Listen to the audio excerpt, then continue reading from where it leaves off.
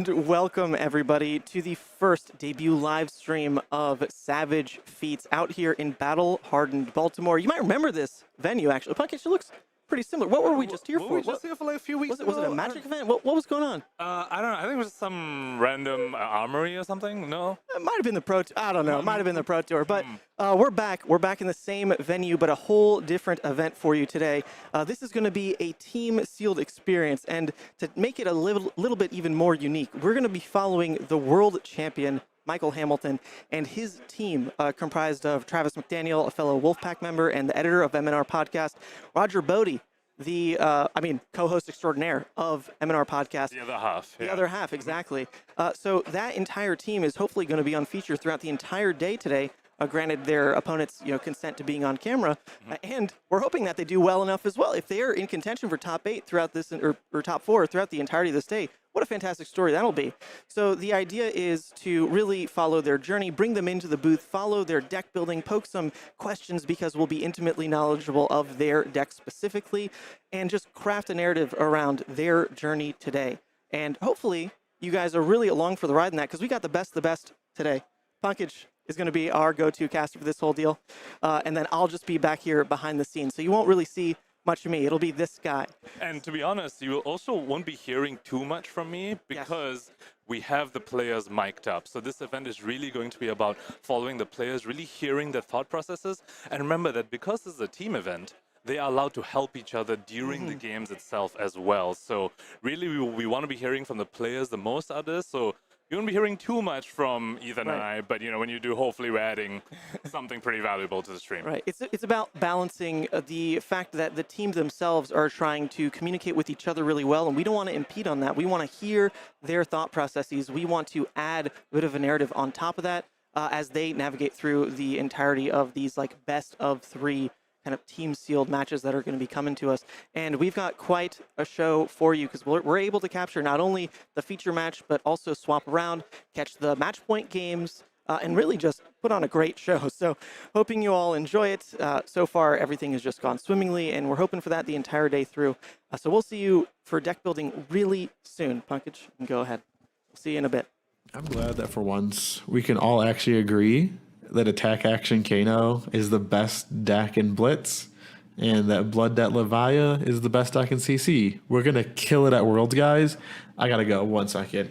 Hey, guys. How's it going? Mo Bogsley here with Team Ascent, sponsored by Min-Max Games.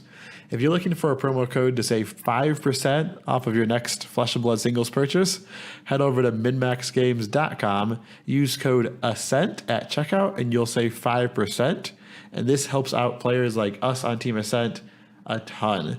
If you're looking to pick up some Ascent merch or some Flesh and Blood related merch, head over to ascent-gaming.com and use code SAVAGE at checkout to save 5% there. So, hey, those are 2 great promo codes. Thank you guys so much for the support. Have a good one.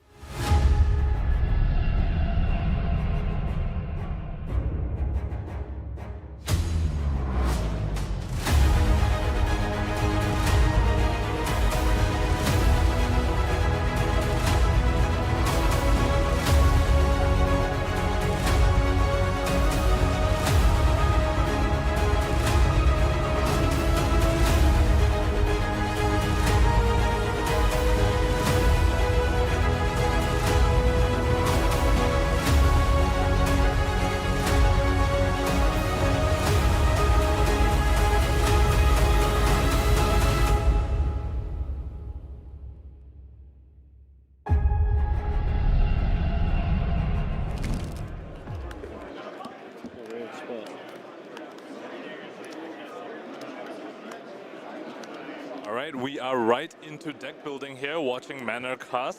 Oh, are you sorting them by Sort out their pool here? Yeah, or just a generic spec? Oh, how many legendaries do you think they're gonna open up? I did generic by color, but it's fine. No, it's okay. I was just understanding so I don't mess up your stacks.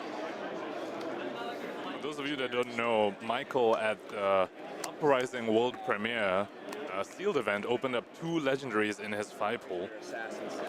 Imagine that. Not only are you fighting Michael Hamilton, you are facing Michael Hamilton with 2 legendaries in a sealed pool. So seems reasonable. Let's see how many they open up today. Oh man, they got 2 spinning wheel Give me the kicks. assassins.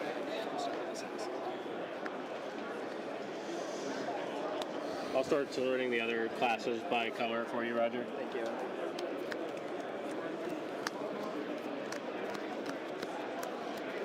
They have 2 spike with Brodie.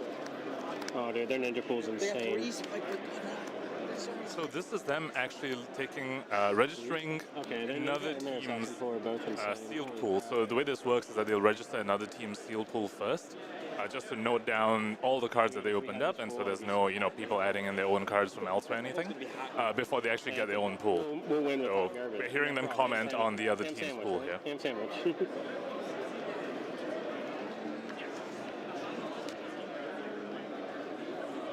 Are you doing? Do you want them by color and then alphabetical, or alphabetical ignoring color? alphabetical then in color. Okay. Oh, dude, seeing their pool makes me so sad. Holy moly. Looks like this is a very strong ninja pool, to be honest. I think I saw a couple of bonds, a couple of surgings, a couple of twin twisters as well, and spinning wheel kicks. Be a scary ninja pool, which is probably one of the classes that probably suffers a little bit from this being an 8-pack team sealed format. Typically, if you're trying to play a ninja deck that has a lot of combo cards, you do need more packs to be able to support that. Their So Katsu deck's going to be pretty insane. They're laughing over there. Okay, give me ninja, please. Here's reds. Yellows. I'm sorting blues. Don't do that. I need them by card. Oh, by card. Here, Ranger's done. Oh, by card. Rangers. Sure. Thank you. Yeah. So do you want? Sure, I'll do the generics. You can see them by card, right? Alphabetical order. I love hearing the banter between this team. Yeah, that makes sense. For those of you that follow the podcast, you know how much Roger likes to troll Michael, and Michael just gets exasperated. So really looking forward to seeing that throughout the day today.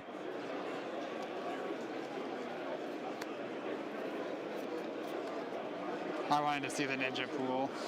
It's pretty good. It's okay. Few back heel kicks in there as well, and this the other team's ninja pool out here. Full surging line, lots of block threes. It's exactly what you want. The Ranger pool sucks really bad though. I think they'll be okay. Piece of language there. They have like no pumps. The interesting thing about an 8-pack sealed format is that the teams are probably forced into having one of each class. You can't really fall back on having like 2 assassins and like 1 ninja, just because of how few cards there's going to be. So it's likely that, in the case of a pool like this, we also hear the players talking about it, where the Ranger pool's weak, but the Ninja pool's really strong, and Assassin's always going to be like your stable pick.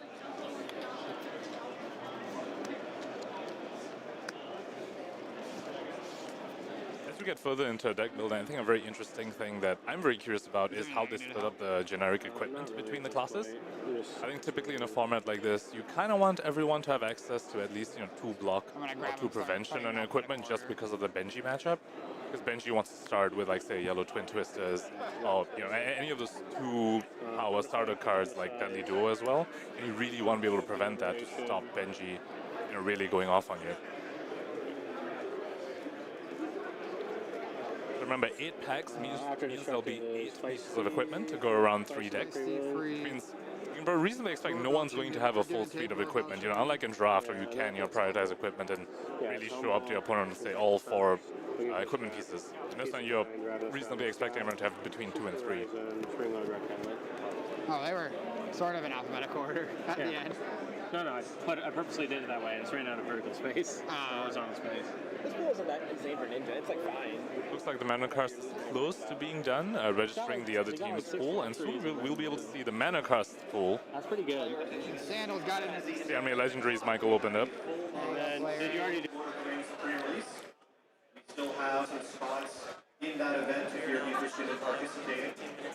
Registration will close in 5 minutes. Once again, if you're interested in our 10 o'clock Lord of the Rings full box pre-release.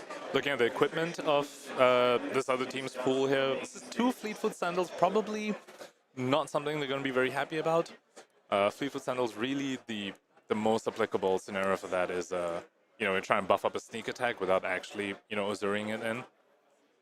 Other than that, Fleetfoot Sandals, not too relevant. This will be your last call for our 10 o'clock event. We have a 10 o'clock Casual Commander and a 10 o'clock Oathbreaker. And you will see these colored wristbands over here. So what this means is that the players need to decide beforehand which player is player A, which player is player B, and which player is player C. And then as they go into being paired into other teams, it's always player A faces the other person's player A, or the other team's player A, same for player B and player C. This way there is no, once the teams are paired, there's no, oh, who's going to face who. You don't get to metagame that anymore. So you just have to pre-commit beforehand who's going to be A, B, and C. So typically, a lot of teams like to put their most experienced player in seat B, because as we talked about earlier, players are allowed to talk to each other in a team environment. They're allowed to get help from each other. But they aren't really allowed to, move seats around. So the person in the middle, which is always going to be player B, should be comfortable enough to go to help and assist players A and C. So typically they put their most experienced player on player B, unless there's some other circumstance that makes them not want to put that player there.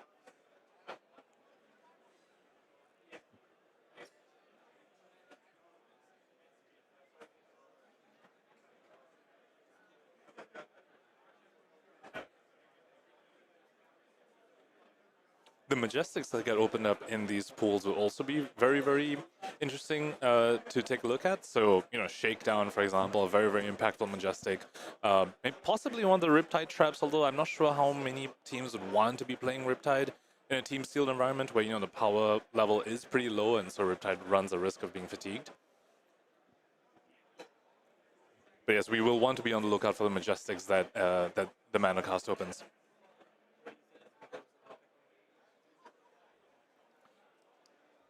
So just spitballing here, just at a guess of what heroes I expect most teams to end up on.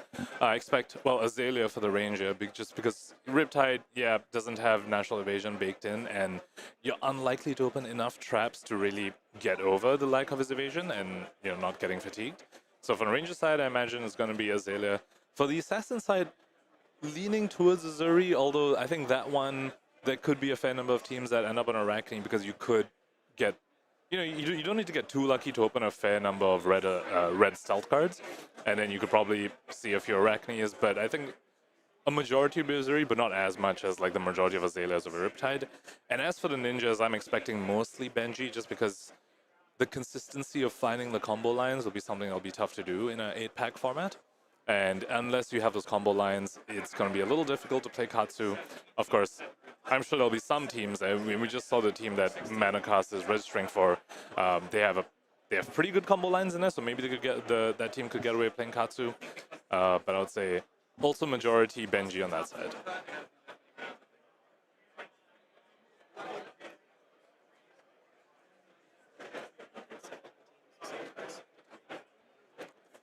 So I've just been told that we have a confirmed team count, and we have 17 teams out here today in Hardened Baltimore, and so we will be going for 7 rounds of Swiss before our top cut. Now remember, this top cut, because it is a team event, is going to be a top 4, where it's top 4 teams, and each of those top cut games is going to be a draft. So it's going to be 2 teams facing off against each other in the top 4. So 2 teams and 2 teams, they'll be drafting against each other in a 6-person draft pod for each team pairing, and then again for the finals. So at the end of the day, once we get to top cut, we're gonna have 3 drafts, 2 going at the same time during the top 4, and then 1 more draft for the finals.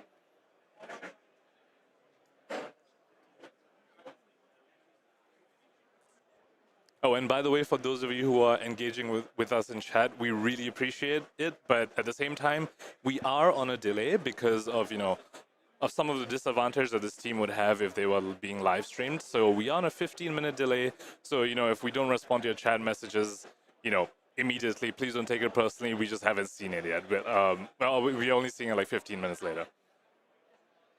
Or rather, you are chatting about something that happened 15 minutes ago. Something like that. Yeah. Time is hard. Math is hard. Because they got the cold foil. So they should have 113. I think the Ranger I just deck heard might Travis actually be unplayable. mention something about a cold foil. I don't think any cold foils you open are allowed in your pool, so it shouldn't change your pool count. Unless there's something different about a Yeah, team it's sealed not great. format that I'm not familiar with. I know in draft you can't use the cold foils, of course. They have good Azalea arrows. Right, I was just told that yes, they are allowed to use the cold Yeah, foils it's like in the a key, team sealed right? format, so that's really, really interesting, which is why this team that they've opened this pool for did have a They cold have foil one red and one equipment in yellow, there, and which they will be allowed to use. three, So and then they have some come to that- That might actually be very interesting dynamic piece as well. look to not play Ranger.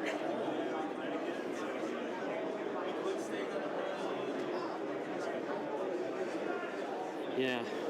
They're also light on Ranger cards. They only have 17. They opened a ton of Ninja cards, 21.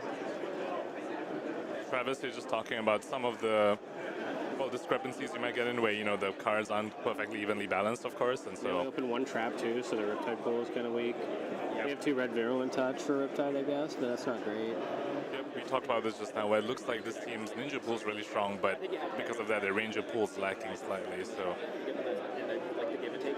And also, there isn't really an option to play 2 of a certain class.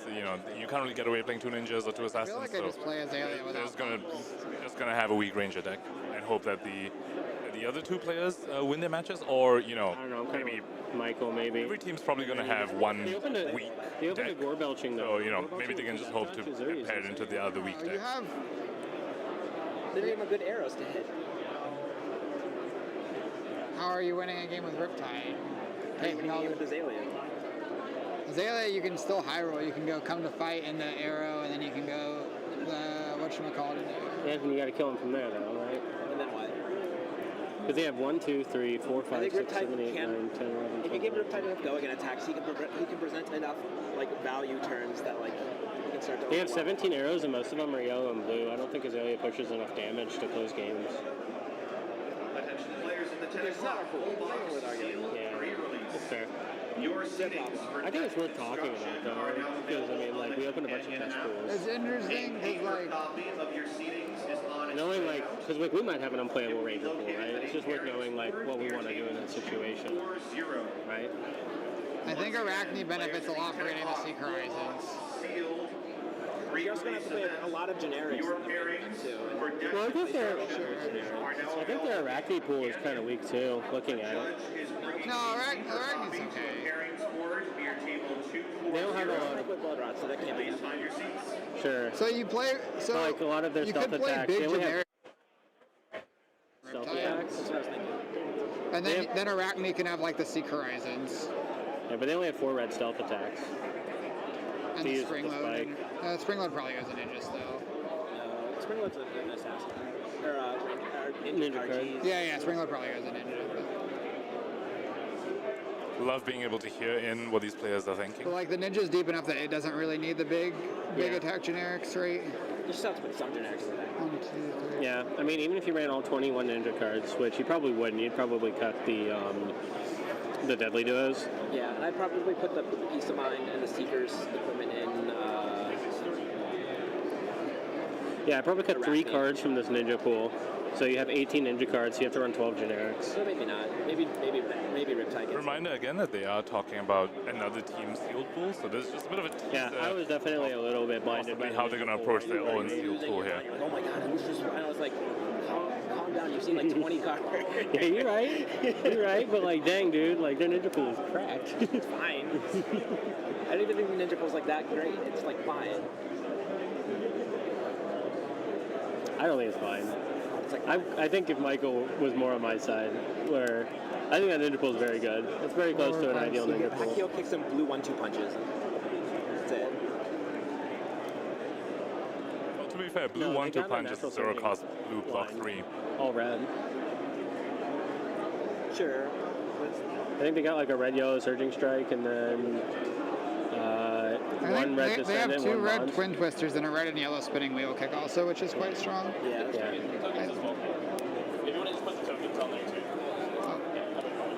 Looks like the players are just about ready to hand this pool back to their team and get their own pool. Bottom, okay. We'll go ahead and trade pools back. We'll go ahead and start 40-minute build.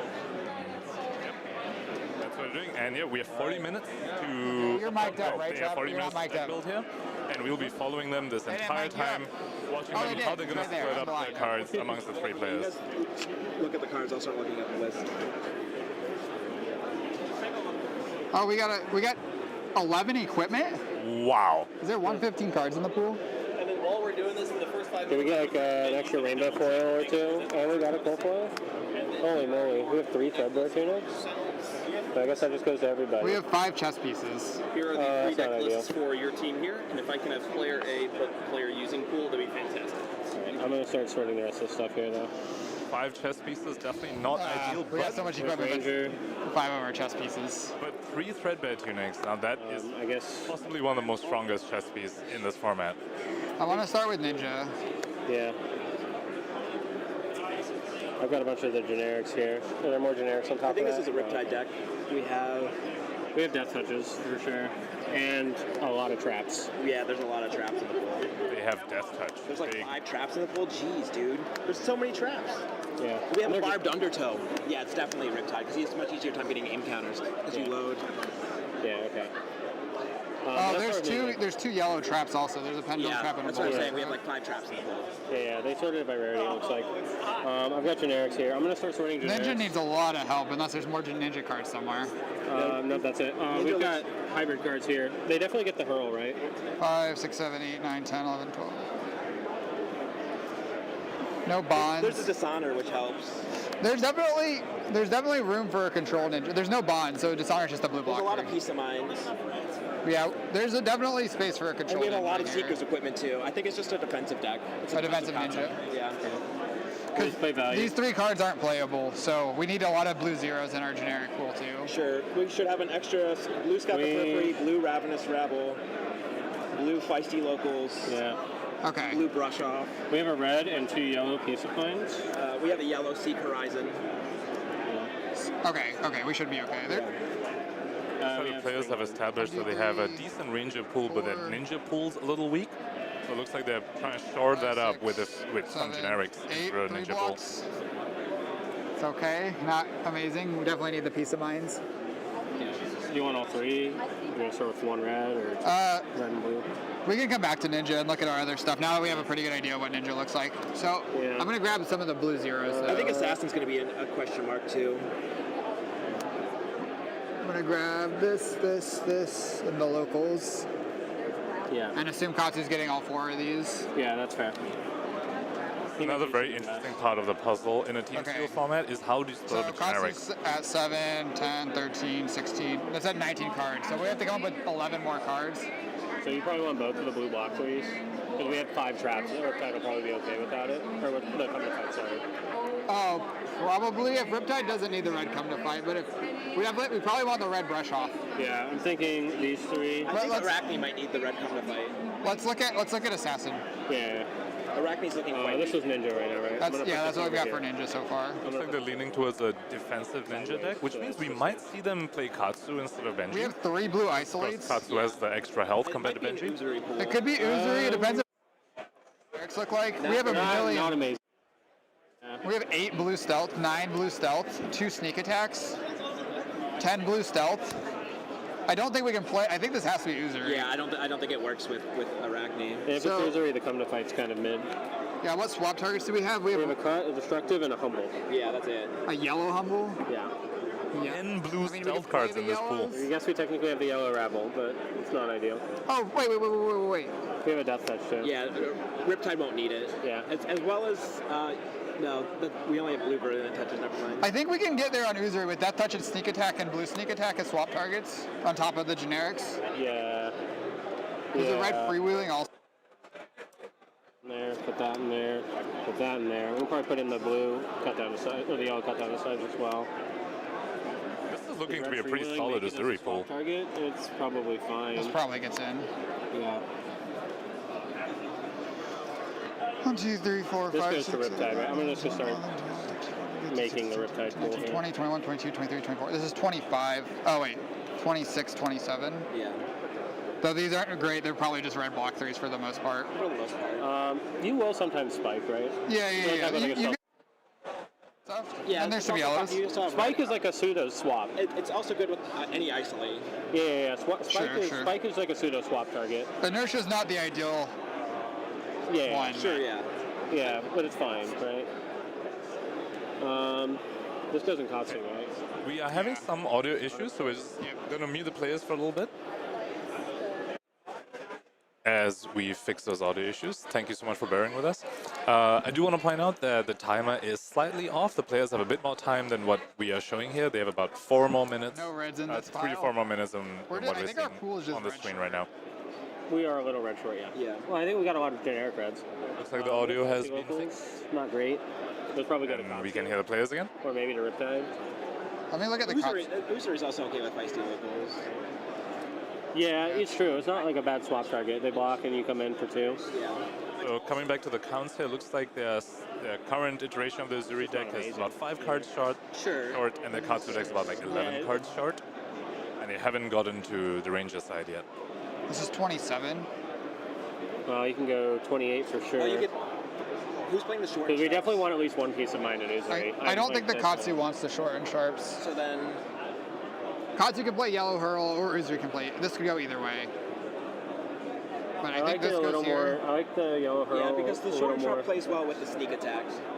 Yeah. I also kind of like the Yellow Hurl and Uzuri because it gives her a means to extend a turn. Okay. And again, yellows are like basically the same as Oh, are blues, you so separating the swap targets? No, I was just looking at base attack of sneak attack. I couldn't remember if it was 3 or 2, and it got it just got a bunch of 4 extra- short and sharp. Yeah, it's 3. But it works with the blue one. And then these are almost certainly not being played. I think. No, I'm kind of with Michael. Those are all cards I'd rather not play. No, we only get to cut 10 cards from this pool because we have so I much think there's equipment, worlds or where 11 like cards. Katsu's going to be wanting to play like yellow plunge or something. But I think yellow short and sharp's more likely, but maybe yellow plunge, or I said yellow short and sharp. I think blue short. I could see yellow plunge and Katsu. That's reasonable. The extra equipment that they've opened up does actually hurt their playable Right now deck they're size, sitting their playable deck cards, as we heard Michael unclaimed. say. is this the? Interesting to see how they navigate that. It is already 8 packs, and some of the rainbow foils were equipment so on this top is of like it. 3 cards So short right now. Here, how many cards short were we missing on the Ninja? A lot. Like 8 after adding all those cards. all right, they're taking a look at the Ranger pool now. A Lace with Blood Rod and a I'm gonna Barb put the trap somewhere separate too. We heard them talking about potentially going Riptide with this pool, because I think they said they had like 5 or 6 traps.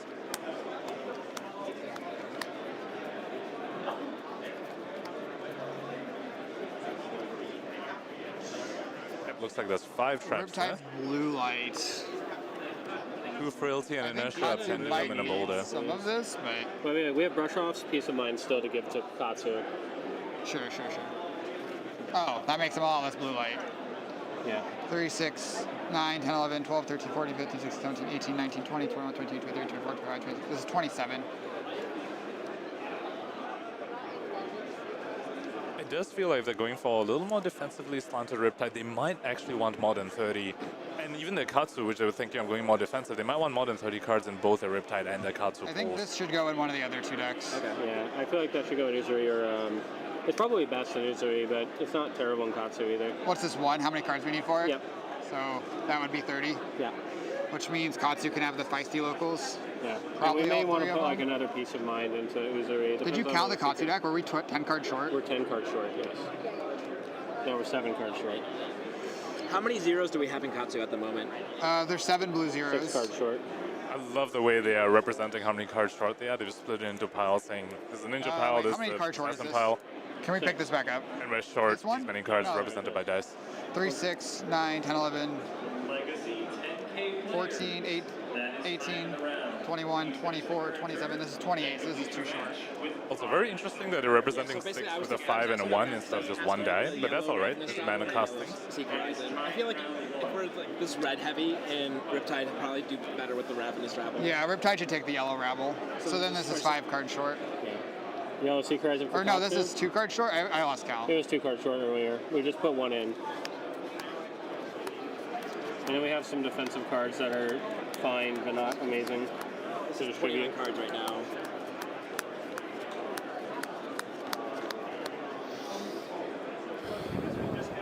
One, 2, 3, 4, 5, 6 yellow zeros right now. And Going back to a ninja pool here. Having a number of Cards are still we're 0 blues and Still 0 24 total, 0 right? cost yellows they have. 3, 6, I think they have a fair 9, number 10, there, so 13, swing 16, Kodachis will be 17, fine. 20, 21, 22, 23, 24. Which is exactly what you want when you're trying to defensively slant a ninja deck. You want to make sure you can swing those weapons basically every turn, because they're very, very difficult to block. This is 4 cards short. How much is Riptide short? Oh, Uzuri's filled out though. 1 so to we'll 3, depending on if I want to play these fire snipings or not. I think you should. They just Even blocked yellow? 3. Yeah, they just blocked 3. They blocked. And yellow's enough to pay for your turn, right? I think if you're at a point where you can cut this, we should give the Ranger some of the 0 for 3, like one of the 0 for 3 defense reactions, whatever the worst one is. Or the assassin, you mean? Or yeah. No, I think more traps is like. You're at 5. I'm at 5? You're at 5. Yeah, that's 3 reds, 2 5. yellows. You have a boulder trap, a pendulum trap, 2 frailty traps, and an inertia trap. Oh, I even said 5 earlier. Yeah. So maybe get maybe I get said, one of the. what deck are you leaning towards?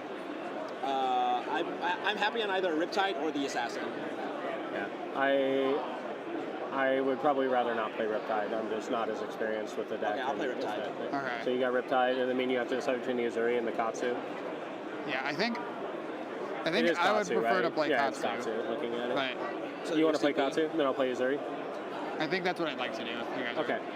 I think the Katsu deck's probably a little weaker than the Uzuri deck. If you'd rather play the Katsu deck, though.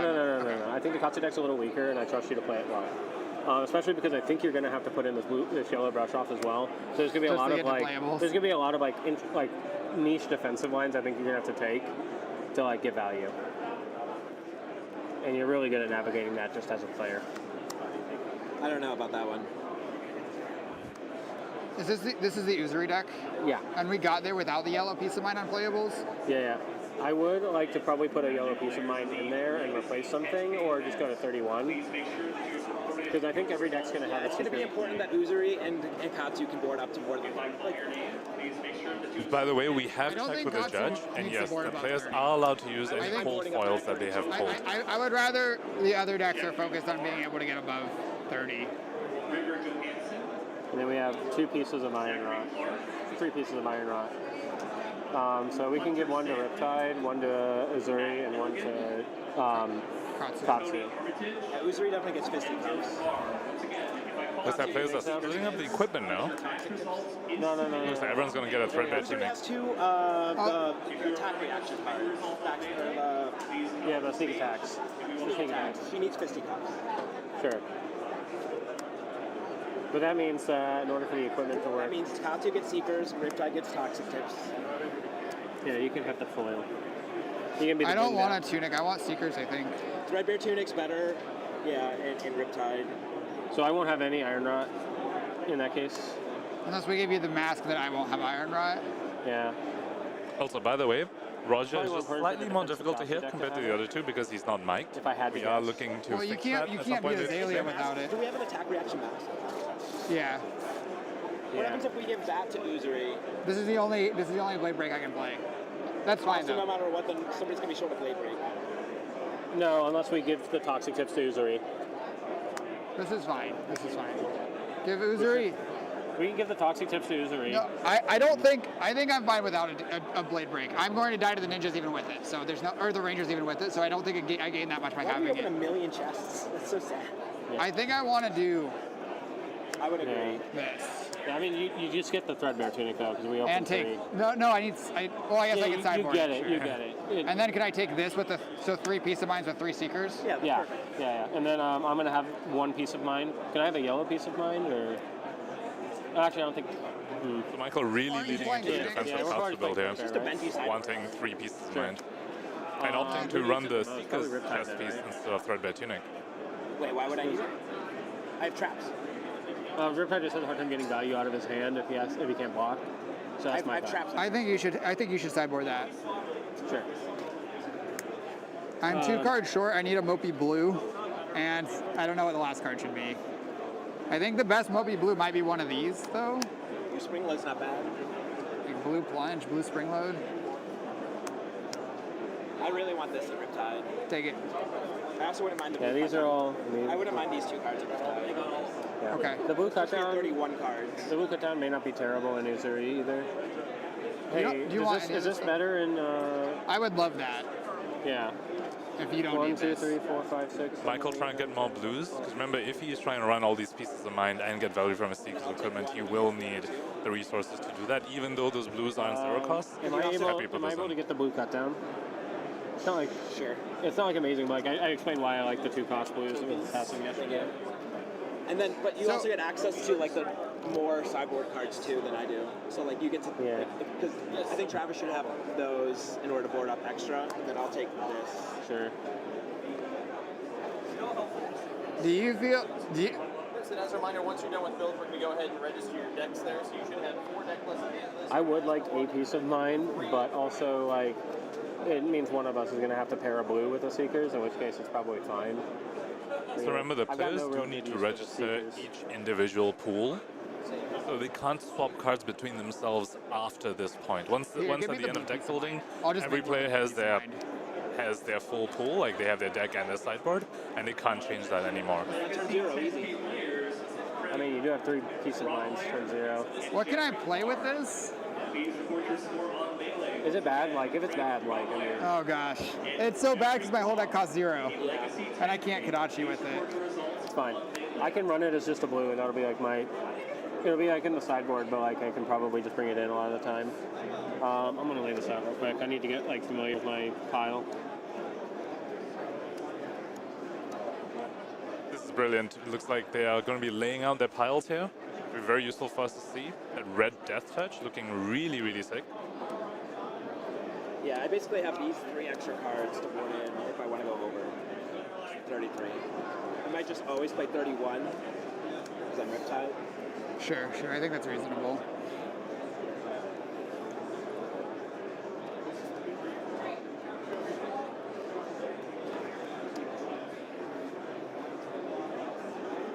Oh my god, this is so many blue 3 box though.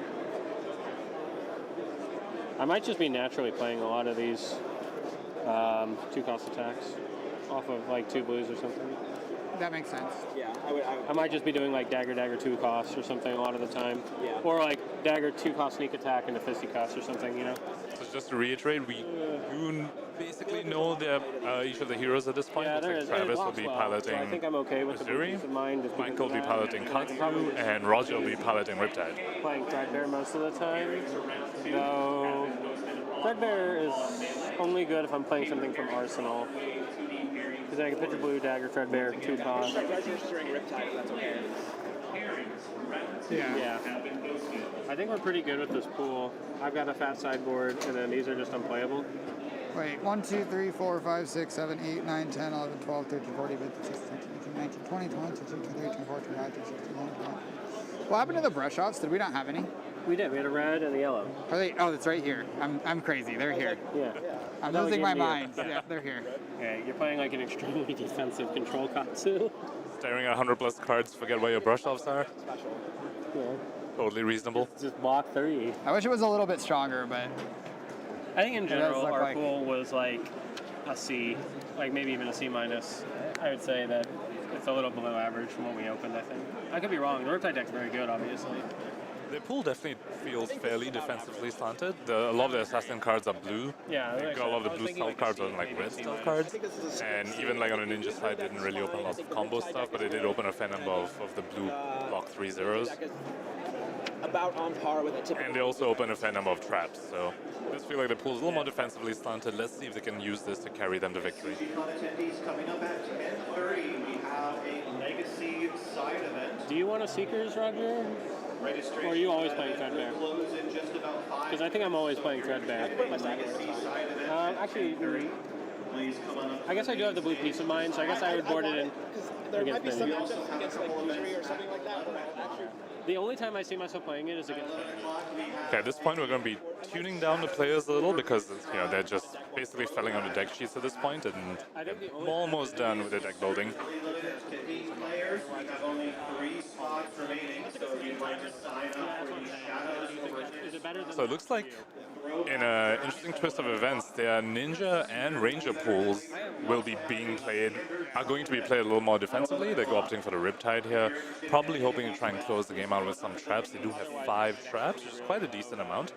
And later on in the game, 3 frailty traps. Now, those traps are actually fairly easy to trigger in this format because, the weapons from the ninjas and the weapons of the assassins all have go again naturally on them. So the frailty trap can easily trigger and very critically deal that 1 damage from the Riptide. So we can expect to see that come into play. Maybe that's how they want to close out the games on the Riptide, who doesn't naturally have any evasion baked into his kit. And on the Katsu side, also very defensively slanted ninja pool as well, you know, as opposed to like typical Benji deck that you expect to see in limited format that is only just close out the game with unblockable damage.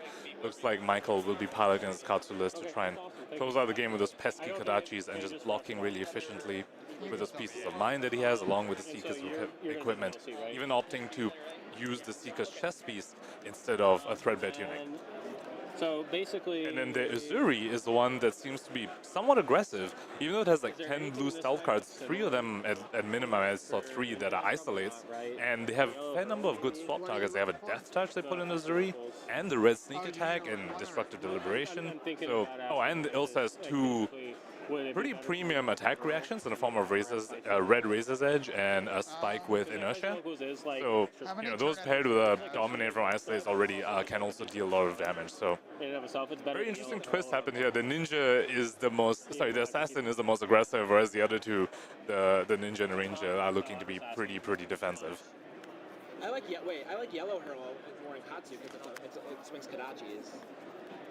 Well, it swings dagger also, right? Yeah. Sure, but it also swings Kodachi. Michael has mentioned before that one of his favorite playstyles is the defensive Katsu list. I think we've heard him mention he would enjoy playing that in CC as well.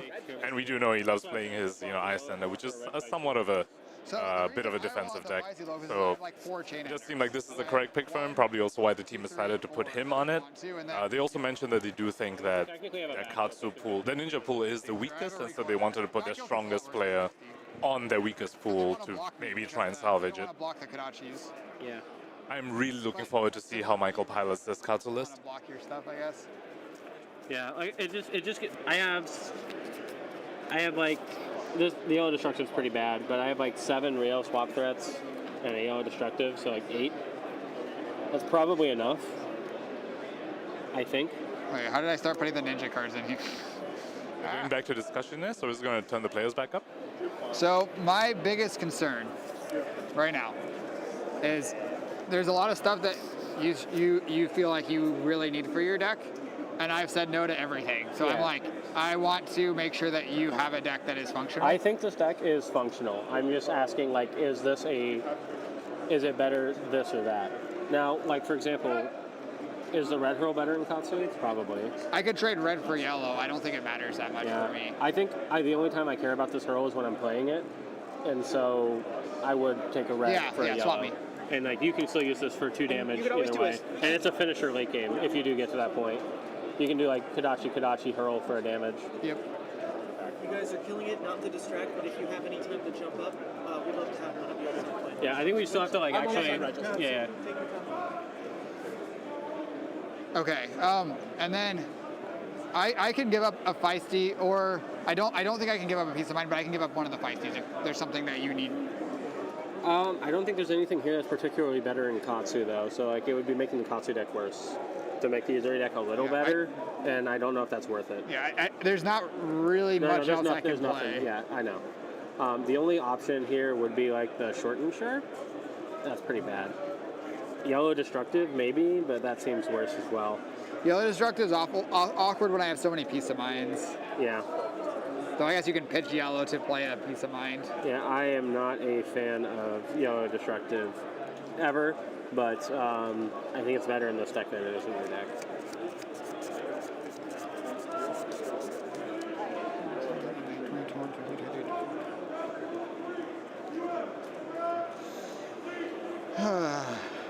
This game's hard. No, yeah, I mean, like we have a very tight pool. Let's put it that way. It has potential, as someone say. Has potential, as we have heard. Actually, the short and sharp's not bad, given I have so many blues and yellows, but it's a yellow short and sharp. I really don't like this card in Katsu. Yeah. No, I'm saying it's not bad in Uzuri, but it's actually kind of bad in Uzuri because I don't have any yellows that have on hits, and all my blues just make it. Wait, what are we talking about? Just yellow short and sharp. The yellow short and sharp. You play it. You 100% play it in that deck. I know, but I'm probably blocking with it 90% of the time because my only targets are yellows that don't have on hits and blues. Is there anything you could play over? I mean, you have sneak attack with it, which is very good. Only the blue one. Sure, you have sneak attack with it, which is very good. using it on a dagger is fine to close games when your opponent's like at 2 or 3. Like that's what you do with yellow. Yeah, you're just pitching it to dagger most of the time, and then Yeah, like you just kill them at the end of the game. Sure. This Uzuri deck looks like it's going to be a nightmare to block I against. think it's pretty mediocre. All these amazing in top both targets decks, but and it's some really good probably a little reactions as better well. in Uzuri. Yeah. Also the finisher and the red it's hurl fine. there. This deck is just kind of is. Those are just the 30 best cards for the deck. Yeah. So It's like a C Uzuri deck. Yeah. So I'm surprised at how lowly they're rating the Uzuri deck. It looks pretty strong to me. Are you playing a blue short and sharp? Did we open a blue short and sharp? We did. It's over there. Is it? Where? Wait, no. Wait. I thought you were playing it. No. Did we open a blue? Where did it go? Is it in the pool? Is it in the pool? Yeah, there's a blue short and shop registered to our pool. Where did it go? Where's the other stuff we're not playing? Oh, shoot. It's in this pool. I could play this. If you need a feisty locals, I can play. I don't think I need a feisty locals. I'm just trying to balance our decks, right? Because our decks are fighting over the same cards, and I want to make sure they're both like good. I think it's probably better for you to keep feisty locals because the short and sharp is pretty bad. It's pretty bad. It's a block 2 most of the time. It's a block 2 unless I'm piece of minding with it. Yeah. It's But it's bad. a block 2 that doesn't say attack action. And it's also not good late game either, because like if you're, it's quite bad. it's literally only killing them from 2 with a Kodachi. Literally. That's it. That's the only time it's useful is if they're at 2 and they no block a Kodachi, you get them. So I like how the ninja and assassin are discussing which cards they're going to swap between back and forth, and Roger's just on it with his ranger pool, just doing his own Do thing. you want any extra fat deck cards? Didn't think so. I'm never playing any of these. I don't think, even in the case of like. So you guys are never going above 30? I'm never going above 30. I am not. My 3-block density is too low to go above 30.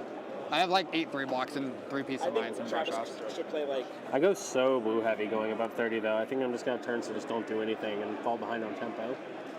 Well, if you so it has to be a matchup where your game plan is dagger every turn because you're trying to fatigue them. So like into Riptide. Yeah, into Riptide I'd go above 30. I don't know if I would into anyone else. So players are talking about how they're going to balance, between having a fatigue strategy and an aggressive kill you strategy. I think that's how they're deciding to decide there's the Uzuri sideboard. I don't know. There's definitely like you can win a lot of games against Riptide by going block with 2 cards, dagger, repeat. Probably, maybe. I think you lose fatigue that way though. Now I'd be playing like the same number of cards as them, right? You're losing 2 cards from your deck every turn. They're losing 1. And they're putting out. If you're losing 2 cards and they're losing 1, and they're taking 2 damage and you're taking 0, you're gonna win, right? If you have 35 cards each. Maybe that's assuming they can't go like 9 or something, right? Yeah. I guess that's fair. Michael showing us his math value. The classic Michael Hamilton. I could see going above 30 into Riptide specifically because I'll have time to set up. But I think it's just Riptide that you go above 30. Yeah, because I'm probably just using daggers for my legwork anyway and not Uzuri. All right, you took my pen, so I'm going to take Roger's sorry. pen. No, it's okay. I'll just take Roger's Okay. pen. I'm trying not to mess up the stream equipment.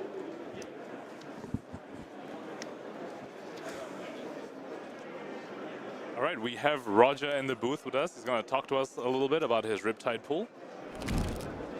Hey. All right. Welcome to our booth, Roger. Thank you so much for joining us. Happy to be here. Now, we've been hearing a lot between Michael and Travis about their ninja and assassin pools. They've been talking about what cards they're going to trade between each other. We haven't heard a lot from you. What do you think about a Riptide pool? I think it's slightly above average for a Riptide pool, maybe about average. I think it was just clean because Riptide cards just kind of segmented off to themselves, and there wasn't a lot of overlap that the other classes could play because there's just such a density of just like the traps obviously are best in Riptide, and then just ranger cards. He's not playing a lot of generics overall in the deck, so then when we're looking to divide up the rest of the generics, obviously then it's up to Michael and Travis to figure out, well, like, this card can give me 1% equity here, and this can give me 2% equity there. Well, if you 2% equity, you should just kind of that kind of stuff. Absolutely. So what do you think your game plan is going to be in most matchups? Now, it seems to be the Riptide deck is a little defensively slanted. You've gotten pretty lucky getting like 5 traps, and some of them very easy to trigger as well. Frailty trap, very easy to trigger in this sort of format. So where do you think your Riptide strategy is going to lie? Are you going to try and kill them with arrows and close out a game with traps? Are you trying to actively fatigue some people? So I kind of have to play like a mix-up game based on how my deck draws line up, I don't have a lot of natural or go-again attacks overall in the deck, and you kind of need those in Riptide to just kind of like function out hands. And obviously, if I don't have a lot of those, I could be limited to just firing 1 arrow per turn. And if that's the case, then I kind of have to look to block a little bit more than I would like to on certain turn cycles, and I'm not able to be as aggressive as I want. But if things flow and like I get a good combination of like pumps or go-again attacks with the arrows, then I'm going to want to put my foot on the gas a little bit more. Absolutely. So what's the ratio of pumps looking like? I think we saw Lace with Blood Rod. Did a red come to fight end up in your list as well? Yeah, I have a red come to fight and then a red scout the periphery. Okay. So three red pumps and any yellows? I have 1 blue come to fight, and then I don't think I have any other pumps. Okay. Any other? Just dropped a pen there.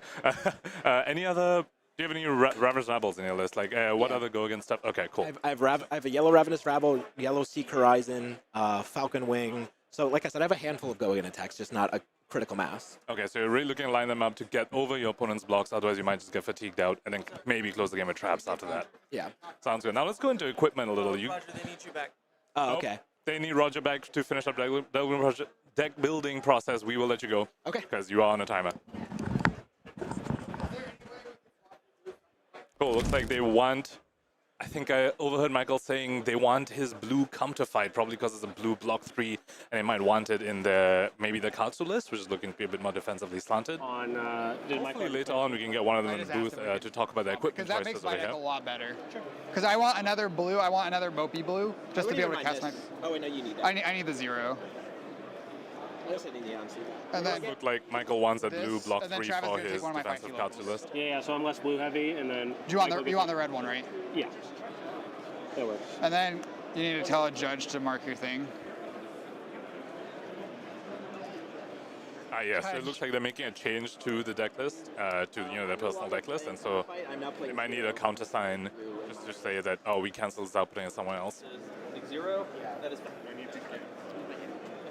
Got that cleared up with the judge. Very, very professional play here from n-rcast. I have 2 blue infects. Let's go. Can I use your pen? I don't know where mine went. Just to reiterate, this team's name is the n-rcast because while Roger and Michael are the ones that are on the podcast, the faces that we see, the voices that we hear, Travis is their editor, so he's also very much about the n-rcast as the two of them are. Or are you good? Lots of camaraderie between these players. It'll be very exciting to see how this shows up in their games itself. Remember, they're allowed to ask each other for help. They are also all members of the Wolfpack as well, so even more added camaraderie there. Camaraderie. I'm not sure if I'm pronouncing that right. It's kind of explaining what my concerns were with potentially with the deck. With the Riptide deck. There's not a lot of pumps in it, and there's not a lot of go-again attacks, so there could be hands that are just like clunky, like 4-arrow hands without go-again. Yeah, that makes sense. So for those of you just tuning in, I'm just going to reiterate what the decks currently look like. It looks like the Ninja and the Ninja and the Riptide are looking somewhat defensively slanted. The Ninja especially so. Michael Hamilton will be piloting that with a bunch of Seeker's equipment, a bunch of Peace of Mind, and a bunch of blue block 3s. On Roger's side, he's trying to aim for a bit of a mix where he has some go-again attacks, some pumps, but he also has 5 traps, which is probably what he's looking to close out the game with. Because remember, he's on Riptide, which does not have any natural evasion baked in, unlike Azalea. So let's see how he goes with that. And Travis piloting what looks like a fairly offensive Uzuri deck with a fair number of good swap targets and a red Death Touch, a red Sneak Attack, Destructive Deliberation, and I think a Humble as well. Yep, and some of the last-minute changes that they have been making is making Travis's deck a little more offensive. I think adding a red Feisty Locals as well. So, red Cut Down the Size, which was already there from the beginning. So, the Uzuri deck looking to be the most aggressive out of the 3, which is not what you would normally expect. You normally expect the Assassin to be somewhat defensive since they do have access to a lot of block 3s, but Travis has some blue Isolates, which are really good stealth cards to swap into because they have the natural dominate on them. He also has 2 attack reactions to really try and get over the opponent's blocks and just surprise them a lot of damage. This Uzuri deck looks like it'll not be a fun time for the opponents to block. Castaway. I have a barbed undertow too.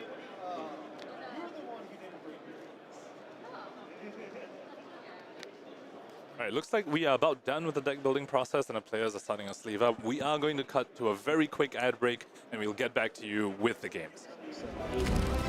How about you sleeve? I'm glad that for once we can all actually agree that Attack Action Kano is the best deck in Blitz, and that Blood Debt Levia is the best deck in CC. We're going to kill it at Worlds, guys. I got to go 1 second. Hey guys, how's it going? Mo Bogsley here with Team Ascent, sponsored by MinMax Games.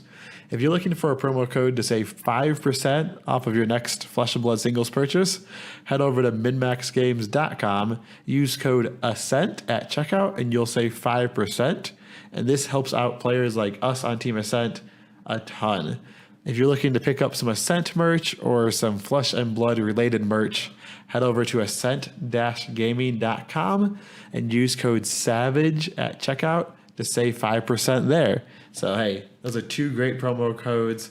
Thank you guys so much for the support. Have a good one.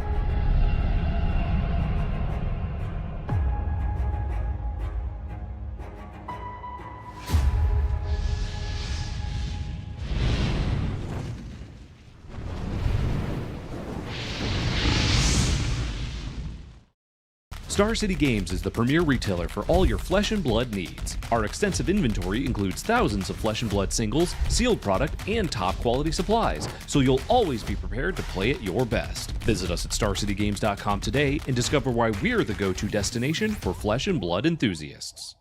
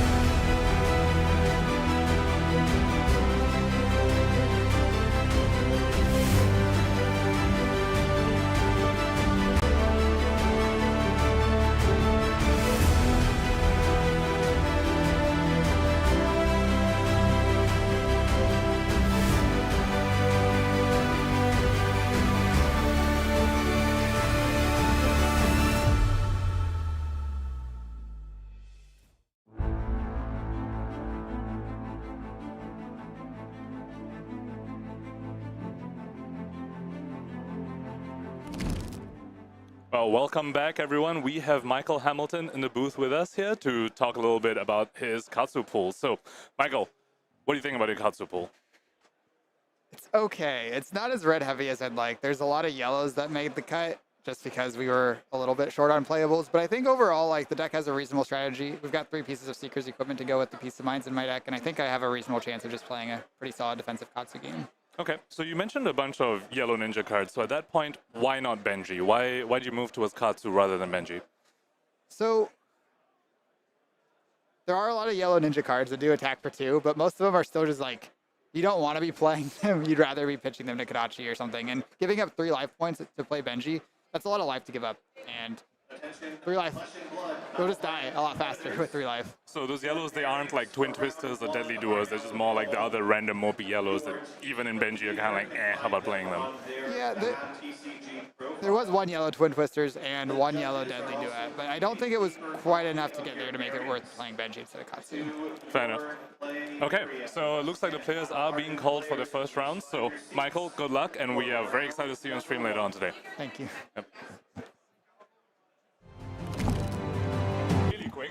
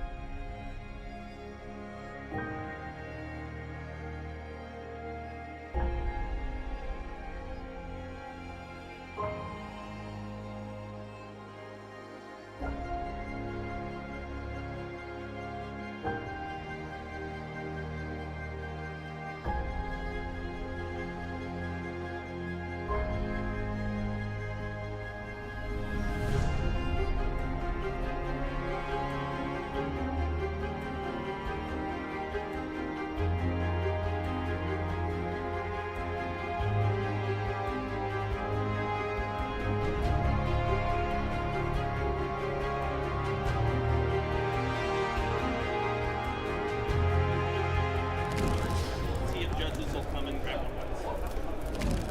Is even our And we are back to the Battle Hardened Baltimore stream out here with this Team Sealed event. We will be following Roger Bodee for this first match.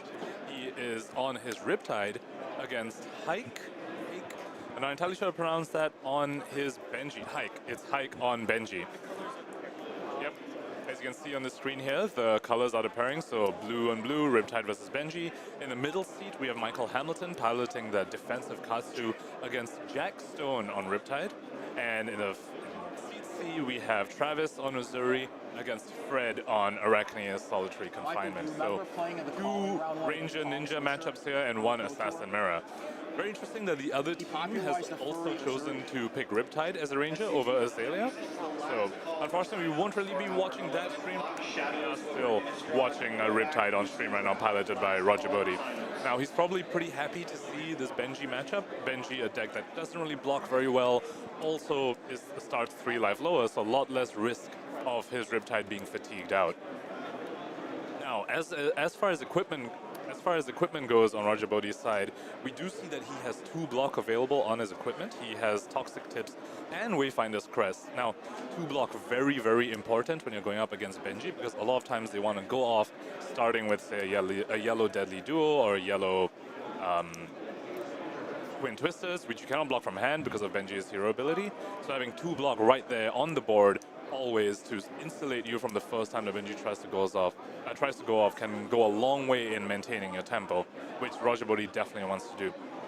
Other than that, the traps that Roger Bodee has for this matchup, he's got 2 Frailty traps. It's going to be very, very easy to trigger them against this Benji because a lot of his attacks naturally have go again.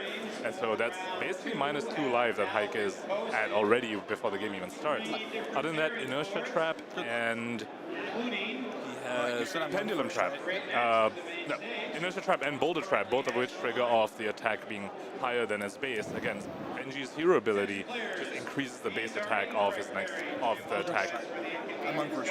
attack, and so those traps will also be very easily live for Roger Bodee to just chip in the few more points of damage that he might need to close the game out.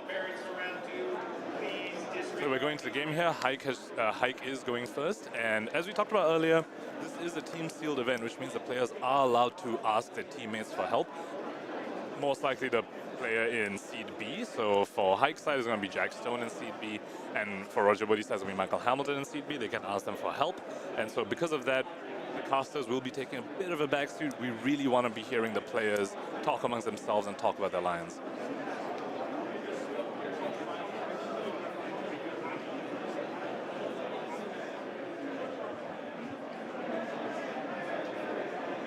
Haik's starting hand, he does have a blue 0-cast. That'll be very helpful for his Kadachis, and he has a yellow Deadly Duo. How many cards are in your deck? 31. How about you?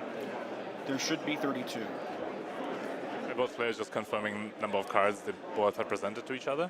31 Roger Bodee's side, 32 on Benji's side. Neither hero is really looking to fatigue out in a matchup like this.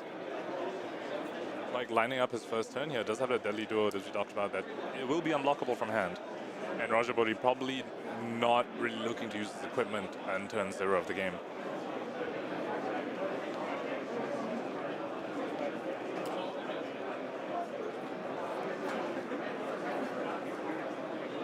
When Benji goes first, they really want to try and leak in a fair amount of damage, because remember, they do start 3 life lower and they do have the unblockable attacks, but you really want to start the game with tempo if you're a Benji player, and so Haik's definitely looking to try and leak a bunch of damage.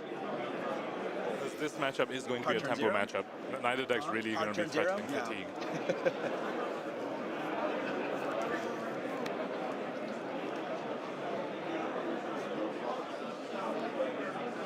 I believe the last card in Haik's hand is a red Plunge. Could be a red Hurl. It is a red Plunge.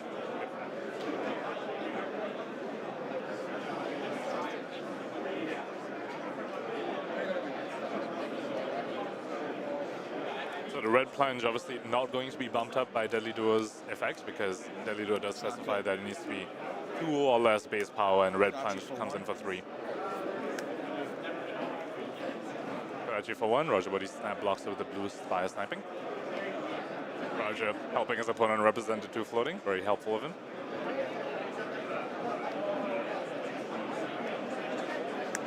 Deadly Duo for 2.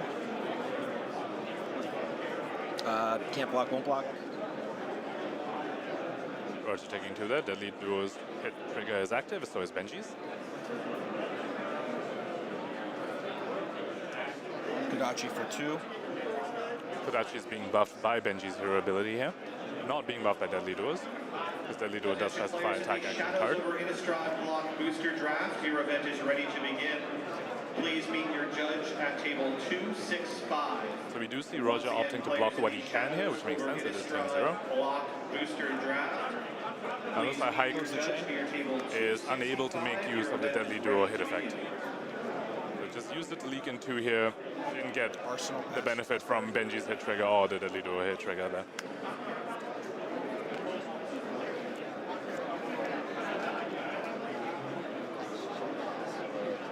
Taking a look at Roger's hand here, he does look like he has a pump and a red arrow to go with it.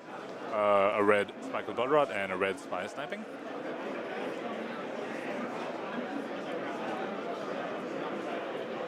Of course, it does mean he might end up with a...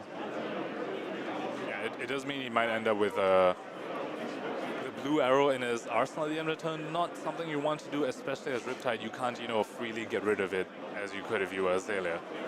You could just swap it out with for the random top card in the deck. Of course, Riptide does have access to the quiver, but he might want that later on for a little more of a sticky position. So let's see whether he opts to... Let's see how he gets rid of the extra blue arrow in his hand. Maybe he just chooses not to arsenal. Lace with Blood Rot, trade a Riptide.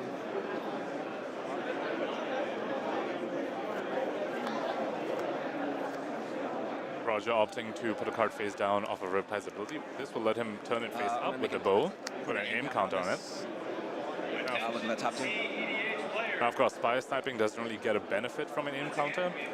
Most arrows in the set get +1. Spy Sniping is one of the exceptions, along with Widowmaker. Set of parries for round 2 have now been posted on the 3 So, no real benefit from the aim counter there. CEDH play area. Once again, CEDH And now presenting it with a Blood Rot on hit here. round 2 has been posted on the 3 different Look at Haik's hand. It does look like he has a 3 block and 3 2-blocks in there.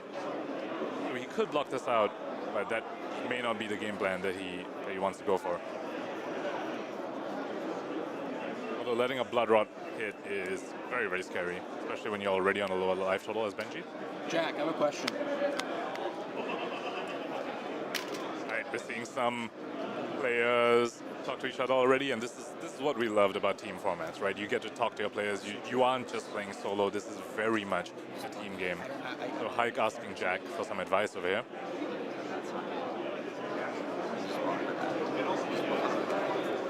It looks like Jack said just block. Okay,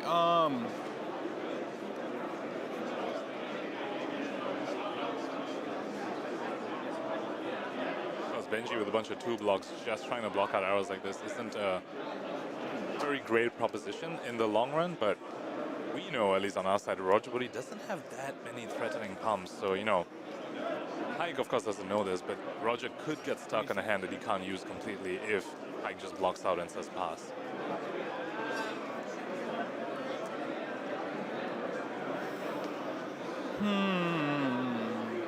Still agonizing about this decision. It's a very tough decision when you are playing a deck like Benji that wants to be aggressive to just say, all right, I'm just going to block you out. Very, very difficult decision to make.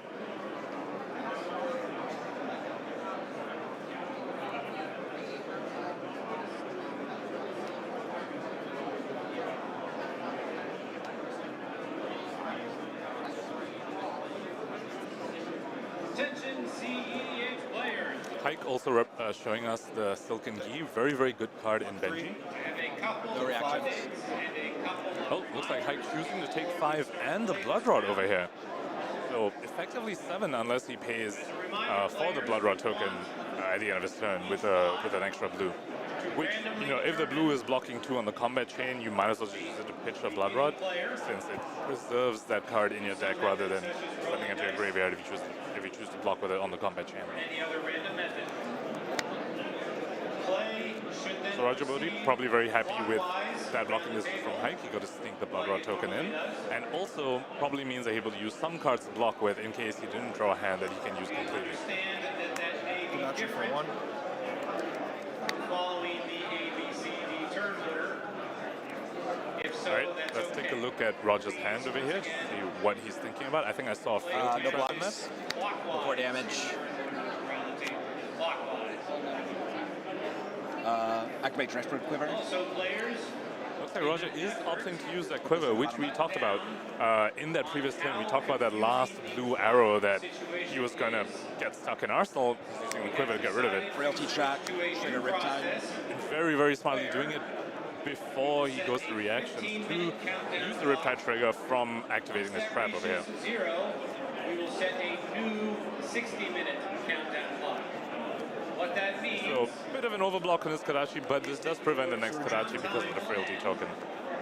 So, Roger Bodee basically blocking both Kadachis with one card here, and getting his Riptide trigger. 0 for the second time. We know that's still a little... No blocks. Although it looks like Haik's plan was to come in a surging anyway instead of a Kadachi, so... 4. CEDH players, welcome to the second round. You may begin. No blocks, reactions.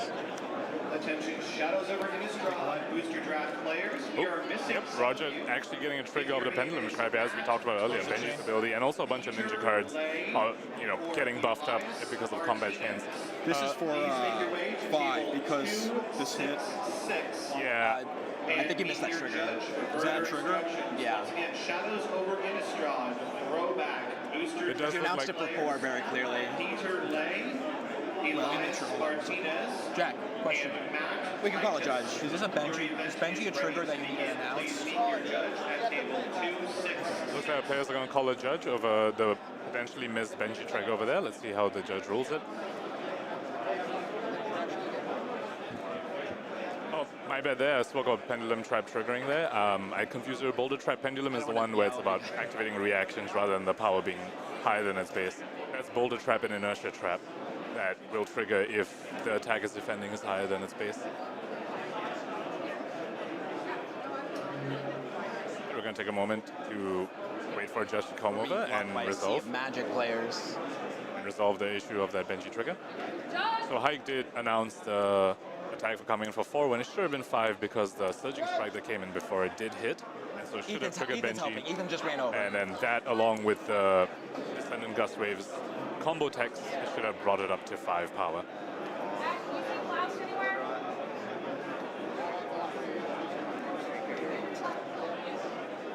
Ethan has also jumped over to try and get a judge onto our feature match as quickly as possible. Looks like a judge is here. I'll just explain. Alright, so you want to recreate the chain link? Sure. Surging hit, Descendant. So I didn't announce the Benji trigger to give this a +1. So can you tell us how that works? Hi, look, just to make sure, you just had a adjustment. There's no one coming for you because I saw Ethan like running away. Well, I was just going over here. Yeah. Okay. So okay, this is the chain at this moment. And then he specifically said for 4 and then closed the chain, looked at his graveyard and said, this should have been pumped. So you said for 4 at this point. Okay, and it should be 5. Yeah. Okay. And you then... blocked. You said no blocks? No, I blocked with the trap. Reaction. Well, yeah, you played a reaction. Yeah, sure. Okay. So, what happened here is that you provided the wrong information by accident. Yeah. So there will be a communication, like a miscommunication, and we can very simply go back to the point where this is here. Okay. So we can get the game back in the state of the integrity that it should be. Okay. And then we can go back to the point where this is actually attacking, and you can make decisions on that. So this is not necessarily played, and with the new information here, you can make new decisions if you want to. Okay, so even though we resolved this and he specifically closed the chain, he still gets to go back and close the trigger? Get the trigger? Well, the thing is, this is not a trigger. It's just something that is true. That's a triggered ability. So on a hit, that creates a Benji triggered ability. First time. And that Benji triggers. That's a mistrigger, right? You're completely correct. I was confusing this with Ira. Sure. Thank you for bringing this up. All right, I was confusing this with Ira, and Ira will just add a 1, and it will just happen. Okay. Apologies for that, and thank you for bringing that up. Okay, yeah. So. Looks like Roger's correcting the judge here almost. It sounds Since like. we're already past the point where you should have announced or like made it visible in any way, we are already past the trigger, and you forgot it. Right. Well, it's a positive trigger for you, so you won't be penalized for that. And we basically, since the moment that this would be relevant is already passed, we will just ignore it for now, and this has already happened. So we are now still at the point where you were when you called me over, and that will be the point where we continue. Okay. Okay, thanks. Does it make sense to you? Yes. Okay, thank you for explaining it more to me. No problem. It looks like the trigger was ruled as missed, and Haik did miss that 1 damage from that Benji ability. And the Blood Rod triggers at the end of his turn, and he takes 2 damage from it. Now, going back to our previous turn, so Roger decided to use his quiver and then use his trap from hand to reload another trap into his arsenal. Now, that did mean that because that trap came from arsenal, he didn't get a second Riptide trigger. Riptide does specify that you need to play a card from hand to be able to reload a card from your hand into your arsenal. Sure. So it looks like we're going to Roger's turn now, and he has chosen to just load in a yellow infecting shot and fire it for 4.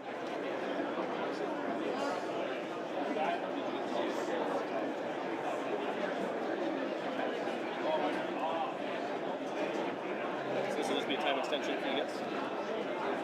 Yep, players just confirming that they got a time extension because of the judge call. So infecting shot for 4 on the chain here for Roger. Haik looking at his hand, probably wants to block 4 on this to avoid the Blood Rod, because if he doesn't, it's effectively coming in for 6. It'll be a very, very strong play from Roger's side. 2 card 6 in a low power format like Outsider's Sealed is actually pretty good.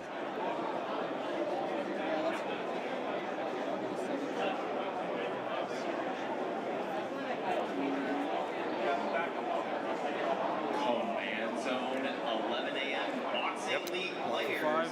Your appearance are available. Looks like Haik's blocking for 5 over there. Blue Stick Horizon and a yellow.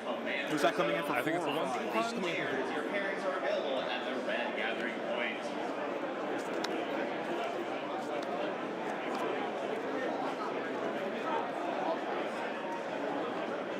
We touched on this a little earlier, but remember, Haik does have that Silken G, which is a very strong card in Benji because it can make a turn say a red Twin Twisters into an unblockable attack because of Benji's ability, and it's also free on top of that. So a bit of a scary piece of equipment to face from Roger's side, but remember, we also talked about this, Roger does have 2 block on his equipment just on the field right there. Looks like Haik following up the Kodachi with a Deadly Duel, still leaving the 1 floating. Potentially wanting to swing a Kodachi.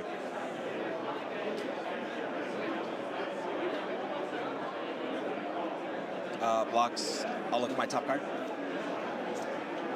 Yep, Roger using 2 block on a card like Deadly Duo, as we talked about. Cards like Deadly Duo and Yellow Twin Twist is really what you want to be using. That's why I went from 13 to 12. And Kodachi for 1. Really what you want to be using your 2 block and equipment for.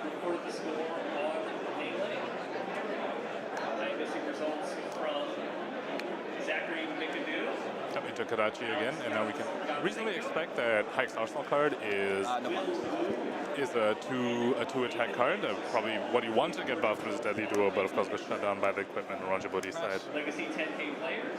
That is time of the round. Please finish the current turn. Roger Bodee only took 2 damage from the Kodachis on their turn there, opting not to block at all. So let's see what he can follow with. It does look like he did get that barbed undertow, which we saw him open up during the deck building section. So Ravenous Rabble, trigger Riptide. And with the Riptide trigger, it's choosing not to load reveal to Rabble. The barbed undertow, which is something you could very easily get an aim count on because of Riptide's trigger. You put it in face down, you flip it face up with the bow, get the aim count on it. So he's opting not to do barbed undertow this turn. Potentially we'll see it next My time. 2 powered attacks are blocked. A little banter from the players. Roger commenting how his 2 blocks attack are blockable.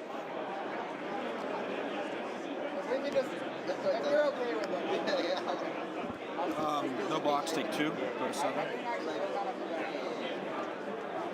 Activate Barb, cast away for an aim counter. Yep. Looks like he opted to load in a Skybound shot instead of the Barb Castaway. To fire off this Skybound shot for 6. Still getting the aim counter buff over here. Still very strong turn. 8 damage total.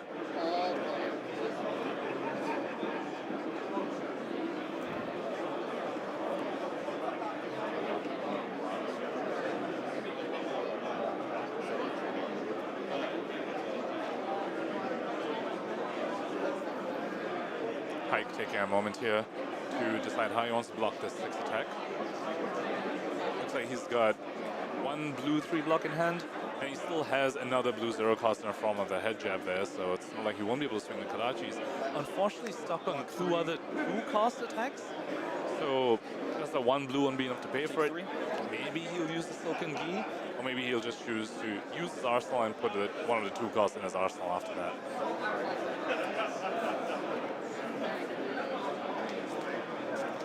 Command Zone Boxing League players Cecilia Bell and Jordan Pitts, please report to the red gathering point. Cecilia Surging for 4. Please report to the red gathering Haik opting to start with the surging here, potentially hoping for the Benji buff to be able to use on a Kadachi. Whereas if you start with Kadachi, you don't get the Benji buff if the Kadachi hits. Whereas the surging hits, he still has 1 floating to Kadachi afterwards and potentially get the Benji extra damage on that Kadachi. Benji. Haik remembering his Benji trigger this time. Break the Silken G as an instant speed, go to 2 mana. Cut down to size for 6. Right, Haik using the Silken Gi to get over that awkward 2 2-cost attacks in his hand with 1 blue. Silken Gi to get out of that. Now, because of Benji's ability, this cut down to size is still coming in for 6. Now, of course, no on-hit being threatened here really, because Roger doesn't have 4 cards in hand. He already used 1 to block, but 6 damage is still quite a big number to be staring down, especially against a deck that has Kadachis that can just whittle you down.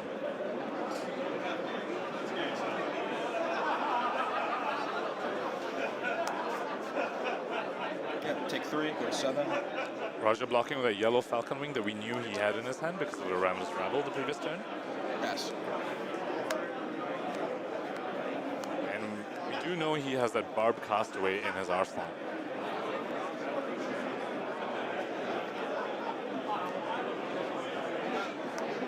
Seek Horizon.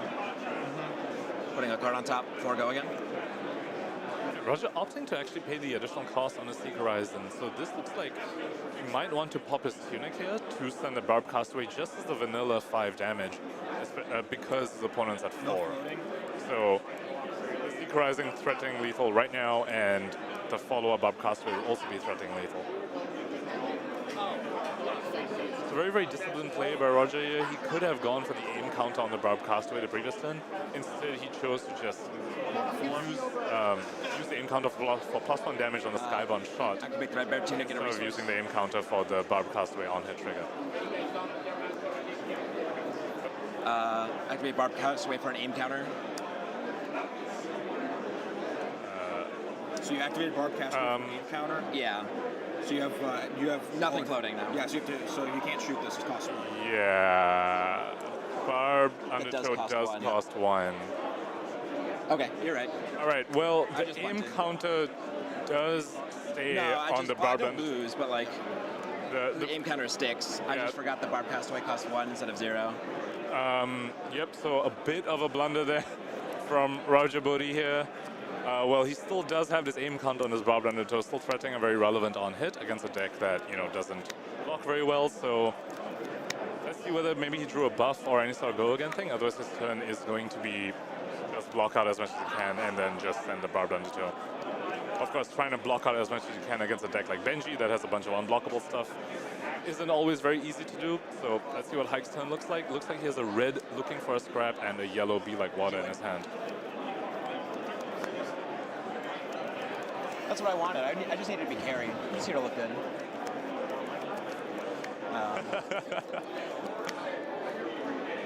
Whoa. always funny to have the players, just make some humor out of the situation. Cost by banishing, 1-2 punch, 5 go again. Okay, so this is pretty good for Roger here, that Haik has presented an attack that he can actually block.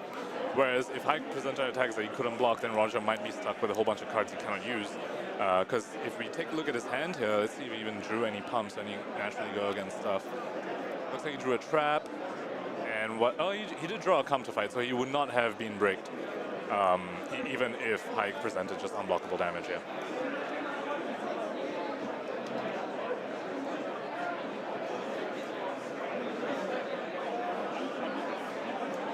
So Haik banished blue 1-2 punch to a looking for 3 first step, so it's coming in for 5 with go again. Do you have any reactions? Inertia trap trigger Riptide. Yep, this inertia trap will trigger because the looking for scrap has power greater than its base. So giving Haik an inertia and dealing 1 damage very critically. Haik is at 3, remember that. Plunge for 3. So the inertia not going to come in effect here, or maybe it forced Haik to use the arsenal. Maybe you didn't want to use the arsenal, especially since you'll be missing out on the plunge hit effect. If the plunge does hit. So inertia forced Haik to use the plunge over there, and Rogers blocked it with his counter fight.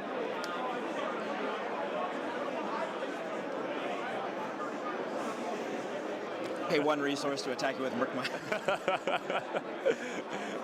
Roger very clearly saying so pay 1 resource to fight his Barbed Undertow. This is coming for 5. This does not get a buff from aim counter, but it does get the very, very, very threatening on hit of basically getting to take a card from your opponent. So it looks like Haik does have all 4 2-blocks in his hand, so we might see him opt to use his Mask of Shifting Perspectives here as a 1-block to really cover up this on-hit. Also looks like Haik did not draw a blue 0 cost, so no Kodachi swings will be coming out this turn.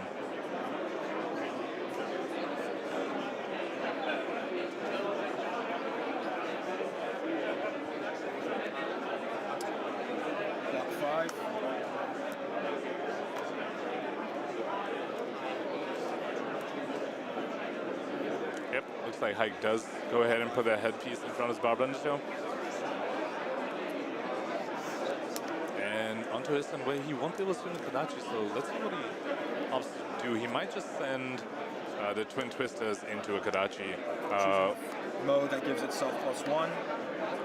Yep, where, the Kodachi won't have go again, so it's looking like Haik turns very face up here. It's going to be 4 damage Twin Twisters into a Kodachi. Now, if Roger Bodee does not block out his Twin Twisters, the Kodachi will come in for 2 because of Benji's hero ability. No blocks, move 3 actions. Boulder trap trigger, Riptide. And there we go. We talked about this at the beginning of this match. The traps that Roger has in his deck, which can very, very easily trigger, these traps that trigger off of the base attack being higher, the attack being higher than its base, all the traps that trigger off of attacks having go again. He's leaked in 3 damage so far through his traps. So, and that was yet another one. Haik's at 2 now, looking very, very rough for him. Drop. And it looks like Roger didn't activate Barb Castaway. Didn't for the top 2. Load his Virulent Touch with a Riptide hero trigger ability, so he is going to just send Spy Sniping for 4, a yellow Spy Sniping for 4. Still a fine turn coming out from Roger Bodee. It's supposed to be at 8 or 6. 6. Sorry.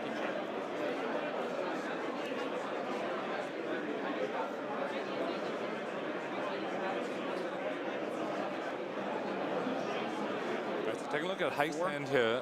Yeah. Has he drawn that blue 0 cost that he really wants to be able to swing Kodachis twice? It does look like Roger's never going to give Haik a big hand ever again, so it does seem like Haik might need to rely on those Kodachis to try and close this game out. Block for 4. But of course, we've seen 1 frailty trap from Roger so far. We know he has at least another one, so Haik has to be feeling a little nervous sitting at 2 against a deck that just deals damage to you as you attack them. Paying the cost of banish. Once again, now this card, this Looking for Scrap, especially with the cost paid, the extra cost paid, has both Go Again and its attack aside and base. So all the traps in Roger's deck are active here. Play, load, play. Roger's checking with Michael. Oh, yeah. No blocks, reactions. And there we go. The one of the traps that we talked about that will trigger because this does have Go Again. That's another 1 damage. Now, Haik doesn't have any Seeker's equipment to prevent this damage coming out from Riptide. So unless we see something like a brush off or a Peace of Mind, so yeah, Haik will just be taking damage from Riptide's I'm going to load Riptide as well. Okay. Take 1. Got a 5. Benji trigger. Yep. Kodachi. Take 1. I believe that Kodachi should have come in for 2, and Haik did declare the Benji trigger. Oh, that was a frailty, my bad.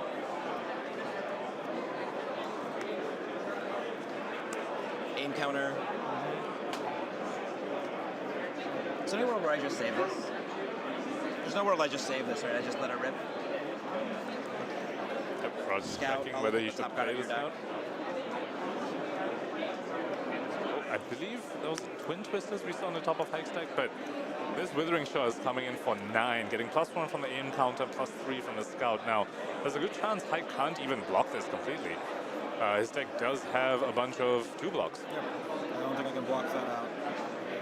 Yep, it looks like he has 2 2-blocks, a 3-block, and a blue brush off in his hand. That's only blocking 8 total. Well, I mean, the brush off won't even block anything, so only blocking 7 total, and Roger Bodee gets there, getting 2 damage over.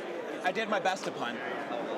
So we have received confirmation that it does put their team at 2-0. Do we know who? Yeah, we don't know which other game watch. Was it Michael Hamilton's game or Travis's game? But we do know that the n-rcast did get 2 out of the 3 games, so they will be moving on. I mean, they will be moving on anyway, but they did win their first Swiss round of this event. What's the life? Okay, and we can see it being updated right here on the screen.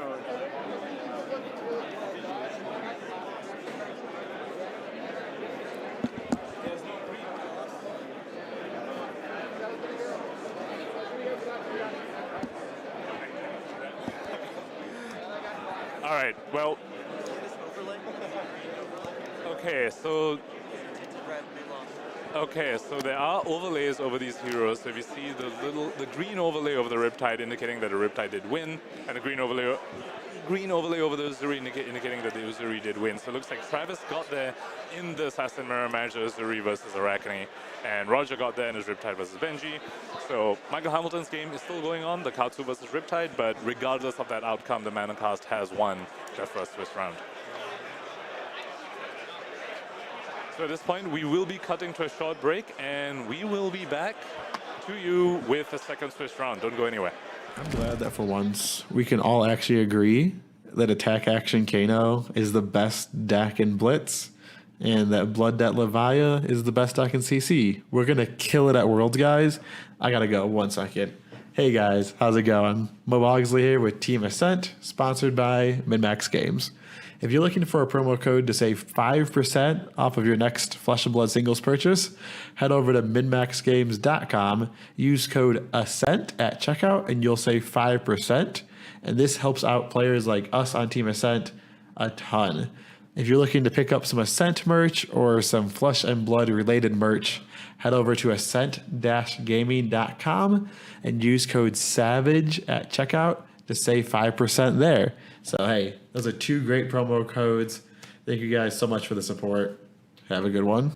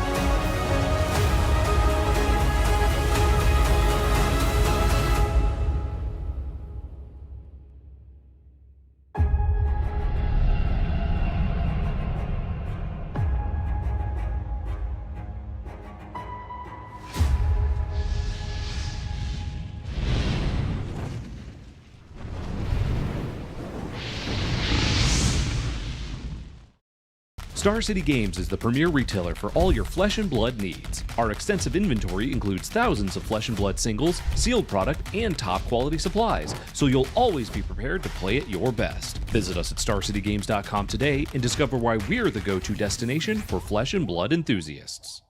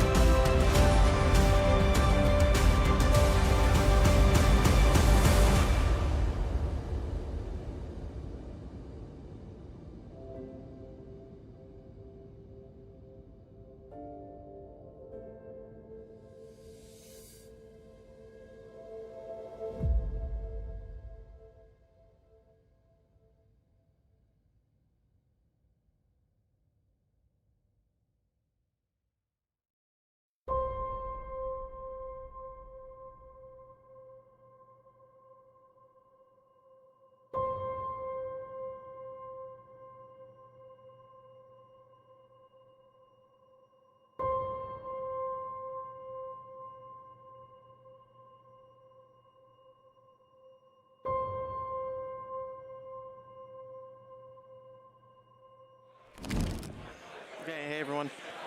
We're going to jump into a bit of back and forth about one of the matches we didn't catch on camera with Jack and Michael. So well, let's just get some of that. It's a game we didn't see on camera. It's actually a game that didn't quite matter because the other ones had already wrapped up and it was 2-0 already. But they were going long. They were the last game to finish. So I want to hear what happened there. Let's cut to it.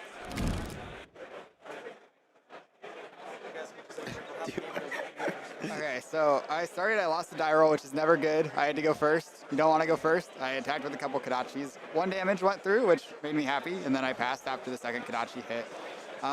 After that, it was I would say a very slow game of me attacking with Kodachis and blocking with most of my hand, and Jack trying to not waste 4 card hands to be able to present damage. Yeah, I didn't have that many pumps and that many red arrows, so I kind of just like blocked a little bit, but I had a bunch of traps, so they kind of did nothing the whole time. So there was one trap that made me very concerned. Yeah. I think like very close to the end of first cycle, I start my turn as I do, attack with a Kodachi, and he plays a collapsing trap, and I have to discard 2 cards. Oh. Yeah. Mm-hmm. I think it was pretty good, like trap-wise. I had 2 blood rot traps, a pendulum trap, and a inertia, and I think and the collapsing. If I didn't say that, I had a good amount, and then a few red arrows. I had a lace and a lace with blood rot, and a bunch of come to fights, but not that many of the other good pumps. And then, Michael, now that you've played a game with your Katsu deck, how do you think it performed overall? Do you feel confident? I think it's pretty good. I think it does have enough tools to block reasonably on most turns with the 3 Seekers equipment, the 3 Peace of Minds, the brush offs, and a decent amount of 3 blocks. More 3 blocks than a normal Katsu has, so I think it's actually pretty solid. Were you surprised with your team going 3-0 across the board? Because you said your pool was kind of C overall. Well, Roger said he punted in the middle of the game, and I'm like, oh no, it's on my game, and I'm not looking good after the collapsing trap. So I was surprised after Roger said he punted that we went through. I thought we were in big trouble after that. Well, thanks for joining me. Any shout-outs, Jack? No. Shout out to Jack. He's a great person. And Michael, we'll catch more of him throughout the day. Thanks, guys. Okay.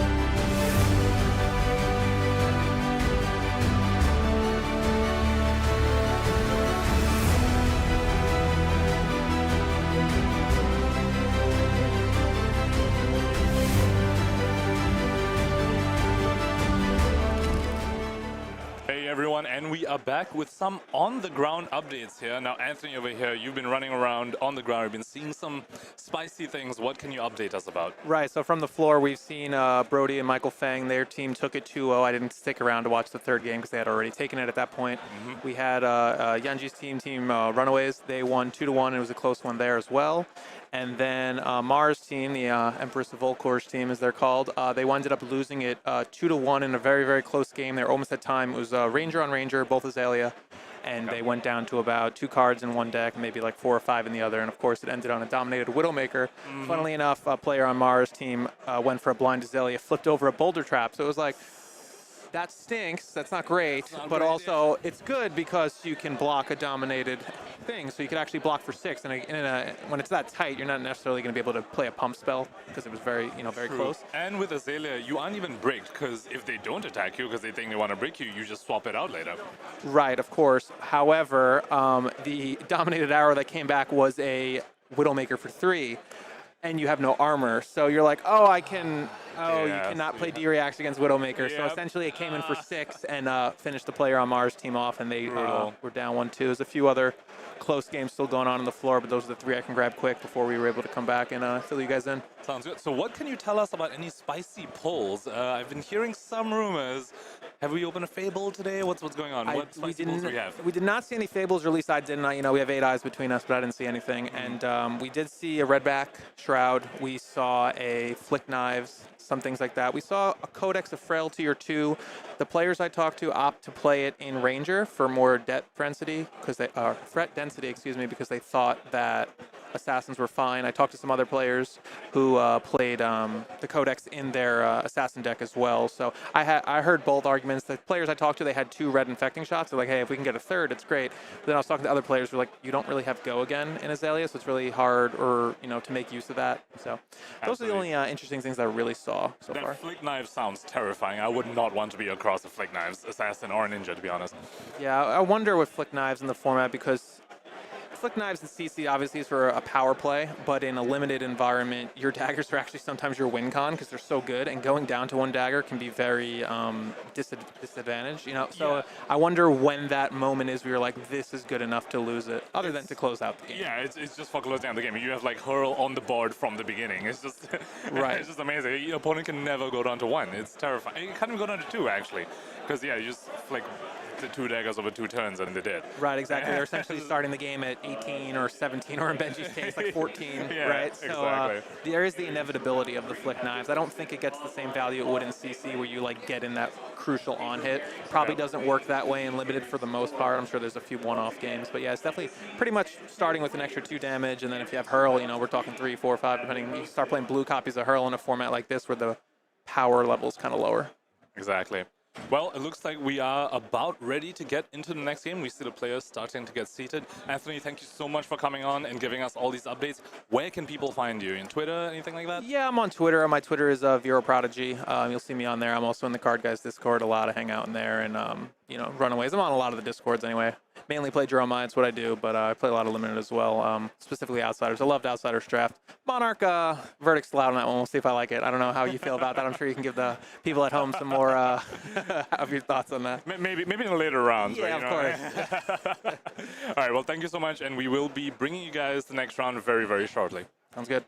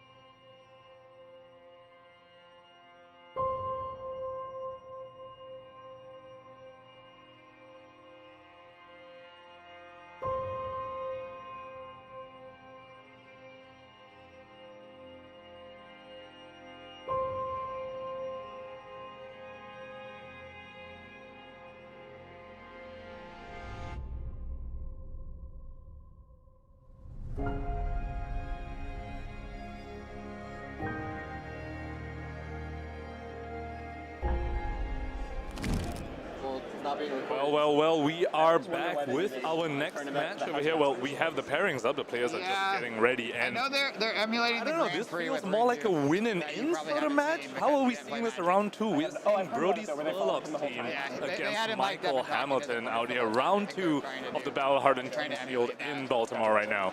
So Michael Hamilton, as we know, piloting that defensive Katsu list against Brodie Spurlock's Azalea. Now we have seen Brodie do amazing things with his hero in you like to do even odds who goes first? Let's see how he manages to perform in this field environment on what, I mean, you might be tempted to say signature hero, but really Brodie plays anything. We've seen him on Icelander, we've seen him on Hold'em, we've seen him on Lexi, so just a very, very talented player out here against the world champ. This is going to be very, very exciting. Brodie as well, a bit of a battle-hardened veteran extraordinaire almost. He travels to basically every battle-hardened, even if they're outside the country. So against Michael Hamilton, who really only flew out because it's a team event. Normally he doesn't fly out for battle-hardened events. Yeah. Looking at the other matches at this table, it looks like Roger on his Riptide is going to be against Katsu. It looks like Katsu is being piloted by Michael Fung. And Travis on his Uzuri is going to be against another Arachne piloted by Dave Lin this time. So Travis is going to be facing the order on him? Another Assassin Mirror. And on the other side, we have another Ninja Ranger versus Ninja Ranger. So Hamilton did lose his previous match against Jack Stone on Jack Stone's Riptide. So let's see whether he can overcome this Ranger. And now let's tune into what the players are talking. So originally we were thinking we put the fastest deck in the middle, but then we thought that since both of them will probably finish first, and my deck is most likely to go to like a second cycle grindy thing, then if they finish, they can help me track my opponent's pitch deck. Okay, that makes sense. Love that. Bit of a theory about which player sits in the middle. We just like, didn't know. What about you guys? We were like, Riptide goes to time, and Azalea has to sit by herself memorizing her pitch stack, so we didn't think there'd be Rangers in the middle, so we put the deck that didn't want to play against Rangers in the middle. That's fair. I literally, part of it was I think that no one's going to put the Ranger in the middle. Yeah. Exactly, but I played 2 Rangers. He also was kind of like big raining it. You said I'm going first? Yes. Best of luck. Okay, so it looks like Brodie won the die roll and chose Michael to go first. That really tells us what he wants his game plan to be. He is looking to take the tempo and just keep it for the rest of the game. That's why he's choosing to go second. How many cards did you present? 30. You too? 30, yes. Okay. Both players presenting a clean 30 here. Despite, we know that Michael wants to be on a more defensive Katsu list, but he seems to think that with his Kodachis, he isn't at much of a risk to getting fatigued, so he's just presenting 30. And Brodie, of course, presenting 30, probably wanting to preserve what the Azalea wants to do, where you want most of your cards to be pumps or arrows. And you don't want too much more fluff than that. Yes, that's how it works. Now, of course, this is one of the downsides of choosing to go second against a ninja, is that it's very difficult to block his Kodachis, and it probably is going to be leaking some damage from them on turn 0. So that's a cost that Brodie took to, sort of start the game with tempo. Now, looking at his hand, we do see a brush off and a Peace of Mind. Not the greatest cards if you do want to try and start the game with tempo, so I wonder if he's going to opt to use the Seeker's Equipment here just to get one of those cards out of his hand. I can't no blocks it. I'll be like, okay, I'll take 2 again. This is such a blow. He's lining up, potentially he's using a Peace of Mind to get that out of his hand. Okay, using a Peace of Mind, pitching a yellow Withering Shot. So very, very importantly, as we heard the players talk about earlier, when you're playing Azalea in a format like Outside is Sealed or Outside is Limited, you do need to memorize your pitch deck here. So not only is he playing out this Peace of Mind and setting up a Ponder for his next turn, he is putting a yellow Withering Shot as the first card in his pitch stack. Also getting rid of this brush off. Okay. So, that was 7 damage prevention that was just floating on the stack for Brodie there, which just all went to waste.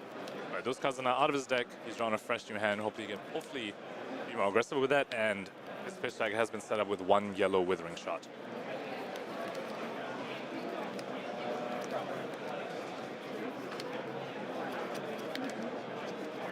Remember, Brodie does have that Ponder here from that Peace of Mind that he cast, so he's probably looking to try and use his entire hand and then draw off the Ponder and arsenal that. Now, Azalea, unlike Riptide, is a little more free to arsenal random cards because she can just swap them out with the top card of the deck in the next turn. And if the deck is full of these pumps and arrows, you'll be happy either way. If you swap into a pump, you just play it. If you swap into an arrow, now that arrow has dominated.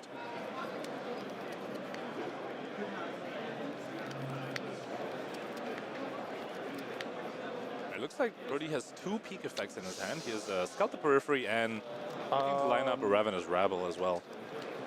So he will know what he can swap into as Azalea or know what he's going to draw off the ponder at the end of the turn. Actually, that's better, isn't it? Yeah, I'm gonna.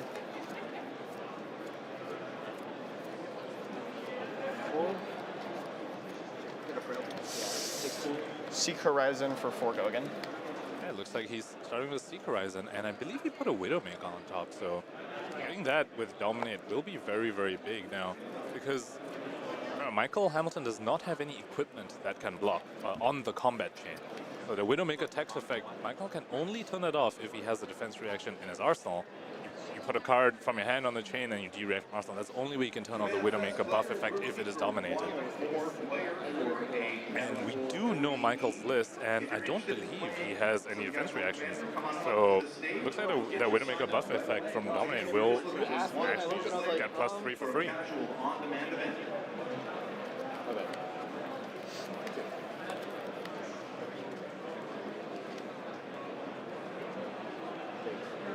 Hey, Judge. What's our current time? Your current time is 28 minutes. Left? Okay, I'm going to start a stopwatch. That's fine. Thank you. I will be calling at the 15-minute mark. Okay, appreciate it. I'll block for 2. Take 2. Got you at 18. Shout out to the producer. I was able to time it perfectly. 28 minutes left. You hear that, Punkage? You hear Load and that? shoot Widowmaker. Currently for 6. There we go. That's the Widowmaker. I think he just loaded it. I don't believe it was swapped in. I think I heard him say load and shoot. So it's coming in for 6, but can be blocked with 2 cards. Now remember, cards like Peace of Mind and Brush Off do not count towards Widowmaker's text because those cards aren't actively defending on the chain. Okay. Up to 1. Keep that on top. Okay. Could have Ponder token. Okay. Hamilton showing us very efficient use And then of I'm going his to play Seekers Yellow and Brush Peace of Off. Mind. Oh, sure. That works. There we go, he's covering up the 6. He's there letting the Ponder token Widowmaker in here? have its buff effect, and he's just going to cover up the 6. Oh, you can take this one. I'm going to pop mine. Sick. Okay. Draw. Arsenal. Yep. So Brodie drawing off the ponder what he put on top with his Seek Horizon, so he's opting to set up a stronger turn on the next turn instead of just using all his cards in this turn. Kodachi, one floating. Try and get max power on that one turn.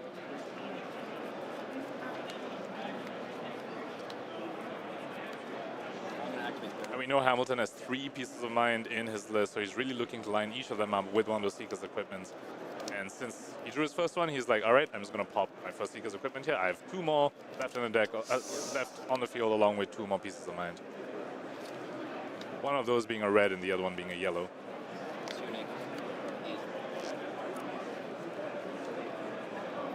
Dachi on the chain here for Michael Hamilton. With a ponder in the field as well, so we know he will get the arsenal.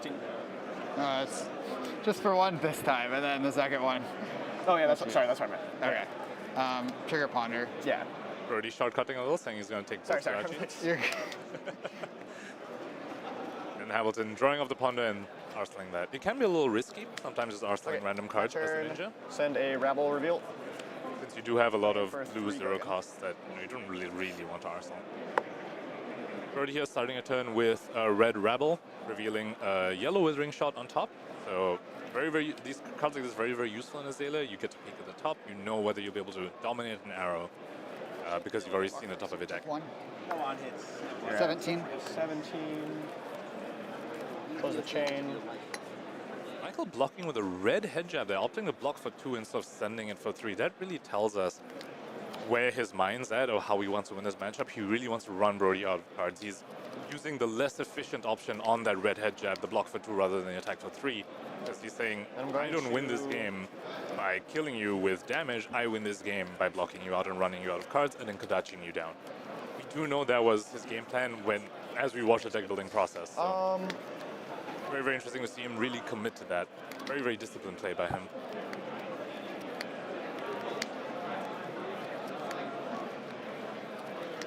looks like there's also a toxicity in Brodie's hand. That could come in very, very handy with a dominated arrow. At the same time, Michael does have these Seeker's equipment up, so you want to make sure you can buff up enough. Load.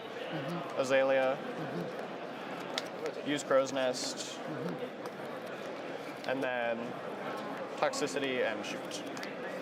It is a blue toxicity though, so Brodie probably won't be too unhappy if he manages to get Seeker's equipment off of this.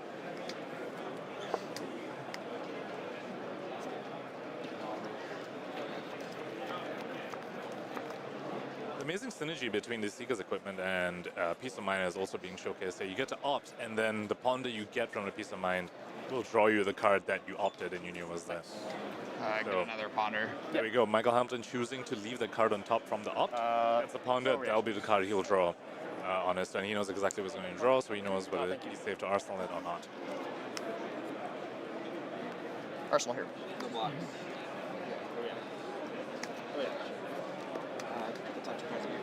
Karachi for 1. Oh, attack reaction. Never mind. Sorry, I thought it was plus There you go. A bit of deja vu happening. Goes back to Michael. He just blocked out and says Kadachi for 1. Now it's likely we will see him try and use the arsenal this turn so as to not waste value off that ponder. Get a block. 15. Yep. Kadachi for 1. I'll get a 14. I'm gonna pass trigger the ponder. Sure. Okay, it looks like he didn't manage to use the arsenal card, so potentially maybe another defensive card that we know he has, like maybe a brush off or another Peace of Mind.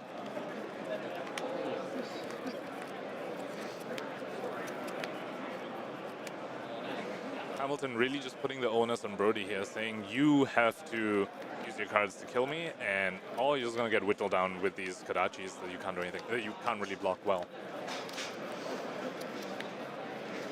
So let's see if Brodie's able to navigate his way out of this.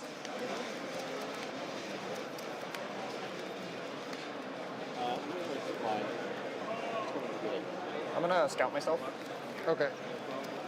So Hamilton is down 2 Seeker's equipment and 2 Pieces of Mind, which is very, very critical.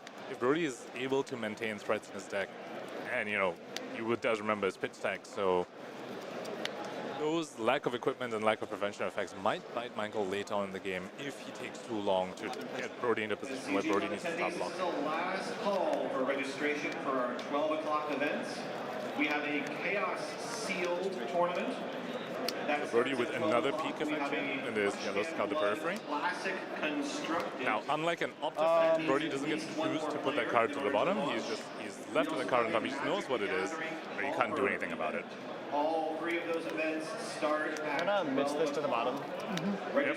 And there we go. He's showing the drawback of just peak effect. Now he has to pop his Seeker's equipment just for the opt to get rid of it. Okay. So. And then now he gets to flip and see a different 2 cards on the top by flipping over the Spy Sniping. Aim counter, not very relevant on the Spy Sniping. He's just doing the flip for the Spy Sniping's effect. Now, has he revealed an arrow? I think I do see a Withering Shot on top.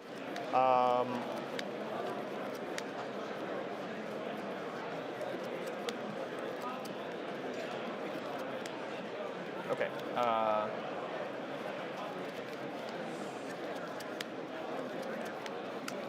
Azalea.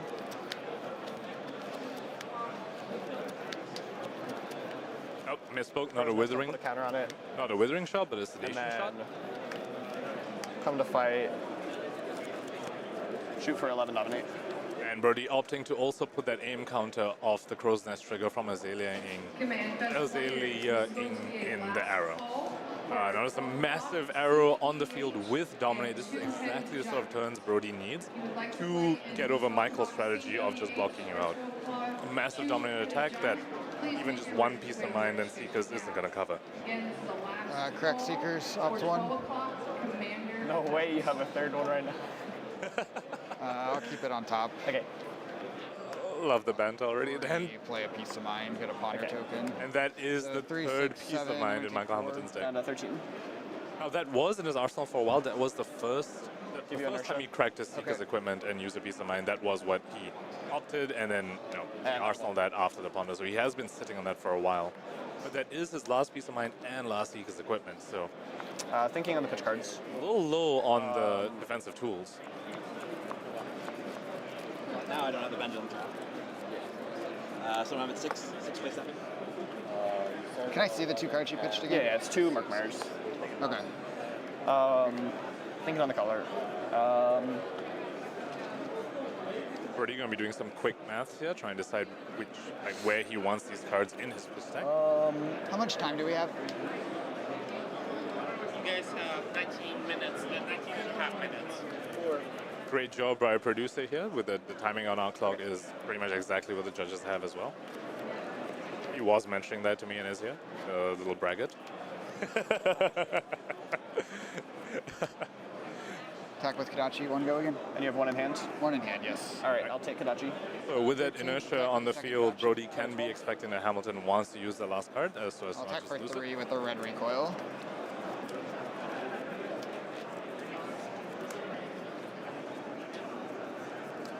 Well, the inertia and the ponder. Now, Michael Hamilton can order these triggers, where he triggers the inertia first and then the ponder, so that he still gets to end his turn with an arsenal.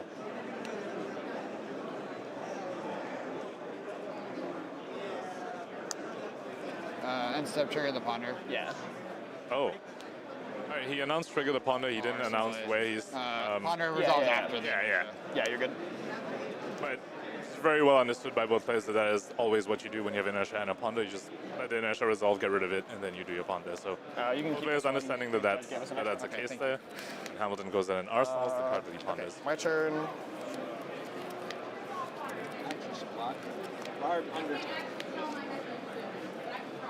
Brodie keeping his hand a little away from the hand camera. You can't completely see what's cast going on there. away Spire Sniping.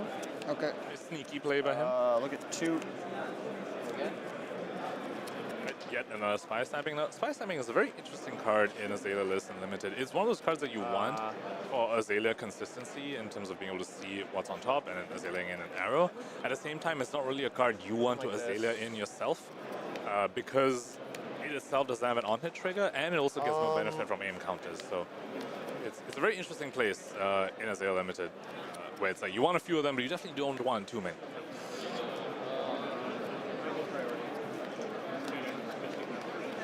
Azalea.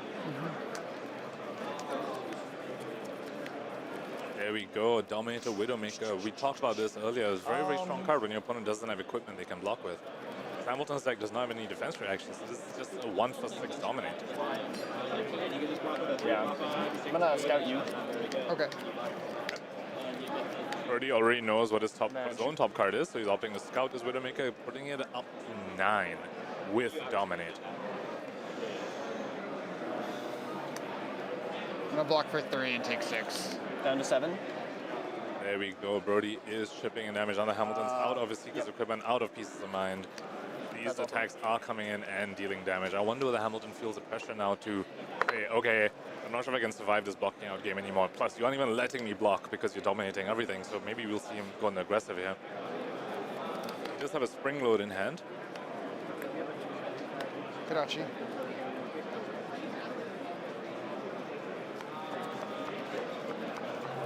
And because he wants to get that Spring Load benefit over here, he pitches a red instead of the blue that he has in his hand, so that his hand will be empty when he plays that Spring Load.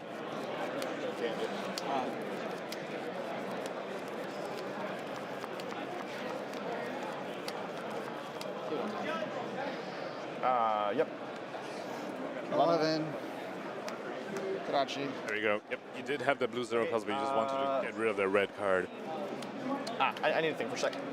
I'm gonna look at your discard while you're Yeah, go for it.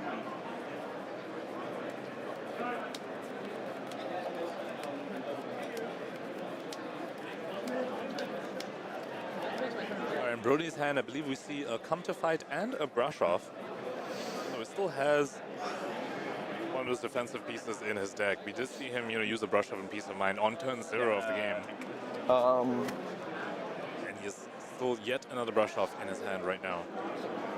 That does make us wonder how many more defensive pieces he has left in his deck. And based on the way the game's going, yeah, he might be feeling quite fortunate that he drew 2 defensive pieces on turn 0, so that he could cards? get rid of them and put his foot on the pedal for the rest of the game, as we see he has been doing. He has eaten through Hamilton's equipment and Peace of Mind, and has put Hamilton down to 7 despite all of those defensive tools.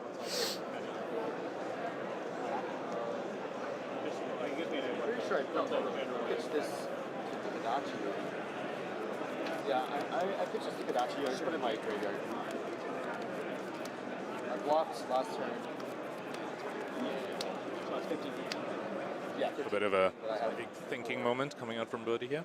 I mean, these players still have plenty of time, still have 14 minutes left on the clock, and it does not look like this is a match that's going to go to time. So, you know, they do have a little bit of time to contemplate here.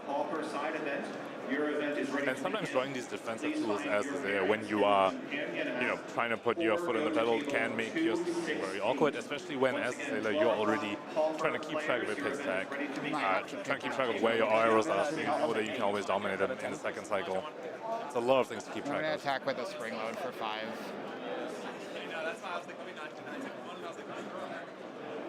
There you go, Hamilton with a bit of an awkward hand there. He had 2 reds left after a dominated attack from Brodie. But neither of those reds had go again, hence why he had to pitch that feisty locals. Attention players in the Flesh and Blood Classic Constructed event. Your event is ready to begin. Your event is starting at table 331. Your pairings are available on fattcg.com. Attention players in the Chaos Sealed. So Brodie trying to decide how he's going to block this 5 attack here. Now, cards like Brush Off, not super useful. Well, I mean, not useful on its own when you're trying to block an attack for 5. You know, you can't just put a Brush Off in front of it and be like, this blocks 3, because the Brush Off does need to prevent all of it. It's only if the damage is 3 or less that Brush Off will actually do anything. Your Chaos Sealed players go to table. So looks like Brodie wants to use this on-board peak effect. He didn't draw one this time. You know, most of the other turns in this game, we've seen him draw either a Ravenous Rebel or a Scouted Periphery or a Spy Sniping. In this case, he doesn't have one, so he's opting to use his headpiece to take a look at the top and see if we can Azalea in something. Because Brodie knows, just based on the way Hamilton's been playing, that if he doesn't dominate an arrow, Hamilton will just block it, and he needs to be dominating as much as he can if he wants to be able to close out this game.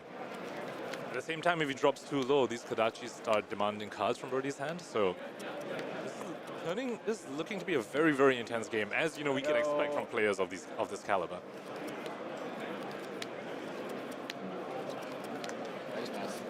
Come to fight, load, shoot 7. Looks like Brodie did not find an arrow on top here, hence why he's just choosing to load and fight the Skybound shot without dominate. It's just 7 vanilla, no aim counter either because it was loaded face up.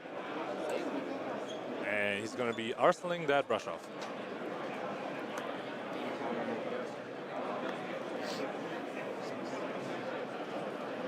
There we go, as we expected. We talked about Hamilton's game plan. He decided early on he's not going to be winning this game by damage. He just wants to run Brodie out of cards, make him dominate every attack, although he's not going to get any damage, and seems line up 3 cards to block there. Now, a card like Brush Off, you can totally expect that Hamilton's going to be swinging Kadachis here. Kadachi. Using a red Brush Off to block just a single Kadachi does not feel very good. We might see Brodie do that just to clear that arsenal so you can load something, or maybe just opts to keep it to have an arsenal there for a blind Azalea. It's not feisty locals, we're like, A-okay, we're like pulling on. Yeah, and we're going to come over and block, and then this turn I got the pitch stack sneak attack. I agree, I think against me, he is getting to a life total where, you know, these Kadashi start get really scary, and we also do see that yellow hurl in Michael Hamilton's pitch zone now. The yellow hurl, when it comes back around, you know, it's just yet another 1 more damage that is completely unpreventable that Brodie also needs to think about. So if we get to that point, Brodie is actually effectively at 5 life right now instead of 6, and that's definitely something he's thinking about. 10 minutes left. I'll take 1 from Kadachi down to 5. I'm going to attack with another Kadachi.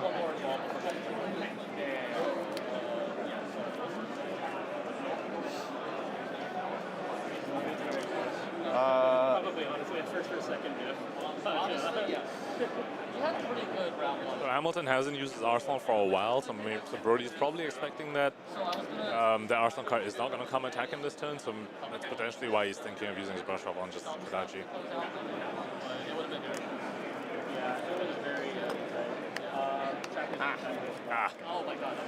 Got punished there this turn for it. So Hamilton does come with a 0 for 3. Now Brodie's definitely regretting Regretting using his brush off with his Kadachi. Death touch will do it, or do the death touch line. It's up to that. Like, he plays it. Well, so I can keep like. Well, also, I think death touch is just. Okay. Well, there's fine, but like, you do pretty much. It's the same game. Attention, commanders. Brodie is very quickly running out of time here. When I say time, I don't mean the time on the clock, I mean the Kodachi clock. Because once you get to the point where you have to block every Kodachi with a card, the game is pretty much over. So, you know, very, very close to that point here. I'm gonna load and shoot. Right there. Loading and shooting a Withering Shot. Now this on hit obviously very, very relevant against a deck that's trying to Kodachi you to death. But as we can expect, Hamilton's probably going to block this out. He does have a red brush off. Let's see whether he opts to use that on this attack or just save it in arsenal for a potential dominated attack. He's probably recognized that Brodie's only way out is if he dominates big attacks. And so having the brush off in arsenal can block for 4. Isolate Hamilton against a play like that. And yes, that does look like what he's trying to do. Kodachi for 1. He started the game at 16. Hamilton really showing us how annoying these Kodachis can be. He's opting to send 2 Kodachis here instead of sending the feisty locals that we see in his arsenal. Now, damage-wise, they're both the same. Feisty locals comes in for 2, 2 Kodachi swings comes in for 2. But playing the feisty locals takes the card out of his deck that you could potentially block with. And also, 2 attacks for 1 is a lot more difficult to block than just 1 attack for 2.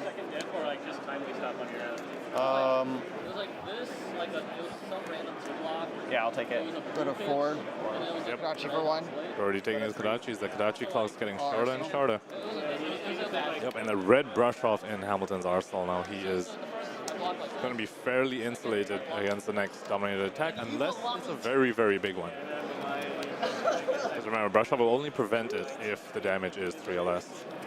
It looks like Hamilton drew another brush off. Now that can actually be a very, very awkward hand because 2 brush offs together, so as we talked about, they can't prevent 6 together. You know, you can't actually use the brush offs together. You'll be wasting one of them.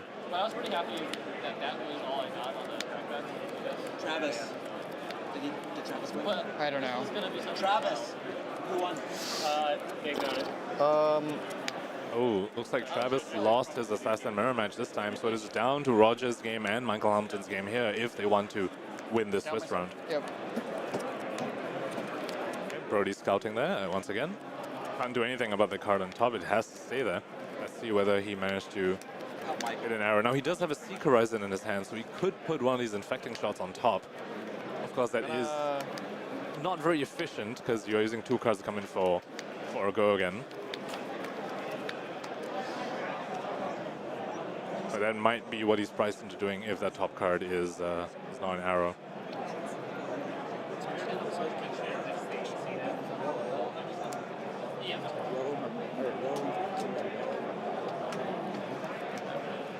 Hamilton and Travis just having some secret discussion. That's where we're at right now. That we're not privy to. Probably talking about the pitch stack situation. It looks like Dave Lynn has come over to help out Brodie as well, and this is where the team aspect of this event is really going to come into play. So we're really just going to hone in and hear what the players are talking about between each other. So I do. Okay. 4 go again. Seek Horizon putting the infecting shot on top, so that was not an arrow on the top. We can reasonably expect there was an arrow on the top from the scout.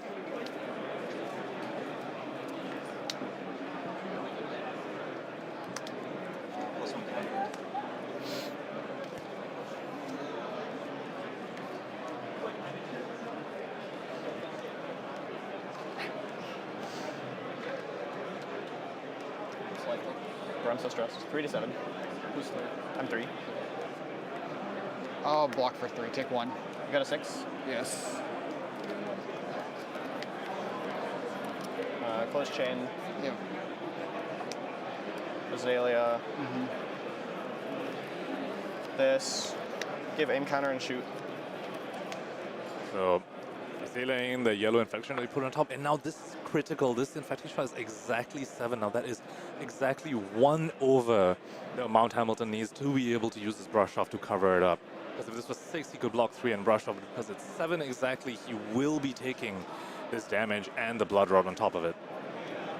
So this is a very, very key moment for Brodie over here. This infecting shot's coming at the exact amount that he needs it. Hamilton going down to 2 with the Blood Rod, so he has to keep that blue in his hand to pay for this Blood Rod. Okay, that's it. So this infected shot effectively coming in for 9 there. So very, very strong turn by Brodie there. 4 go again into effectively 9 damage arrow.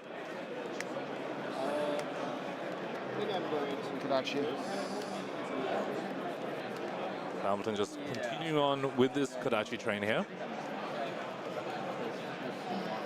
Now Brodie has to be thinking about a hurl. Like there might be another hurl in Hamilton's deck that, you know, he's has to be afraid of just taking these 2 Kodachis and then just dying to a hurl at the end of the chain, because that hurl will come in before the Blood Rod pox. Go to 2. Yeah. Second Kodachi.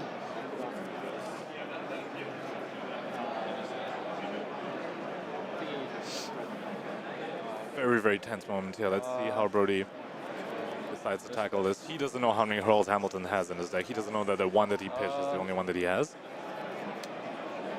Let's see if he plays around it. Okay, I'm gonna...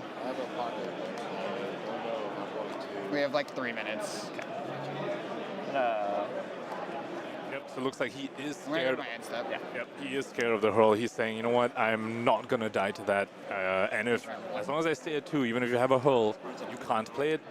You can't play it because you need to pay for this Blood Rod. So he's saying, I'm going to lose a card to play around it. Load sniping. Yes. Look.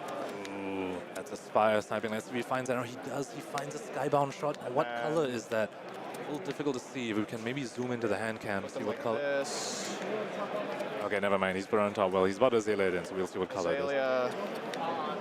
Aim, counter, shoot. Okay, it's a blue Skybound shot. Yeah. So he's opting, yes, coming for 4 dominates. Really hoping Hamilton does not have any prevention effect, but he does have the brush up in his arsenal.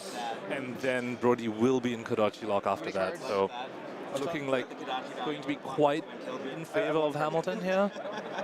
You have an inertia trap. It's not to let you actually get to the trigger.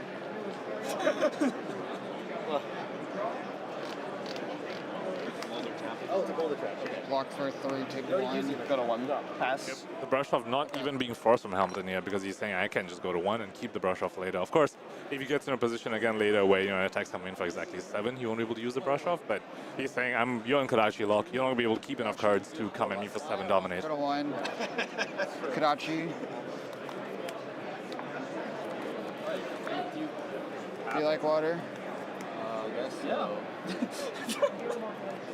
Now we see Hamilton putting his foot on the gas here, saying, all right, Kodachi lock time. You have to start giving me cards for every single thing I do.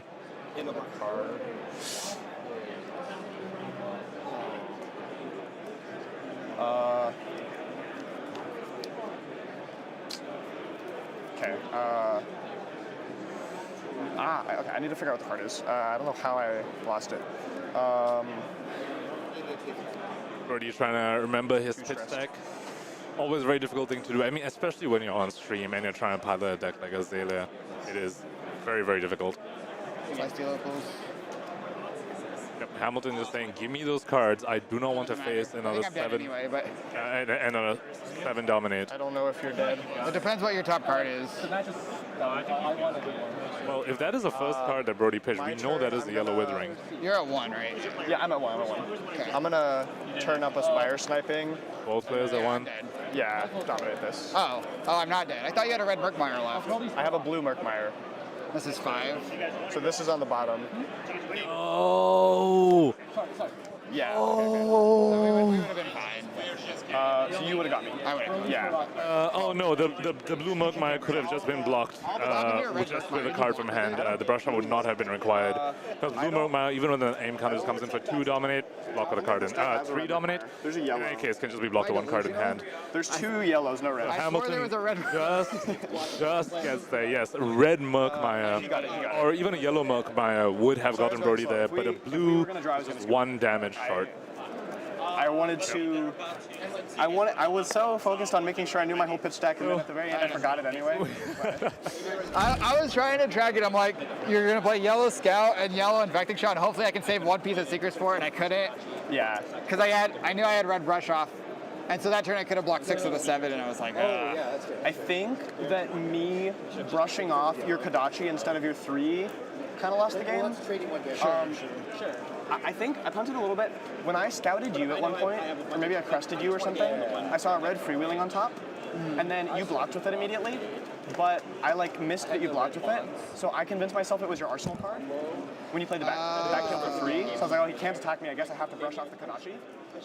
I think I just missed that you blocked with the card I knew about. Yeah, that makes sense. All right, so we do have an update from the other 2 games on Michael's team. Now, even though Michael got it, unfortunately, both Roger and Travis did lose their games. So Hamilton's team did lose this round in Team Seal. They are currently 1-1. Brodie's team is 2-0. Both Michael Fung and Dave Lin did win their matchups. And at this point, we're going to cut to a break, and we will be back with the third round of Swiss very, very shortly. We will still be following Mano cars. We'll be following them throughout the day until their run ends. So I'm glad that for once we can all actually agree that Attack Action Kano is the best deck in Blitz, and that Blood Debt Levia is the best deck in CC. We're going to kill it at Worlds, guys. I got to go 1 second. Hey guys, how's it going? Mo Bogsley here with Team Ascent, sponsored by MinMax Games. If you're looking for a promo code to save 5% off of your next Flesh and Blood singles purchase, head over to minmaxgames.com, use code ASCENT at checkout, and you'll save 5%. And this helps out players like us on Team Ascent a ton. If you're looking to pick up some Ascent merch or some Flesh and Blood related merch, head over to ascent-gaming.com and use code SAVAGE at checkout to save 5% there. So, hey, those are 2 great promo codes. Thank you guys so much for the support. Have a good one.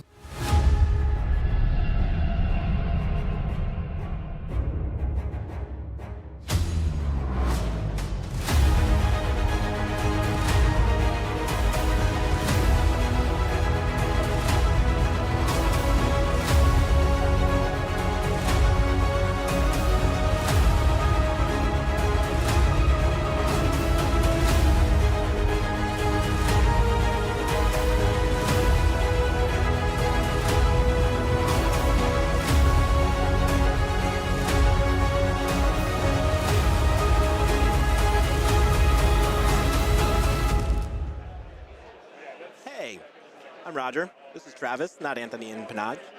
But yeah, we both were losers last round, even though Michael was winning. It was the inverse of last round where we carried him and then he tried carrying us. We couldn't return the favor. My game was super thin. It came down to 1-1 at the end, and I basically lost to a hurl at 1. And probably could have made a different decision, try to trigger an extra trap in the mid-game, played around some things. Flesh and Blood's hard. A pitch stack, isolating the humble into isolating the sneak attack with him at functionally 3 at that point. And so he goes dagger, dagger, and I block the first dagger, and I have the isolate humble in my hand. And I take the second dagger at that point because he could have had a red, so that's why I blocked the first dagger, some red with on hit. So I take the second dagger and go to 2. And I'm like, I can still block with my other card for 2 and go to 1 on any like 0 for 3, except feisty locals. Just feisty locals. Nah. So I had to block 5, give up that hand, and then on the next hand, I lost. Yeah, I was praying. Very, very tight. Feisty locals at the end. Yeah. And otherwise, I feel like our decks were pretty similar power level overall. It was a really, really razor thin game the entire way through. I had a really great turn 1 in that game, where I went dagger, dagger, and he blocks both into a malign. And his hand is a 3-block and a yellow piece of mind. So he just blocks with the 3-block, and I swap in a destructive. So he just now has a yellow piece of mind that he can't play. And he has to take 2, and I get the ponder and still get an arsenal. Okay. So it was a very, very strong turn 1. Creating 1 card for 3 functionally and leaking 2 damage. Nice. But overall, very tight game. I feel like all of our matches were very razor thin on margin. Even like Michael into Brodie was right there. Yeah, they're probably the second best team in the room after us, so. Yeah, probably. We'll get a revenge in top 4. A question for you all from off to the side here. How do you feel your collaboration is going? Like your crosstalk, do you think it's kind of healthy spot, or are you going to start communicating more as the day goes on? How do you feel like that's going? It just depends on certain rounds, like who finishes when. Like I think all the games kind of went long last round, but in round 1, Travis saved me. He reminded me of a trigger that I was about to miss with Riptide. So yeah, sometimes your teammates can bail you out from punting otherwise missed triggers. So that's always nice. Yeah, I'm a big fan of trusting your teammates to play the game like functionally right, and only point out like really obvious stuff that you miss. Yeah. Or like wait for them to ask you for advice. Like just let them know you're there. Yeah. And don't if, like, don't you have just a question like about, them like, in you their think this line's hand. better, this line's better. Yeah. But like you don't want to like backseat and cause like a bunch of clutter and chatter. That just slows down the game and it creates confusion and often leads to like not confident plays. Just like trust your teammates to play the game and play it right. And just let them know you're there. If like they need a second opinion or like.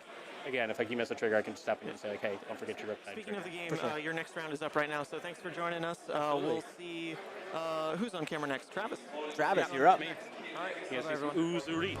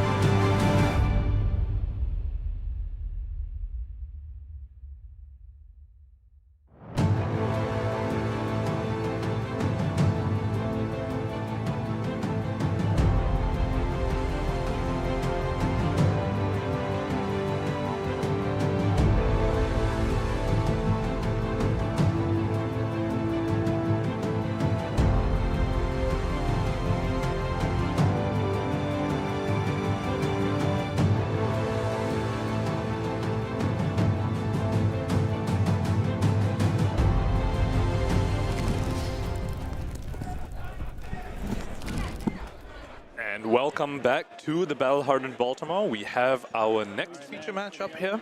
We have Travis, who we have not seen on stream today. He is player C for the n-rcast team. He'll be going up against Paul Jurassic. Now both these teams are 1-1. That's okay, man. We did see in that previous round, Michael Hamilton did get there, but unfortunately Travis and Roger didn't. So now both teams are at 1-1. We are going to be seeing an Uzuri versus an Azalea over here. Now, at the other tables in these teams, we have Michael Hamilton against Noah Biros. Now it's a Katsu versus Arachne matchup. And then at the final table, we have Roger Bodee against Zachary Adams. That is a Riptide versus Benji. So we have a Ninja Ranger, a Ninja Assassin, and a Ninja Ranger game at this table here. So all, all different matchups are going on this table. And let's get right into the games. Yeah, I'm ready to start us off. I'll drop Absolutely. my first What equipment do you have? one. Oh, yes, thank you. Sorry. That's okay. Just reminding to reveal the equipment. Yeah. Okay, looks like there's 2 block-on equipment on Paul J's side now. Of course, those equipment not very good at blocking Spider's Bites because of the piercing Roll me text. for like 10 damage turn 1, please. And Yes, thank you. yes. I'll see. Alright, looks like Azalea is going first. Now let's see whether they can sneak in a Dominator attack on turn 0. If we can zoom in into the hand, I do believe I see a Peak Effect and a Seek Horizon, so it could potentially be possible. Yeah, we see a Scout the Periphery and a red Seek Horizon, so along with a red Infecting Shot, so... oh, not enough resources to actually Seek Horizon and load something and fire the Infecting Shot, so might have to get lucky from the Scout if they want to try and sneak in Dominate effect. Now, of course, there is a bit of a drawback here, because if you do use that pump and then you send an arrow and you don't dominate it, then you've kind of just wasted a pump and a red arrow, because Travis just blocked that out, given that it's turn 0. So it is a bit of a risky play to just play out one of your red pumps in a matchup like this, where you can reasonably expect to get fatigued.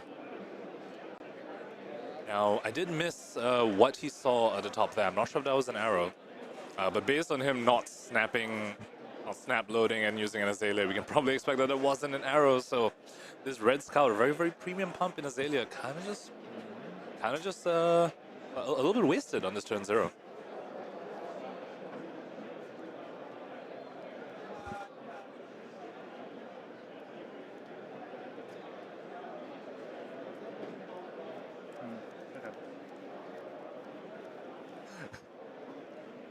I will. All right, so Paul Jurassic here is trying to decide what he's going to do about that. What we can reasonably assume was a whiff, yep, and he just moves to end. So that's just so it looks good. Yep. that was just a buff out of his deck. All right, sounds good. Travis, definitely very happy to see that. Now, we do know Travis's list here isn't exactly...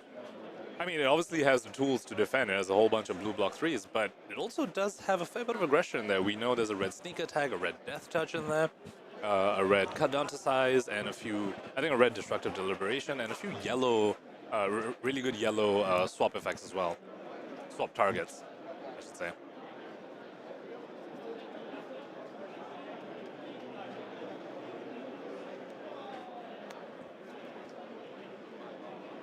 I'll do a Spider's Bite for 1 foot. And Spider's Bite on the chain for Travis over here, pitching a blue malign. I'll take. Sorry, no blocks. Yeah, you'll take the 1? Yep. 19. Paul J taking that one, now all his attacks. Wait, red hurl? Yeah, the next time he blocks with attacks, they will all get -1 defense. Is there a red hole coming out here? Travis not opting to pay the 1 to fling a dagger at the opponent. So now this red hole, typically a card very, very useful in the late game to try and close the game out. Travis is just using it out here. I don't believe he has another hurl in his list, because he did give the yellow hurl over to Michael Hamilton. That's me too.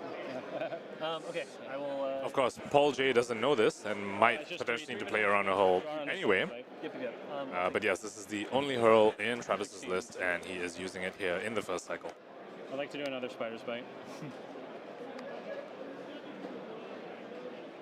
And there's another Spider's Bite on a chain here for Travis. Now this can sometimes be a little inefficient. It really incentivizes the opponent to block on an attack here, because that will consume the debuff from the first Spider's Bite and prevent a debuff on something that you might actually want to block. Now Paul J chose not to block here, so he's got a double Spider's Bite debuff on him. So any attacks he blocks with will be blocking for -2.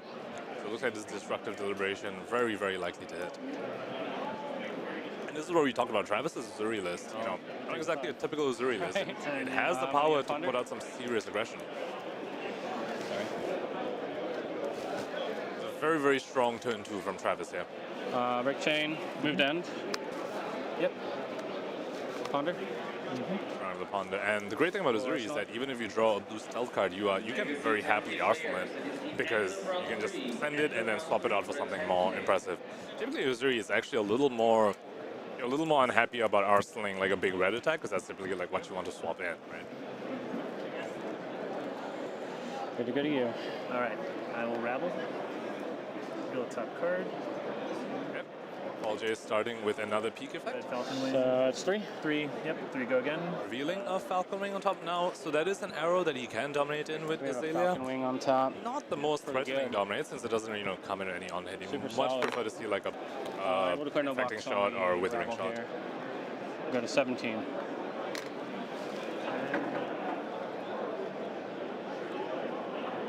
Travis taking 3 damage there.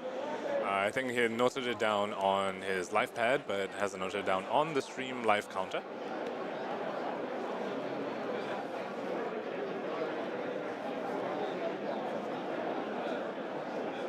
We will try and get updated as soon as possible. Remind the players to also update the live counter app that we have right next to them at the play area. Can be a lot of things to I keep will track use of. turn to face down or face up, using Barb Castaway to flip over my infecting shot, give it an aim counter. Paul J looking like he's opting to use the ability on Barb Castaway to flip an arrow face up and give an aim counter rather than Azalea's dominate ability here. Okay. I'll play Fletcher Red Sail. Pretty good. Yeah, yeah, actually. And then I'll fire off the infecting shot. Fletcher Red Tail into this infecting shot with the aim counter. Now Fletcher Red Tail, since the infecting shot has an aim counter, it's getting +1 from its own effect. And any red cards that Travis blocks with will have -1 defense. Paul J is saying, hey, I can give your cards -1 defense too. Let's see how you feel about that. Now, of course, on Travis's side on his deck, we do know he has a lot of blue cards he wants to block with, but look at this hand. He has 3 red cards in his hand and 1 yellow. This is very, very unfortunate timing for him. He does have a very high density of blue cards. I think we saw 10 to 12 blue cards in his list, but this hand doesn't have a single one. It only has 1 non-red card in it. That's the only card that will be blocking for its full value, and it's a 2-block as well, so all the cards in his hand, not very good for blocking right now. That sneak attack only blocking for 1. That looks like a red stealth card he's lining up. Will only be blocking for 2.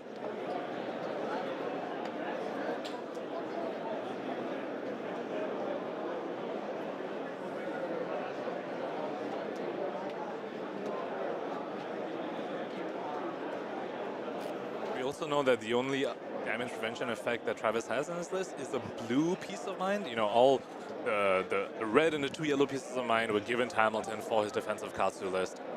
So Travis was left with just the 1 blue piece of mind and no brush-offs either. Looking at his equipment, he's opted to run no Seeker's equipment either, so it's just 1 block on his headpiece here.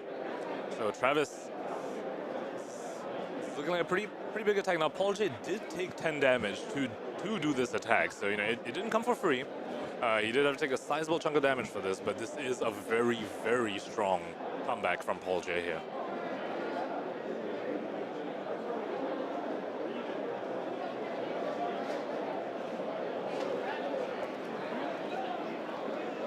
Hurts, but 2 and 2. Okay. Hurts. Taking 6. Bit of an understatement from Travis. That was a Razor's Edge, not a red stealth attack. So, yep. Putting a 4 block there. Travis taking 6 with a Blood Rod. So kind of effectively taking 8 unless he's going to pay for this Blood Rod. Step Arsenal. It was quite good. Yeah. It was worth holding on to. Yeah. You did take 10 for it. Yep. So I guess it's got to be pretty good. Yeah. I'll let you draw it. Okay. I'm going to lead with the Prowl. Right, Travis starting with a Prowl. Now, of course, this isn't Arachne, so there's no go again. The text on Prowl not going to be very relevant here. No way to give it go again either. However, it is a stealth card, so, Paul J has to be thinking about a potential swap in. Now, we do know Travis doesn't. We do know Travis has this red sneak attack in his hand, so reasonably we can expect that's what's going to be coming in place of this Prowl. Red sneak attack, an amazing card in limited, coming in for 7 out of nowhere. It is the biggest raw damage value Uzuri can get in this format on 1 attack. I mean, not counting attack reactions and stuff, of course, because usually you're expecting a 6 damage thing when Uzuri swaps something in, but this red sneak attack can come in for 7. Could be quite a decent bit of damage. Any reactions? Yeah, I'm going to activate Uzuri and banish. Okay. Any reactions? No.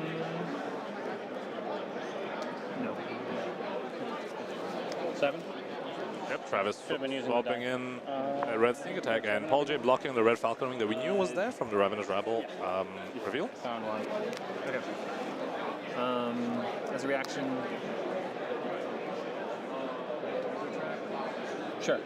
Okay. Oh, that's the Boulder Trap, and so triggers, right? that effect does trigger because Sneak Attack's attack is higher than its base right now. He gets put a -1 on that Master Fist Perspective, And I so will take one. that is effectively one life off of Travis's. I'll do it for you. Travis is healthier because that one block now he no longer has access to it. He didn't cash in the one block before. So that's gone. He also takes 2 damage from Blood Rot. So despite a very strong turn from Travis, a 2-card 7, they're actually an even life total, and as Paul J's turn, he has 2 cards in hand, 1 in arsenal. Boulder Trap, very, very good timing there for Paul J. Ian Flannery, please to the CEDH. Ian Flannery, please to the stage from the Ace.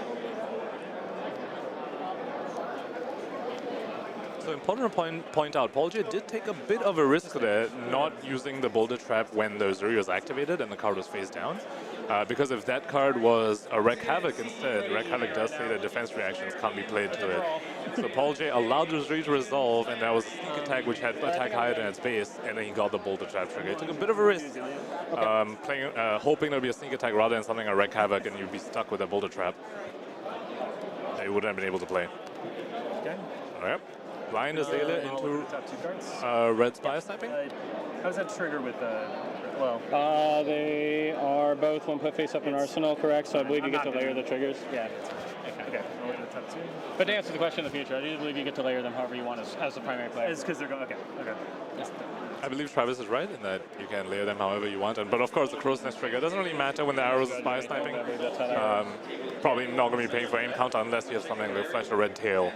Or something like that actually benefits from aim counter, because Spy Sniping itself doesn't have any benefit from it. So dominate. Oh, this is 5 dominate.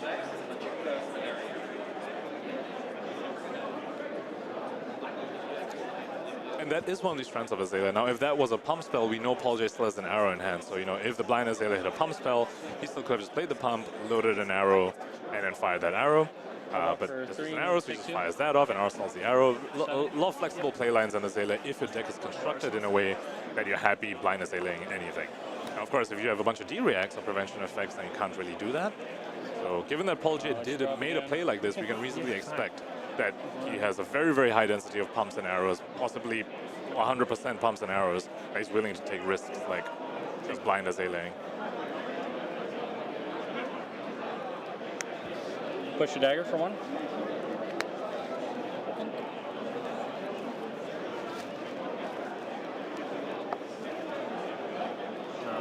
I'll take 1. Go to 8. Clear that. Red infect.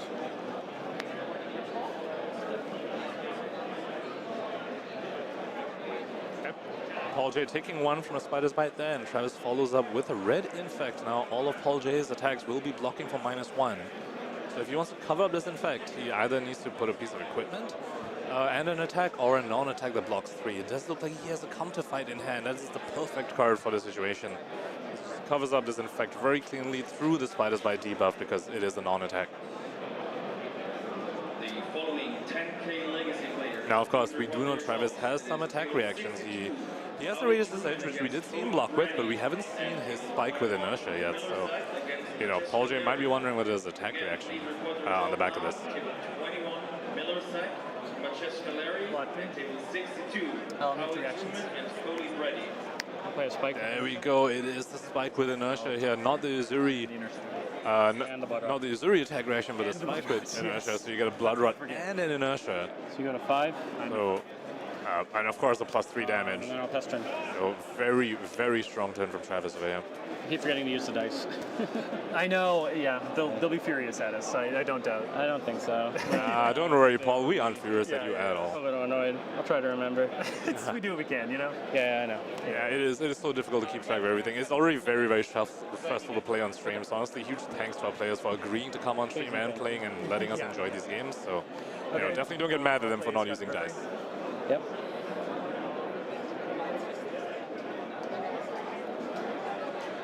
All right, going over to Paul J's turn. He is at 5 life with a Blood Rod and an Inertia, so, you know, he's looking to really empty his hand here so as to not get taxed by the Inertia token. He's scouted, looked at the top, and looking at his hand, he's got a red Sky Puncher and a Premeditate. He has a Premeditate. So that Ponder, if he does get it, does let him full Arsenal through that Inertia. Yeah. Travis with that head shake there. Oh, of course, you have a Premeditate. Oh, and a yellow Widowmaker. Oh, but Travis does have the piece of equipment. Now that Master Shifting Perspectives, even though it blocks 0, it is still a blocking card on the chain for the purpose of Widowmaker's buff effect. So we're probably going to see him just put that as a block 0 and a card from hand to stop this Widowmaker getting +3. And we see exactly that. +3. Well, I guess you're going to block with 2, so I'm just going to do the base. That's okay. Okay. So 5, it's 8. Yeah. I'm pretty sure I'm just blocking with this. This is 8 dominate. I'm going to finalize it real quick. Gonna get a Ponder. And yeah, we'll be nullifying the +3 from Widowmaker. And then we take 5 dominate. We go to 2. Yep. Okay. Paul J gets a Ponder token if he remembers it. 2-5, and then you take the Blood Rot. I'll sequence him so that I ponder before the Blood Rot. Okay. So he's announcing the Ponder trigger. He didn't make the token, but he did announcing the trigger. So it's effectively the same thing. So yep. Okay, there we go. Inertia, then Ponder. Yep. Okay. I will take the 2 Blood Rot. Yep. Very, very good sequencing there. You pop the Inertia first, and then you draw off the Ponder to see if that's a blue you don't want to Arsenal. You can pay for the Blood Rod after that. You already but did it. Looks like Paul J did choose to decide that he wants to Arsenal it, so he's like, all right, I'll take the Blood Rod and go ahead and Arsenal this thing. So very key sequencing there. Very good, clear communication from our players here about the ordering of those tokens. So 1, go again. I don't know what happened. Very, very commendable communication here from players.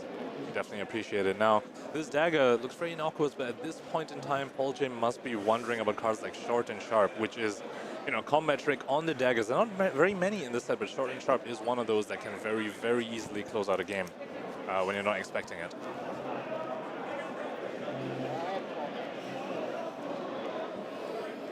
And that's probably exactly what Paul J is thinking about right now. He's saying, does he have the Short and Sharp? Will I die to this if I don't put a card in front of this? That is right. And just based on the way that he's playing, we can reasonably expect he doesn't have many of those prevention effects, like the brush-offs and the pieces of mine. So if the Short and Sharp goes through, he's unlikely to have recourse like out of it. Oh, and then Travis hand we see blue isolate and a blue sneak attack. Not the best swap target, obviously you prefer a red, but you know, from an isolate which has dominated on itself, it can be very, very scary. So we have 1, 2, I'm on 3. He's coming in with the daggers, he's got 2 left, 1 floats. I have Paul J conferring with one of his teammates here. This is why we watch Team Seal. This is why we have the players mic'd up.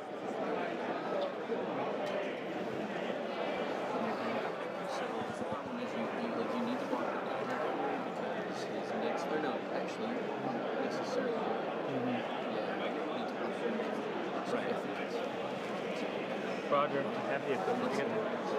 You got there? Did you get there? Okay. This is really close. That's what I was right. Had one over there. Yeah. Do we? I guess it's all. It's Azalea, right? So there's not a huge amount of decision making on my part. It's just about being efficient. So like, I blocked with 1 pretty much every turn because of dominate. Because I can just. But this turn it's this into this, and then that. That's the beats. Do we just let him? Yeah. He can definitely mess up. It's 2 to 3. But like, I could die on the rock back to the 2. He's a 3. Yeah, block with that. And then, okay. Cool. I know it does. It does. Okay. Both players conferring with their teammates whose games have already finished. And we know that Roger got there against the opponent. So the n-rcast team currently 1 matchup in these 3 matches at this table. All right, so Paul J end up blocking with that Death Touch, a very, very premium card, but with the life totals this low, it is it's a card that takes a bit of time. You do need to set it up or find a way to get an arsenal some other way, which Azalea doesn't have many options. So saying, you know what, this is much better to block right now. I don't have the time to play it. Okay. Yeah, go ahead. Yeah. And Travis Okay. Putting a very threatening blue isolate. Yeah, as we talked about earlier, you reasonably expect at least a 6 power thing coming in. It doesn't matter which one I get. So we're probably going to expect Paul J to put equipment in front of this. I'll block that. And there we go. It's 5 block in front of it. So keeping himself insulated even from a red sneak attack, which will come in for 7. He's saying, you know what? I'm not going to die to another red sneak attack if you have it. Move 3 actions. Sorry. Yeah, you're good. So Travis deciding what he wants. I mean, the blue sneak attack isn't going to do anything, but it's also not really a card he wants to arsenal. So we might just see him play it, just get out of his hand.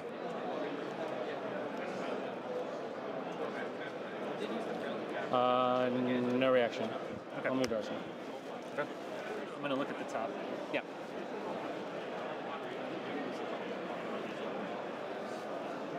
Okay, we're back to Paul J here. Now Travis is at 2, Paul J at 3. Another very tense match on our hands here. Okay. So Travis does have the fisticuffs up, so he can actually play a sneak attack and then fisticuffs it, which would give sneak attack the buff from its own effect, and of course the fisticuffs buff as well. So scout the periphery. Okay. Starting with a scout. Did he find an arrow? Looks Azalea. like he did. We're going into an Azalea here. What arrow is it? What color? Yeah. It is a yellow withering shot. There's a crow's nest, and yes, he does pay for it for his aim counter. I'll fire it off. And now this is coming in for 8, +1 from aim counter, +3 from scout. 5, 6, 7, 8. 8. And we know Travis's list does not have. He does not have traps or. And give you the game. There we go. Travis calls it. He's saying block for 3, take 5, and. Silly deck is ridiculous. No, it's not. It's about what I expect from a sealed Azalea pool. You're playing Azalea for a reason. Yeah. That's fair. That's fair. It's I just have to hope you don't hit this turn, and then I can keep a blue, and then dagger, sneak attack, or sorry, it's not dagger sneak attack, it's just sneak attack, and then we have threadbare, fisticuffs for 6. But if I have to block a lot, but I mean, I was pretty sure if I don't kill you on that last turn, you're good. That's fair. There's definitely ways where you misplay that last turn, like letting the spiders bite hit. Yeah. I was exactly. That was the piece. And I'm an inexperienced enough player. The team sealed us the key piece here. Yeah, it's okay, man. That's what they're there for. It's true. It's nice. So very, very tense moment here. It is down to the last match at this table, which is Michael Hamilton against Noah Byros. It's going to be Katsu versus Arachne. And with our amazing Savage Feats technology here, we are able to move the cameras. This is amazing 2023 technology powered by ChatGPT. We are tuning into this other match here to try and see the conclusion and see which one of these teams wins this Swiss match. Once again, CEDH players, your pairings for round 3 are now being posted.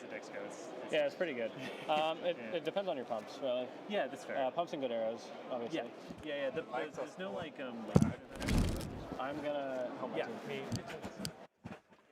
Okay, so we aren't going to be switching the mics over to these 2 players because that's just it's kind of disruptive as they're in the middle of the game. So we have just muted the other 2 players so we can focus on this game. Now there's a bit of a water bottle in the way, so I don't know what equipment this Arachne has, but obviously we know the weapons probably in a spider's bite. I guess it could be one of the majestic daggers, but yes, and we should be trying to get the life totals for you guys as well, so we can actually follow what's going on in this game. Looks like the Arachne is putting equipment in front of the Kadachi, so maybe, I mean, it's probably pretty low life totals given how long the game's been going as well. So Hamilton's still with all 3 pieces of Seeker's equipment up. So maybe you can expect that he hasn't. We see a piece of mine in his graveyard, so he opted to use that without any Seeker's equipment. So probably just using that to cover up 3 attack. Arachne does have a whole bunch of 3 attacks, not many attacks like bigger than that. So that's probably why we've seen the piece of mine being used without the Seeker's equipment to back it up. Michael just saying I'm just going to keep the Seekers here. Arachne does like to run those attack reactions, those Razor's Edge, those spikes. So you're saying, having 3 pieces of Seeker's equipment does insulate Michael from one of those attack reactions. So could totally see that coming in handy later on.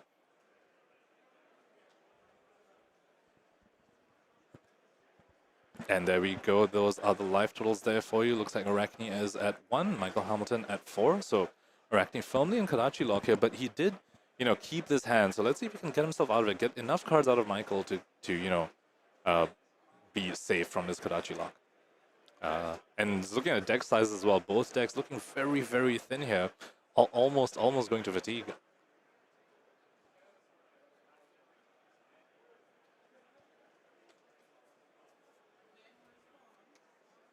Okay, Hamilton. Yep, they moved the live counter out of the, out of our vision, but it's fine. Once again, 2023 technology here. We just moved our view a little. Shout out to Mansan, thank you for that. It looks like Hamilton's cashing in the Seeker's equipment for these dagger hits now. So, still tempo-wise, losing a card to prevent 1 damage, which isn't great, but he's keeping a card in his deck, which is very, very critical when both players are at such low deck counts.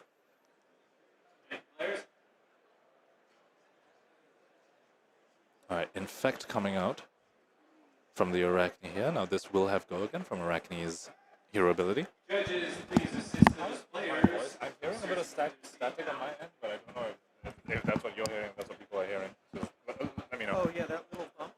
Just some static. I think it's this rubbing, so just try to put it to the side. Alright, so let's see how Michael tries to deal with this Infect.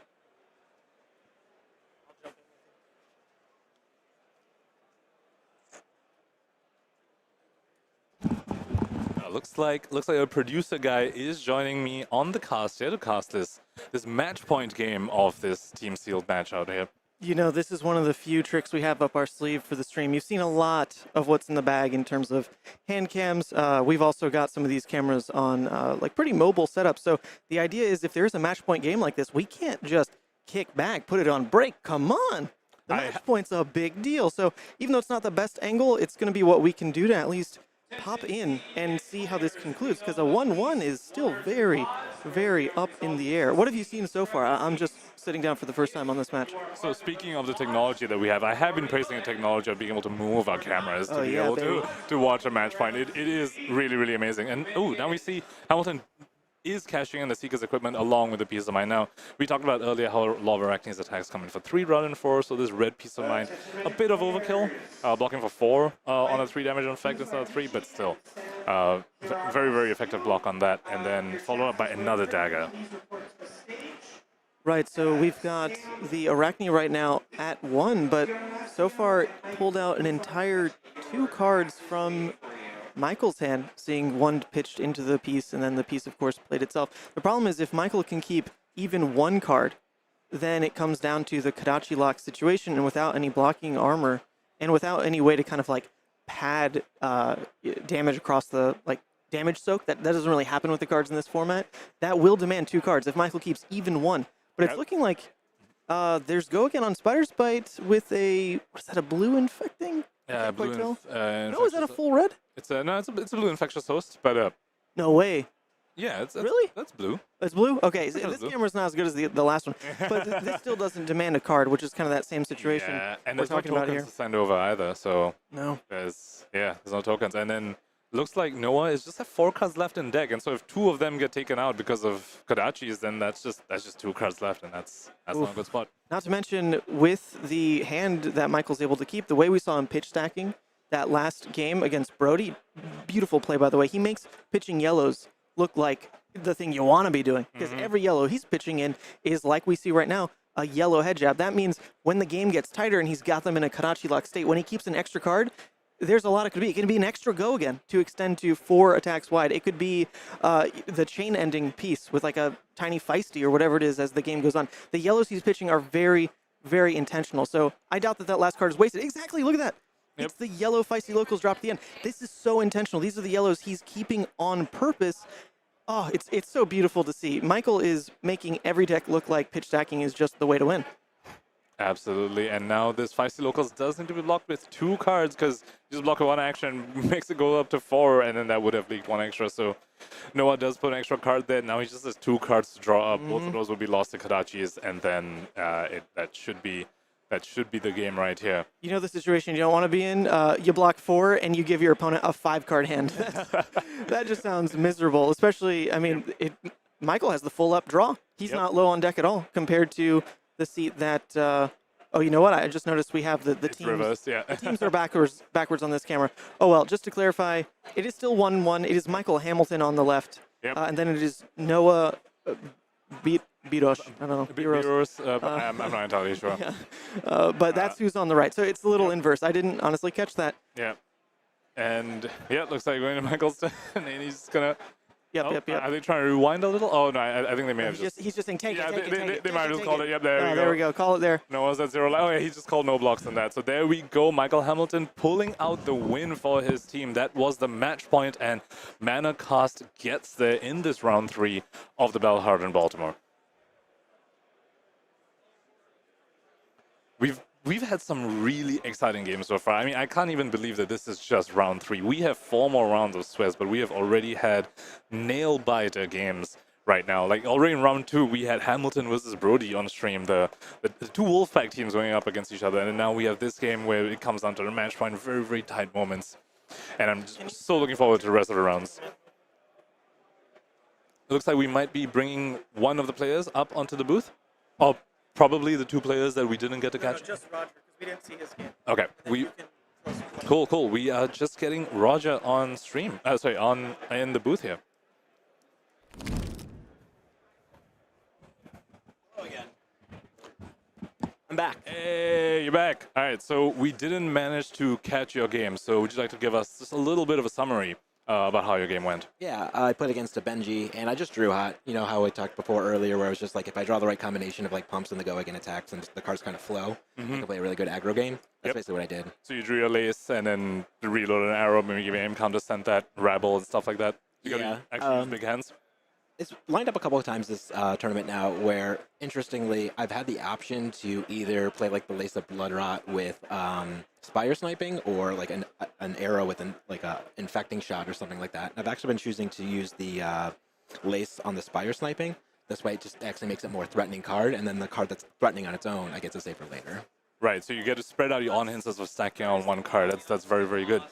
So one thing we noticed in your game on stream against Benji is that a lot of your traps are just so effective against Benji. Even the ones that say, oh, if this attack has power higher than its base. A lot of times that's hard to trigger against other heroes, but Benji just giving you those for free. That looking for a scrap turns on both your go again traps and your +1 damage traps. Did that come in handy in this game as well? Did you manage to chip in a whole bunch of trap damage? Yeah, absolutely. I think I got like 3 value from traps. So that is amazing. So you faced 2 Benjis so far out of your 3 matches, and you won both those Benji games. Would you say that is one of your stronger matchups out of the potential heroes you could face? It depends. It also depends on like the Benji builds. I feel like my Benji opponents, their draws just kind of didn't line up. Just some awkward, not really being able to maximize a lot of things. And then we saw in that one game where they had the one deadly duo that I was just able to cleanly block with the 2 equipment, and that situation kind of repeated itself again. So if I didn't have that 2 block on equipment, things might look pretty different into Benji, but thankfully I do. So. Absolutely. Both your blocking equipment and all your traps. Yeah. You seem to be very, very insulated against Benji stuff. You trap an arsenal, you get to go around the unblockable stuff. You're dealing them damage. You have 2 block on your armor. You have all these on hits that they can't block because they have so many 2 blocks. So, yep. So, well, thank you so much for coming in here and giving us a rundown of your match. And I think we'll be catching you on stream next. You are player A of your team, right? Yeah, cool. So you'll be on stream next, and we're very excited to see your game next. Thank you so much. Hopefully I make less mistakes this time. And we'll be For cutting to a break. once, we can all actually agree that Attack Action Kano is the best deck in Blitz, and that Blood Debt Levia is the best deck in CC. We're going to kill it at Worlds, guys. I got to go 1 second. Hey guys, how's it going? Mo Bogsley here with Team Ascent, sponsored by Min-Max Games. If you're looking for a promo code to save 5% off of your next Flesh and Blood singles purchase, head over to minmaxgames.com, use code ASCENT at checkout, and you'll save 5%. And this helps out players like us on Team Ascent a ton. If you're looking to pick up some Ascent merch or some Flesh and Blood related merch, head over to ascent-gaming.com and use code SAVAGE at checkout to save 5% there. So, hey, those are 2 great promo codes. Thank you guys so much for the support. Have a good one.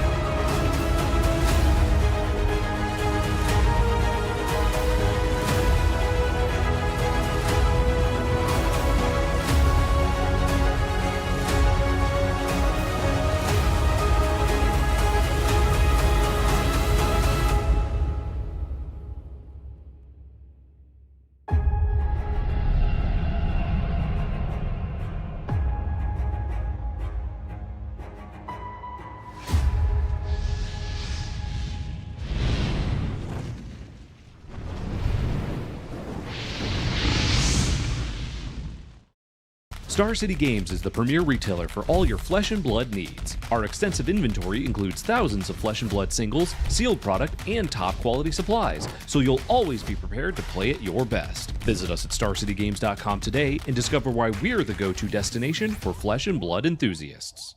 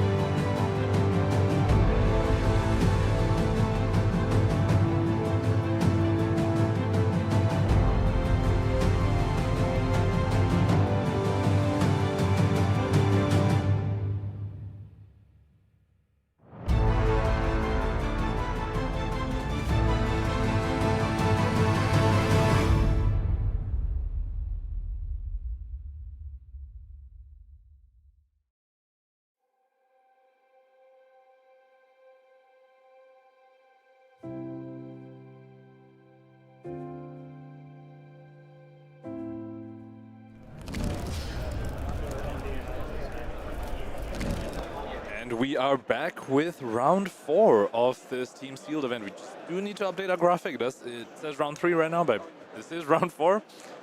We are back to Roger Bodee. He's player A of the n-rcast team. Looks like he's against, I believe that's Alberto. And it's going to be a Riptide Uzuri match on this side. And in the middle table, Hamilton versus Leo. It's going to be a Ninja Mirror. It's going to be Katsu versus Benji. And at our last table, our players see is going to be Travis on Uzuri against Lexi on Azalea. So a Ranger Assassin, a Ninja Mirror, and then another Ranger Assassin. What's up, man? How's your day going? Matchup out here. Could be better, could be worse. We lost a close one to the Wonder team of Brodie, Spurlock. The Elo team? Yeah. Yeah, we just played them. Huh? We just played them. I took Michael down, and then these two sweated it out. I think I punted my game. I think my game was winnable. I just need to find like one more point of damage somewhere over the course of the game, and I hate it when games end like that. This whole format is just so sweaty. Absolutely love hearing the banter between these players. And yeah, so we're seeing Roger go up against Assassin this time. The last time we saw him, he was against Benji, and we just heard from him about his game off stream, also against a Benji. Both those games he managed to get there. His traps got a lot of value against Benji. Now against Uzuri, let's see what he's able to get the value from his traps as he's been getting against Benji. Obviously, the go again traps, they also trigger pretty easily off the daggers. And also he also has that attack reaction trap. It is the Pendulum Trap, which will also pretty easily trigger off of Uzuri, but the Inertia Trap might be a little difficult. Probably can get it off a sneak attack or something. So let's see how this goes. Ooh, Alberto showing up with 4 pieces of equipment here. That is, you know, rare in a Team Sealed format where each team only gets 8 packs. It really makes me question how much equipment the other 2 players have. But of course, I mean, stuff like Fisticuffs and Fleetfoot Sandals, very good in Uzuri because of sneak attack specifically. You don't need to Uzuri in the sneak attack to get the buff if you can Fisticuffs it, or if you can Fleetfoot Sandals a dagger early on the chain.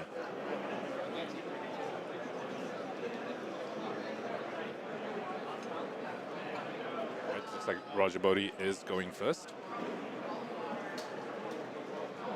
Yeah, this equipment loadout from the Uzuri here is looking pretty threatening. He also has a block 1 on the headpiece and a threadbare tunic as well. Roger just starting on a freewheeling Renegade, saying, you know what, I'm just going to filter my hand a little, let you filter as well, and pass over. So it looks like Alberto's going to start with a tempo, and let's see whether his Uzuri deck is able to capitalize on it.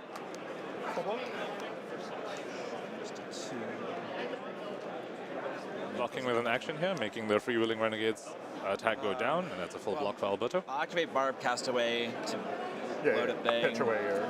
Thinking about when to activate it again to get a card out of my hands.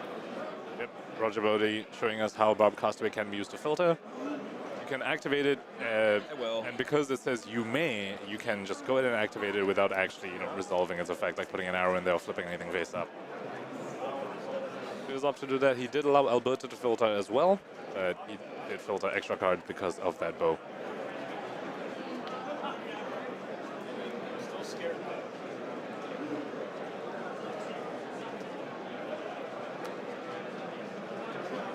We'll go dagger.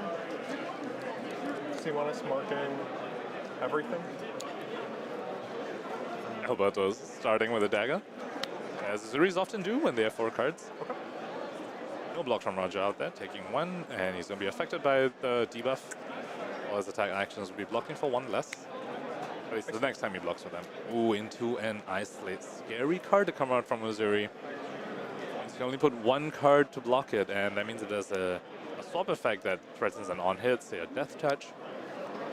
That is almost certainly going through. We do know Roger's list does not have those prevention effects like Brush-Offs and Peace of Mind. Almost all of those went to Michael Hamilton's list on their team, so he will likely be taking some damage after the attack reaction step. 2 reactions. Uzuri. Would you like to react? Oh, Virulent Touch. After a card has already been blocked with by Roger, so that will create the Blood Rod token. And of course, because of Uzuri's ability, Virulent Touch was not played from hand, and it was played from the Banish Zone. So, yep. Yeah. All my other ones I have. And I will Arsenal pass. Very, very clear communication by Alberto here. By Alberto here. Which is very much appreciated, especially the giving the opponent a priority window after you activate Uzuri, but before you actually reveal the card. Because remember, banishing face down is part of the cost.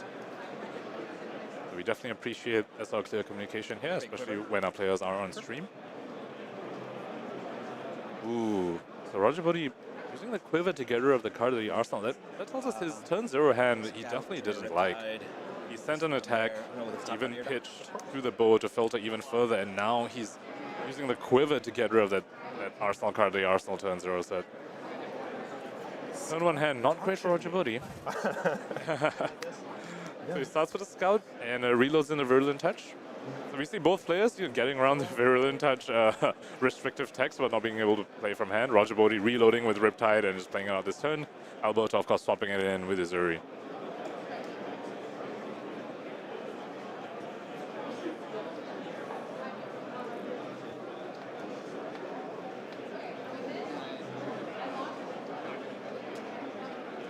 So blocking Virulent Touch, obviously extremely awkward, because we block with a 3 block, you're giving yourself a Blood Rod, so you're kind of effectively only blocking 1.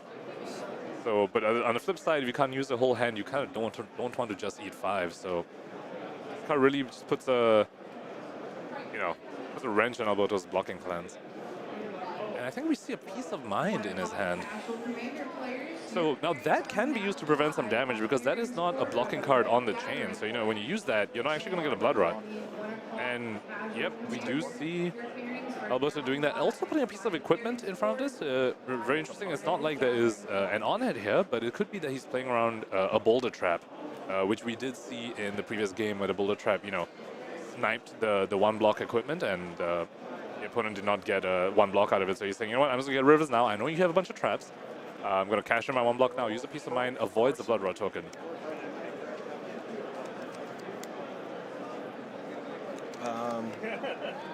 No blocks. Reactions. Maybe a frailty trigger? Sure.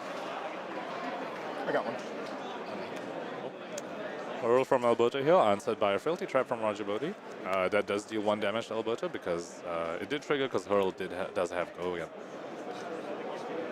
To a blue stealth card from Alberto. Now, he does have this Ponder, so we can reasonably expect that he's going to swap it in, swap his last card in so as to not waste the Ponder effect. Also, given that this is a blue stealth card, very likely that he wants to actually make this something threatening.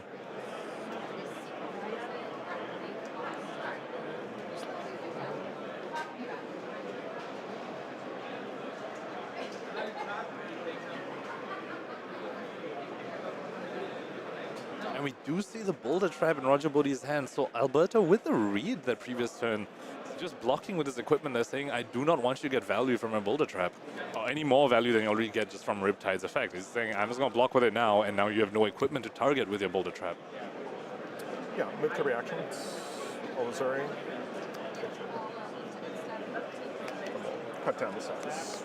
They cut down to size, so that's just coming for 5. It is yellow, and no on-hit being threatened here. Roger Bodee does not have 4 cards in hand. Now, he could use a Boulder Trap to cover up the damage here if he would like to. Wouldn't be a Riptide trigger off of it, though. Yep, choosing to just take 2 here. Saving the Boulder Trap, or definitely wants to get the Riptide damage, and he's not going to get value from the Boulder Trap's effect. But definitely wants the Riptide value if he can get it.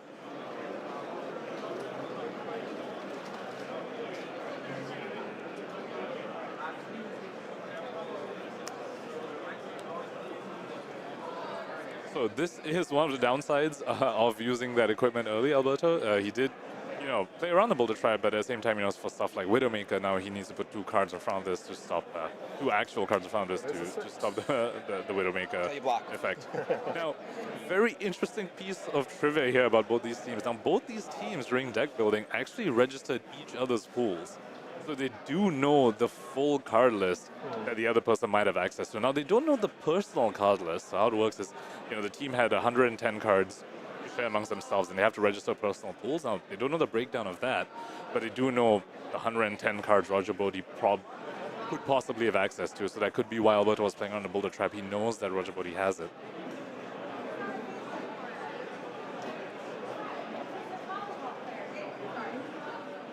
Alberto with a red brush up in his hand. Yep, opting to just go ahead and block 6 on Widowmaker. And now Roger Bodee probably still happy with that, getting 2 cards from his Widowmaker, from his yellow Widowmaker.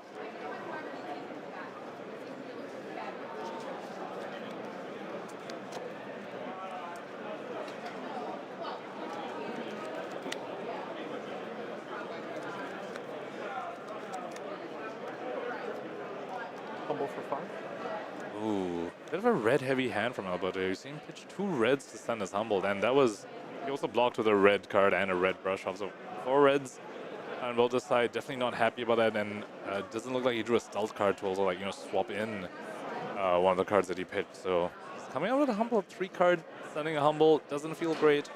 However, this on hit could be very relevant if Roger's looking to get a reload effect off of Riptide on his turn.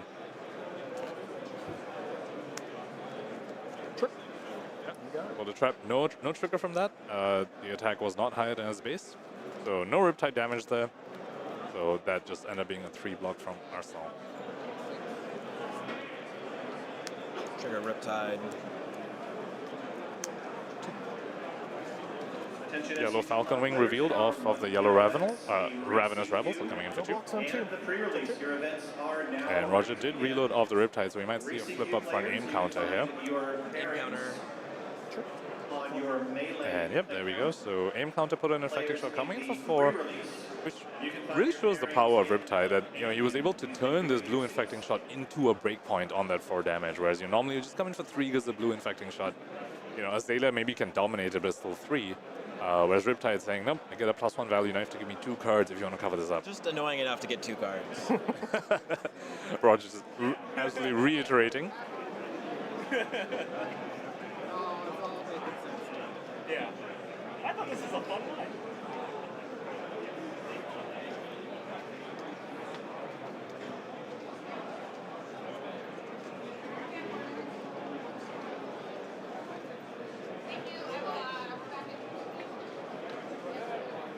No blocks. Take 4. Ooh, Alberto going with the no blocks, taking 4 and the Blood Rod. Okay, that's a lot of value Roger Bodee got from that blue infecting shot. Now, of course, given that Alberto gave him that value, we can expect something really scary coming up from Alberto on his turn. Reaction. Spider's Bite.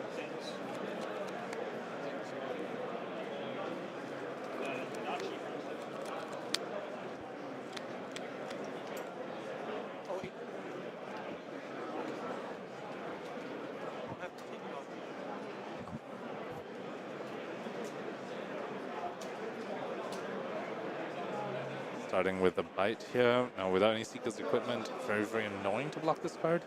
Okay, Roger Bodee just goes in, gives him a card saying, you took all my damage and my Blood Rod. I'm scared of what you're trying to do. I'm going to block your Spider's Bite. I'm going to, you know what, I don't want to take chances like what you're up to. You're probably lining up something real aggressive there. So I want to be able to block this turn. Could also be that his hand just doesn't block very well. I think we see, oh, it doesn't attack very well. You see a lace with Blood Rod there. He's looking to maybe Arsenal and block the other 2 cards. See if I can survive.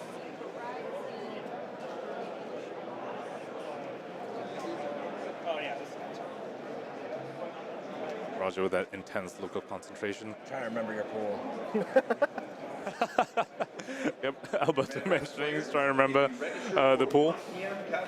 Because, yeah, like we said, these teams registered each other's pools. But we're a weird stroke of fate that they like end up facing each other out here in round 4. Please find your seats.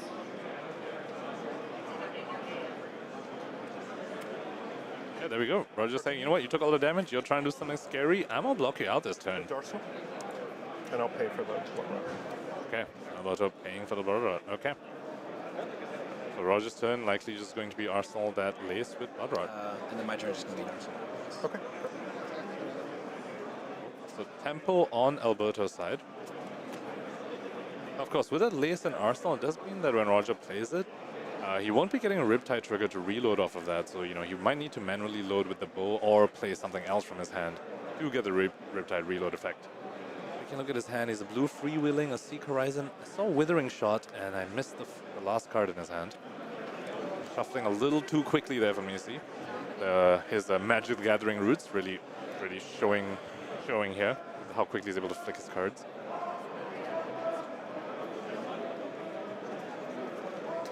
Oh, and Alberto again pitching 2 reds for the Spider's Bite. Now that is a gore belching in Alberto's pitch zone. So that's going to come back up, and we might see him pitch something, like pitch a blue after or something to really maximize the value of it if we even get back to pitch stack. But yeah, that's going to be a key card, and we might see that again later.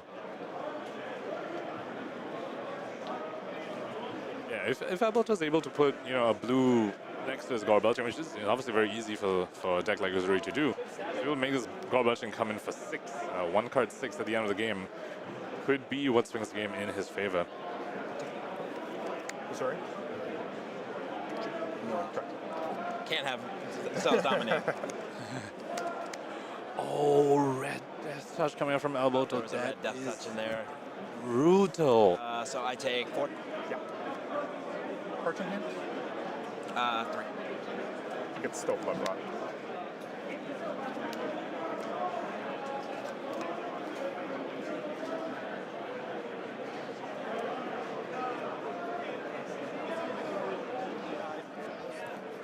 Alright, so Death Touch connected and gave Roger Bodee a Blood Rod pop, so Alberto looking to be in a pretty strong position here, but... Seek Horizon from hand. Yeah. Sure. Riptide. 3 go again. Alright, very cool play by Roger here, starting with a Lace, and then going to a Seek, paying the additional cost, and then also triggering Riptide. Now, of course, Lace is not going to buff the Seek Horizon because it's not an arrow, but of course, we can reasonably expect that what he loaded in his arsenal is an arrow. Now, if that is a 1 cost, he will have to use his Tunic to send it. Take 3.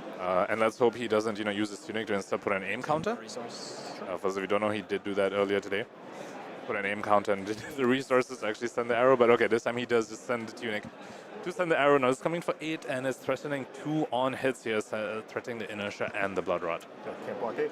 I'll take 8, go to 1. That's terrifying. Oh my god. Okay, you get a blood. So I'll trigger my blood rod and give you a blood rod back. Okay, and I also get an inertia. Alberto getting inertia and a blood rod at once, so he has to either kill Roger on this turn So hard to block. or save a blue to pay for the blood rod. And that was a very quick snap, no blocks from Alberto there.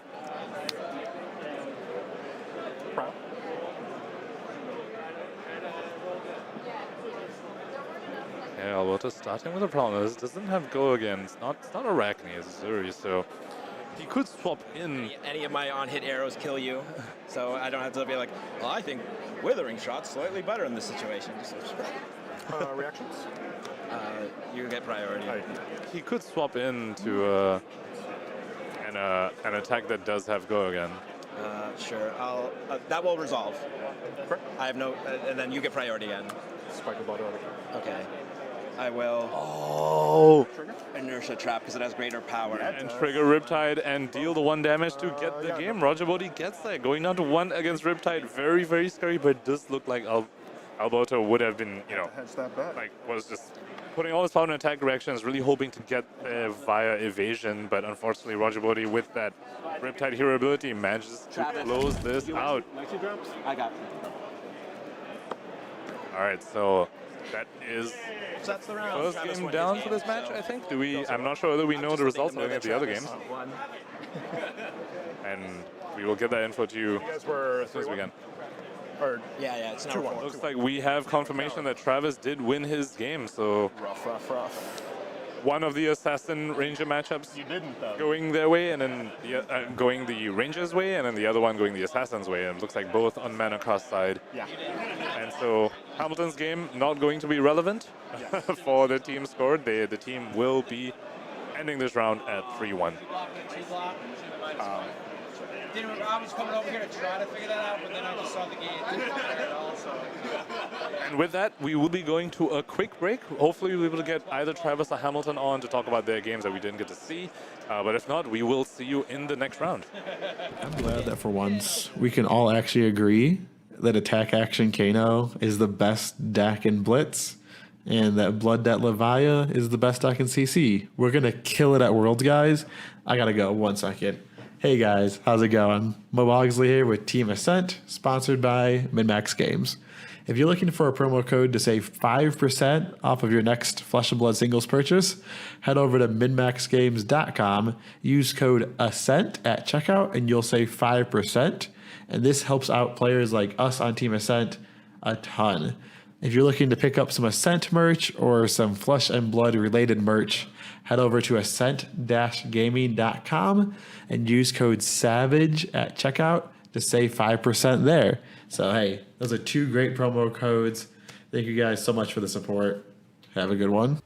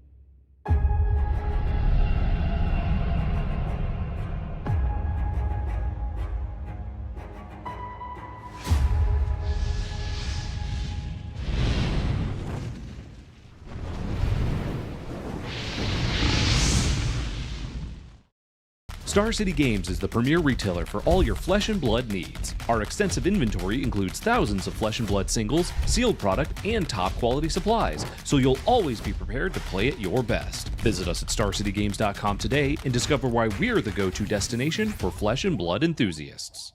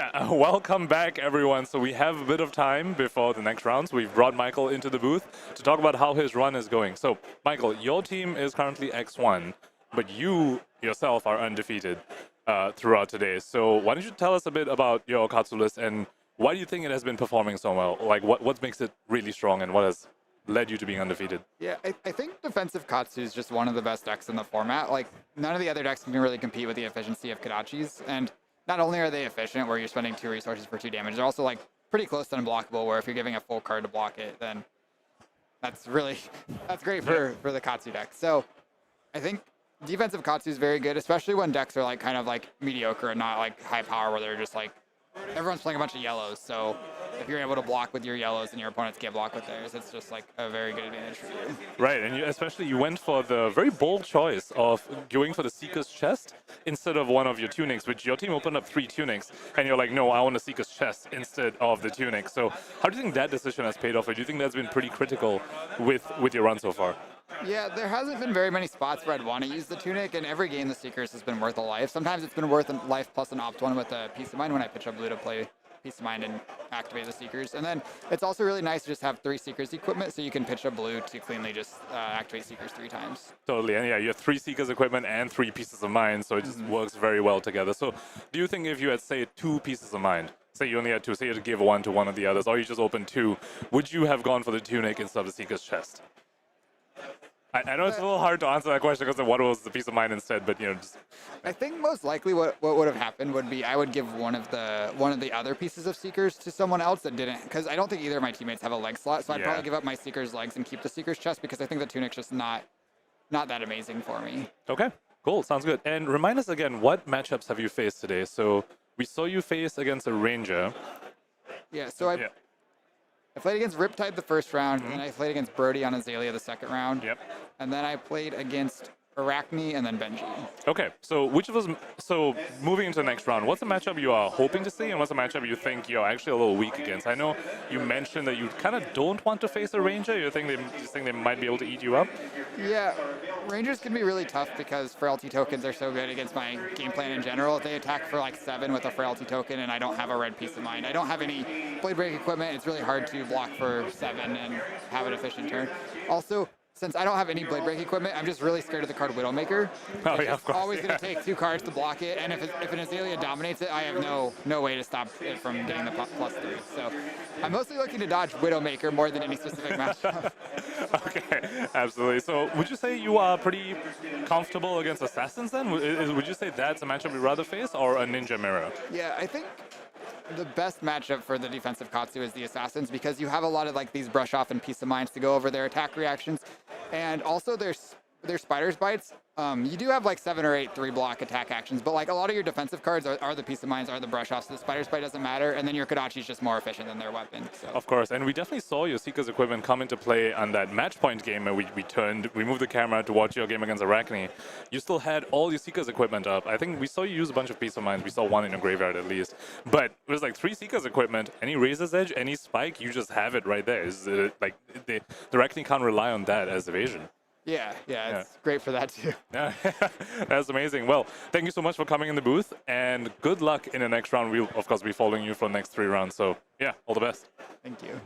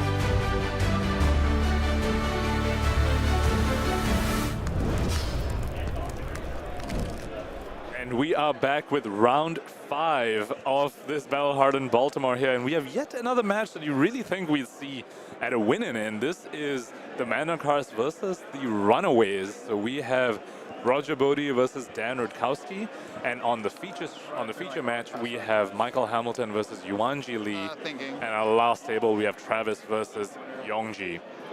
And it looks like the players have started the game, so switching to this view now.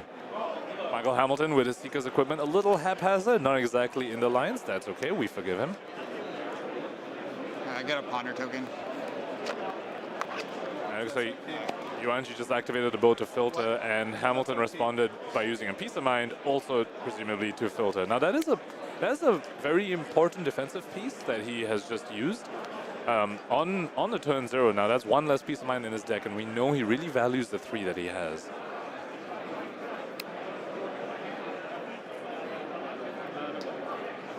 Of course, he does have this ponder to play with, so he's probably looking to expand his hand here. You take 1. Is that your pen? Where'd my pen go? Yuanji very quick with the no blocks. You got an 18. Kadachi for 1. No box. 17.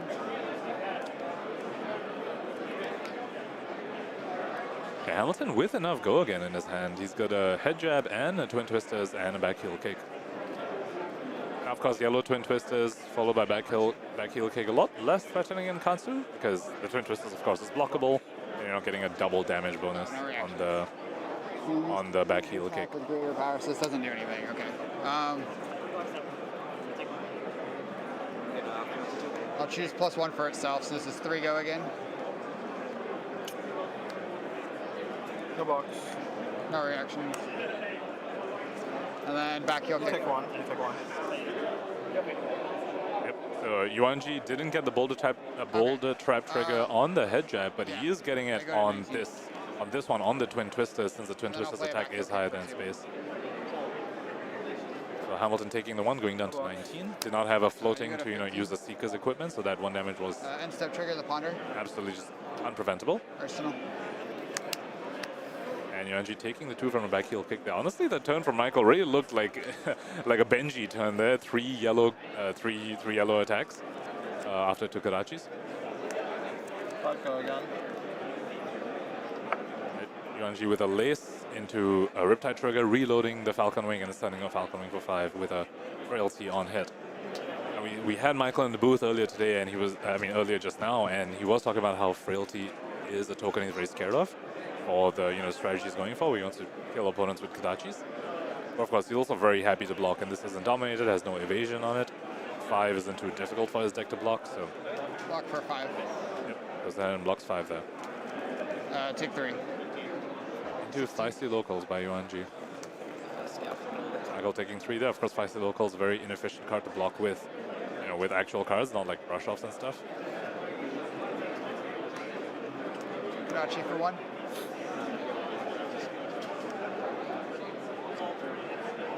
No blocks. You take 1 down to 14. Kadachi for 1. No blocks. You go to 13. Freewheeling Renegades for 6. Hamilton with a strong turn here. Kadachi into freewheeling. Now, of course, blocking the action card makes his freewheeling go down to 4. 12, 16. So Hamilton leaking 3 damage across this turn here. Which is 2 cards, so that's pretty strong as far as Alsa's Limited goes. My deck. Encounter. Both players playing very quickly here. So Yuanji starting with a scout, reloading Skybound Shot, getting to put an aim count on it because he reloaded. So Skybound Shot at 6, getting +2 from the scout. Block 8. Hamilton blocking 5, ensuring us 1 of his many prevention effects in his deck in that red brush off. Giving 1 card in, and we have seen this from him already earlier when he was in stream, just pitching a yellow, do Kadachi twice. saw him do this against Brodie. We saw him do this even against that that Arachne where we pivoted the camera to face that match. You got to. Okay. I'll attack for 2. I thought encounter was just plus 5. Hamilton really punishing the use of the trap on a Kadachi as saying, all right, now I'm coming in with this 2 attack. Don't you wish you used the trap here? Yep. You go to 10. Ooh. That's a very interesting block by Yuanji. Blocking with an attack action on 5 locals makes it go up to 4 attacks. So instead of taking 2, he put a card in front of it and took 1. So that card effectively is blocking 1. He's saying, you know, I have no use for the boost by sniping. I'll turn it into a 1 block. That's more effective than like what I could do with otherwise. And I believe that's a blue death touch coming out from Yuanji. Blood Rot trap the thing. I wasn't sure if you were going to play another attack.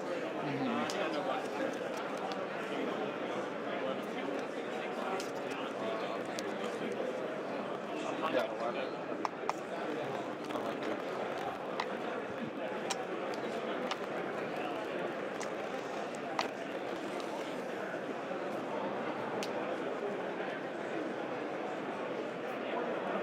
Hamilton trying to decide how he's going to deal with his blue death touch. He does have a yellow Peace of Mind and of course Seeker's equipment up, so he could pitch a blue and Seeker's and Peace of Mind. Let's see if he opts for that. He will need to be able to use his hand effectively. The rest of his hand effectively though if he uses that, because he'll want to use his hand to keep the ponder. Okay, use up the ponder. Yep, so he's just opting to block 4 with cards from hand, probably going to arsenal that Peace of Mind. Saying, I can't use my hand effectively. Kadachi for 1.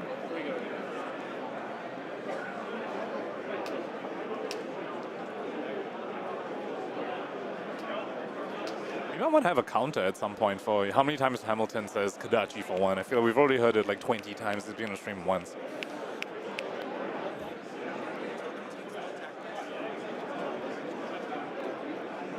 Alright, we're just going to be reminding the players to use the very helpful dice that we have laid out for them right next to the coverage area.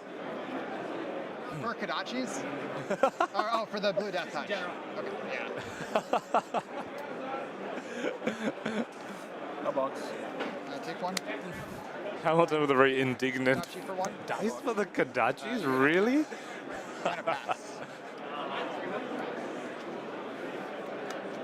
Magic players need legacy. Hamilton with a really strong grip in this game here. Is life ahead.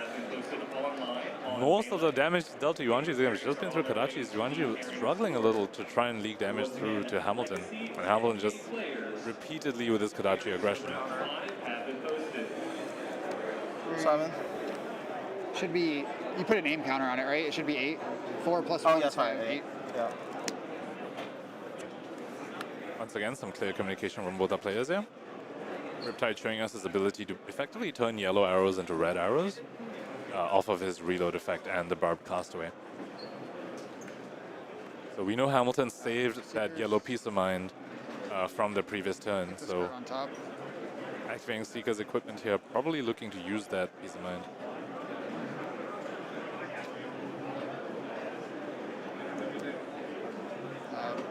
Block for 4, plus 1, plus 3, get a ponder token.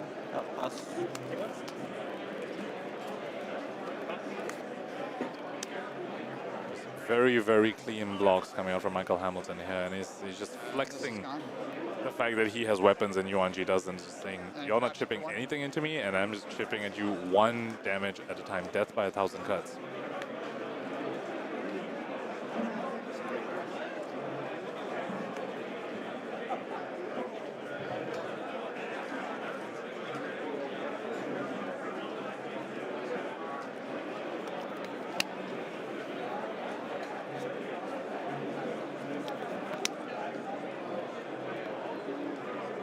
Seen this before. We saw this in Michael Hamilton's game against Brodie as well. Yuanji is reaching the point, reaching the Kadachi clock, as we say, the Kadachi lock, and currently on the clock, so to speak, where it's like his life totals, his his timer saying, okay, you have a few more turns of soaking Kadachis before you start giving me cards, and then the game's just over.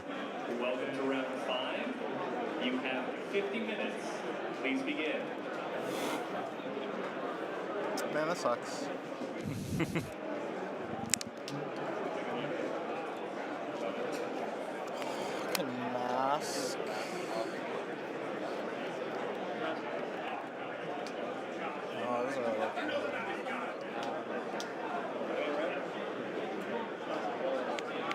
While Yuanji thinks, we can see Michael looking around at his teammates, seeing if they need any of his world champ assistance. I have no reactions. I'm going to respond to the Riptide trigger.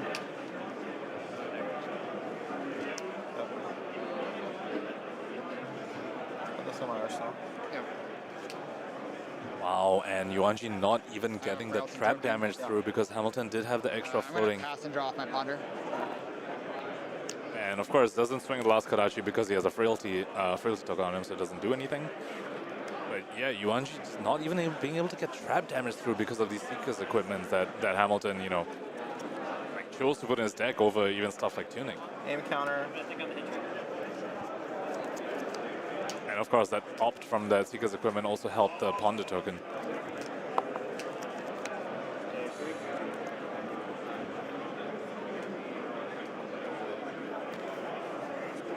Looks like there's another piece of mind in Hamilton's hand. However, he does not have a blue to go along with it. He really wants a blue to Seekers. How am I losing this game? And peace of mind. Like, how am I losing this game so bad?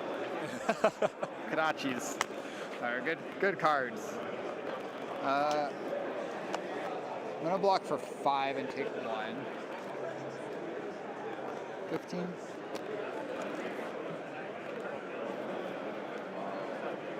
And Hamilton finally taking 1 damage. But yeah, from the player's commentary, Yuanji definitely really feeling like he's on the back foot here. No reactions. You got a 7. Yeah. Kadachi. Box. You got a 6.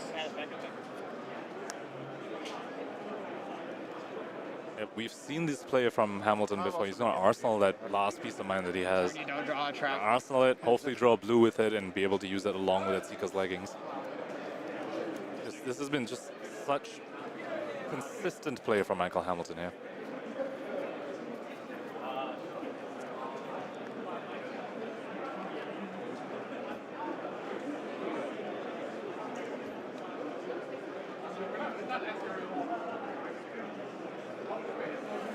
Yeah, I think because I blocked 5 steel locals twice. This is the second time I'm blocking with 2 cards. I could block the armor, but I can't like play all my cards a little shit.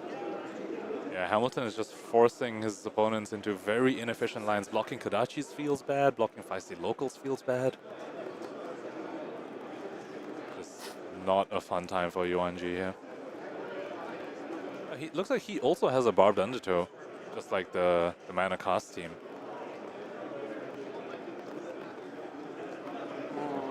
All the plays are bad.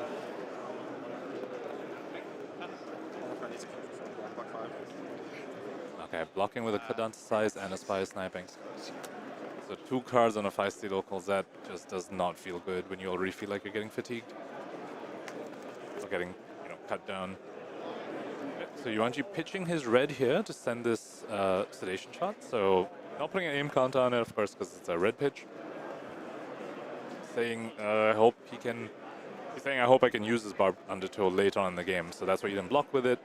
And he could have used the yellow spire snapping that he blocked with to instead put an aim counter and send us for 1 more damage. But he is opting to preserve his threat, his barbed undertow threat in his deck. Right here. That's my equipment.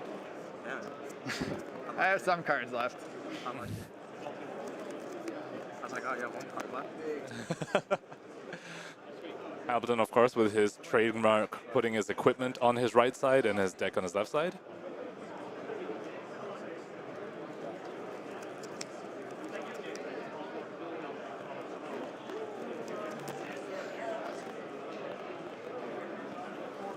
I believe he has been asked on stream why he does that, but I figured the answer to it. I figured why he has his equipment and deck layout like swapped. He's not left-handed. Right, so he's lining up his blocks for this 4 damage sedation shot. I mean, we have been seeing Hamilton block with a whole bunch of 2 blocks throughout this game and the previous games that we've seen him on stream, and yet he's making these blocking decisions still look so efficient. It's just a combination of the various pieces of mind he has and the Seeker's equipment. I think 13. Yeah, 12, 13. 1 in my hand.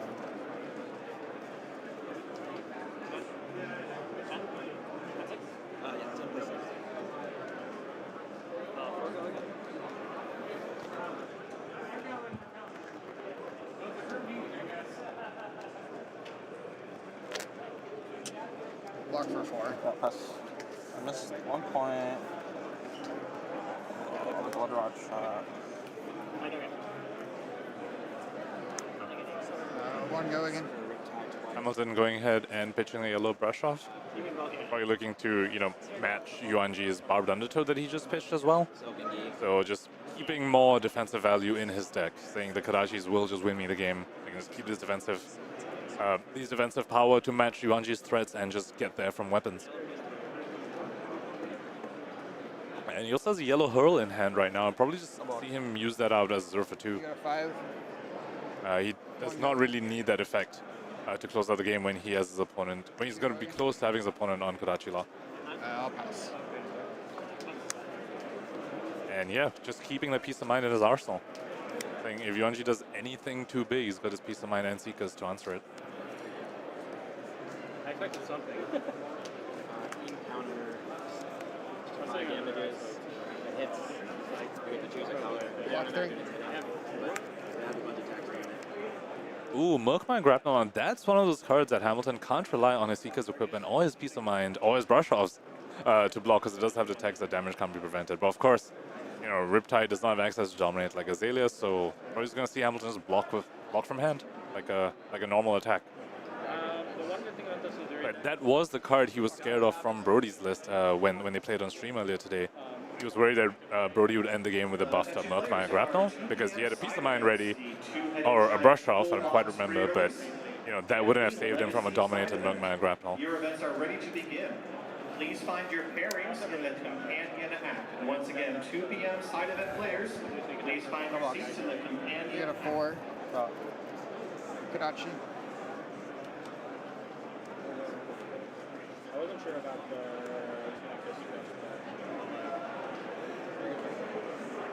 Okay, I'll pass. The Yuanji start using equipment here to just delay the Kodachi lock a little later. But Hamilton's still sitting at a very, very comfortable 15. Now, Yuanji did keep his whole hand. So let's see if we can do something big here. Players in the 2-headed giant full box pre-release. Your event is taking place near table 309. You can find your pairings on a pairings board. Okay, starting with a scout, peeking at the top of his deck. Legacy table 210. 2-headed giant full box table 309. Ooh, Fletcher Red Tail. Now that could come in very handy to try and sneak some damage through.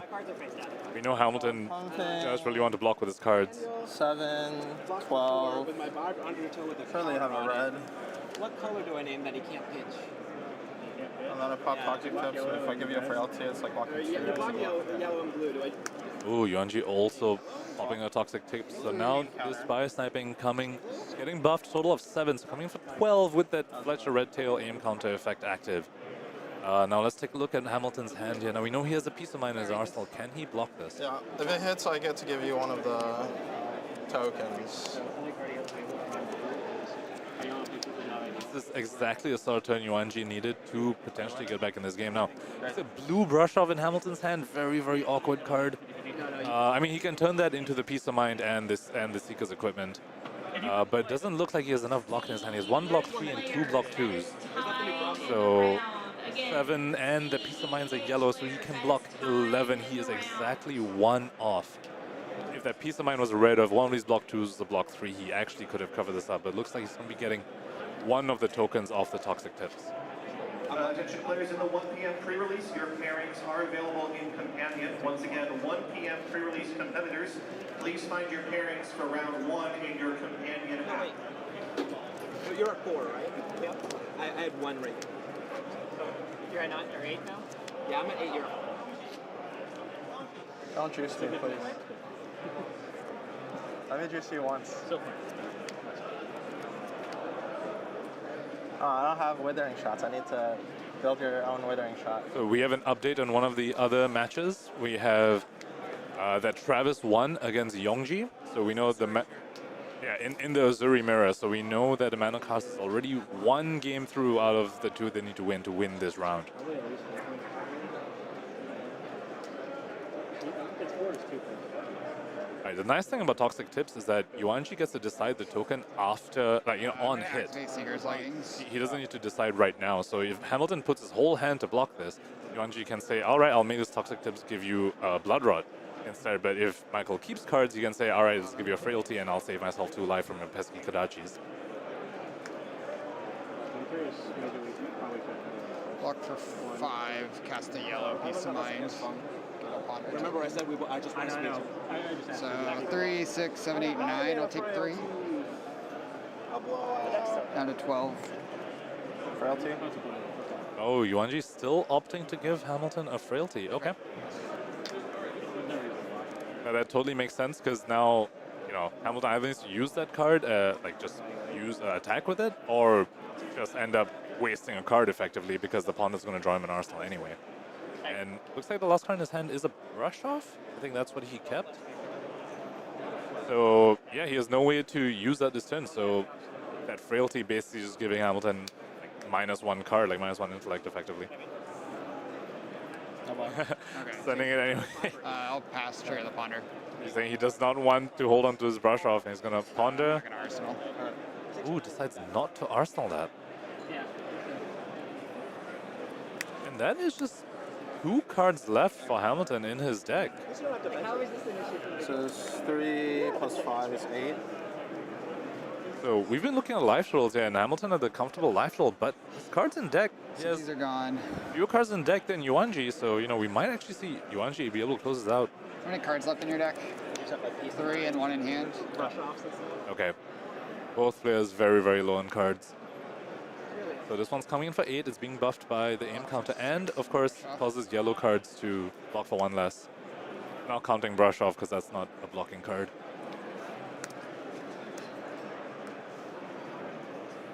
No block. Took 1. Take 2. Yeah, down to 2. Or wait, you were at 4. Yeah, I'm taking 2. Okay, down to 2. Okay. Yuanji with a bit of the shortcuts. I'm still thinking about the Kodachis, man. I will pass. Okay, that's 3 cards in Hamilton's hand. No cards left in Yuanji's deck, but... Or go again. Yes, and we see the very... very interesting interaction in Ravenous Rebel when your deck is empty. You have revealed nothing, and so Ravenous Rebel gets -0. It just comes in for 4, go again. That's a no blocks. scar for scar value out here in a Outsiders sealed event.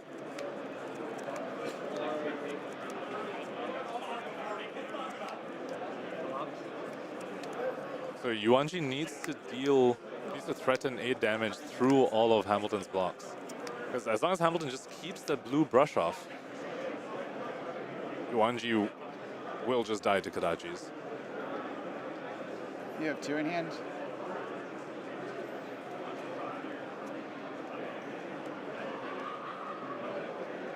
What? This isn't gonna block, so this, if I block like this card's blocking for 3 versus, I guess I could just block with this and go. Yeah, it's just, one's Destructive Deliberation yellow. I forgot the other one. Yep. Fire there. Yeah. So like you can just do like thing bing attack. I don't think I can lose if I do Close. this. If I had 1 more health, I think I could win the game. I like fucked up on the Blood Rot trap. That's right, a 2x2 booster draft. Originally, that booster draft was capped at 16 players. We have decided. Once again, we're getting to hear a little bit of the players' discussions among themselves. We do have 7 more spots once again for the Double Masters 2x2 throwback draft.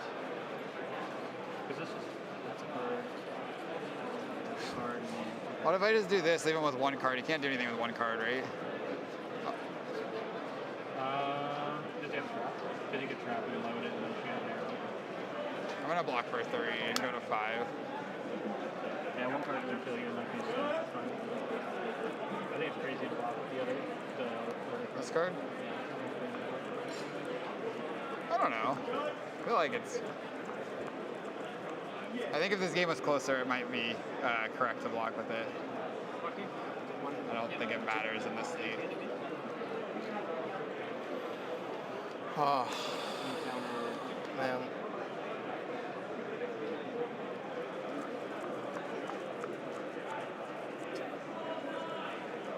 Reminder that Travis did win his match, so n-rcast currently already 1 game up in this best of 3.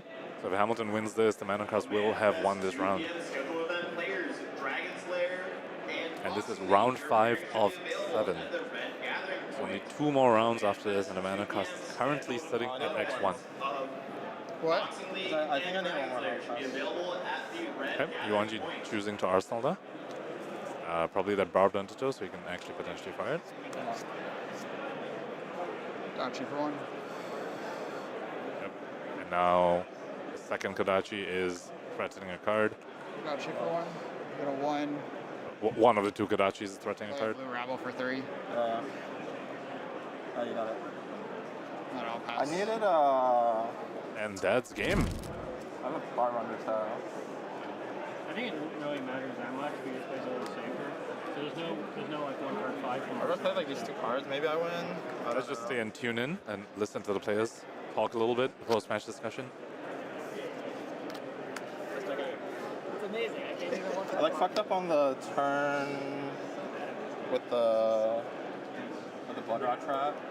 I took an extra point of damage there. Because you trapped. Did you trap a dagger and then I spring loaded, or what? No, turn? no, no, Or no, I you trapped and then I jab. played I feisty trapped the load. jab and then I played feisty.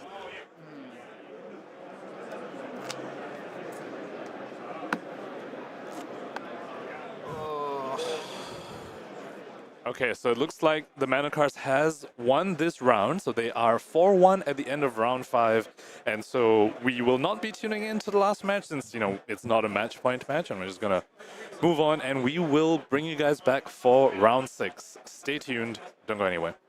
I'm glad that for once we can all actually agree that Attack Action Kano is the best deck in Blitz, and that Blood Debt Levia is the best deck in CC. We're going to kill it at Worlds, guys. I got to go 1 second. Hey guys, how's it going? Mo Bogsley here with Team Ascent, sponsored by MinMax Games. If you're looking for a promo code to save 5% off of your next Flesh and Blood singles purchase, head over to minmaxgames.com, use code ASCENT at checkout, and you'll save 5%. And this helps out players like us on Team Ascent a ton. If you're looking to pick up some Ascent merch or some Flesh and Blood related merch, head over to ascent-gaming.com and use code SAVAGE at checkout to save 5% there. So hey, those are 2 great promo codes. Thank you guys so much for the support. Have a good one.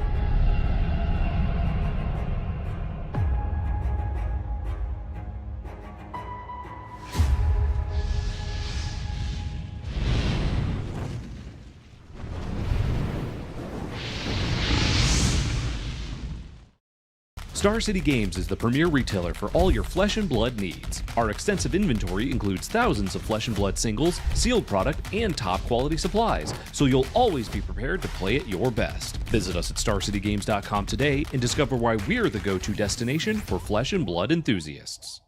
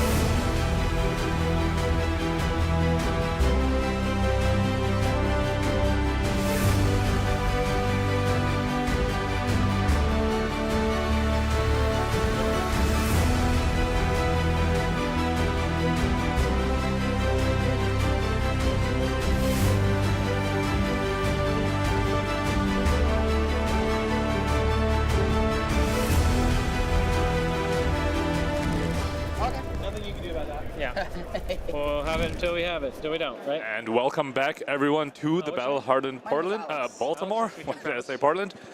And here we have I'm from Montreal. Awesome. That's a Travis long drive. against Alex L. Now, Yeah. Wow. very It was, interestingly, what's the Manacast got paired up into the one team that is 5-0 right now. So that is Alex L's team here. They are 5-0. The Manacast team is 4-1. Prepared up for this round 6 here. Now, at this table C, the players C, we have an Uzuri mirror. For our players B, that's Michael Hamilton versus Oscar. That's going to be a Katsu versus Azalea. And for our final table, it's going to be Roger Bodee on Riptide against Michelle on Katsu. So, right, and their team name is Silver Goblin, and they're from Canada, this 5-0 team. I think we're good to start. And yeah, we're going to go right into Travis's match here. Are you good with odds evens? Or? Absolutely. Awesome. You want to call it? I will choose even. All right. I would like to go second. Yes. That's good. It looks like Travis won the Daryl, choosing to go second. We do know, we're familiar with this Uzuri deck. We know that he can put on the tempo when he wants to, and he's opting to do that by choosing to go second. How many cards are you presenting? I am presenting 34. 30 exactly. Okay.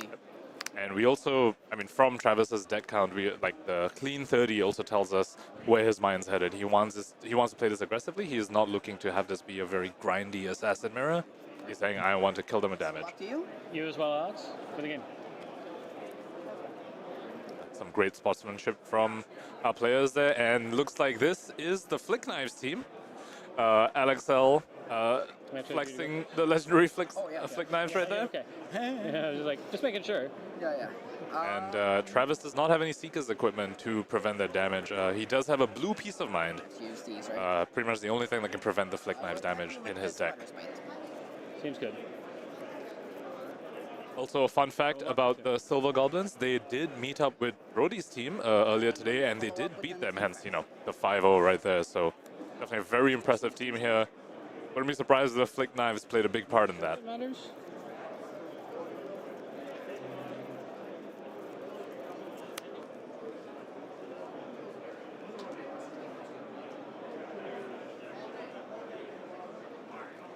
Travis trying to line up the block on this. In fact, it is a stealth card, so Uzuri's ability is being threatened. Block for 6. I will activate Uzuri. Looks like it could be a red sneak attack to sneak 1 damage. Oh, looks like a blue Verdant Touch. That's another one. Yep. Creates the Blood Rot under Travis's control. Pass for you. Seems good. So a very strong turn one from Alex. He got 3 cards out of Travis's deck. Those 3 cards Travis blocked with, and still stuck him with a Blood Rot token. So, and we already know Travis at 30 cards. Alex was running 34. We heard the players talk about that at the beginning of the match. So let's see whether that smaller deck count is gonna affect the outcome of this game. Spider's Bite. 1 floating. I've seen that play before. Yeah, a couple of times, right?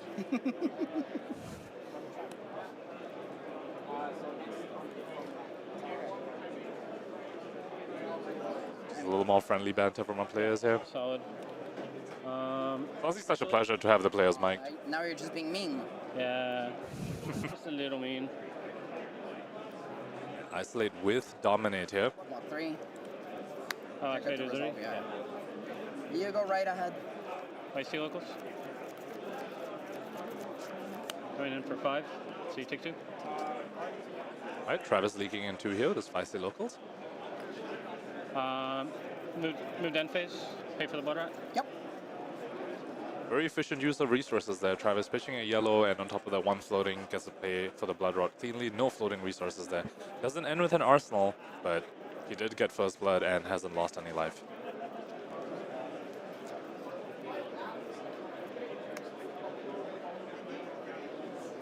Spider.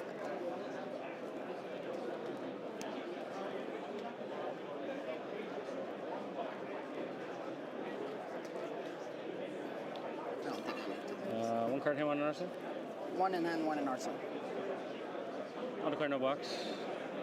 Reactions? No reactions for me. Yeah. I'll take 1. 19. I'll pay 1 and I'll play this death touch. Solid.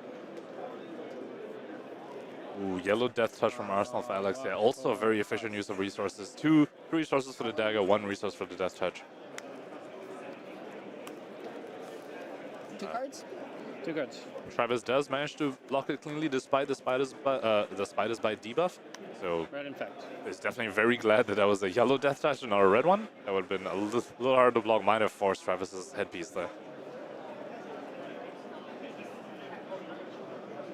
Travis opening the turn with a red infect.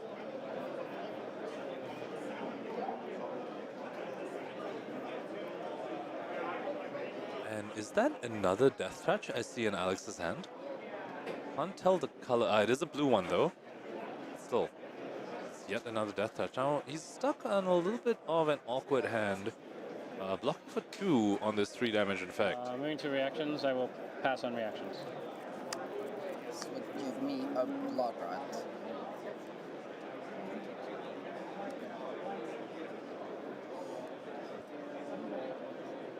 Travis passing on the reactions, just saying, all right, it looks like you are... Like Travis with a read that his opponent probably has a defense reaction I keep if forgetting to use the damage dice, so I'm going to try to remember. I keep forgetting to use the damage dice. That's okay, Travis, we forgive you. Yeah, Travis threatening the Uzuri effect, but saying if you're not going to block the infect completely, I'm just going to get my Blood Rod value. Spiders. And went in Arsenal the last card. Didn't quite catch with the last card, the Arsenal. Blue hands.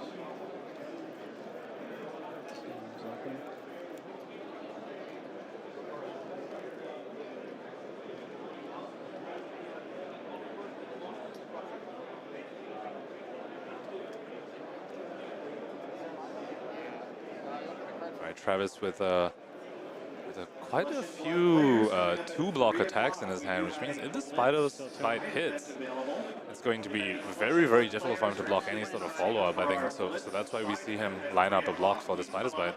He had 4 attacks in hand, 3 of them blocking too. So if he lets the Spider's Bite hit, he's left in a position where he basically cannot block anything that Alex follows up with. No block. Take 1. 18? At the same time, if he blocks the first Spider's Bite, Alex definitely representing he can just swing another one.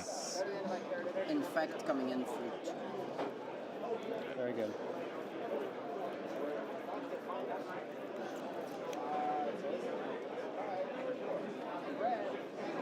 Go block for 2. Yeah. Trigger Uzuri? No reaction. Oh, and that blue death touch coming out from Alex here. So currently leaking 2 over with a choice of any one of the disease tokens that Alex chooses. Take 2. Take 2, you're at 16. Yep, sorry. Started writing yours. Just thinking on the disease a sec. Yeah, you are good.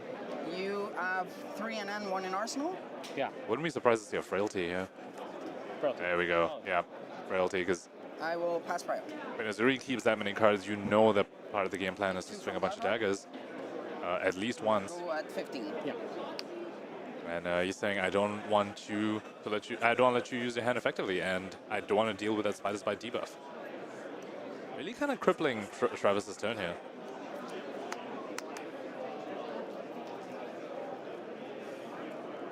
Sneak attack for 3. Very interesting play by Travis here, just putting a sneak attack for 3, but he has the fisticuffs there, so he can go ahead and activate in the reaction step to give the sneak attack +5 total, 1 from fisticuffs and 4 from sneak attack. This is 7 always, or 8. So he's asking Alex whether he wants to come overblock this, because if Alex overblocks this, Travis can just say, fine, I won't activate fisticuffs. It's a bit like the pummel conundrum. When your opponent represents pummel, if you overblock it, they just won't use it. So, very, very cool play by Travis here. It's block 3. Okay. I'll activate fisticuff. So it gets +5, going to 8. There we go, see the fisticuffs activated. Let's see whether Alex has the D-react to cover a bit more of this damage.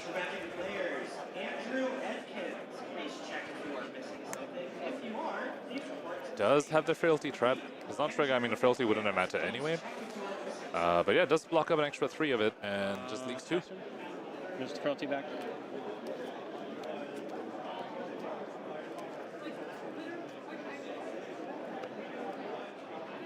Looking to be a bit of a grindy one of the classic grindy assassin games, and we have to wonder whether that favors Alex's list, because firstly he also has the flick knives, but also he did present more cards to Travis. He presented 34 instead of 30. He also got to go first and took 3 cards out of Travis's deck. So, you know, the game kind of started where the card economy-wise was heavily in Alex's favor already.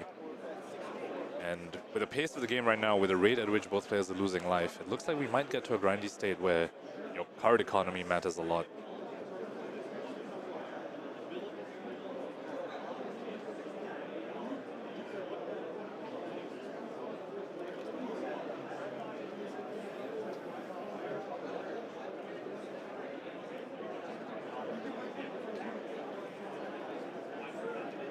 Travis has that yellow short and sharp in hand. While the card blocks 2, the nice thing about it is that it doesn't say attack action, so it's not going to be affected by the Spider's Bite debuff, so you know, it's always just going to block 2, whether you get hit by Spider's Bite or not.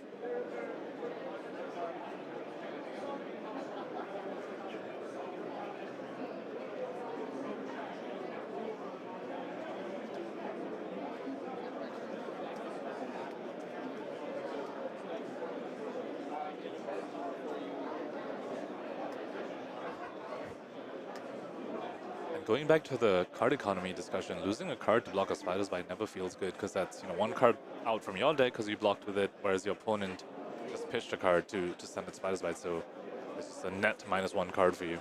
Block for 2. Play the Sedate. Red Sedate follow up by Alex. Now Travis's attacks are blocking for the full value since that Spider's Bite did not hit. Let's see if he opts for an overblock now. Sort of position when the opponent Uzuri just has 1 card in hand can be quite tricky to navigate because I'm not keeping my cards up. Yeah, it's okay. because the Uzuri is never forced to actually swap in. If you overblock, they just won't swap it in. For me to navigate, I think, for a sec.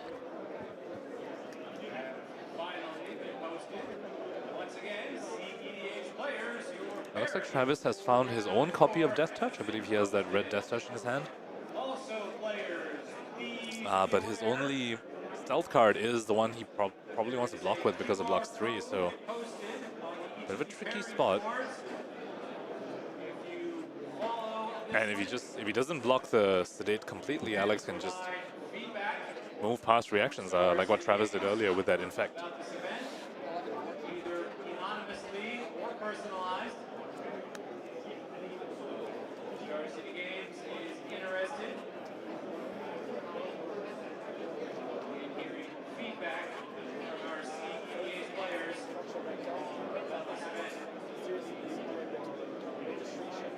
I wonder if this is one of those moments where Travis wants to consult Michael Hamilton, who's right next to him in the middle table. I'll declare no block. Oh, looks like he's just No block. his own play. That is interesting. Let me think here for a second. Yeah, you're good. I was not expecting no blocks. So Travis likely has a plan for the inertia if he gets it. So? I have no idea what your card is, so show me it. But like, cut down the size, we've already played around. Yeah, we just take 6. Yeah. Cool. Yeah. Yeah. Got a 10? Yeah. So Alex opting to swap it in, saying I'd rather get the damage in rather than the inertia token. Also makes sense because you kind of don't want to arsenal a card down to size when you're Uzuri. You'd rather arsenal a stealth card rather than the card that you want to swap in. Because you cannot swap in from arsenal as your Uzuri. With your Uzuri ability. Yeah, it's just like, it's a couple of things. I can talk about it after the game, but Spider's Bite. Bitey. Okay, let's take it. 12? And then red cut down. Alright, Travis pitching that red Death Touch right next to that blue Isolate, so there's going to be a very strong endgame play they have access to. Isolate would dominate into a Death Touch to potentially close out the game. Uh-huh. It's just threat density. I don't want to necessarily give up red cards in a deck where you have more cards than me. And this is why we mic the players. We get to hear their thoughts on this. Cards in deck, but I'm up on life, so it's fine. Card, because yeah. And this is still like pretty okay, because like you have to trade a card for a little less value. So it's 8, and you have 3 cards. 8. And then I'll pass turn. Sorry, we're really bad about that. just reminding the players again to use the dice. But it's a very strong play by Travis there. Basically forcing that Alex block with an tag action that's debuffed by the Spider's Bite because of the Kadanta size. And keeping the Death Touch in his deck, the red Death Touch right next to a blue Isolate. No foot.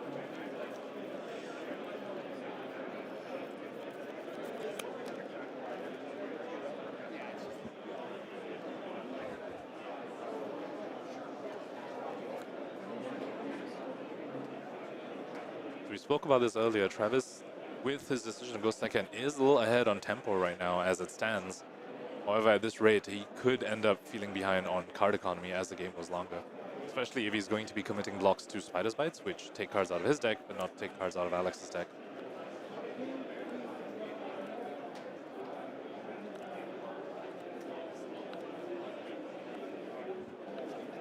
No block.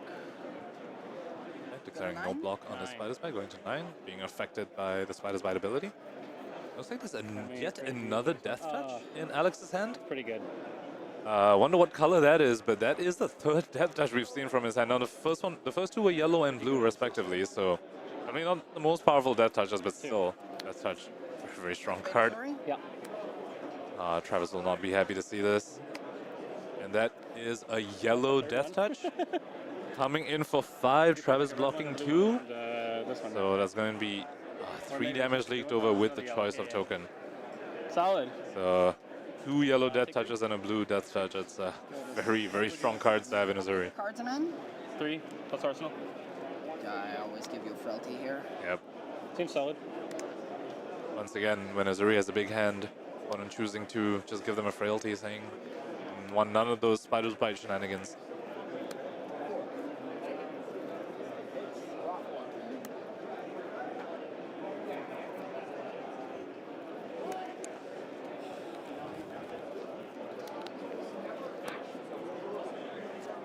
Death Touches definitely have left Travis in very, very awkward spots. Just frailties out of nowhere, just completely messing up his turn sequence.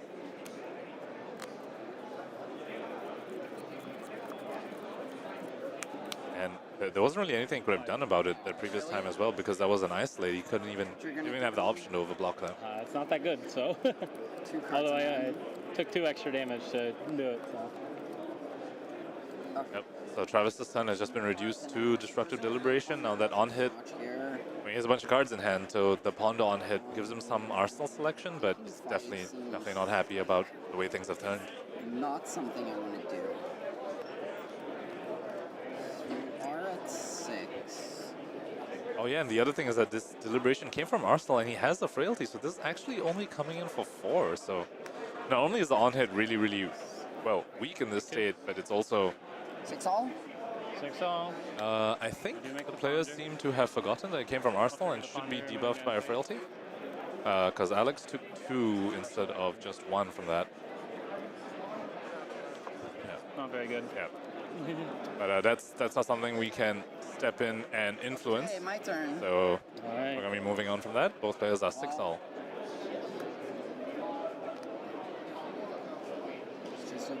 Just a Kadanta size. Seems okay. Is threatening lethal. Arsenal? Yep. But Travis definitely happy he's not facing down yet another Death Touch. And 1 Arsenal. On Alex's side. Spider's Bite.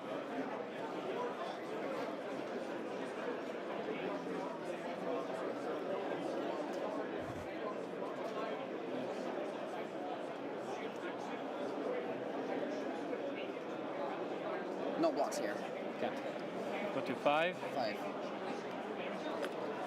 Spider Bite active. Red Wither. Wither from hand. Now Travis with no cards remaining, which means that Alex does not need to worry about an Uzuri flip. Remember, you can't Uzuri and swap in a card from your arsenal, so Travis's damage relatively face up except for reactions. We do know he has a spike in his deck and a Razor's Edge. Now you take 1. Take this block for 2. Yep. 4. So now that's a frailty that Travis gets to put on Alex. So and Alex has a big hand here, so he's definitely very happy about that. Alex taking that Wither on hit. So probably has a plan for the frailty, given that he knew he'd be taking the on hit, and Travis wasn't really representing an Uzuri swap.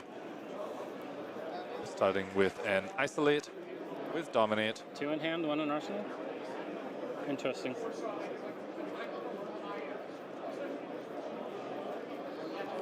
I'm at 6. So we swap into a 3 pump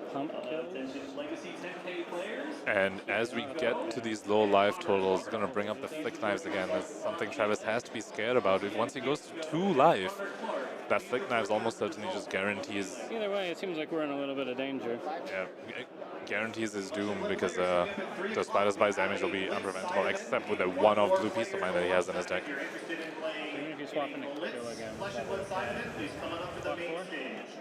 Yeah, Travis blocking 4 on this isolate using cashing in the equipment piece. Yeah. Magic players in the Legacy 10K event. It's like a yellow Cadantis coming in. 5? Of course, no on hit because Travis did block, so Alex getting a little card inefficient. 1 card left in hand from the frailty token.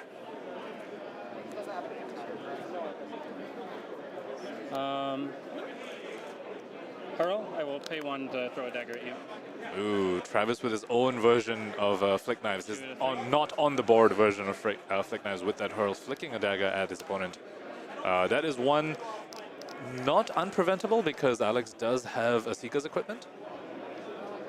So looks like Alex might be responding to the hurl additional cost being paid. Well, I mean the hurl effect on the stack. Yeah. Block 2. Take 1. No reaction, sorry. Looks like he did already actually take the hurl damage. He did not opt to use that Seeker's equipment there. And now this backstab is blocking for 2 because the Spider's Bite on hit does happen from the hurl from hurl's effect. All day. So he took another one from the hurl. Hurl, throw the dagger, then another dagger, and their low life is pretty good. Yep, and now there's another dagger. Yeah, it's pretty good. What's the worst that can happen? We're at 2, we go to 1 now. We have to block this. Let's give you a card. Yeah.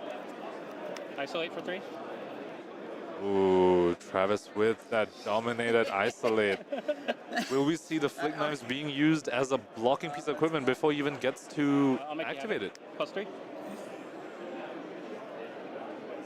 Oh, that's a Blood Rod grab reaction, and it does give Travis a Blood Rod because he did activate a reaction this chain link. And I get a Blood Rod. Oh, Alex was prepared, and I mean, to be honest, not putting flick knives on the chain probably Take 2 from Blood Rod? was representing that he did have an answer for an Uzuri activation.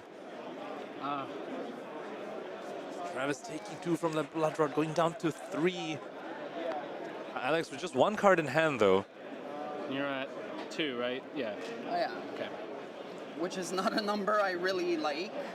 The number I really like. However, Alex being at 2, Travis just has 1 dagger left, so he can't actually, send 2 daggers at Alex every turn. So that aggressive use of the hurl there might bite Travis as we get later on this game. We already talked about his card economy being a little worse compared to Alex being with fewer cards left in deck, going second. So also the loss of the dagger, we could also see that come into play and, really hamper his ability to close out this game.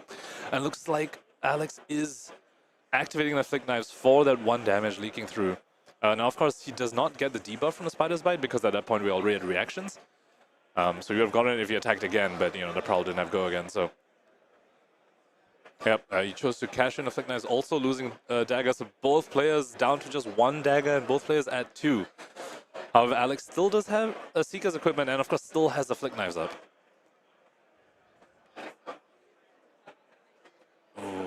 Travis with the isolate. This could be the death touch. We saw him pitch the red death touch with the blue isolate. This could be that, or maybe it's something else. Oh, well, we saw a yellow humble in hand. Okay, so that's a yellow humble. So he's putting 4 block on the chain here. Gonna force out the Seekers because yellow humble is coming in at 5. So it's exactly just 1 over the current block that Alex has on the chain. So he's gonna be forced to use the Seekers equipment. And he will no longer have the flick knife, so Travis can rest easy knowing that threat of flick knives isn't there anymore.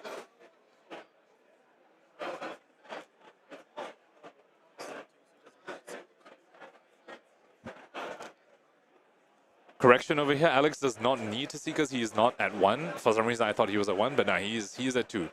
So he does not need to seek his equipment here. He could just take this and go down to 1, but then he won't have an Uzuri hero ability, which will make Travis's blocks a lot easier if he knows that there's not going to be an Uzuri reaction coming in. Although it does look like we see a red Razor's Edge in Alex's hand here, so, you know, that's not an Uzuri hero ability. He's still very legally allowed to use the Razor's Edge.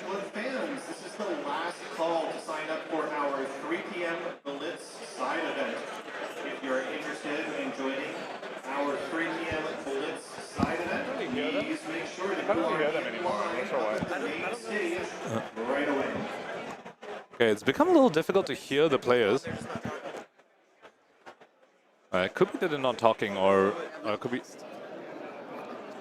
Okay, we should be able to hear them now. Alright, so Alex should be down to 1. He did take that 1 damage off the Humble. 2. And looks like it's a 2 damage. In fact, now Travis knows that Uzuri's hero ability isn't available, but is he gonna play around the Razor's Edge? He's gonna play around... Yeah, Razor is the only possible reaction that Alex could have here that could threaten lethal. He has no resource available to play a Spike. Let's see whether Travis respects the Razor's Edge. Should be at about second cycle. I don't think I saw you pitch a Razor's Edge, but I'll be safe because you're still at like the end of your first cycle here. Just verifying you're at 1, correct? Block for 5? Sorry. Yes. Sorry, we didn't update. Block for 5. This is for 2. And he is playing on the Razor's Edge. Just a very heads-up play from Travis here. Respecting it, he's saying, yeah. Also, by the way, the players are far enough away from us that they cannot hear us, so it wasn't something like they heard the casters. Now, this could be that isolated Death Touch that we saw, but there's a Piece of Mind in Alex's hand. What color is that Piece of Mind? Any reactions for a flip? No reactions. Okay, that is the Death Touch that we saw Travis pitch next to that blue Isolate. What color is that Piece of Mind? It's a little hard to see from here. If that's a yellow or a red, oh, that's a blue. So that is not enough. That only covers 2, and with the Seekers, it's 1. So we can... Oh, wait, no, that is enough. What am I saying? There was no Spider's Bite. He's blocking 3 on the chain. He can block with the Piece of Mind and the Seeker's equipment. Math is hard. No, this is enough. This is enough. But he's just trying to just figure out what he'll be left with. Sure. I can blue Piece of Mind. No. Yeah. And Seeker. Yeah. Yep, it covers it up, covers it up. I would like you. That's the answer. Oh, Alex with these clutch reactions. 5, 6. The first time we saw the Blood Rot trap on Travis's Razor's Edge, and now we see the Piece of Mind. Hopefully you don't have that many left Isolate. 2 on the bottom of my deck. So I have at least the 2. However, Alex kind of probably really sad that he didn't draw a stealth card because he will want to use a Razor's Edge in his arsenal. However, his only play here is the Spider's Bite. The Plunder is going to be wasted. Whereas if this was a stealth attack, he could just send it and threaten a Razor's Edge again, pulling out. 4, it's fine. If it's a feisty, it's bad.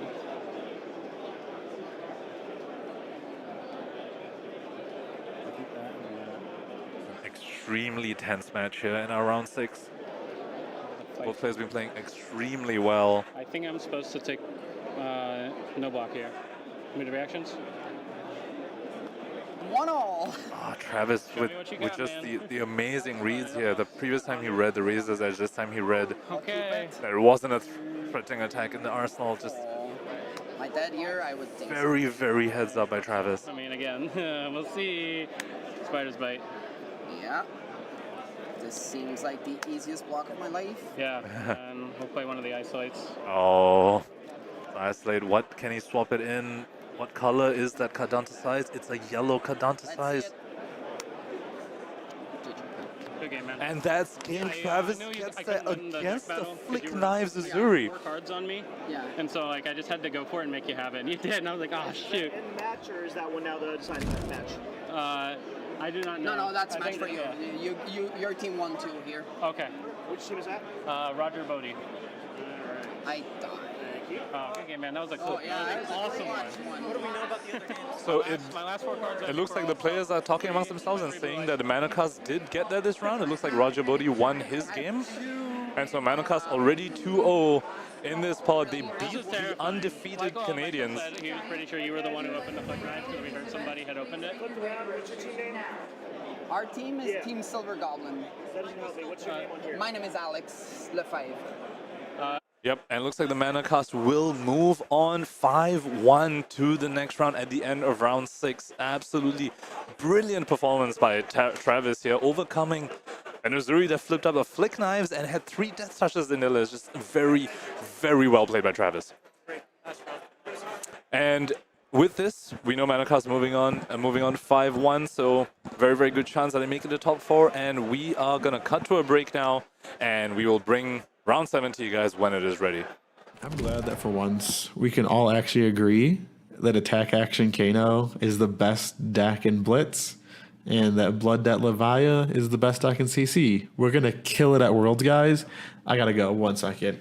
Hey guys, how's it going? Mo Bogsley here with Team Ascent, sponsored by MinMax Games. If you're looking for a promo code to save 5% off of your next Flesh and Blood singles purchase, head over to minmaxgames.com, use code ASCENT at checkout, and you'll save 5%. And this helps out players like us on Team Ascent a ton.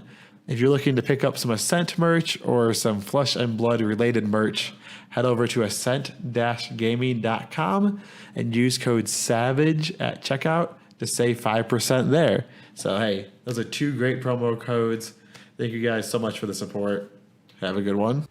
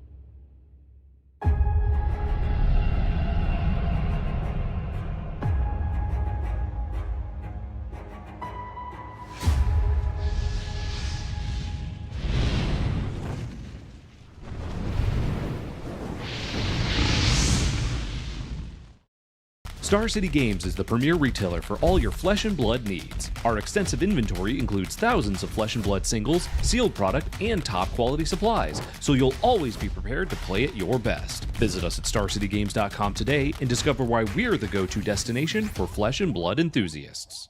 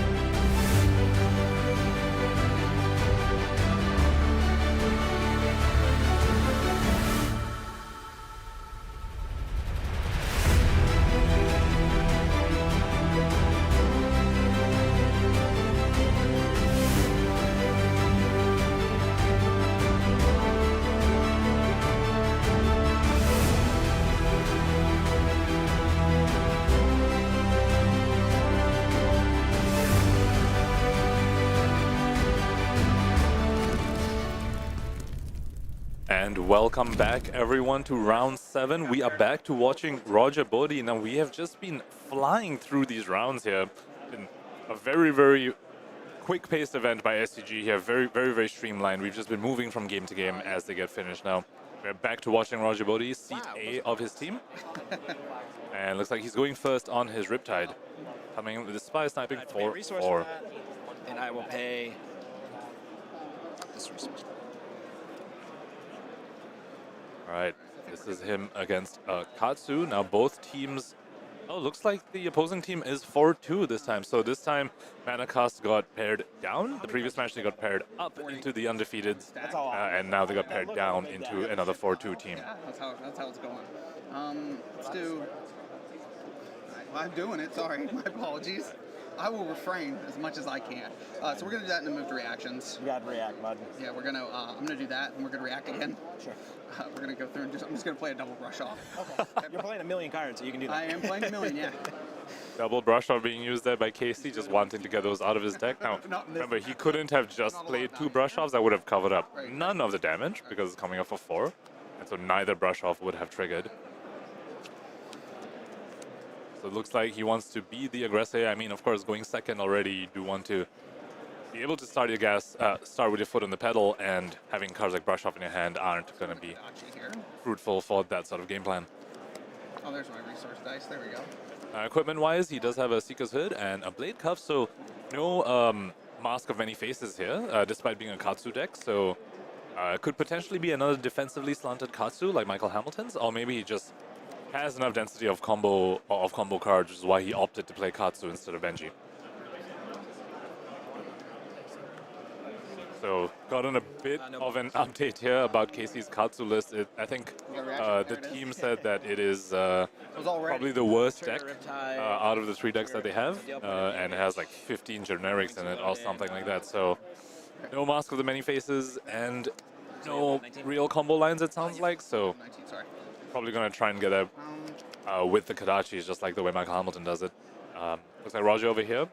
Frailty trapped the Kodachi, giving the Frailty token, denying the next Kodachi swing, and of course dealing the 1 damage to Casey.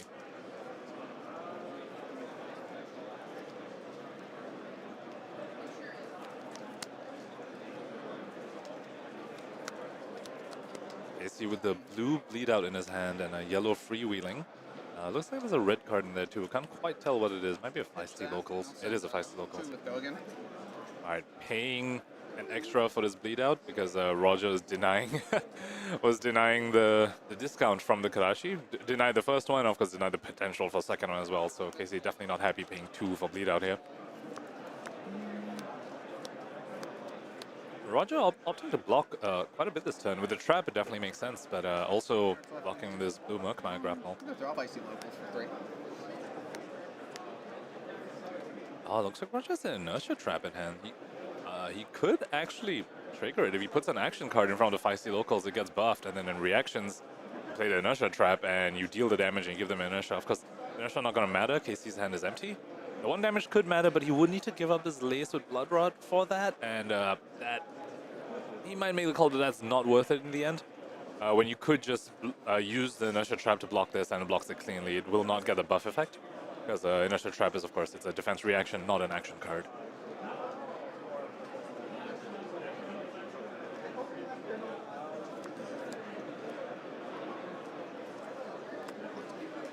Yep, so Roger does end up going for that second line here, just using the trap as a vanilla block 3 that does not trigger the Feisty Locals buff.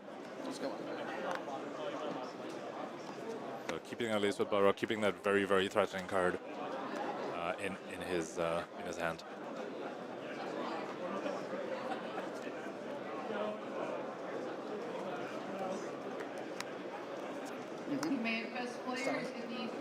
Seven, right? Okay. Or just playing Lace with Blood Rod into Merkmire Grapnel, coming for 7 damage dealt by this. Cannot be prevented, so if Casey wants to stop this, he needs to put 7 block in front of this the old-fashioned way. And that's exactly what he's doing. A 3 block into 2 blocks. Yeah, and we're definitely seeing the quite a number of generics and hybrid cards in Casey's list. Coming in with the Kodachi. I'll declare no blocks. Okay. just take one. We're going to do Katsu again. That's it. Getting a bit of deja vu here. This does feel like the way Michael has been playing his Katsu games, as we've seen on stream today. Let's see whether Casey can get there with that strategy. Having a Scrabble. Okay, how good are you at the game? I love this. You're Decent, okay at the game. medium? Yeah, you're in the middle. Could be better, could be worse. Could be, yeah, I was going to say, could be better, could be worse. Not so bad. Could be Michael Hamilton, could be, I don't know. Alright, so there's Rebel coming in for 2. Reveal the yellow off the top.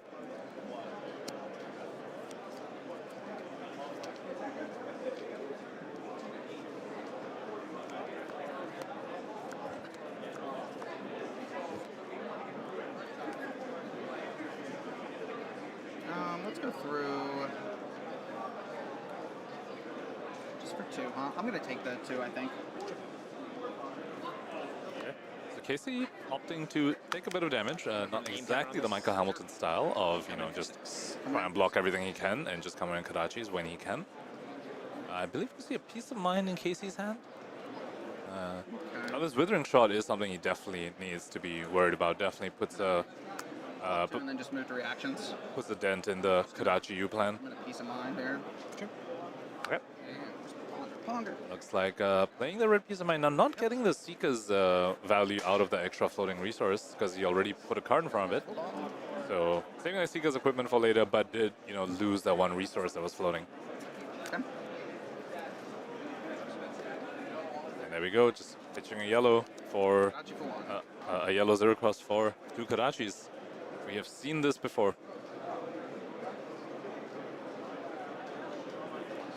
No bugs.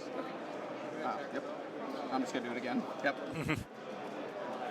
Roger just taking 2. So both players in that exchange, in that turn cycle, just lost 2 life from each other.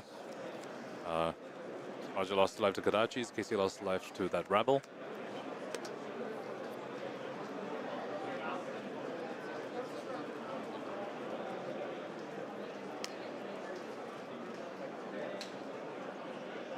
And Roger starting off with a Seeker Horizon that we saw revealed off of the Ravenous Rebel the previous turn. And does go ahead and pay the additional cost to give it go again. So not exactly the most efficient line. That is 2 cards for 3 go again.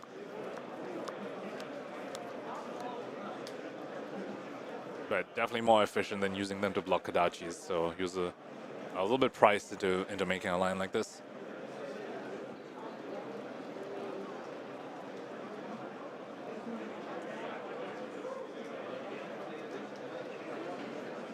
Block 2, take 1. Some of you have heard this one before. I'm going to put an aim counter. Yeah. I'm going to come in for 5 this time, though. That's what I thought here. Yeah, so we will block 5. That's great. Barb Castaway once again showing its power to turn yellow arrows into red. We saw Roger Bodee already do this to great effect earlier today, turning a blue infecting shot into a 4-power breakpoint attack. Okay. It's very, very annoying to block. Kadachi around. Yep. And it's going to be Kadachi. That time, Roger only managed to leak 1 damage. 2 floating, right?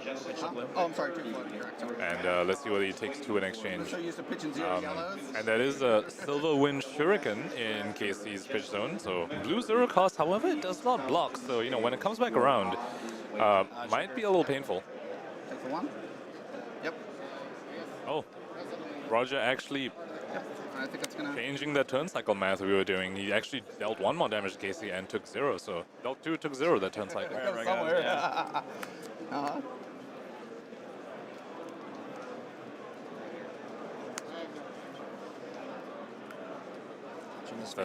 Just come in for 6 friendly damages. Okay. 2 more traps left in Roger's deck. We've seen the Inertia and 2 Frailty traps. We know he still has a Boulder and a Pendulum trap. Probably looking to try and get those triggers off too for Riptide damage. Now, that's going to be a little more difficult to do with those 2 traps against a deck like Katsu. Boulder trap needing the attack to have higher power than its base. Katsu doesn't really do that quite as much as Benji does. Yeah, I'll take 1. And of course, reactions, like short and sharp is pretty much the only reaction Katsu would be running. So those traps might just end up being block 3s from Roger. How many more frailty traps are in there? I think we're a little light now. Yeah, I'd hope so. Yep, Casey is in a way, but that was the second Frailty Trap that Roger used the previous turn. So Casey ended up leaking 1 from that Skybound shot then. And coming with the Kadachi this time does have an extra card that he can send. No blocks. No blocks, just take 1? Alright. Check something real quick here.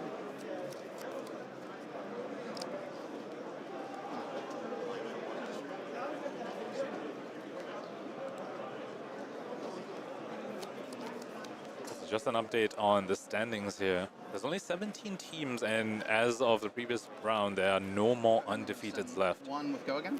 Which means that there will be definitely some X2s making it, maybe 1 or 2 X2s making it to the top 4 cut. So not sure whether this is a win and in for the n-rcast or if they are locked already. You don't have any cards in your But they're definitely going to be looking to try and win this out to definitely secure their spot in the top 4. So Descendant Gust Wave coming out from Casey here. Just coming for 1. It's like a sweet. Like a DIY Kadachi. This is we have Kadachi at home. It costs a whole card. It's only coming for 1 go again. I'll declare no blocks. All right, we'll just take 1. Yeah. All right, and then we're just gonna Kadachi with the last one. The level. Try for that fake out. I like it. What does he think he's gonna do? Nothing.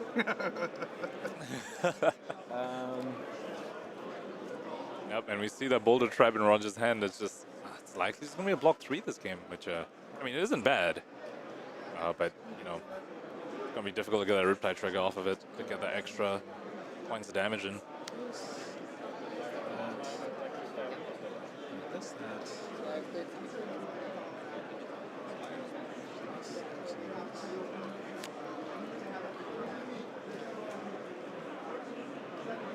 Yep. It's interesting. Yeah? Could be that, this. Every Riptide. No blocks. No blocks? All right, I'm just going to take that one. All right. All right, Roger going ahead and taking that Kadachi damage. So Casey ended up leaking 3 damage that turn cycle. I'm going to activate the very powerful ability of Driftwood Quiver. Driftwood Quiver being activated. Yeah, we have seen this Quiver be activated in every Riptide game that we have seen on stream. Just very interesting design card. You know, designers were like, Riptide's missing something unlimited. Yeah, let's give him a way to, you know, IP himself and lose his arsenal. But turns out to be pretty strong in a deck that wants to put defense reactions in the arsenal and also needs to attack from the arsenal. So I'll play Come to Fight, triggering Riptide. Come in with a Brilliant Touch for 5. Yep. Ooh, Brilliant Touch for 5, very, very strong play here. Casey wants to block this, he'll hit a Blood Rod token. Now, of course, he could just opt to use 2 cards to block it, use 1 card to Kadachi, and then use the last card just to pay for the Blood Rod. Which, if he does want to be as defensive as, say, what Michael was doing, that could be a line that he just goes for. 5. Block 5. Frailty for 2.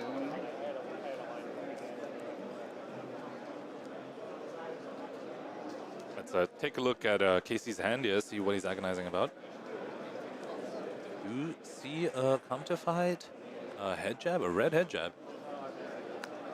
Block 5. Yep. That he just goes ahead and blocks with. I'll take it. Gets 1 Blood Rod. Yep. We might just be seeing the line of Kadachi pay for Blood Rod. And then that would be a turn cycle that, you know, is won by Casey, because that would be him leaking 2 and Roger leaking 0. So let's see if he does do that in the end. There's that. Ooh, pitching a plunge, so not a 0 cost. So Kadachi's will not have go again. He's coming in for Twin Twisters, choosing the mode to buff itself. Now this is a card that would, you know, trigger the Boulder Trap, but Roger did pitch that Boulder Trap. Fatigued. So I'm like, he played for such a 40 cards. So many cards. I can't beat 40 cards. The pool was absolute trash. It was the highest of highest garbage. Everything's great. You got this. Yeah, I mean, I will end up getting it probably. Like I said, I'm going to end up fatiguing him out probably, but like that's the way it's going to end up breaking down. That's what I've been doing. I've literally been trying to squeeze every last minuscule bit of value. I know. Watching him do it. If I can get a bonus off of an aim counter thing, I'm doing it. Yeah, I'm watching it. I'm watching him do it. It's that's pretty where good. we're at right now. Yep. I believe him. I don't think you missed anything. Every opportunity for value has been taken. It's all bets on you, man.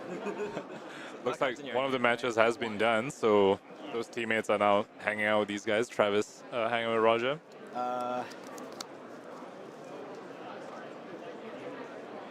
What if the only way we win is with this? Travis won. And we do have an update on that match. Travis did win his game, so we just need either Roger or Michael Hamilton to win their game, and they'll be locked for top 4. Looks like Roger is saying, what if the way we win is with this pendulum trap? Not good enough. Okay, I'll declare blocks like that. Okay, just take 3. There you go. A pendulum trap with no... No. Okay. With no trigger from the Riptide. Coming with a spring load. Okay, so Casey deciding that he will take the Blood Rod damage here in favor of sending the spring load in for 4. So Roger pretty happy about leaking in that 2 damage off the Virulent Touch Blood Rod token. We have been blocking a lot though, to be truthful.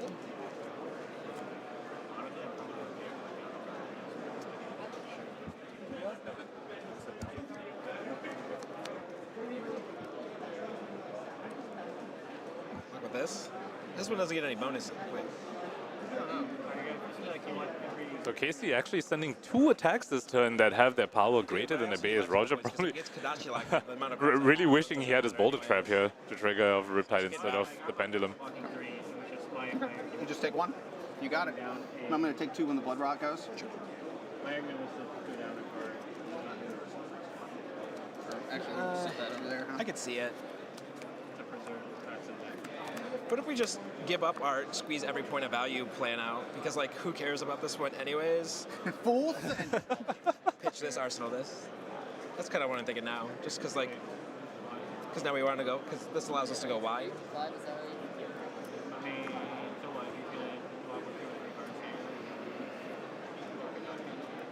Yeah, and then we're just going to try to present 1,000,000 damage. I think we can get there. Yeah, it might only be 9,999. I can't block 1,000,000. Yeah. I can see it. 999, I might be able to. Yeah. You could get there. Yeah, we got pumps. I just have a It's still 3. Yeah, we're just doing this. Yeah. It's the worst arrow, anyways. Okay, send a 4. Yeah. All right, let me think for a second here. So we did see Roger already use his Lace with Blood Rod, so pumps left in his deck that Scout the Periphery and the Come to Fight. Yeah, like, as long as it gets... I want this to get 2 cards, and if it doesn't, then I push damage, so I'm kind of okay either way.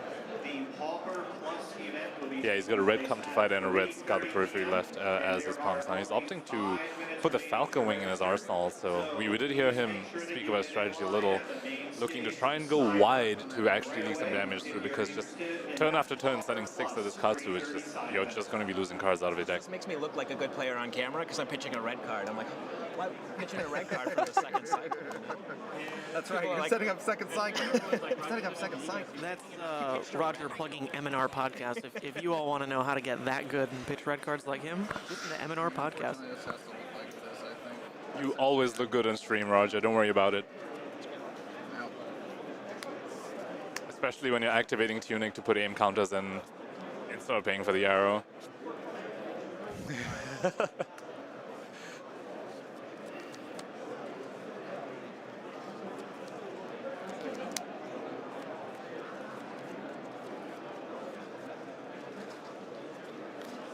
All right. I block, yep. Casey with the standard Kodachi for 1. Well, this guy. I'll block the other one. Oh, you're gonna block the other one? Oh, okay, gotcha. I want to see what you did first. All right. Give them information. We're definitely blocking. Yeah. We're definitely sending it like that. All right. Aim counter. Yeah. 3 go again. Right. Yeah. Here's the start of the plan, the go wide plan. Let's see if it pays off for Roger. Starting with the Falcon Wing, which was already in Arsenal, which means he does not need to, which means he still has bow activation left. So, bow activation to load. He did use the other bow ability to put an aim counter as Falcon Wing. But he has that. Yeah, the bow activation to actually load on an arrow. Yep. There we go. Attack with my. Oh, I'm gonna. When I load this though, I'm gonna look at the top 2 cards of my deck. It's very important. Go ahead. Very important. It's very important. It's very important. No, I'll take it for 3.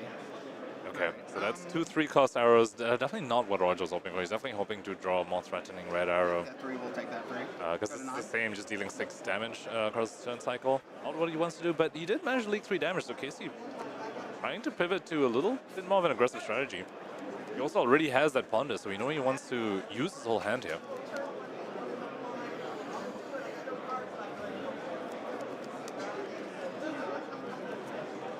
Looks like he has a...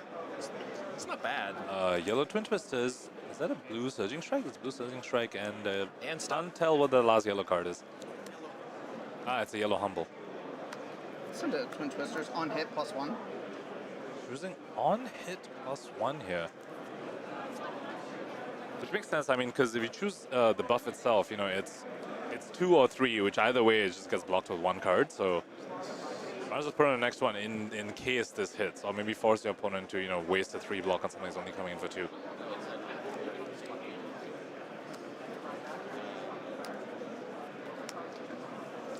Okay, Roger blocking 2 on this, denying the on-hit. Just send the rabble in. Oh, misspoke just now. It was not. You're way better than me. It was not Yellow Humble, it was Ravenous Rabble. We're gonna go Kadachi. I'll, so take 5 total damages, go to 5. 5 plays 9. 5 isn't a lot of life total points. Does man even threaten 9? Rebel coming in for 3 here, reveal the red of the card now. Casey cannot actually Kadachi after this because the Surging Strike does not cost 0. So you can only do 1 Kadachi after this. Have to, like, when I look at these cards, I'm like, all the numbers in this corner are lower than the numbers in this corner. So I feel like these numbers are probably better. These numbers are better. That is the Mana Podcast math policy, don't you? Like, yeah, I see. Yeah, it's about the ceiling. Number on the right, smaller number on the left, so you go with number on the left. That is how math is done. Like I said, if we win this one, we make the we make the thing. I have to play real hard. I'll declare no blocks. All right. Yep. Go to 7. Okay. And then let's come in with a Kadachi. Okay. And no, unfortunately, that'll be it. That's a 2 cost that's in there, so I only get the one with go again on this one. I don't get the go again on it. Okay. Look at that. This is I was not going to interrupt your flow, but yeah, the ponder's going to go through and resolve here. We're going to take that, put that there. I knew that the whole time, actually. I was testing you. Yeah, I knew that I was testing you. Got it back. All right. My Pyrolight is expiring for Roger Bodee is like recognition of me.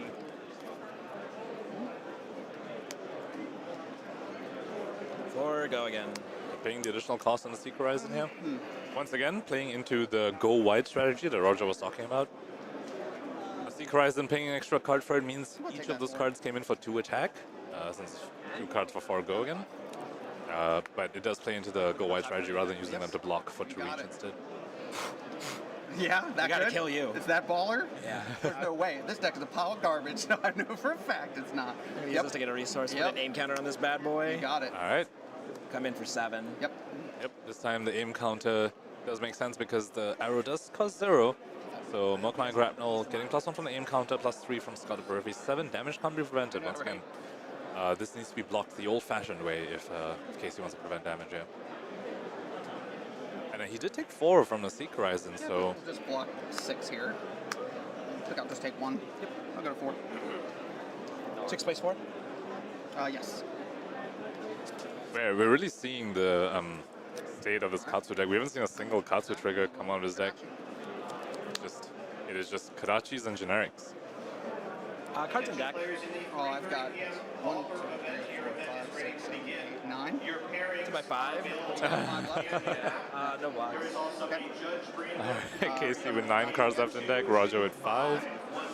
And then we'll send a spring load in. That's illegal. Wow. It's a lot. Way too many damage. It's a lot of damage. That's a lot of damage, sir. It's a very, very good card to end the chain with as a Ninja. Kadachi Spring Load is 2 cards 7. Values that are unheard of in Outsiders Sealed. How's Michael's game looking?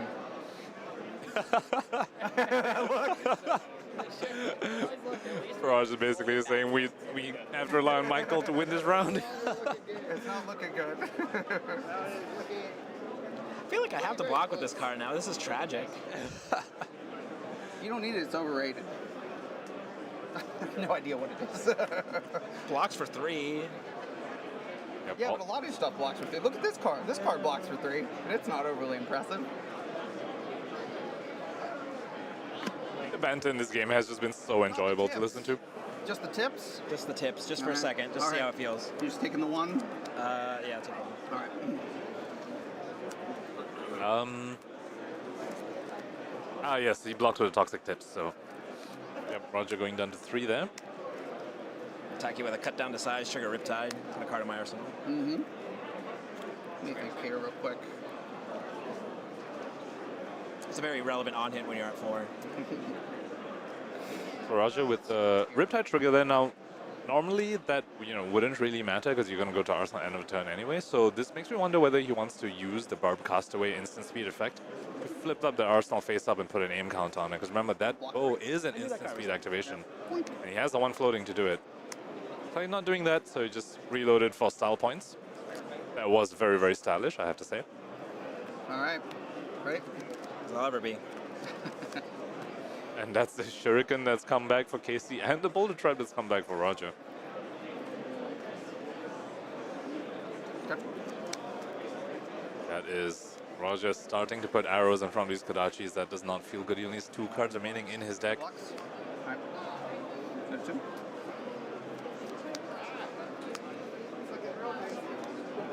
There's no disease being sent over. That is infectious dose, so this is just a vanilla 0 for 2. And once again, the Boulder Trap for Roger coming a little bit off timing. The previous turn we saw the Spring Load, which would have triggered the Boulder Trap, but didn't have it then. He has it now when Casey is not sending attacks that are getting buffed. Arsenal left.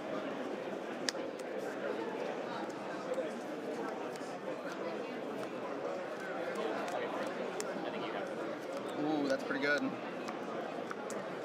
Ooh.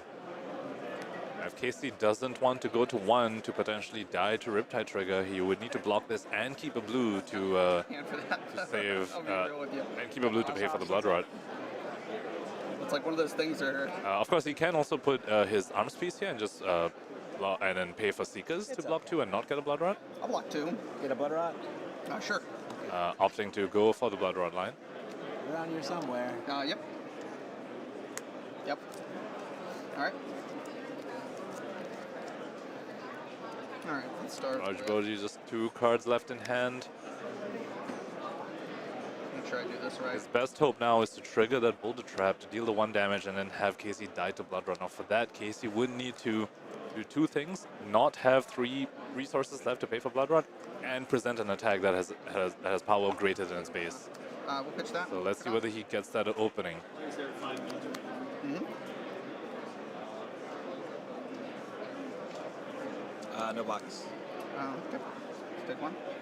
Let's send another Kodachi. All right.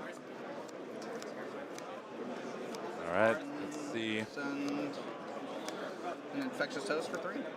And that transfers the Blood Rot over to Roger Bodee. Where's the fire?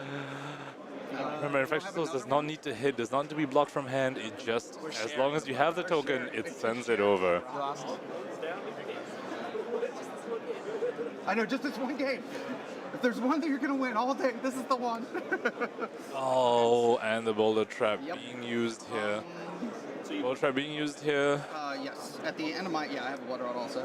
At the end of my turn here, I'm going to go through, I'm going to pitch for the Blood Rot.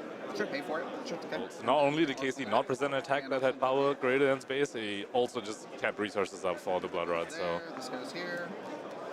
These come under. You got what? Heads up play by Casey here. Yep. Sedation shot. For how much? Roger basically saying, all right, I'm going to send my last attack and just die to Blood Rot. You can just go ahead and block this out. No, not quite, sir. And we do have an update from the other table. Michael Hamilton did lose his game. Block 7. Oh, unlucky. I know. 3rd one. Thanks, man. Okay, and that is game here. So it looks like n-rcast did lose their last round here in the Swiss. So they are 5-2. I was like, if we can make these two decks really good and make this. We will need to see how the tiebreakers work out to see whether they made it to top 4 or not. And as soon as we have that information, we will bring that to you guys. Thank you so much for tuning in, and we'll go to a quick break. Yeah, our thought process originally looked at the pile was like the ninja cards were so bad. Like it was way worse than even like an average like 6-pack ninja pool. And I was like, this is so bad. And then like we looked at theirs and I was like, well fuck it, then we'll just make 2 really good decks. And then if I manage to get 1 win. I'm glad that for once we can all actually agree that Attack Action Kano is the best deck in Blitz, and that Blood Debt Levia is the best deck in CC. We're gonna kill it at Worlds, guys. I gotta go 1 second. Hey guys, how's it going? Mo Bogsley here with Team Ascent, sponsored by Min-Max Games. If you're looking for a promo code to save 5% off of your next Flesh and Blood singles purchase, head over to minmaxgames.com, use code ASCENT at checkout, and you'll save 5%. And this helps out players like us on Team Ascent a ton. If you're looking to pick up some Ascent merch or some Flesh and Blood related merch, head over to ascent-gaming.com and use code SAVAGE at checkout to save 5% there. So hey, those are 2 great promo codes. Thank you guys so much for the support. Have a good one.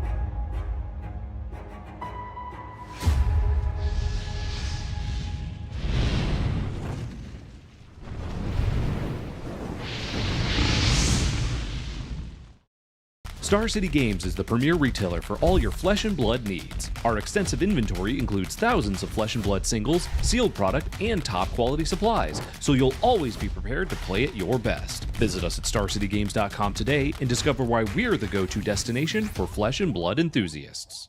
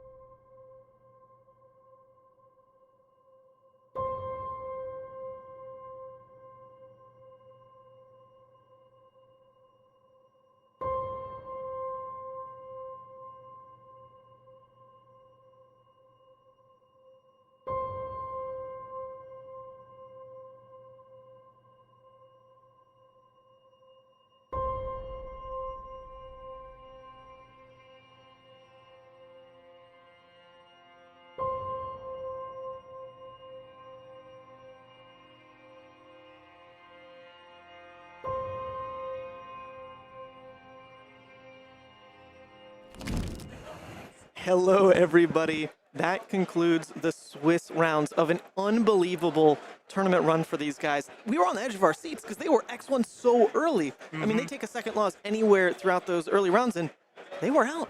But they pushed through, taking a loss in the last round. We have the top 4, so we can now, in full confidence, I was pretty sure I kept saying, Pankaj, say they're top 4, say they're top. You can't say it just in case some outlier scenario. But the standings are out, and in first place, the team with Brodie Spurlock, which we had on stream on round 2. Yeah, That we've was had their nail-biter games since round 2. Right?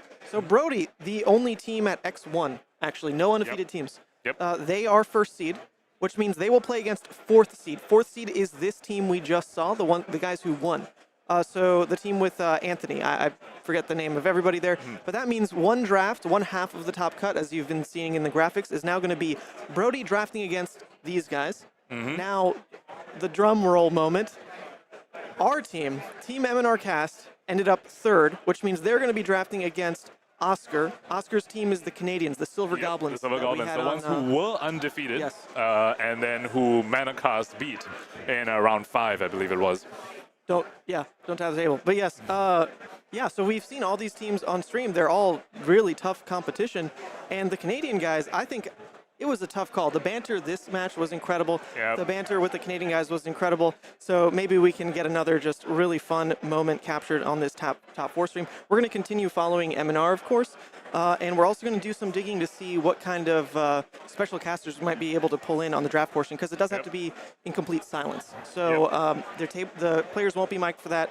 We're just going to have eyes on probably Michael Hamilton. Probably Michael. That guy Rogers, he's okay, but Michael Hamilton kind of went 6-1 with that Katsu deck. That's kind of cool. So we're going to coordinate with SEG to kind of get all that coming for you pretty soon. But it's rapid fire. I mean, this event has felt so long, but when you look at the time itself, you figure we played 7 rounds and we haven't even been streaming for 6 hours. It's only 3 p.m. here. Really? I mean, it's the 35-minute rounds. It's the fact that SEG is, all right, who's the last match? Report, pair. So we haven't had as much time to do all the interviews or even eat. But it has been very clean. So very clean and very quick. We've been able to get the games to you guys very, very quickly.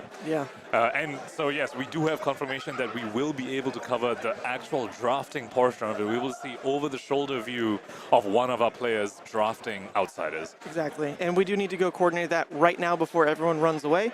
So, Pankaj, can you hit the add button, and then we'll be back with the top 4 draft and then the finals. I'm glad that for once we can all actually agree that Attack Action Kano is the best deck in Blitz, and that Blood Debt Levia is the best deck in CC. We're going to kill it at Worlds, guys. I got to go 1 second. Hey guys, how's it going? Mo Bogsley here with Team Ascent, sponsored by MinMax Games. If you're looking for a promo code to save 5% off of your next Flesh and Blood singles purchase, head over to minmaxgames.com, use code ASCENT at checkout, and you'll save 5%. And this helps out players like us on Team Ascent a ton. If you're looking to pick up some Ascent merch or some Flesh and Blood related merch, head over to ascent-gaming.com and use code SAVAGE at checkout to save 5% there. So, hey, those are 2 great promo codes. Thank you guys so much for the support. Have a good one.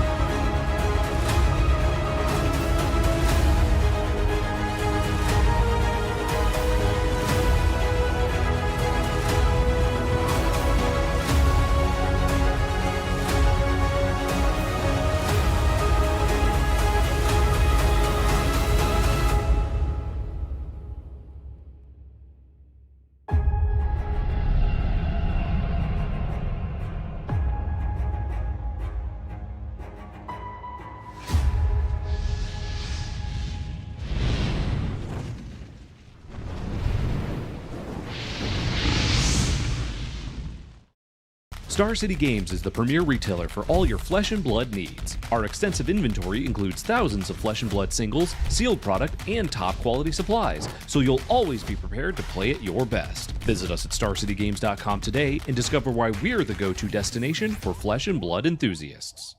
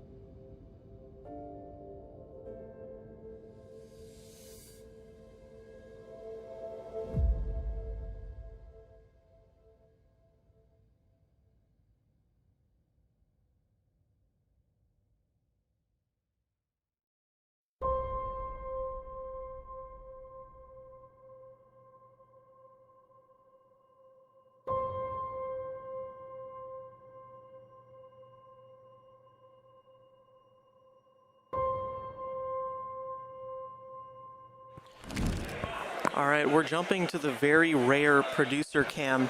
This is the bad camera. You know, we saved this one just for me with my bad hair. All the information is probably just not right at this point because we're trying to pivot into the top 4.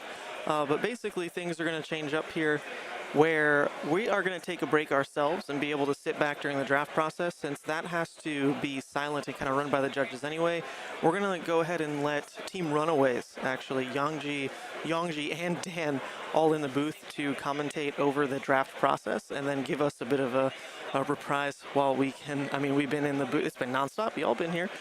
So hopefully that'll be an interesting spin on things. And then once the draft is over, we're only going to be able to really watch one of those games, but it is untimed, so that might mean that every match takes, I mean, they can't all go forever, right? But there is this idea where 2 might delay while 1 finishes so that that person can help another, and then that finishes and that person can help another, is kind of how some of these team events go. So it'll be really interesting to see how things develop there. And with that, let me just update this last bit. We are going to be following Michael Hamilton's draft in particular. So if you've seen in the graphics before, the whole way that the top 4 draft is going to work, where it is, I even explained it before, Seed 1 versus Seed 4 in a 6-man draft pod where they're going to play the person farthest away from them, like normal. We are looking at the Seed 2 and 3 pod, so they are going to be playing against the French Canadians who were on stream a couple rounds ago. So in that draft process, we'll only be focusing on Michael's perspective, and we're going to be taking notes. I mean, actually, I don't know what the cast is going to be like. I'm passing it all over to Team Runaways to do that part of it. But it should be interesting. I mean, we're trying to keep it live and try to keep it engaging throughout the multiple formats that we've got on the table today. So give us a few minutes. Everything is moving very fast, and we have that coming up just in a second here. So the players are going to get seated. I'm going to pass things over to Runaways and then take a break. So on that note, it's a B-roll for a bit, but, you know, we have to just let these players come back. I think they're taking pictures right now, so hopefully not too long. I'm going to set like a 10-minute timer on it and try not to take longer than that. So see you guys soon. And then there's going to be a giveaway in the top 4 and finals, so stay tuned for that.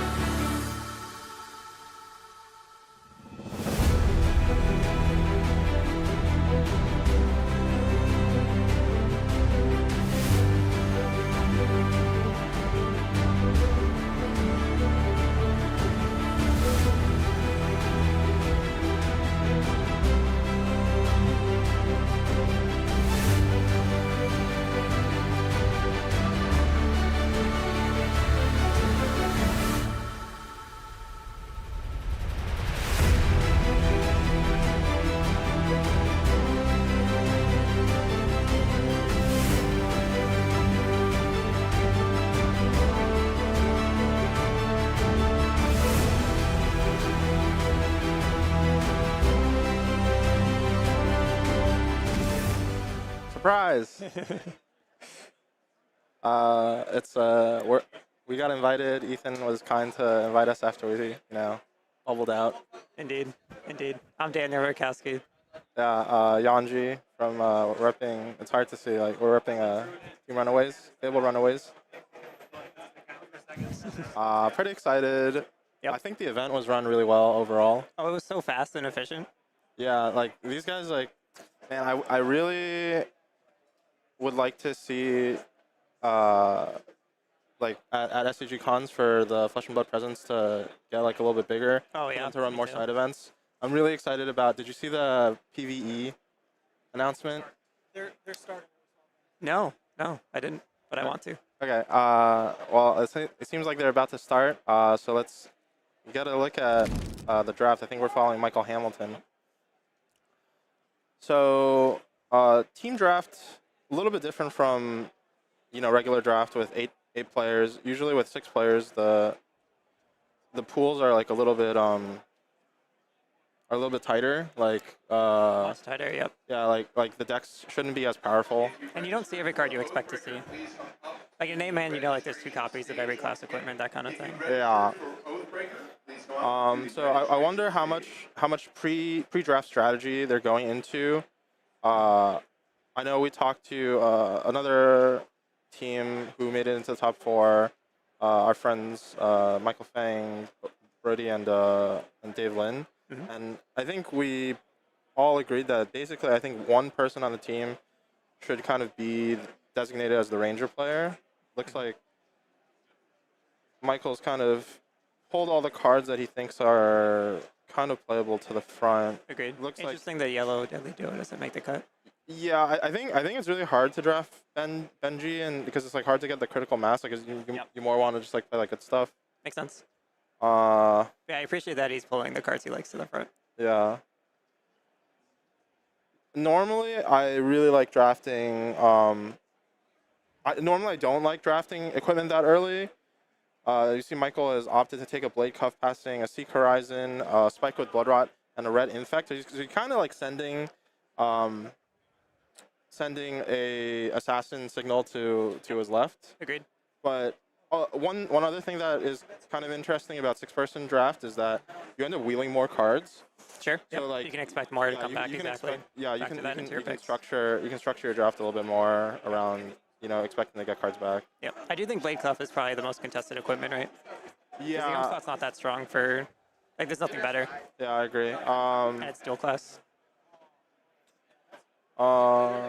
We see a Come to Fight, pull to the front, and a Bonds of Ancestry. And Bonds is kind of an interesting card. I think it's really strong when you end up getting to pull it off, but yep.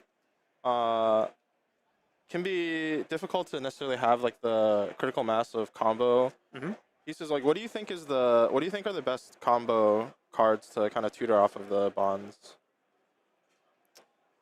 I mean, I think you're looking for your 0 for 3s, right? Your 0 that block for 3. Because you want to actively be blocking with those every time you draw them. So you block with like your blues, and then on your bond's turn you get +3 at the end. Yeah, so I think Michael is kind of deciding between, like, if you take bonds, it's like very high variance but like high ceiling. Yep. But then if you take Come to Fight, pretty much can play it in any deck. And do you think it looks like he's heavily factoring the signal he sent, right? Because he's not even looking at this prowl, or I think there's a red. Yeah, I believe, like, if you take and he decides to take the bonds. I believe that when you take Blade Cuff early and you're passing, what was it? It was like red infect, a spike with blood rot. Like, you're for sure, like, you just can't go Arachne. Yeah, telling the person to your left that they should go assassin. Yep. Yeah, and we see him pull the Ranger card to the front here. Like, he's well aware of what he did that first pack. Yeah. Yeah, interesting. I wonder where that Come to Fight is going to land, because Come to Fight is really strong in Arachne, but it's also really strong in Ranger. Yep. Agreed. And even Ninja wants it. You probably take a lot of things over it. Yeah, Ninja, I think the role for Come to Fight changes a little bit. Rather than wanting to play it, like, most of the time you want to be blocking. It's like a really strong block card, especially against Assassin. Yep. Circumventing the Spider's Bite debuff. But yeah, I think Michael is maybe he's just like on the forcing Katsu strategy. I wonder if ahead of time they had decided kind of like generally like which heroes they were probably gonna go. It's possible. Like, I don't know what the order, like who on Michael's team is right after Michael, but for example, if Michael knows that that player likes to play assassin, it could be good to send like packs with like heavy assassin. Oh yeah, no, I agree. So he took a yellow 0 cost block 3 there. Yeah, I he's think pretty committed, I think, already.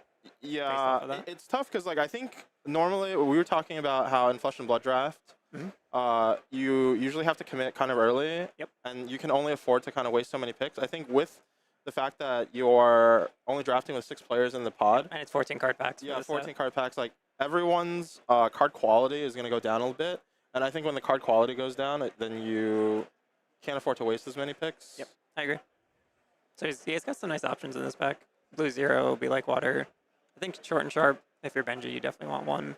Yeah, I wonder if how many Ranger. So it looks like Ranger is somewhat open, but so this is like always a difficult situation to navigate, because I think that Ranger is open, but the Ranger cards that are present just aren't very powerful. Like you yeah, it's all yellows. Like a lot of yellows. Yep.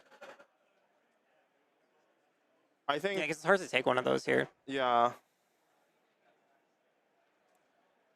I feel like he's just committed. Like he has to take the Be Like Water here. There's an argument for taking Come to Fight just as a block card, and he's maybe, really good against Assassin. Yeah, and maybe the strategy is maybe his strategy for Katsu going in, like knowing that he has the bonds of Ancestry, like that is his like 1 power turn that he's gonna do. Oh sure, play more defensive. And playing more defensive. Yeah, like so that. That's why he's taking the Come to Fight.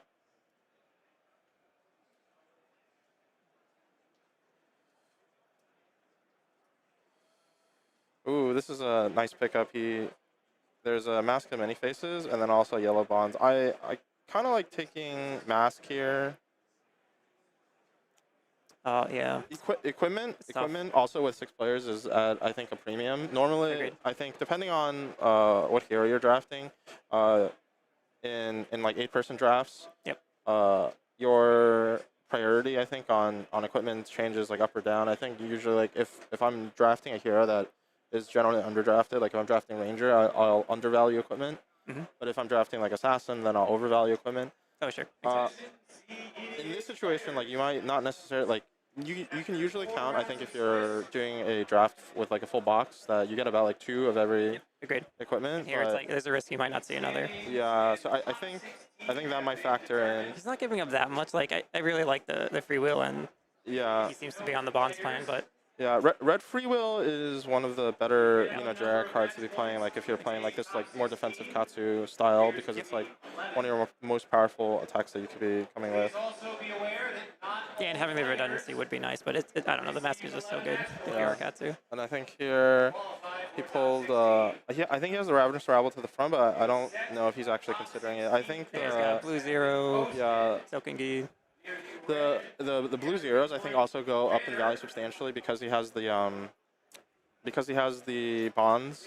Like you want to have like multiple copies of these combo cards so that you can put one in graveyard and banish. Yeah, and he takes it over the chest.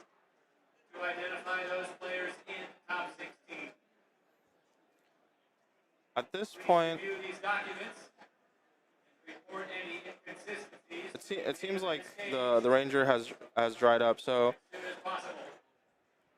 I think normally like the ideal positioning for draft, like you don't really want to be like next to the you don't want to be next to the same hero, like sitting next to the same hero. For sure. But I think it kind of makes sense in team draft to want to be going into a hero where the only other person who's playing that class is right behind you, so then you always get like first pick. Yep. Yeah, so there we just saw he took a red brush off over yellow. Well, I'm really surprised this Burdens of the Past wield. I feel like Burdens of the Past is so strong. Yeah, Ninja's like I'm surprised we're seeing this. Yeah, Ninja seems wide open. And then there's also the red sedation shot. So like it seems like maybe the pack that was so heavy into assassin is generating maybe like 3 assassins in this draft. Yep. So it's probably Yeah, that makes sense. So it's probably like a 3, maybe even like up to 4 assassin. Yeah, we'll see if maybe someone moves in 4 later. assassin, one ranger. Like ranger seems like semi-open. Yep. On the basis of that like red arrow wheeling. Like normally I think if there's like 2 rangers. Oh sure. I mean it's possible that like what was in the pack? I think there's like a red Seek Horizon. I just feel like when the power level is like a little bit low, all of these like red arrows that get buffed when you put an aim counter just are so much better. Yep. And it seems like Michael went in with this strategy of like the very defensive oriented Katsu, and like he's just getting rewarded. Like I think he has 1 card that doesn't block 3. Yeah, normally I think most Katsu decks probably like 2/3 to like 40%. I would say like 2/3 to maybe like 60% of your deck are block 2s. Yep. But yeah, Michael just like only block 3s. Yeah, like that was his first pick. That doesn't, I think. Yeah. Which is really nice after pack 1, right? Because now we can prioritize like power cards over these 3s that you kind of just need to play the game. Yeah. Well, one of the things that we can talk about from what we have seen, Michael, like we can talk about what we have seen Michael pass or pick, but also I think it's important to note what we haven't seen. Like we haven't seen any 2 cost 6 power, 2 block generics. And those are actually like quite good, and Katsu lets you do like 2 card 7s. Yep. Yeah, anything above 8 in this format's quite good. Yeah, so I think like the fact that those are missing, like one of the things that you kind of want to do is like you want to position yourself in a way such that even if you're like, it seems like you're overloading on the cards that you don't, like you're missing like a big section of like what you're looking for. Like because you're overloading in pack 1, you get to, reprioritize and take those cards when you see them later. Makes sense. And even here we see like 3 very reasonable Ninja cards. Yeah, and he took a yellow Rabble over, I think, a blue brush off. He took the blue brush off earlier, but I think that's a card where you really don't want like multiples in your deck. I think 1 is fine. Absolutely. I think 1 is fine as like the last card in your deck, but yep. And here he chooses like power over. Oh wow, I'm really surprised that the Sokengi is like I cannot believe that. Yeah, what else was in that pack? This is trying to remember. This was pick.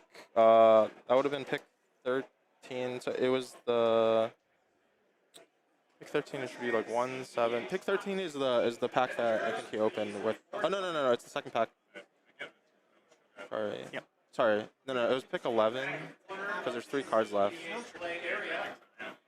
I don't know, but like it's very interesting. Like because this is like if this was an individual draft and like a top 8 at a pro tour, like I would be so ecstatic to be in Michael's seat. Yeah. But like even if his deck is incredible, like the other two still have to have a good draft as well, which is super interesting. Yeah, Michael's basically all set up on equipments. I think the only equipment that you really want at this moment, maybe you pick up like a Seeker's leggings, and like combo it with like a Peace of Mind.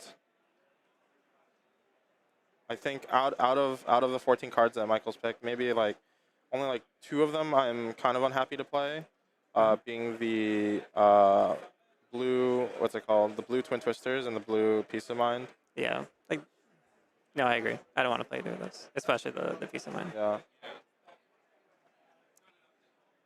Yeah, I'd be very happy with this start. Like he has all the room to like prioritize how he wants from here. Yeah, the yellow Ravenous Rebel, I found that pick to be kind of interesting. Yeah, I thought so too.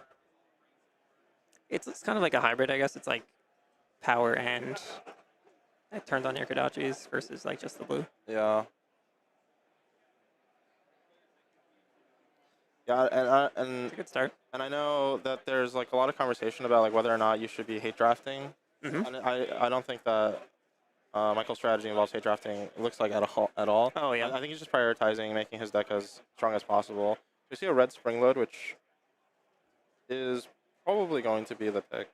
Yeah, I'm curious if he takes a block 3 over that and he's like really all in on this strategy. But like Springload plays so well because he's blocked 2 cards and then Springload acts as that. Yeah, it's 7, right? It's like probably like the best. What's it called? It's like the best red attack that you could be using. It just like it finagles like the breakpoints the best because you go like 1-1-5 instead of like 1-6. Yep, exactly. He has a lot of good wheel cards in this pack too. Like very reasonable yellows. Even that yellow Humble like would play pretty nice. Yeah. He's like guaranteed to get like a blue or yellow 0 back. I wonder if that's factoring in. Yeah, I believe that you. If I was in this position, I probably would take the Springload just because like. I would too. Because you're gonna get like probably like either a blue block 3 or one of the yellow attacks back, and I think in terms of what he's missing, like he picked up a lot of blues, blue block 3s in pack 1. Yep. Yeah, I think like red generics is gonna be very contested in a 6-man pod, right? Yeah. One thing that he might be considering is still like the Bonds of Eternity, like whether or not it makes sense to take the blue recoil. Oh sure. Yeah, like, there's like upside there. a red recoil, which. It was a back heel kick, so like we'll see. Like maybe if like a red back heel kick comes up, like if he over prioritizes it compared to. You mean like a red? A red back heel kick because he picked up a blue one. No, it makes sense. There's another Bonds of Eternity. Oh, there's a shakedown. Ooh, spicy. So we were talking about hate picks. What do you think? Yeah, so like normally you don't really want a hate pick. No. And in this case, like even if shakedown is. I think there's only a couple of cards in the set that I would consider hate picking. Shakedown is one of them. For me, it's like Shakedown, Collapsing Trap. Yep. Yeah, that's a scary one. Yeah, I think that's about it. Like. Sure. There's not a lot he's giving up here if he does choose to. It's hard because like I think if you're hate picking the Uzuri, like when you pick like the Shakedown, like you don't know if the next Uzuri is going to be the one on your team. Right. So, Or like if there's 2 Uzuris and you pick the Shakedown, you're like. Sure, like you're denying the other team a shakedown, but then you're also denying your teammate. Like so you end up wasting 2 picks instead of just 1, right? Yeah, so it's quite bad. It's kind of dangerous. Yeah, I think here I would actually give some consideration to the yellow Peace of Mind because of how he's been, and you see, he pulls it to the front because of how he's been kind of orienting the draft. Sure. Blue Bonds is just is like kind of awkward. I think potentially more awkward than the Peace of Mind. Yeah, because you don't really want to be pitching that blue Bonds ever, right? Yeah. Like it's really just a block, so like or play, which is like not the best rate, but it's still good. Yeah, and then if he does end up getting a Seeker's leggings, then the stock on the yellow Peace of Mind increases a lot. Yep. Okay, so he takes the blue block 3. So another Bonds.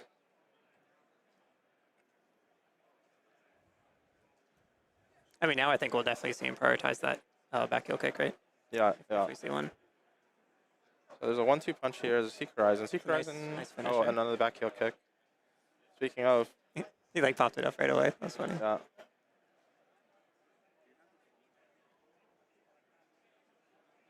Yeah, I think like normally like a card like 1-2 punch like theoretically is like a little bit better than back heel kick.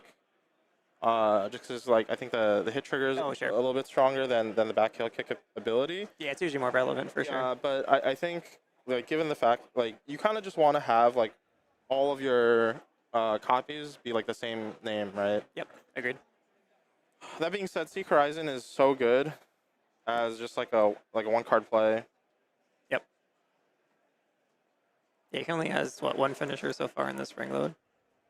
Yeah, I think this I would probably be taking the Seek. I think especially because of like how open we think the class is, right? Yeah. Like even this pack, there's three blocks we can play. There's 2 Ninja 3 blocks like. And a blue comes back. Like, you should get one of those back. Yeah. I like this pick a lot. Mm-hmm.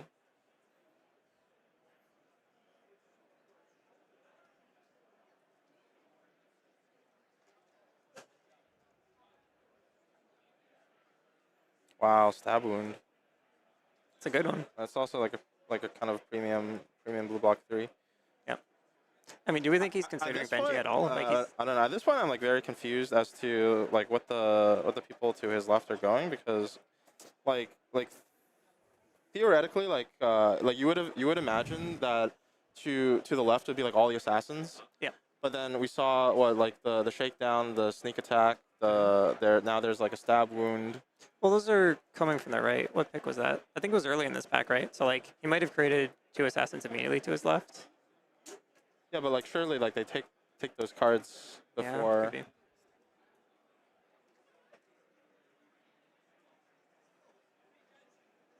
Very interesting. Like Red Isolate, I think is also really good for both. Like if you draft Arachne or is there? Yeah, no, now I'm with you. That's kind of odd like to see here. Like it seems like really strange. Like I would imagine like maybe. Do you ever get like a moment like when you're in the draft, like you know what is right to pick, and then you kind of like psych yourself out. You're like, oh, the pack is like too good for assassin, so then you end up like not picking it, and then you pass it, and the other guy like sees it and thinks the same thing. Yeah, absolutely. I think that may be like a situation somebody might be. Yeah. And is this the time draft? Do we know? It's untimed. Oh, okay. That makes sense. Yeah, so interesting. Feisty Locals over Twin Twisters yellow. It kind of makes sense. I was actually. He already has a yellow twin. Yeah, he's nice on the cost curve, right? I was pretty impressed by what's it called? By Feisty Locals today. Oh, same. Like in playing sealed, like yellow Feisty Locals was one of my best cards, sadly. Yeah, I think I think this red back heel kick is like a slam dunk. Oh yeah. Because you have the bonds. Ideally I would. How many like back heel kicks like would you like to have in your deck? Probably like 3 or 4 at least. Yeah, especially with 2 bonds at this point, right? Yeah. I'm looking at 4 probably. Yeah. Yeah, that's pretty exciting to see. Oh, and we see like the recoil wheels. Oh my god, like this is ridiculous. So okay, at this point I'm like revising. So I think probably what happened in pack 1 was people like immediately to Michael's left saw like the assassin pack was so open. Yep. Decided that it's like a little bit risky to go into assassin. And oh, then, sure. And then so the they pass it along assassins, too. yeah, and then the assassins are actually to Michael's right. Yep. That's like the only thing that really makes sense. There's a red And the sneak sneak attack is wheeling. Oh, Are there 3 ranges? What's going on? I don't know. At this point, I think I would consider picking the sneak attack. That was a peace of mind, yeah. Yeah. I think with that pick, I would consider picking the sneak attack, like knowing that you passed like a shakedown. Like surely the Uzuri to your right, to your immediate right, like if there is one, is like super cracked. And I don't think that I would. Oh, sure. I don't think I would want to take the risk that the Uzuri is the one on my team. Yeah, no, that makes sense to me. And he didn't take the Peace of Mind earlier, so that was the first one. So now he might have Seekers on his radar. Yeah, so yellow back heel kick. I think there was another one. He should be seeing another one in like about 2 picks. Yeah, potentially. Is that a blue feisty there? Oh yeah. Yeah, I mean he is gotta be loving the seat. If, you know, honestly, like, if I was him, like I'd be feeling really good about my deck, but I'd be very confused as to like what. Yep. And like concerned and hopeful that my teammates got a good deck too. Yeah.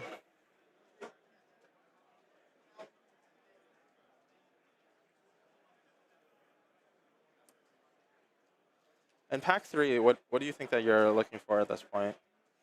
I think just power. I'll just check the counts, but I feel like we're pretty set on pitch cards and blocks for the most part. Yeah, I just want to add like a couple more power cards. Yeah, like finishers. We didn't see any gust waves or surgings yet, which is interesting. Yeah, it could be that there might be another Katsu drafter, but then what's it called? There might be another Katsu drafter, but they're taking like the combo cards. Sure. Yeah, definitely potential there. So we take another. Yeah. I definitely because so much of the draft decisions I think have been like focused around bonds. I think you definitely want to try to look for like even I think yellow descending gust wave has some value absolutely. now. Yeah, so he has one finisher, 2. He's like kind of pulling them to the front. He has a red 3, which is like less than ideal. Yeah, like, I think he's like set on pitch cards. Yeah, he needs some finisher. He needs some finishers for sure.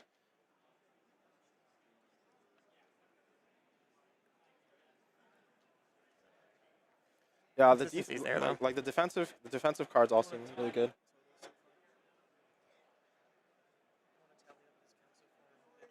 Sure.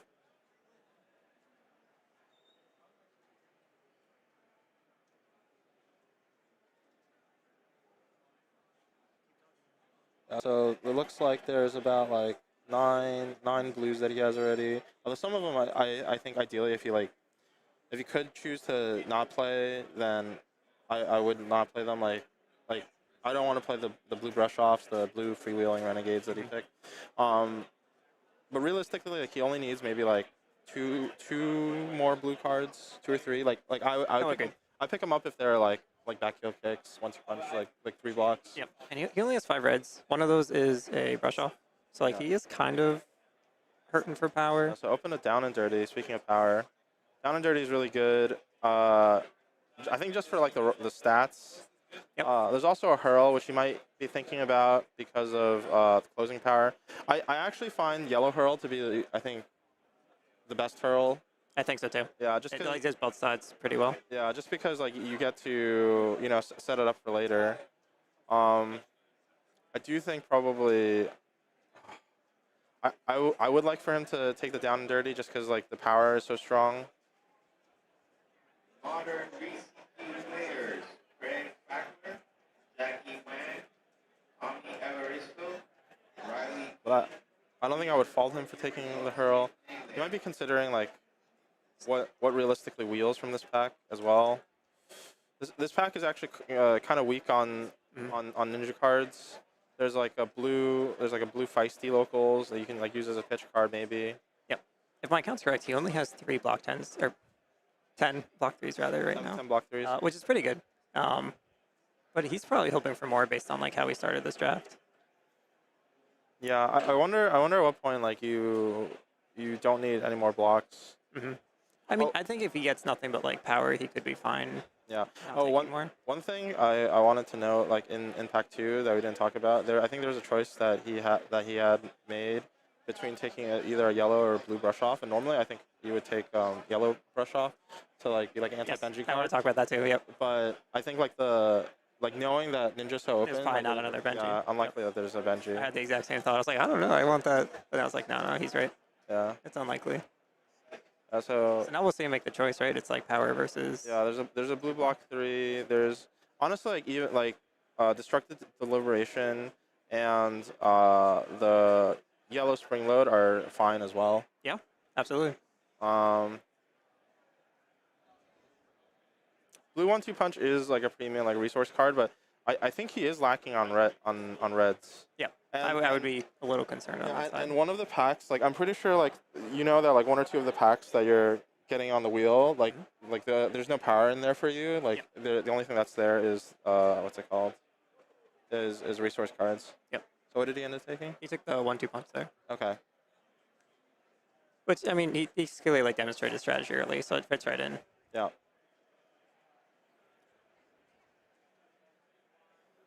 Oh wow, there's a free wheel. Rewarded. Oh, looks like there's a hold up. Okay. Yeah, I think. How much do you value knowing or like your expectations on the cards that are coming back to like drive your decisions? You mean like what I expect to wheel when I pass the pick? Yeah. Like how much do you personally warp your picks around what you think is gonna wheel? Yeah, I'd say maybe too much. I tend to factor that in quite a bit. Yeah. Like if I think I have a good read on how many of each class there are in the draft, I will take some greedy like generics that are maybe worse than my class card, expecting it to come back. Yeah. Oh, so usually when you get a situation like we were talking about where the draft doesn't like really make sense. Yeah. I think usually in pack 3 that's when you get the final piece of the puzzle. Well, no, I think in pack 3 that's when like everybody's like kind of scrounging for playables. Oh, sure. And so there's much less hate picking. Yes. If you know that like you're one of like one maybe two ninjas, like that's the time to take the generic. You can probably expect, yeah. I think that's the time to take the generic. No, that makes sense. Okay, so there's been a holdup because one of the players identified that there were 2 crimped cards in the pack. So I believe that the fix is usually just like they sleeve the rest of the pack. Okay, that makes sense. Yeah. Looks like they're doing that now. Yeah, so we're waiting for them to the judges. I believe the players have the cards again. Red Withers in the pack. Oh. Yeah, I don't know what's going on there. There's good cards for everyone. There's a red reeling touch too. Yeah. I think here you take free wheel. I think it was just a really strong pack. Yeah. Oh, but Michael likes his 3 blocks. I think he's committed to the strategy. Yeah. Do you think it makes sense in a 6-man compared to an 8? Do you think the defensive-oriented Katsu is better, or just kind of taking the power cards and holding tempo? So I mean, like it's like a double-edged sword. Like if you draft too many 2 blocks, like sure, you can run the risk of having a hand where your opponent presents a hit trigger and it's like very awkward for you to play. And this is like a much more stable strategy. Like knowing that like the power level of everyone's decks is like a little bit lower. I wonder if Michael's also considering like maybe he needs to leave that free wheel just like for his teammates, like to have some cards to play with. Oh sure, like he's like, my deck's good enough. I have this very consistent strategy. Yeah. Yeah, that could be. Yeah, Blue Hurl I think is really nice, like for this type of strategy as like a card that you can pitch that also provides closing power for you in the late game. Oh sure. Yeah, it's a nice one. I wonder if he's gonna go to that. Red Feisty Locals also I think pretty decent. Yep. He did just take 2 head-jet payoffs in a row, but I don't think that's probably where he's at. I would expect the 3 block or be like water or the blue here. Yeah, so also like identifying brush off as yeah, Spicy Local is pretty nice too. Yeah. Especially because he's like so all in on like just block 2 cards when Kodachi's, and like going Kodachi into Feisty Locals is like your opponent really has no good blocks for the turn. Yeah. He's taking the brush off here. He loves his block 3s. Yeah. I get it. He needs to leave some cards for. He's like. Yep. I think brush off is he's like overperformed. Roger and Travis need some cards. Yep. Yeah, I feel like brush off like people loved it and then people hated it, and now I think it's actually like quite good. Yeah. So there's a blue recoil, yellow 1/2 punch, and there's also a short and sharp in here. Yeah, I think having a short and sharp kind of makes sense as well. I don't. Does he have any twin twisters? He has a blue one. 2 yellows. Is it 2 yellow? Maybe 1 yellow. So one thing. Yellow and a blue. Yeah. If you do take like the short and sharp, like you can like short and sharp, like your yellow back heel kick after the twin twisters is pretty nice, but.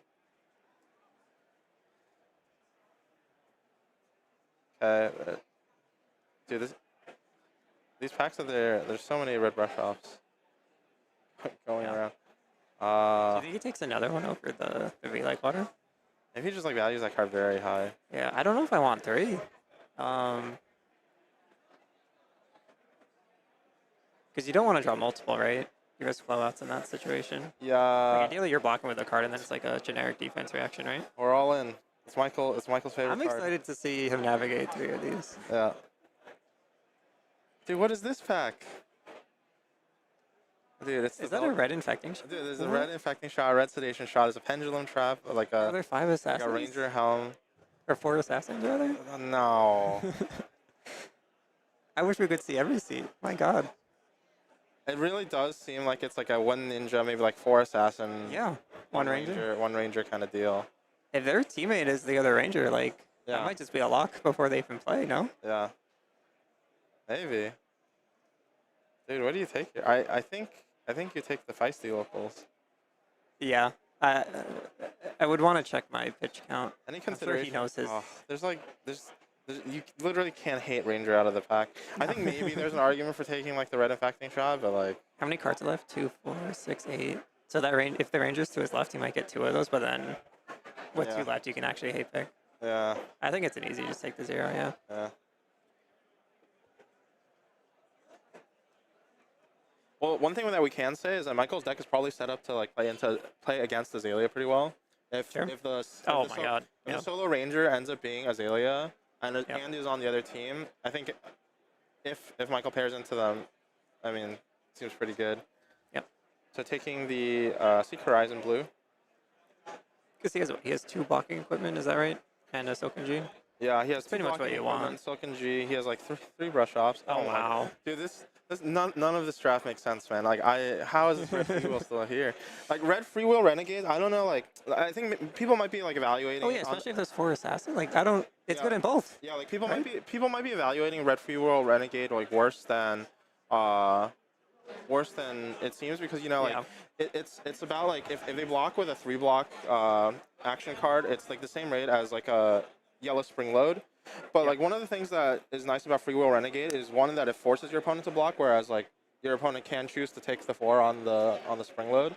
And then I think like the other thing that's really nice is that you get into situations where like your hands are a little bit more flexible. Like you can keep an extra card to like put in your arsenal. Yep. I don't know, man. This is so absurd. Yeah, I'm calling it. It's 1 ranger, 4 assassins. Has to be 4 assassins. Yeah, 4 assassins. There's no way any of this makes sense. Kind of crazy draft to be following. Yeah, this is a cool I think it would have been kind of interesting to have like another POV. To see, 100%. We need more pieces to this puzzle. Yeah, Because I am puzzled. Hey, calm down. There's already like 5 cameras in this operation. I think if we hadn't like. I wonder like what's going on in the minds of like the other players. Yeah, like look at this. Yeah. I think he takes the right hate pick there, right? Because like surely the. So it makes sense not to hate pick the Wayfarer's Crest because there was another one open in the pack. So if you think that like it's like a 1 ranger, like the ranger already has the. Oh yeah, that one does. Yeah, that should be going the rounds. But the red arrow is just. Yeah. So kind of interesting to see the results of the games. Yeah, I'm kind of interested to see like how the games will shake down. Oh yeah. I believe they're just playing like 1 game. Yeah. So I don't know. Kind of crazy draft. Insane draft. Yeah. I think that Michael is probably gonna win his game. I think so as well. Yeah, but I have faith in that. It really depends. If the Rangers is Roger or Travis, then I mean, like I feel like their chances are pretty good. Yep, I agree. But I think we did a team draft once, right? Where we had 3 assassins and it was like fine. And they I think 3 assassins is fine. I think so too. But I think it's just like it's so skewed. Like if your team has the solo ninja plus the solo. Oh yeah, it's like. I mean, it's possible that there's also like because we didn't see any surging strikes or descending gust waves. Yep. Actually, we didn't see any descending gust waves. So I think that's a clue that there should be 2 ninjas. Right. I guess it's possible, and that like they were just drafting opposites. Like at the end there, we kept getting like red go against like Be Like Water, and maybe that ninja just really needed pitch cards for their Kadachis. Like maybe that happened. I don't know. I think I'm still in on there being 4 assassins in this draft. Okay. So I think they're doing the build now. These are our last. It looks like on Michael's team there is the Uzuri. So Pretty Oh, good. I see. It's the three of them sitting together. Okay. Yeah, so pretty good if he didn't Haik. Yeah, let's see what he picked. Yeah, dude, Good reds. Yeah. Great reds so far. Yeah, these all seem pretty good. I'm on board. More freewheelings. Is that blue? It's a red freewheeling, a yellow backstab.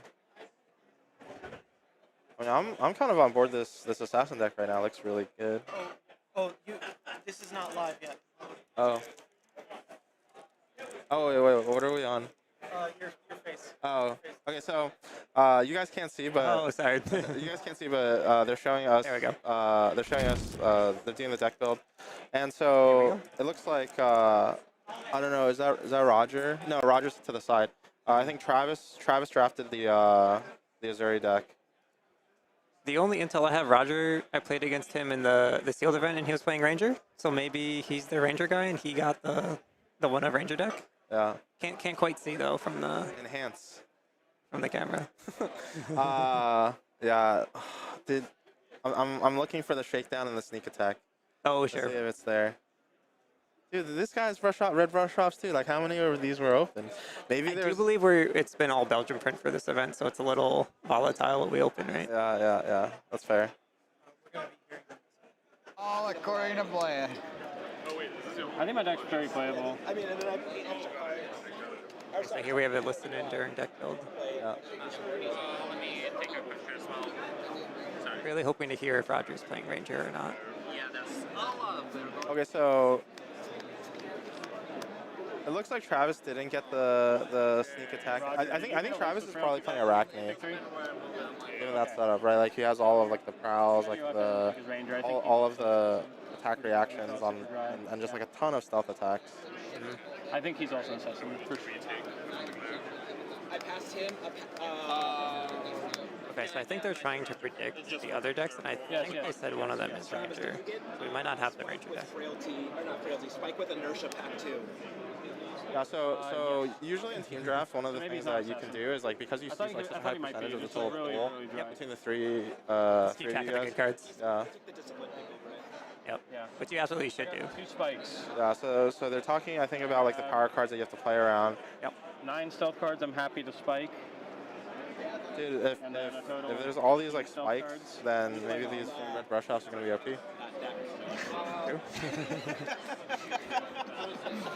Okay. I'm ready to plunge him. Yeah, I'm definitely going to talk to him after about Oh wait, all the stealth how highly he values these brush offs. Yeah, definitely. No, I didn't take any of them. There's clearly something that's driving him to take them over. Like, there wasn't like insane cards he picked, but like I would probably take a Be Like Water over my third brush off. So I'm like super curious. Yeah, that's true. One thing to consider is, like, maybe like if you starve the pool of all of these like 3 blocks, sure, then it helps. But it's like hard to say like who it helps. Yeah, I mean he got the Be Like Water back anyway, so why not take the brush off, right? Yeah, that's true.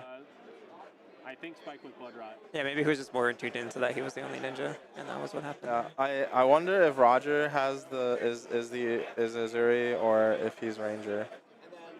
Man. I'm so curious too. It sounded like he was saying the other team is Ranger. Oh, we see 2 traps there, I think. 2 frailty. Jeez. We still have no idea. Yeah, that could mean anything. Yep.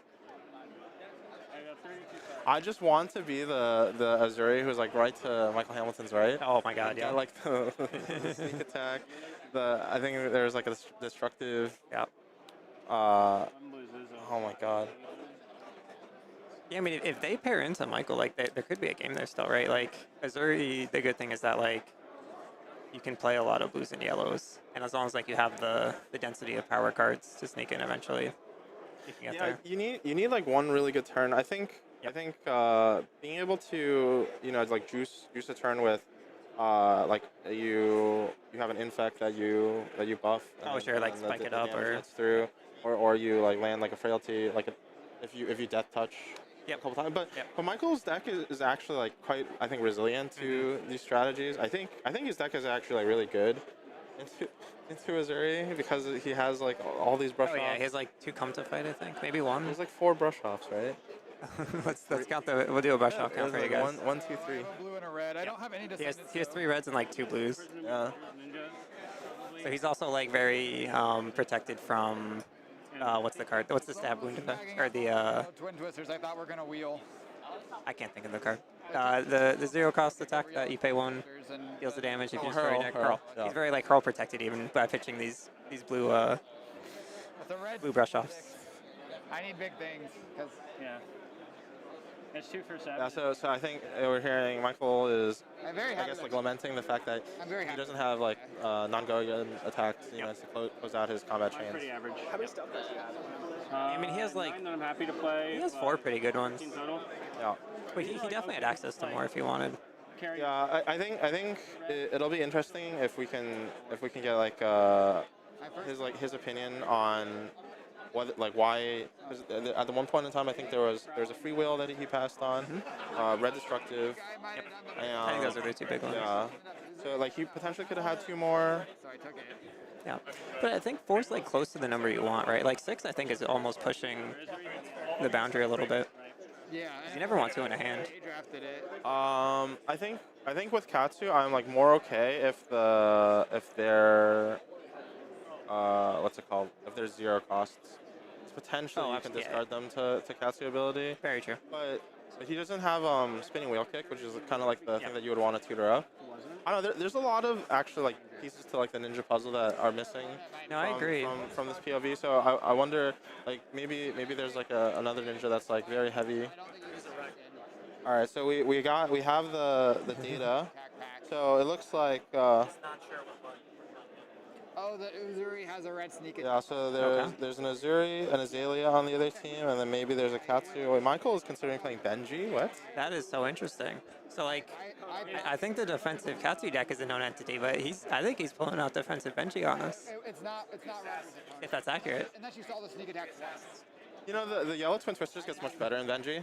The person to my left opened. And he has all these back heel kicks. Oh, he has 3 of them, or 2? Oh, sure, yeah, he's leaning into his back heel line. Yeah. Makes sense. So maybe that's the. Yeah, no, it's like very strong there. Thought. The thing is, my opponent is probably Uzuri then, because he took that Yeah, sneak attack. your opponent should be Uzuri. Okay. And my opponent is, who knows? What's between you guys? Ninja? I think it's Ninja, yeah. Benji Mare? I don't know if he's Benji, but he probably is. There wasn't a lot of Katsu gas that I saw. Okay. A lot of Benji cards. I think he's probably Katsu, right? Because we were missing all the I combo also pieces. took some early Ninja cards too. So if he's Ninja, I feel like that's really weird. I Early couldn't. on, I took like. It's possible I was the only ninja and one of the assassins was hate drafting yellow Twin Twisters. That seems weird, but. I don't think it's possible. impossible. I have like 15 3 blocks. Yeah. What do you cut here? It's between the scout and then like one of the bad blues. I think it's supposed to be the scout.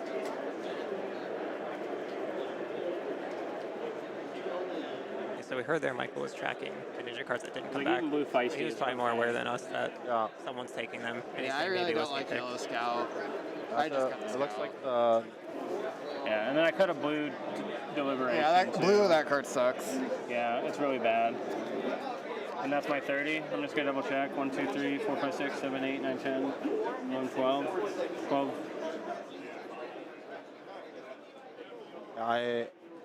I think we got the matchup for what's gonna be. So Michael is playing Benji, and he is paired up against an assassin. Probably we don't know, like Arachne or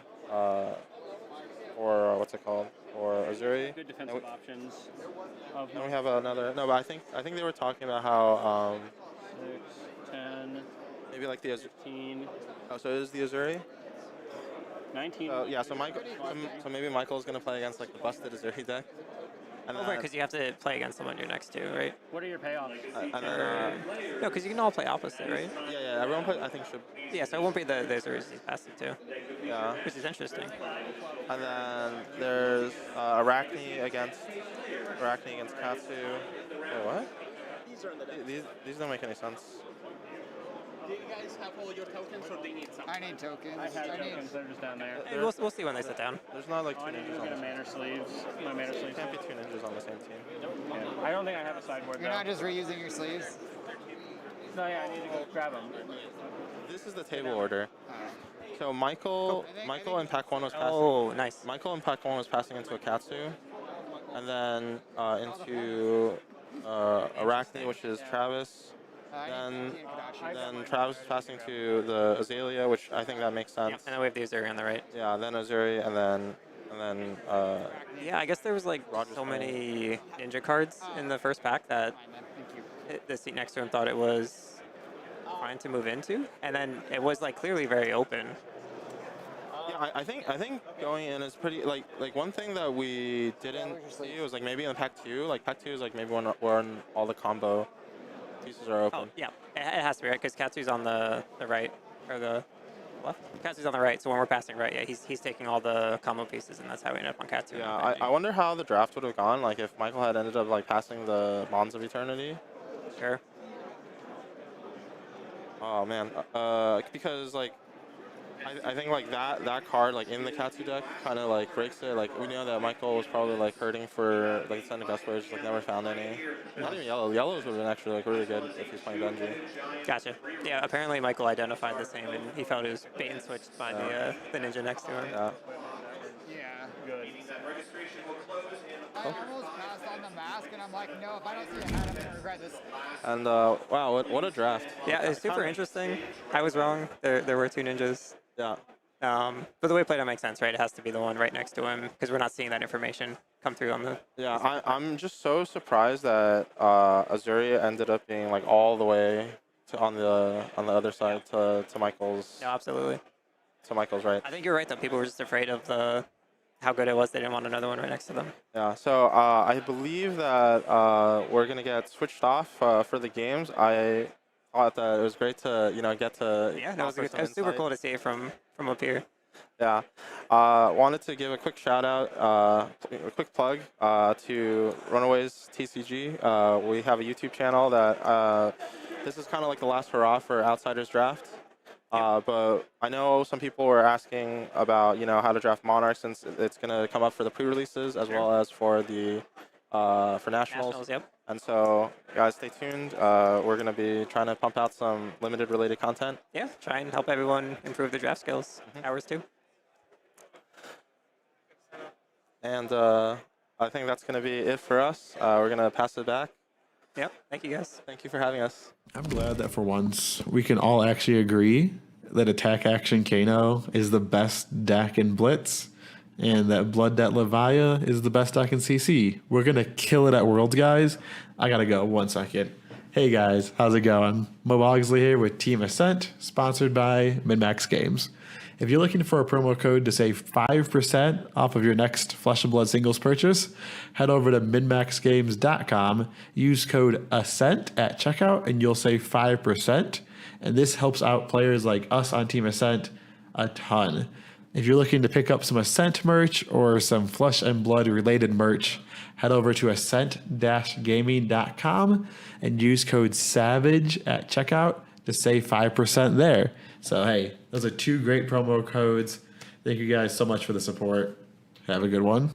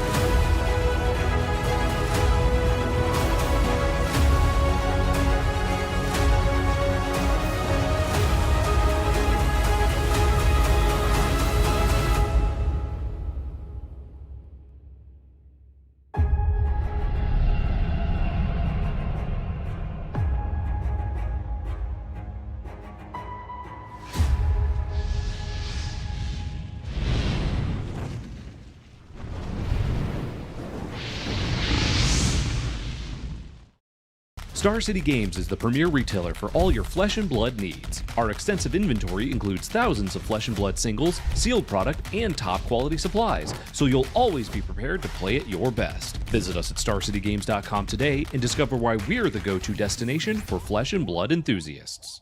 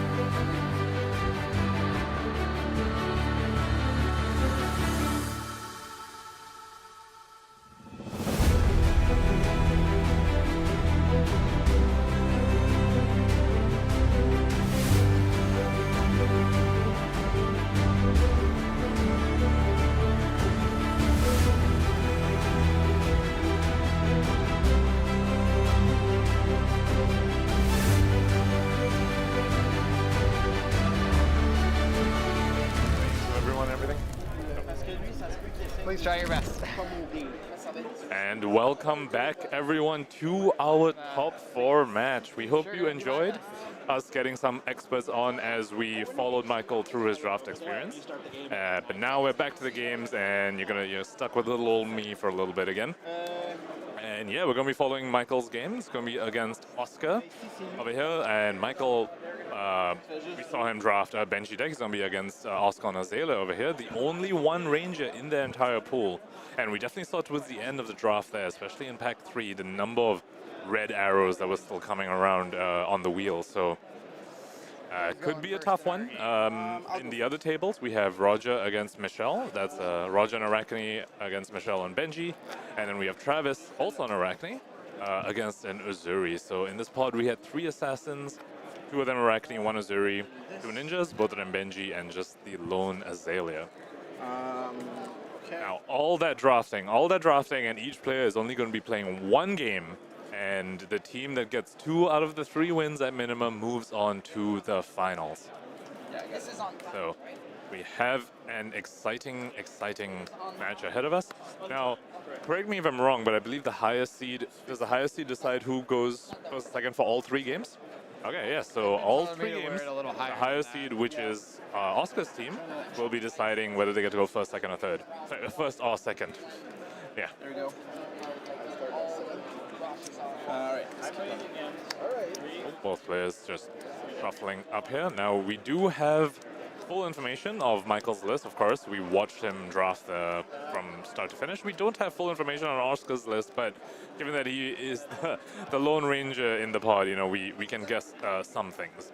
So on Michael's side, we do note that he has 3 red brush-offs. Now, I imagine he's probably going to side them all in against Azalea that is probably going to be presenting, a fair number of dominated attacks.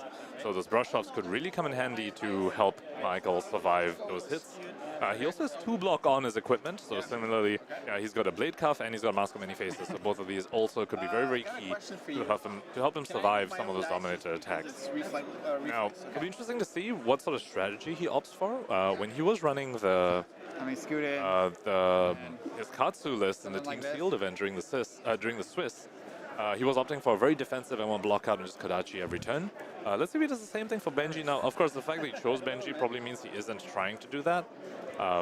If you're going to try and do that, you might as well be Katsu and have 3 extra life. So probably going to see him be a little more aggressive here, but at the same time, those 3 brush-offs that he has in his list, there's a bit of tension there where cards like the brush-off want him to play defensive, at the same time, his hero wants him to play aggressive. So let's see how he navigates that, and let's see the sort of aggression that Oscar can bring with his one-off Ranger in this entire pot of 6.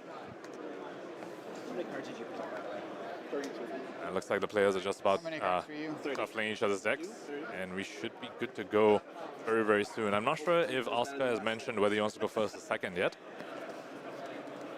I imagine if he's trying to play a bit more of a tempo plan, he might choose going second. Yes. Okay, it looks like Oscar chose to go first, probably looking to try and get a dominated attack in turn 0. And with the quality of his deck, the quality of the deck that we can expect he has, perhaps it's very likely that he can actually just dominate a big attack on turn 0 and mitigate the quote-unquote tempo loss of choosing to go first instead of second.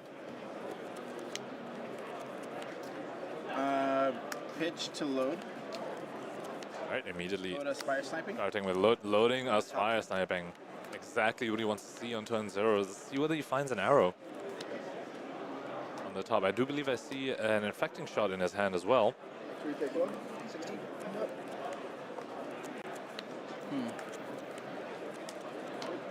So that's either the option of he probably is seeing 2 arrows, and so he's deciding which one he wants to send, or he's seeing none, and he's curious what he should do. He also has a laser inertia in his hand right now.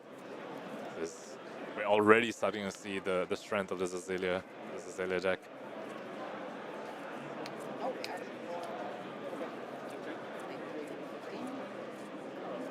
His hand is just blocking the cards that he's looking at from the spy sniping, so we're just gonna need to wait and see. In the meantime, we can talk about his equipment. He's also a very, very strong equipment loadout here. 2 block on the headpiece and arms piece, and 2 Seeker's equipment. Now, Seeker's equipment very, very good against Benji, and that is just 4 block that he has available to him on board to mitigate Benji's unblockable damage. Oh, looks like Oscar did not find an arrow, so the fire sniping is just coming in for 3, so that's some good luck going Michael's way here. But those equipment pieces on Oscar's side, those will prove to be pretty difficult for Michael to deal with.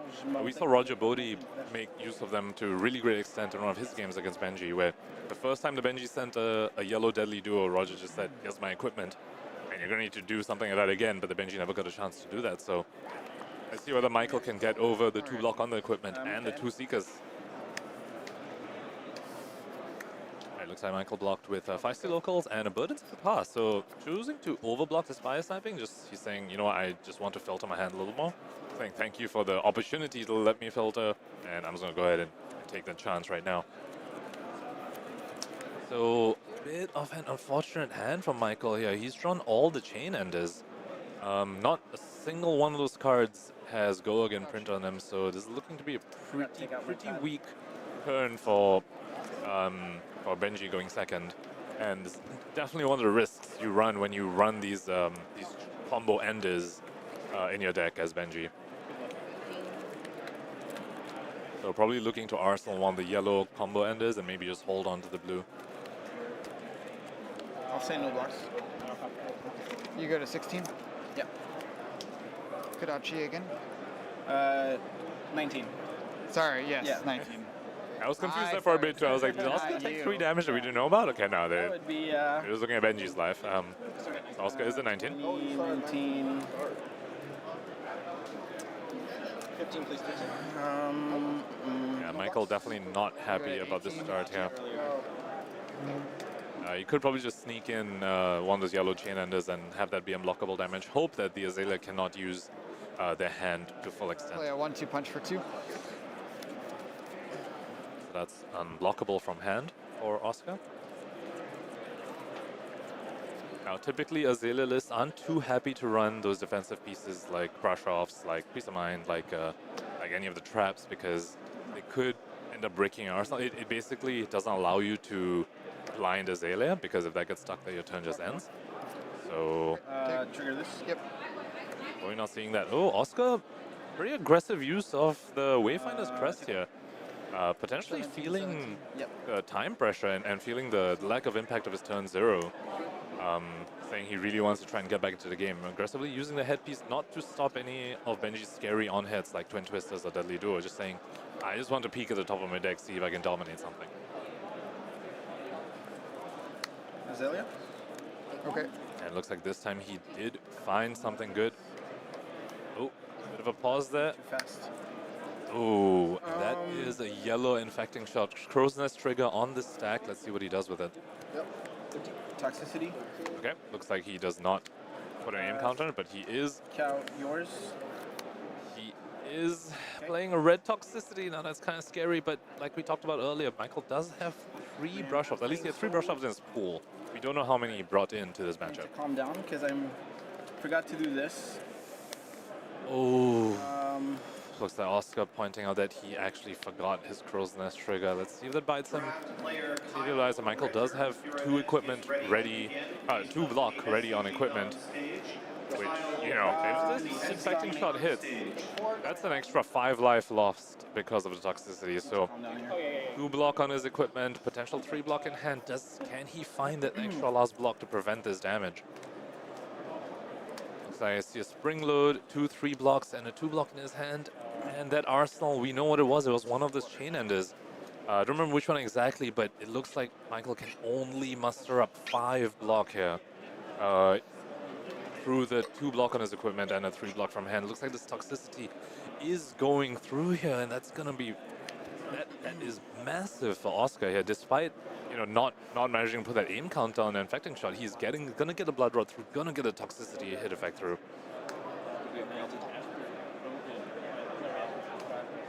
And we'll probably find out soon whether Michael did end up bringing any of those brush-offs into this match, and if so, if he did, it's gonna be feeling a little sad he hasn't seen one yet, and this would have been a really key moment for it. So block for 3. Yep, he's blocking for 3. He's deciding. Take 3. He's deciding if the equipment can't stop the on-hit, he might as well just save them for later. Which is somewhere. Get out of here. actually have it here. Sorry. All right. Get a pox Player just, and take 5. Oh, yeah. Player's just So I digging go for to the Blood Road 14, Pox. and then I take 5 more down to 9. Yeah. Oh, that is a brutal turn from Oscar. Yes. So it looks like that aggressive block with the Wayfinder's Crest really paid off for him, and it's probably something he was expecting given that his fire sniping whiffed. He was saying, look, it's a very high chance I'm going to see an arrow on top, probably knows the ratios, and he's saying he took that risk and it paid off for him. But again, probably a very calculated risk because he knows the ratio of arrows and pumps in his deck, and he knows that you whiffed off the fire sniping, so a risk, but a calculated one. And now Michael coming in Kodachi's. Okay, he does have the yellow twin twisters in hand this time, which threatens the +1 from its own effect and Benji's effect. Ooh, but Oscar seems prepared for it. He's already representing that he can block a two damage thing with 1 floating right now, 1 more Seeker's equipment up, and the toxic tips.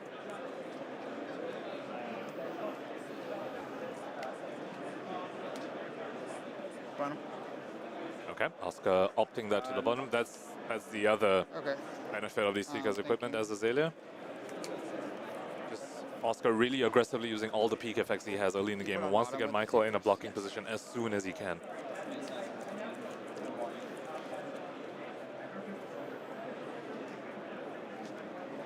But Michael, looking at the board on Oscar's side, saying he has 1 floating, 1 Seeker's equipment up, and the toxic tips. Maybe he's going to say there's no point sending this twin twisters. He's just going to do it anyway because it's not like the spring load does anything either. It's like maybe just force the equipment out of Oscar with his twin twisters. Next attack, this combat chain will get +1 if it hits. If this hits. So 2, and if it hits, the next one gets +1. No blocks. Take 2. Oh, Oscar choosing to take this too, just leaving that 1 floating, not using the Seekers or the toxic tips. So my handwriting is off. So Michael's going to get 2 triggers, yeah? This is going to be for 6 because it'll get +1 from this, +1 from this. So I haven't been using the power die, but I'll start now. Thank you, Michael. We appreciate it. 1, and then, yeah.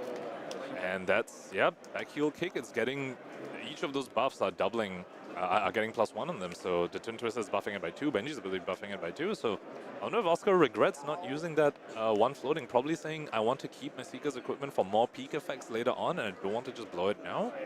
But that led to an extra 4 damage on this back heel kick. So let's see if he, regrets doing that. Let's see if that bites him later on. Of course, Michael still does have his Blood Rod Pox token on him, so he's actually effectively at 7. Block 6. We have a Legacy Plus side event. Okay, I'm going to take 2. Michael going down to 7. Taking 2, going down to 7. Arsenaling that Spring Load, a very, very strong arsenal target is the Ninja. If you'd like to sign up for either of those events, please. Now that explains why Oscar left that 1 floating. He wanted to put that in counter on that infecting shot, so opting to, put that +1 on that infecting shot rather than save the damage using the Seeker's equipment. So life totals haven't been updated yet, but Michael should be at 7.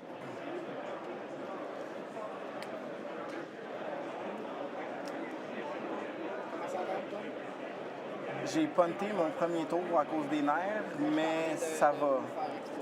OK. Oscar using the multilingual benefit, getting to discuss with his teammates while the opponents don't know what they're talking about. Oh, I assume so. I'm not sure whether Michael knows that language.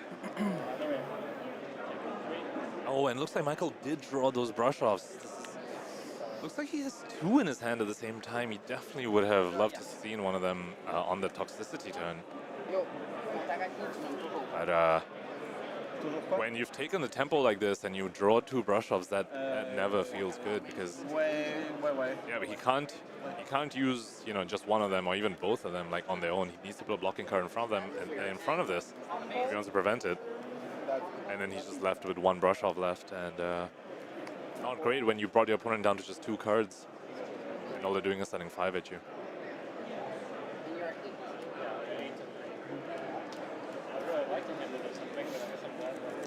Of course, he has the option to put 2 block in equipment and then use a red brush off.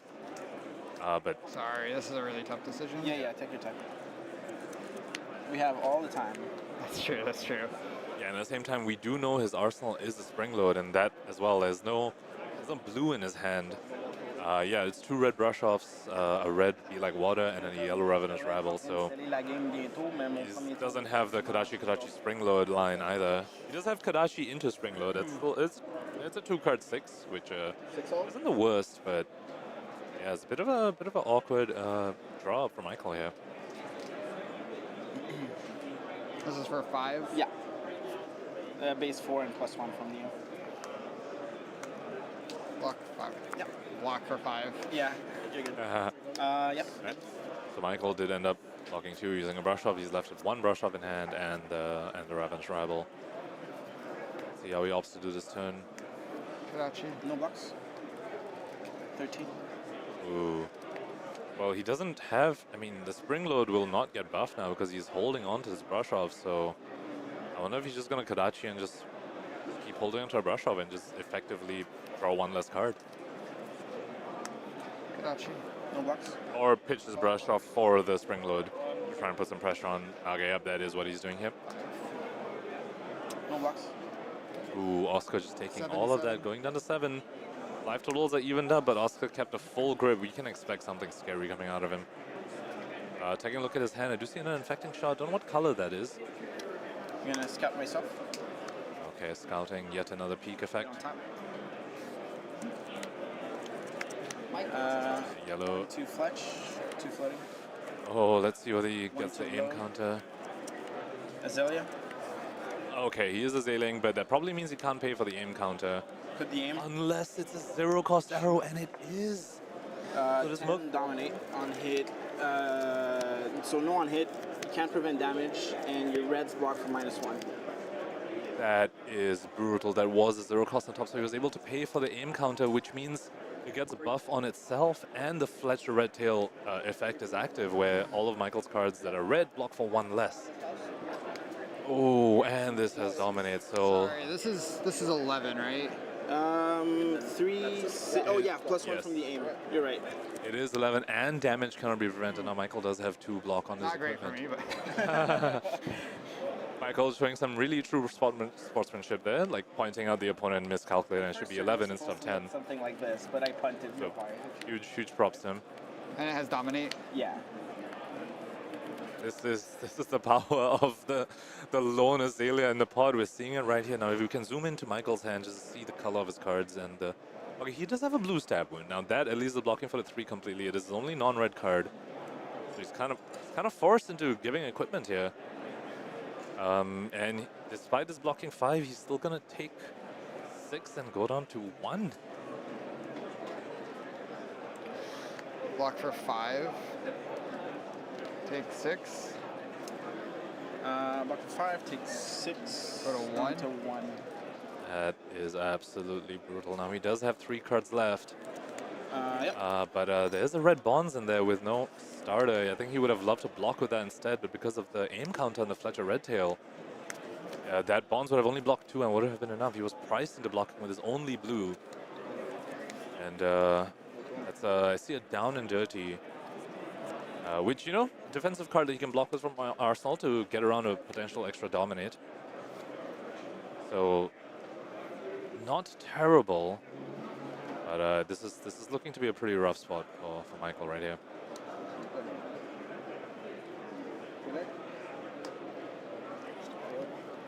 That's 5. And with no way to threaten guaranteed lethal in his hand right now, Oscar always will have the option this turn to just say no blocks to everything and then try and close the game out with a dominated arrow.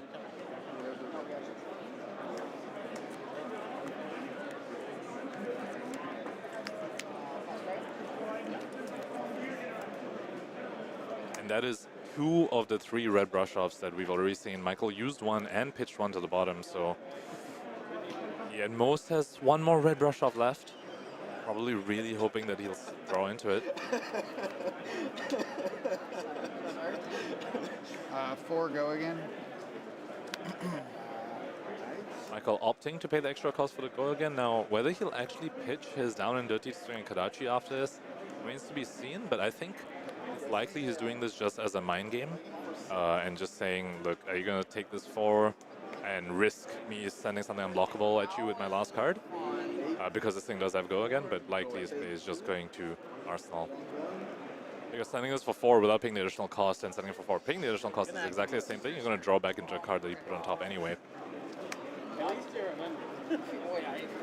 Oscar once again using the peak effect. He has really done a very good job of peaking on every opportunity the opponent has given him. So on every of Michael's turns, Oscar seems to have peaked with something, either with the headpiece or the other Seeker's equipment. So, for 3. Prevent 1. Right, Oscar choosing to prevent completely, has the 2 floating, knows what's on top. He might instant speed load here. And yes, Michael did pass, so that was just a bit of a mind game about the go again. I wonder if that actually changed Oscar's blocking decisions here, but... Right. Oscar also really showing us the power of an instant speed bow. He twice so far he's actually activated the bow on Michael's turn. There we go. Oh, that's another dominated 0 cost arrow. Falcon Wing coming for 5 dominate. There's an on-hit frailty, but there's also on-hit death. Because Michael is at 1 life. Now, did he draw the last brush off? It looks like he did. He will survive this turn. He can use 2 cards to survive this turn. However, Oscar... Yes, and of course the down and dirty in Arsenal as well. So he's actually pretty insulated here. In 2 ways, maybe he'll block... He has it. Okay, he's using a 3 block from hand and a brush off. He could have blocked with a 3 block and down and dirty from Arsenal to block 5 and save 1 block value. But I guess he probably just wanted to get rid of the bonds in his hand. It was clunking up his hand anyway. No blocks? Go to 6. It looks like Roger's game has ended as well. Do we know how Roger did? We're going to try and get that information to you guys as soon as possible. For 6. Thank you. Thank you. Michael with Kadachi into freewheeling Renegades, and that is threshing lethal. However, just 1 3 block in front of it brings it all the way down to 4, and then down to 5. Yep. Oscar just taking 1, still left with 3 cards in hand. Barbed to load. And that's yet another spice. I mean, the consistency of this Azalea deck is unreal. And Azalea? And obviously be expected when there's only 1 ranger in the pod. All right, now he's going to Azalea. What is it going to be? Okay. It's another red spice sniping. Take a look at the top 2 again. I mean, can't rearrange it. Just going to be throwing into it. No matter. 5 dominate. All right, sending 5 down, but Michael does have that down and dirty in his arsenal. He can still block. He can block with a 3 block from hand and a 2 block from his arsenal. Michael staying somewhat resilient here, but at the same time, his hand can't really make use of these outs he's managed to carve out for himself, because that's 4 blues in his hand? Or is that Seeker Rise in a red? Are my eyes deceiving me? Nope, yeah, it is 4 blues, so despite him only can use 2 cards to survive this turn, but he can't threaten too much back, it seems like. La game devrait être finie déjà. Mais mon premier tour, j'ai vraiment solide.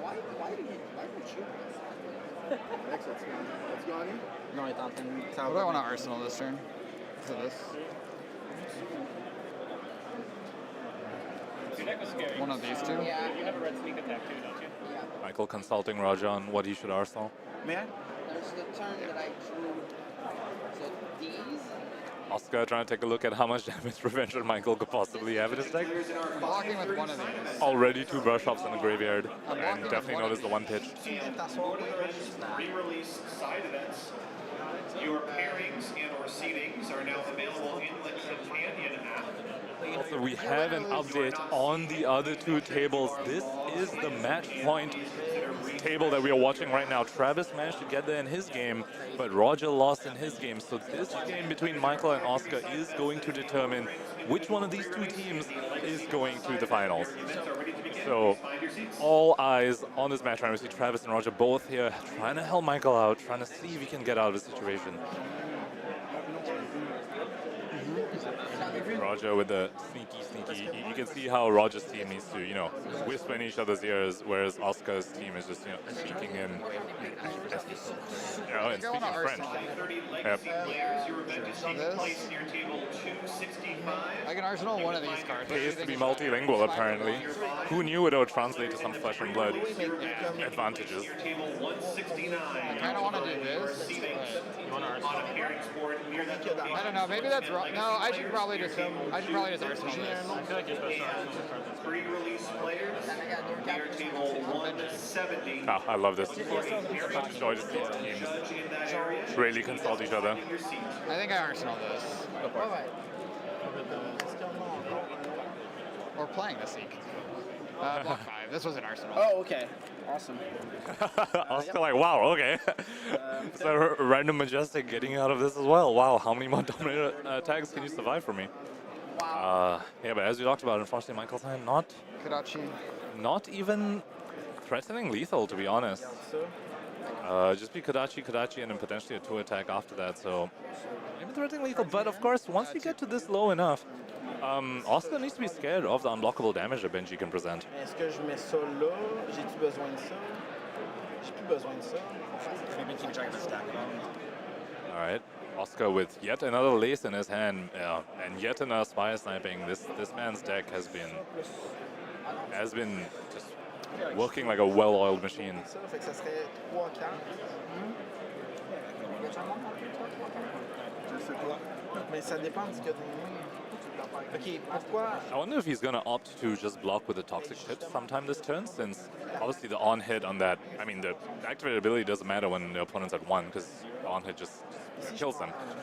So I wonder what he's gonna cash in that 1 block sometime soon. Mais si, mettons, l'attaque hit, je lock le Kodachi, puis je mets l'armure devant. I really wonder whether anyone on Michael's team understands French.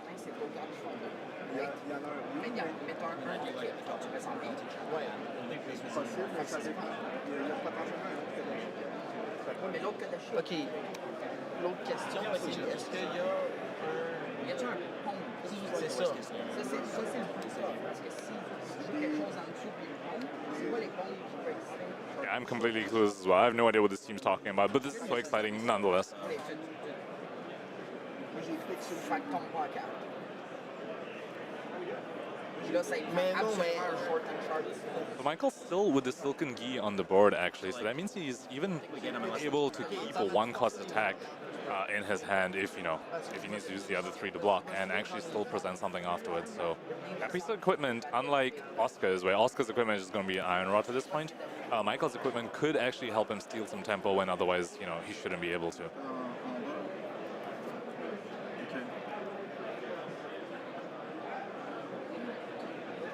Looks like Oscar's team is just about ready to make a decision. J'espère que je le sais, mais je veux aussi pas perdre. This is the match point. All pressure on this. All team members are incredibly invested in the outcome of this game. All of them bringing their input, giving Oscar advice. And same on Michael's side. Si t'es à 4, puis il y a un jaune, ça coûte plus le pont, c'est mort.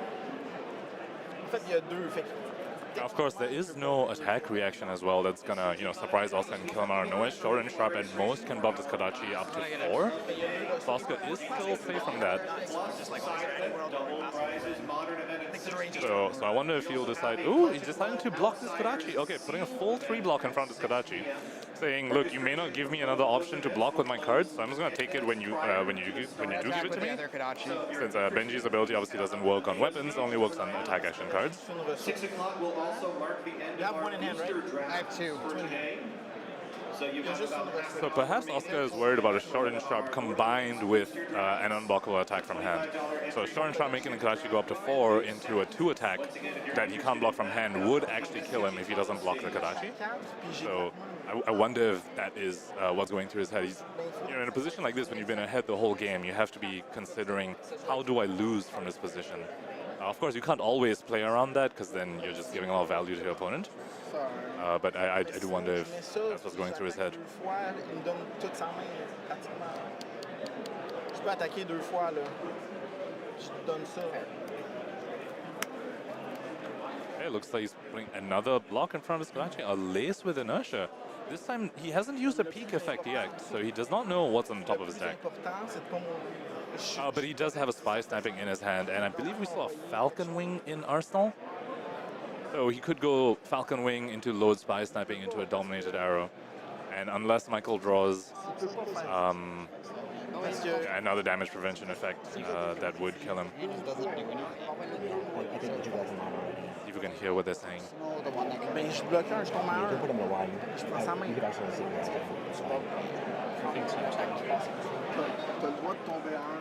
Okay, Team Huddle has completed. 5 field goes for 1. 5 field goes for 1. Now this is unblockable from hand, so it's not going to be getting the buff. May I read it? Yes. Yeah. Si tu bloques, ça me trompe à faut que je mette une action. Si je mets une action devant, si je mets une action, fait que si je mets l'armure, je suis correct. C'est quoi ça fait exactement? Si je mets une action, il y a plus 2. Il y a plus 2. Ça, c'est 1. Mais je peux pas bloquer de la main, là. C'est ça ou c'est mieux. So Michael's still representing the one floating here, so still threatening a short and sharp. Oui. But of course, now there's no way for lethal to be threatened, so Oscar can safely say no blocks and definitely know that he won't die even in the worst case scenario. Il y a pas les... Je peux le garder, les bottes. Y a-tu les bottes? Sais-tu s'il y avait les bottes? Il y a plus de bottes. Il reste juste le chest. Il reste juste le chest? Il y a pas... Sharp, c'est plus court. I'm gonna be so sad after they touch this they're just gonna blind focus Je bloquerai pas. Je garderai les no blocks. Kick 1 down to 4. Yeah. Okay, Michael with the no reactions. Your turn. And moving to Arsenal. Yep, Oscar with 2 cards left in hand, 1 card in Arsenal. We know that Arsenal's a Falcon Wing and has a Spy Sniping in it, so... Now, take a look at Michael's and he has a peace of mind. He has a peace of mind. He can survive yet another dominated attack. Unless it's too big, but I mean, it's likely going to be a dominated arrow that isn't buffed because Oscar doesn't have any buffs in hand. Pay 1 to flip. Okay. Put a name on it. Okay. Shoot it. Oscar flipping up the Falcon Wing with the Barbed Castaway. Yeah, giving the Falcon Wing an aim counter saying you have to give me a 3 block on this. You can't give me one of your Mopi 2 blocks that I know your deck is full of. So Michael here potentially lining up that counter fight to block this cleanly. Looks to be, I think, the only 3 block in his hand. Oh no, the recall blocks 3 as well. He has 3 blocks in his hand. But does he have the resources to pay for the peace of mind? Block is good. A little difficult to see the color of the recoil. 1 to load. Okay. Spire. Alright, so both abilities with the bow used at this point. And let's see whether Oscar finds an arrow. Azalea? Okay, he does. He Azalea. Now, is that a 0 cost you can put an aim counter on? Or is it going to be a 1 cost? It is a 1. And it's a Widowmaker with Dominate. But Michael does have the yellow piece of mind. So if you can line up a 3 block and the yellow piece of mind, and he survives it. Ponder? Yeah. Michael just showing us his just endurance here in this game. He's forcing Oscar to repeatedly dominate these arrows, and he's repeatedly saying, I have answers for days for your dominate. You're going to need to do better than that. And then come in for 2 unblockable. Is he turning this around? It's 2 unblockable from hand, and he has the Ponder to refill his arsenal again.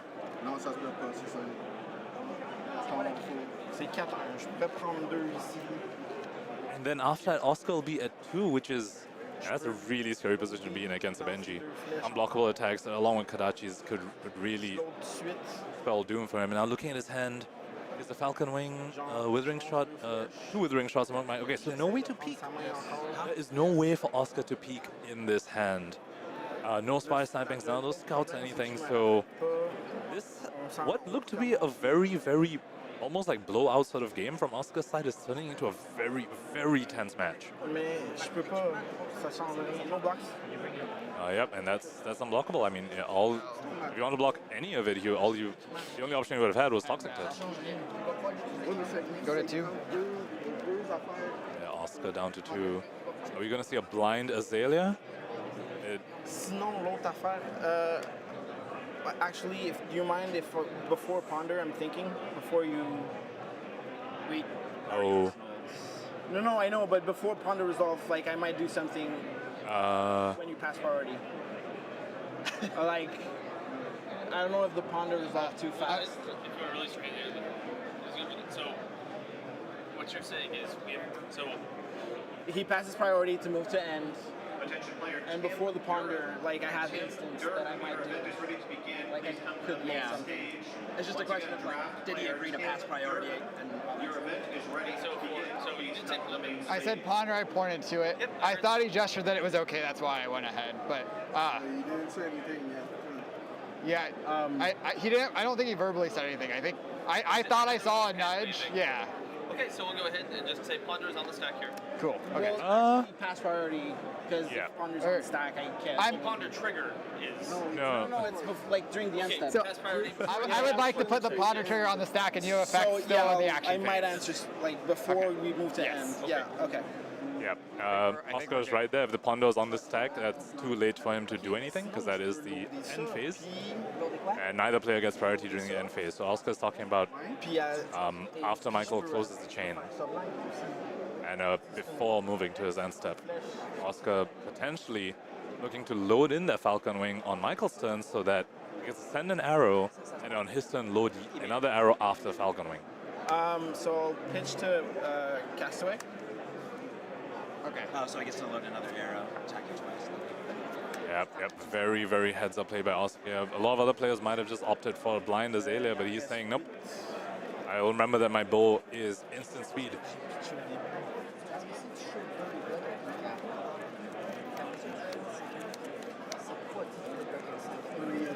Okay. Now Oscar does have a Falcon Wing and another arrow in hand to send after that. And we see the third brush off in Michael's hand. Yep, that's the third brush off. That's either the third brush off or the brush off that was pitched and has come back.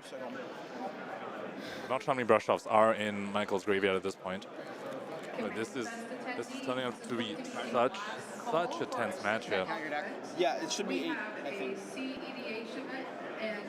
I guess it really doesn't matter. The game's ending in the next few turns. On est revenu, parce que c'était ma première Like 6, looks like. 4. Now, if Oscar can't threaten all the cards in Michael's hand, this could look really could look like a very tough situation for him. S'il garde une carte, je suis peut-être mort. Now, I don't know what he got off the ponder there. I don't know what Michael got off the ponder there, but that was an offensive card. If he's able to just keep even one card, he could Kadachi and use that Arsenal card and put Oscar in a very difficult position. Okay. Just keep that in mind. Alright, gotta make a play here. Okay, 1, 2, 7, 8, 9, 10. Oscar counting the arrows in his graveyard, it seems. I think he's trying to figure out the probability of hitting an arrow off the top, because that players might not quite be at pitch stack yet, perhaps, if he's counting. Azalea. Oh, he's activating Azalea.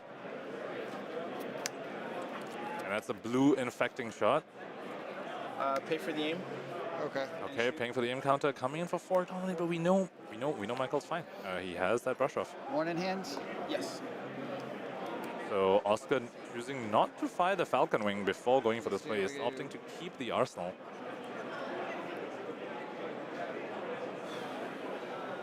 Je pense qu'il y en a un en plus. Oscar must be feeling so frustrated. It's been a piece of mind, a brush off, so many defensive pieces from Michael's deck that's just been stopping him from ending the game.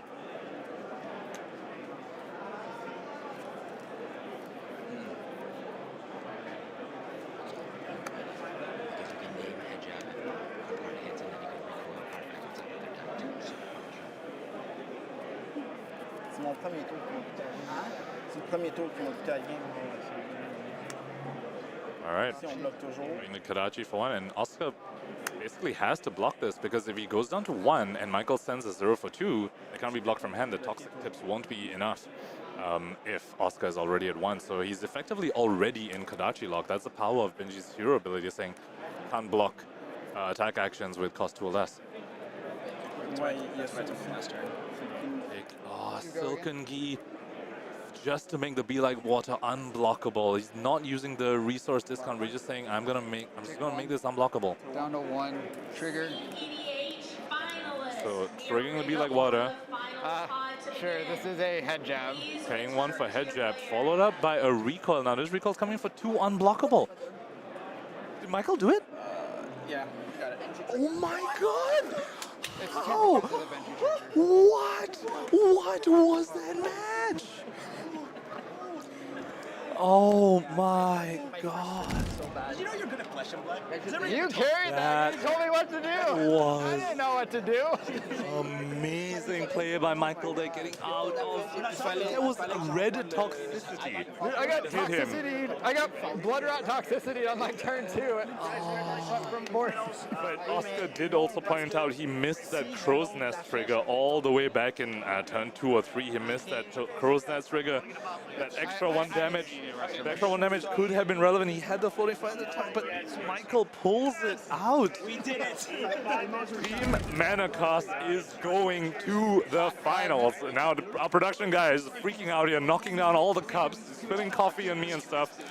That was so insanely cool. Catching that on camera is now the highlight of my life.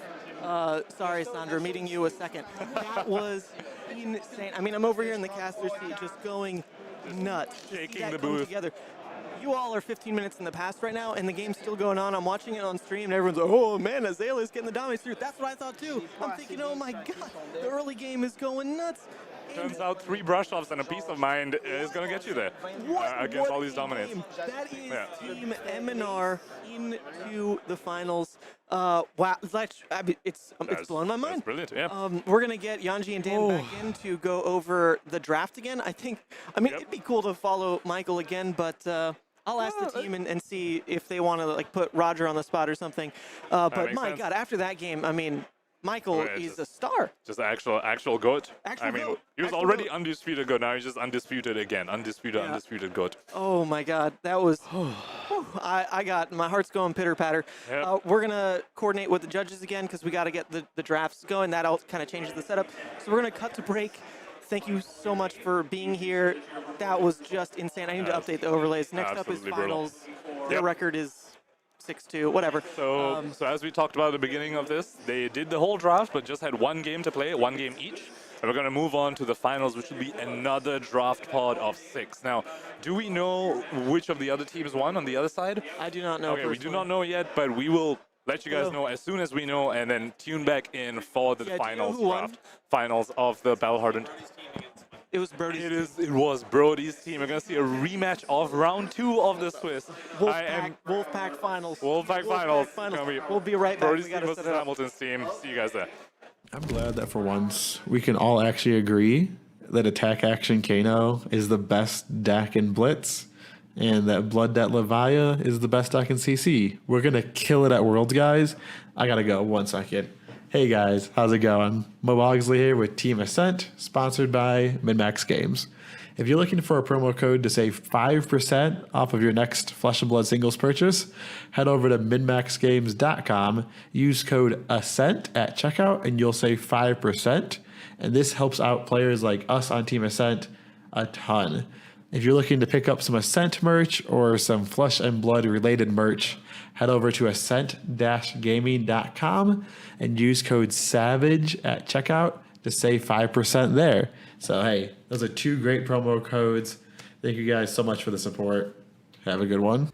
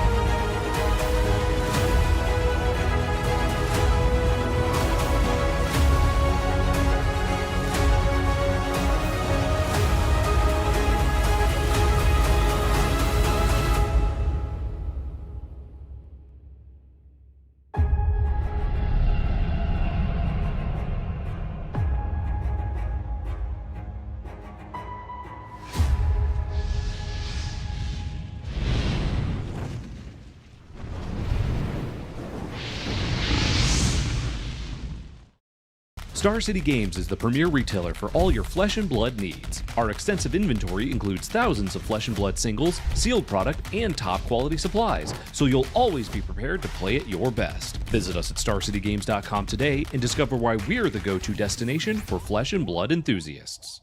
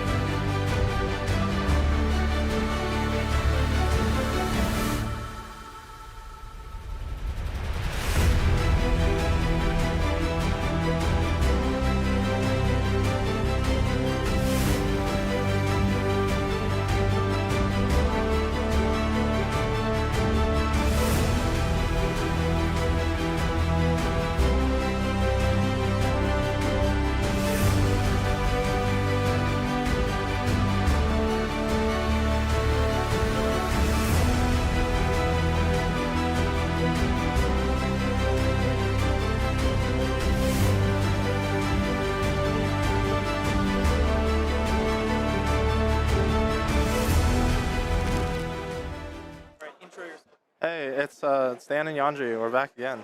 Hello. Commentate that. Ooh, there's a van brace. Spicy. Just getting right into it. We switched POVs, going from Michael Hamilton to Michael Hamilton's better half, apparently, according to the podcast. Accurate. We're following Roger. Yeah, I'm pretty excited to have a different perspective.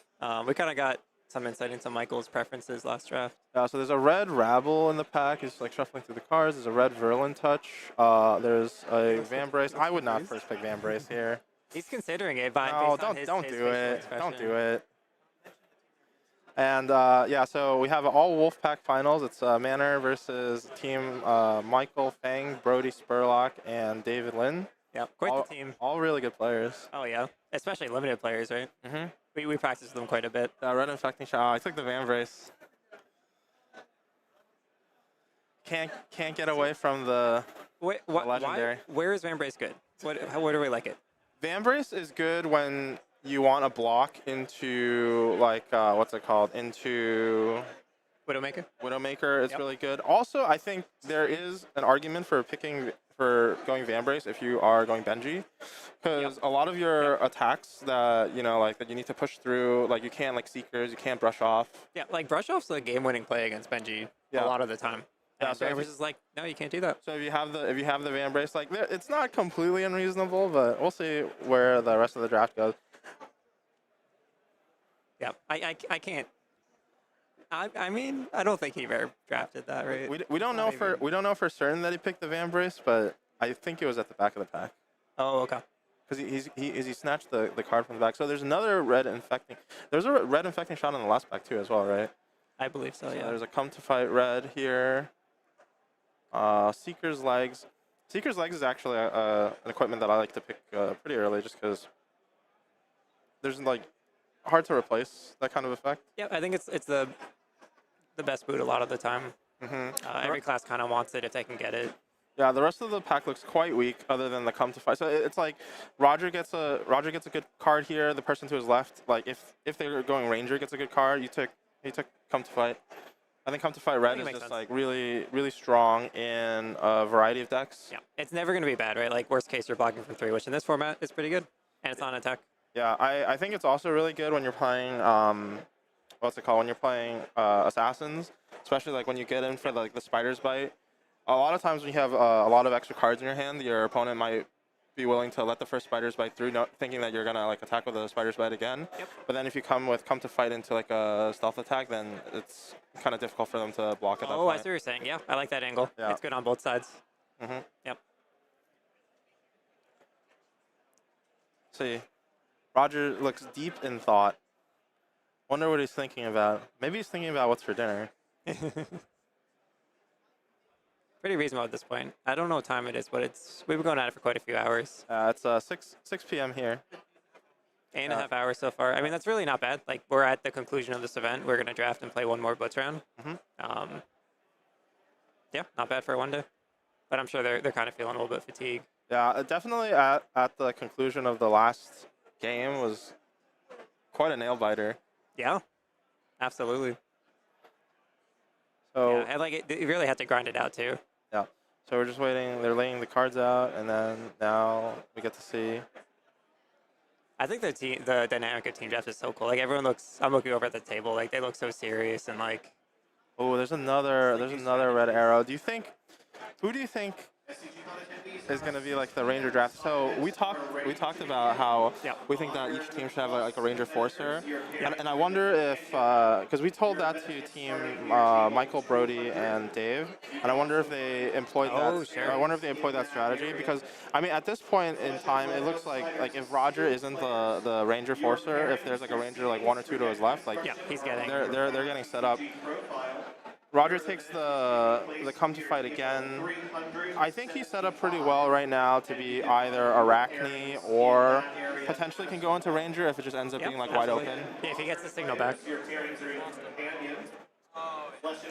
Yeah, so even though last round playing Arachne didn't work out, but I think Arachne is still just quite a strong choice in general. And if he's comfortable with the deck, it's a very cozy deck to play. And it's quite strong. Yeah, having access to cards like Come to Fight actually I think raises the power level of the deck quite a bit, because being able to attack, normally I think when you're playing Arachne you get caught into the trap of your whole deck is all red stealth attack, so everything attacks for 3, and then so you don't utilize Spider's Bite as well as Uzuri's do, because you really want Spider's Bite to kind of to be impacting your opponent when you're coming in with an attack that's greater than 3, and so instead of them getting neg 1 defense, if they had to block 2 cards, if they wanted to block 2 cards on it, now they get neg 2 defense, and so it scales up, right? Yep, absolutely. All right. What do we have here? It's a blue infectious dose. So he's pulling the arrows to the front. I think he's making. There's another red infecting shot. So I think at this point, you have to be a little bit concerned, because if you're passing 3, you're passing 3 infecting shots. I mean, he could even be going Ranger at this point, because he has the 2 come to fights. Maybe it's an Azalea angle. Yeah. What do you think? Even if he created a Ranger right to the left, I think I would love to just cut in here, and sacrifice.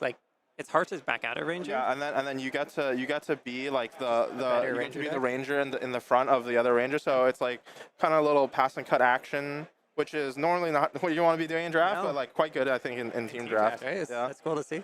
Yeah. I wonder if he has the same thing going through his head. Yeah.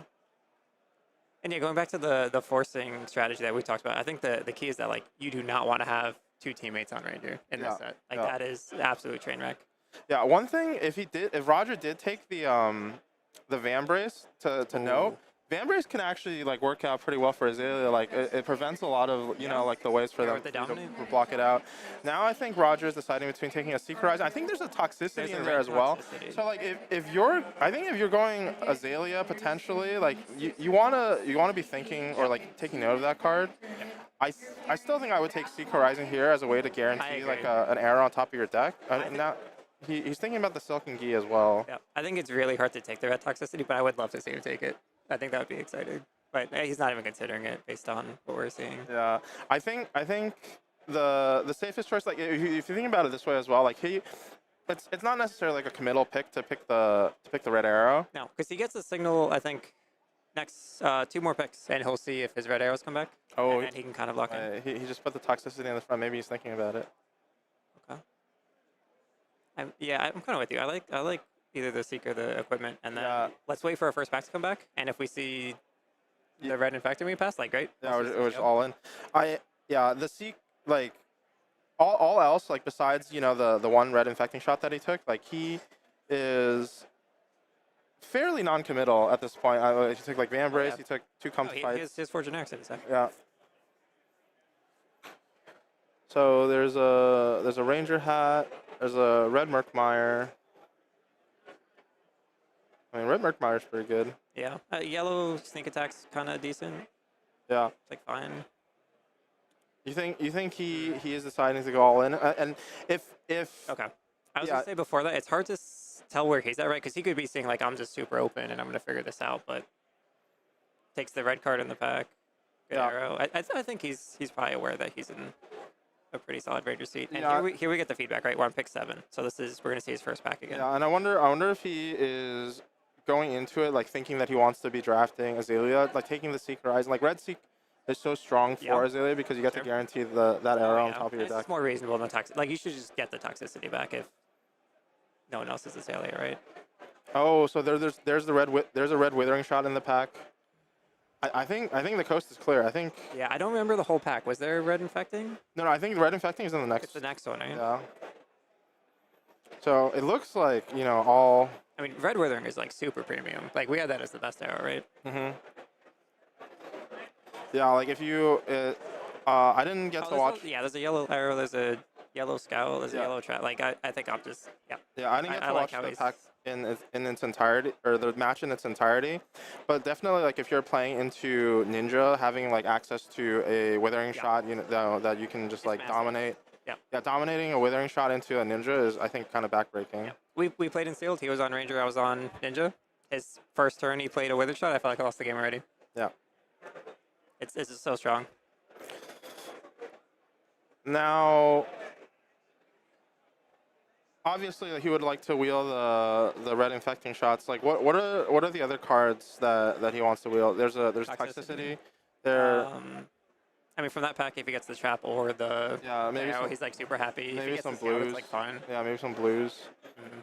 One thing that I think so normal perception about Rangers is that Rangers don't block very well, but in Outsiders Draft, actually Ranger blocks quite well because most of the cards that you end up drafting are going to be arrows, and all of those cards are block 3s. Yeah, absolutely. For the most part. So that is like one advantage that you do have over drafting, like Ninja, for example. Assassin and Rangers both block well. Also, like having access to all the defense reactions in the set. Yep. No, I agree. Have we seen a lot of the Azalea arrows yet? Like your what do you call them? Your Spire sniping. Your I don't think those have been opened. So there's a yellow Withering Shot, which I'm a pretty big fan of. Yep. Also, he's looking at the Tarbit Trap. Maybe he's like considering going Riptide, but there's like a blue toxicity. So like I actually in this pack, it's quite difficult for me. So I think that there is an infecting shot missing from this pack. Yeah, it might have been the next pack. Wasn't it? It was like 3 in a row. Yeah, so well, if it's not in the next pack, I'm pretty confident it means someone else took it. Yeah. Which doesn't mean there's another ranger, right? Like, that's the type of card that if you're not giving up much, I would. Yeah, no, but like, so I think if he was drafting, if he's drafting like Riptide, like drafting Yellow Withering Shot kind of leans me more towards, drafting Riptide. I think he was also considering the Tar Pit Trap. Yeah, no, I like the Wither a lot there. Oh. Yeah, for sure, like he's like pass cutting the other Ranger player. Like, I think the Ranger player, if it's not, hopefully it's not Travis. Yeah. Maybe it's Michael. Well, that's so tough given the team format. Yeah. Like if it is directly to his left, like this has worked out great. I'd be pretty thrilled. But if it's your teammate, like that's really not good. Yeah, quite interesting that he took the yellow Destructive Deliberation instead of taking. I think there was a yellow Skybound shot there. Maybe he just wanted to get back to generics. You don't think he's gonna pivot out? Oh. What do you take there? I wouldn't take that there. I would probably take the yellow Ravenous Rabble. So this is like one of the things that I think that you have to track, because I believe that is the 3rd Wayfarer's Crest in this pack. Because there's a foil. I think there was a foil one. Yep. So if I'm remembering correctly, and actually the red toxicity does wheel. Okay, so maybe there's another ranger, but we get to be. Yeah, but I think Roger is unwilling. I think Roger's unwilling to commit to Azalea, and if he probably feels more comfortable playing, Riptide. Yeah. That's kind of like how I'm reading it. Like if you're the yellow Deliberation too. Oh no, take the Virulent Touch. That's the card you can play. I mean, can he not pivot out? We have 1, 2, 3, 4. We have 6 class cards now. I don't know. It's tough. Did he take the sneak attack? Yeah, he took the sneak attack. I wonder, like, no way that you take like a blue arrow as like a hate pick, right? Like I think he's just. I think maybe he hate picked the sneak attack. I think he did. Yeah. I think he's aware he's one of 2 rangers, but I think it's too late to turn back. We're now on 7 class cards. Yeah. And if he's locked on Riptide, like that blue arrow is not great. Like it definitely makes the deck usually. Yeah, there was a yellow Ravenous Rabble in one of the packs that I think Ravenous Rabble ends up being like quite a strong card for Ranger. Oh, like we could have flipped those picks. We could have taken the Rabble and then gotten the blue arrow. Yeah. Did he send a strong Uzuri signal? Maybe he's thinking Michael on his left is on Uzuri. So there weren't a ton of like premium generic attacks that he's sending. Was shuffling through the cards. I wasn't tracking the stealth attacks that carefully. Yep. So I think it's possible. I think the blue toxicity didn't make it back, right? The blue toxicity did wheel the first time. Okay, so he did take the Van Brace. Yeah, so he used Van Brace, the hat. Interesting. But I was actually wrong about the Wayfarer's Crest. So it looks I thought that there was 3, but it was just like one and a foil one. So we know there's 2 rangers. It seems Roger has a preference for Riptide, which is fine. I think I would have liked to see him. Maybe because he didn't see any Azalea arrows, that's why he stayed away from the toxicities. That could be. Yeah, it's kind of interesting. I actually don't value some of the Azalea arrows that high. I think it's kind of weird. Like I think the better that your deck is, the less kind of important a card like Expire Sniping is. Yeah. Like if you can like reliably blind Azalea, but Riptide I think in general is like a much more like consistent deck to play. Like it's a lot more straightforward. I feel very cozy when I'm in a Riptide seat. Mm-hmm. I think at this point, like Roger picked up the Tar Pit Trap. I think he just wants maybe picking up like more arrows that have aim counter synergies and more like Scout the Peripheries like pumps and the cards like Ravenous Rabble. Yeah, I was say like Red Rabble's pretty premium here, I think. Yeah. So there's a Scout. Even Red Springload I quite like in the deck. Red Springload. There's a Red Falcon Wing. Yeah. Oh, and a Lace. Lace with Inertia I think is like is the weakest Lace. Not one of it is the weakest Lace. Passive side, it can be very, very strong. Yeah, I think in this situation I would probably take Lace because you know that like you're probably like the other Ranger is like for sure like Azalea given the fact that there were like the toxicities. floating around. I think if you take the lace, like it's less likely that the Azalea is going to be picking the what's it called, the Falcon Wing from the pack because it's not as strong for Azalea. Oh, sure, there's that upside. That makes sense. And Yeah. I think they play like the similar role in Riptide, right? Like they're both 3 points of value without an action point. Yeah, yeah, and I think that one of the things that you can do, he's also like thinking about taking the Seeker's Legs. Interesting. So he's saying I'm getting one of these back, right? That's what that says to me. Yeah. He's saying I'm 100% seeing one of these. I don't care which one it is. They're both, like we were saying, like fill the same role.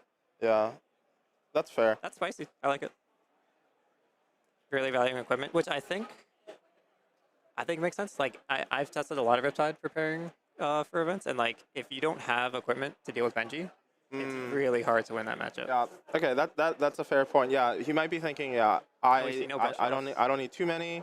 I just need. I don't need too many of this effect. I just need one. Yep.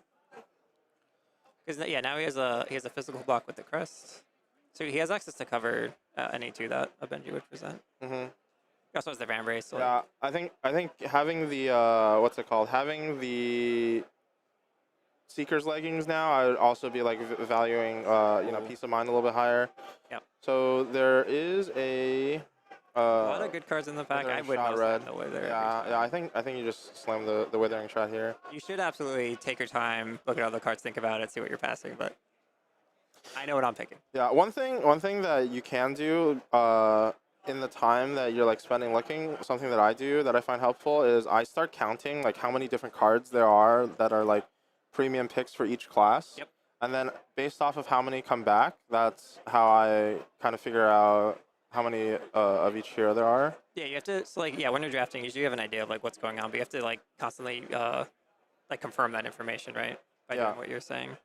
Yeah, because it seems like kind of minor, but like even messing up like the count by like 1, I think throws off your expectations. Yep. Yeah, it's like not tracking pitch stack in a game, right? Like the value you gain from doing it is very high. This was interesting. There's another Falcon Wing, a blue Fletch. I'm quite a big fan of Fletches in Riptide. I think it's one of the ways that you can get there against Ninja. Yeah, I am as well, but I think for me Falcon Wing is so good. Yeah. No, that's probably where I'm at, and like one of the nice things that you can do with Falcon Wing is he's taking the Fletch. Interesting. I don't hate it. I think knowing that you're getting another Falcon Wing back. I think he picked one. Yep. Already. No. So that was when he took he took Withering. No, he took Seeker's Legs. He took Seeker's Legs, and he's saying, I'm getting the pump over the Falcon. Yeah, so there's two Falcon Wings floating. This is like the third one. Yeah, and that card had Blue Widowmaker, which is pretty nice for Azalea. Yeah. Yeah, like if he's on the same wavelength as us, and he's thinking the other Ranger is Azalea, he might get super rewarded and see both Falcon Wings back, which would be pretty premium, I think. Yeah. Falcon Wing combos, I think, really well with... I mean, you can do it with like with any arrows, because you can like if you load off of like the Riptide ability, like you really want go again cards that you play from your hand. So now like if you pick up the Falcon Wings on the wheel, I would be prioritizing like even like yellow Scouts, yellow Rabbles. I was gonna say, I'm really high on the yellow utility cards like that in Riptide. Even yellow Seeker Horizon, I'm like higher on than most. Yeah. So speaking of, there's a yellow Scout at Periphery. Yeah. We pulled it to the front. He's also considering the red Spire sniping. Do you take the Scout here thinking I should at least see one of these Falcon Wings come back?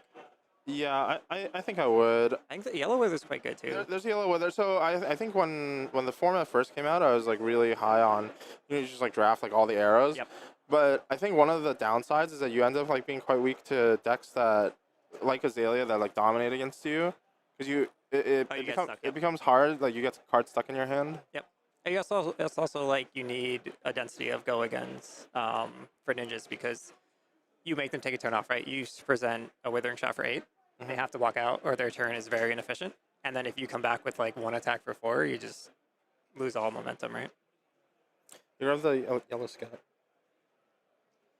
I like that pick there. Yep. No, I like what Roger's done so far. Yeah, I think Roger correctly identified. But it's actually playing out pretty well. Yeah, I think he correctly identified that Ranger was the place to be in his seat. Yep. And he did it in a way that I like to do. I like to kind of like have the idea, but still stay open, and then as soon as my pack gets back to me, get the like concrete information about what's going on. Yeah, that makes sense. Doesn't always play out that way, but it's nice when you can. I wonder if Michael bit the like bought into the Ranger Kool-Aid, whether or not he's sipping on that Kool-Aid. Yep, because we're still not seeing Ranger cards come back, right? How many picks in are we? Oh no, we're still through the first cycle. It should be soon, right? Yeah, we're 4 picks in. Okay, so we still have a couple picks to go. So there's another spring. Wow, so many spring loads in this. Yeah, because Michael might have jumped out. Yeah, and then there's also a red sneak attack. So some assassin is getting set up, I think, pretty heavy. Yep. I like red cut down to size here. I think so too. I really do like spring load in Riptide, but I definitely don't want more than one. And we also don't have like the tunic. For the big payoff. Yeah, it's really good with tunic, but. And we don't have the Falcon Wings yet, because you can do like the pay 1 to load Falcon Wing. Yeah, Roger's thinking about the Blue Widowmaker. I think Blue Widowmaker is actually like one of the a useful tool for you, like anti-fatigue. You know, it's like a card that you use for pitch in the early game, and then later on it demands like 2 blocks. Sure. Super interesting pick there. I like it. Their scalpel. Interesting. I wonder how he values the like 2 for 6s in Riptide. Boy, so this is his 7th pick, right? So neither the Falcon Wing nor the Lace Sync Wield. 9 cards. Oh no, sorry. This is pick number 6. Yeah. This is the last pack we haven't seen yet. Yeah. I like Red Feisty. I like. I think I just take right? Yeah. Sometimes it's a Lava Burst, right? That's pretty good. Oh, so many times when I played Michael on stream, it was the Lava Burst. Yeah, so you get the Falcon Wing back. I think kind of as expected. I mean, we didn't fully expect that one, right? So this was the one where we passed the lace, I think. No, yeah, it was so like the lace. Gone. Yeah, so maybe we made it as Alien. This is good. Yeah. So we might see the second one. Yeah. Oh man, very well executed if we do get both back. Yeah. I think Roger's handling the draft, or like navigating the draft really well. Yeah.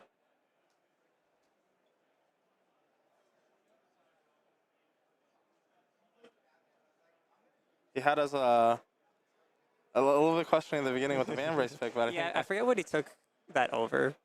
I'm definitely gonna go back and look. But. It was over, like, you could have taken like the Ranger Assassin mask, or sure. I think there were some. Oh, there's a red Rabble and something else. Okay. I wonder if Roger wishes that he had taken the red Rabble now. Ooh, I mean, almost certainly, right? But then again, if he does pair into the Azalea, then the what's it called? The man brace is gonna pay off pretty well. Can block in a pinch. Yep.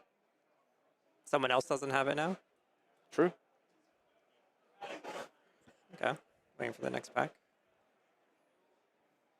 This is Roger's default pose. It's like the thinker. I wonder. Do you think? I mean, these players are all in the finals. They all already have won a PTI. They're essentially playing for a gold foil. And do all the finals get a PTI? Yeah, at Battle Hardened. I didn't know that. Oh, sure. Yeah, yep. and I wonder how much do you think like stress plays a role when you're in a situation like this? I mean, like you're playing like almost entirely with your teammates. Yeah, I think for these guys, almost not at all. Mm-hmm. There definitely can be a lot of stress there. I don't know. I think it's person by person. I tend to not stress over the big money matches I've been in until after. Roger's having a laugh. I wonder if there's some table talk going on. Seems likely. Interesting. So there's a destructive deliberation that he could take. He could also, like, this might be a spot to hate pick. I actually don't hate taking fisticuffs. One of the things that can be quite difficult as Ranger is, you know, like, you have so many like powerful hit triggers, but like theoretically none of your arrows like really hit breakpoints. Yep. So it's all advertised, you can use your brush offs. Yeah. So like both Ninja and so he's taking the blue Virulent Touch, which is a quality card to. It's really nice for end game, yeah. Yeah, to combo at the end. So he's getting the red Falcon Wing back. Oh, that's amazing. Yep. He's done it. Maybe he's thinking also about yellow infect. I mean, infecting. I think with the come to fights and the style, like I'm leaning more towards Falcon Wing. Lace. So maybe he wants to play like a slower version of Riptide. Yeah, more that's fair. defensive. Yeah. One thing that like picking these yellow aim counter arrows is better for than like picking a card like Falcon Wing is like because the damage per card is going to be higher. Like you get 5 damage out of the card. Yep. You run less into the risk of fatigue. Like, I know that like when you're playing Riptide, like that's like I don't know, like a big concern, but it's definitely a concern of yours. Like when you're drafting, like you don't want to. It's a very real lose condition. Yeah, like you don't want to be in the situation where you win a lot of the trades, but then you just like run out of gas. Yep. And with the infecting shot pick, he's also passing the last arrow being a Falcon Wing to what he thinks is an Azalea. Yeah. Which is a much worse pick for them. So maybe that factored in too. Yeah. So. Oh, I love Seeker's yellow Seeker Eyes. Oh, he's taking the blue scout. I think maybe I believe he's quite light on blues at this point. This might be number 2 or 3. Yeah. Looks like he has 4 now. Yes, taking a short and sharp. I don't believe that there's anything really on the pack to him. I don't think a lot of people like Yellow Seek as much as I do in Riptide though. That's like my secret favorite card. Just like taking all the blues. I think maybe it's like a strategy to like just like starve the table of blues.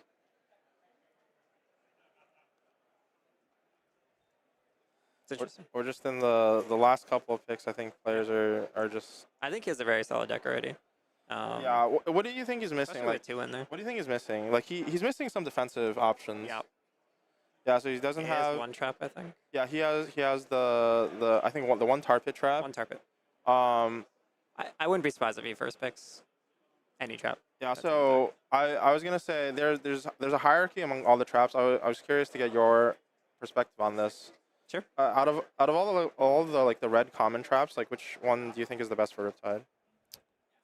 It's matchup dependent, right? I think Frailty is like the most active, like most likely to be active. But I think Blood Draw Trap, is that the name? Yeah. That's like the biggest impact card. Like you just win the game sometimes when that activates against assassins. Yeah, I find Frailty Trap to be really good into Riptide's better matchups. So like Riptide matching up into like a Ninja or like something that like doesn't have like a lot of blocks. Yep. But yeah, I find actually to be quite difficult to play Riptide into like Uzuri's. Yep. Because Uzuri, you know, presenting like Spider's Bite into like a big attack, like you're always leaking damage. Yep. You can't like efficiently 2-card block the damage, and so having access to a card that kind of hoses that matchup, because like anytime that they activate the Uzuri ability, like they're activating attack reaction. Yep. No, I'm very high on that for the same reason. And like the cards is ridiculous, right? Like when you trigger it, it's a 0 for 6. I think the first day of doing Outsiders draft, we were playing like a locals. Okay. And I was playing one of our good friends, Craig, and I think I got him with a Blood Rot trap. He like played like an attack reaction on his Kadachi or something. Yep. And so it ended up being like I took 0, I arsenaled the card. He has no arsenal, and then he took like 4 damage. It really hurts when that happens. So we got a spicy card here. There's a Codex of Blood Rot. It's not the big boy Codex. Not the big boy Codex. It's quite good in this format. A lot of times you get a Blood Rot, and I get my card back. Yeah, one of the things also for Riptide, it's actually quite a good arsenal card because excellent arsenal card. Because like one of the things that you want to have these go again, you know, cards that you play from your hand to activate the Riptide ability, so that you can like put a arrow into your arsenal, put the aim counter on. But oftentimes, like when you draw them in the wrong order, like you can have sometimes, like for example, if you have like a Ravenous Rabble you don't want to play, you arsenal it. As soon as you arsenal the Ravenous Rabble, it loses a lot of its value. Yep. But a card like Blood Rot Trap, you know, it retains like the same like effect. Yep, totally agree. Or it's not Blood Rot Trap, Codex of Blood Rot. Yeah. So Roger taking the Codex of Blood Rot, the card is just like super efficient. Good. Like spending a card to do that effect in a fatigue situation, maybe not ideal, but like the value there is it's just free value. Yep.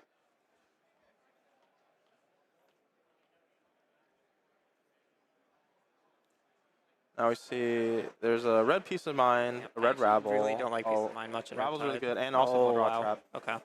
I think this is like a really tough decision. For me, I would Very be tough. between the Rabble and the Blood Rot Trap. Yeah, I don't consider anything else here. Roger's also thinking about the scout. I think in terms of like cards that do like similar things, I think Yeah, Red Rabble fills the Red same Rabble role. and Yellow Scout I think are the same. Yep, he's on 4 blues, which is like where you probably want to be as Riptide. Yeah. Make those Rabbles extra good. Yeah. I think here I would probably take Rabble. Oh, it's tough. The fires in the front super interesting. Is he Azalea in his head? Ooh. Did we miss that? Even if I was playing Azalea, I think I would take Rabble. Fletch, he's got a couple pump. Maybe he's worried about how light on traps he is, and he's considering. Yeah. It's interesting. I think there's just like a higher likelihood that you get like a trap back. Oh, he's taking Yellow Scout. I think. I mean, that makes me think maybe he's thinking Azalea, right? 'Cause maybe- he wants maybe- to see the top of his deck. Yeah, maybe he's trying to draft Azalea. Like, I do think he would have taken, like, surely he would have taken the Blood Rot trap over that if he's locked into Riptide. Yeah, that's super interesting. That's true. Another card that is really good in Riptide is this Virulent Touch, and it combos well with the Codex of Blood Rot. Yep. Did Roger get the mask? He didn't get the mask from the first pack, right? So he might also be considering like armor hat. No, he got the. Oh, he got the Wayfarer's hat, crest. yeah. In between. Got some ninja cards. Okay. Good Haik pick. Yeah, maybe he's trying to pivot back into Azalea. Maybe that's the thought process. It's definitely looking that way. Yeah, that's got to be it. Right? Yeah, I think if you were drafting Riptide, probably like Virulent Touches. Oh yeah, he would have got rewarded, but like he doesn't know what's coming these packs, right? He hasn't seen them yet. Yeah, okay, but so we got to change our perspective now. Like he has a solid amount of pumps to support this. He's probably looking for like one more. Yeah. I wonder if a card like here's the discussion we had. Which trap does he choose? Yeah. Or Yellow Wither. I would respect the Yellow Wither as well. Yeah. He's taking Realty. Consistency, I like it. Yep. Especially because he's not thinking Riptide, right? He just wants to slow down his opponent so he can get to his dominate turns. Yeah.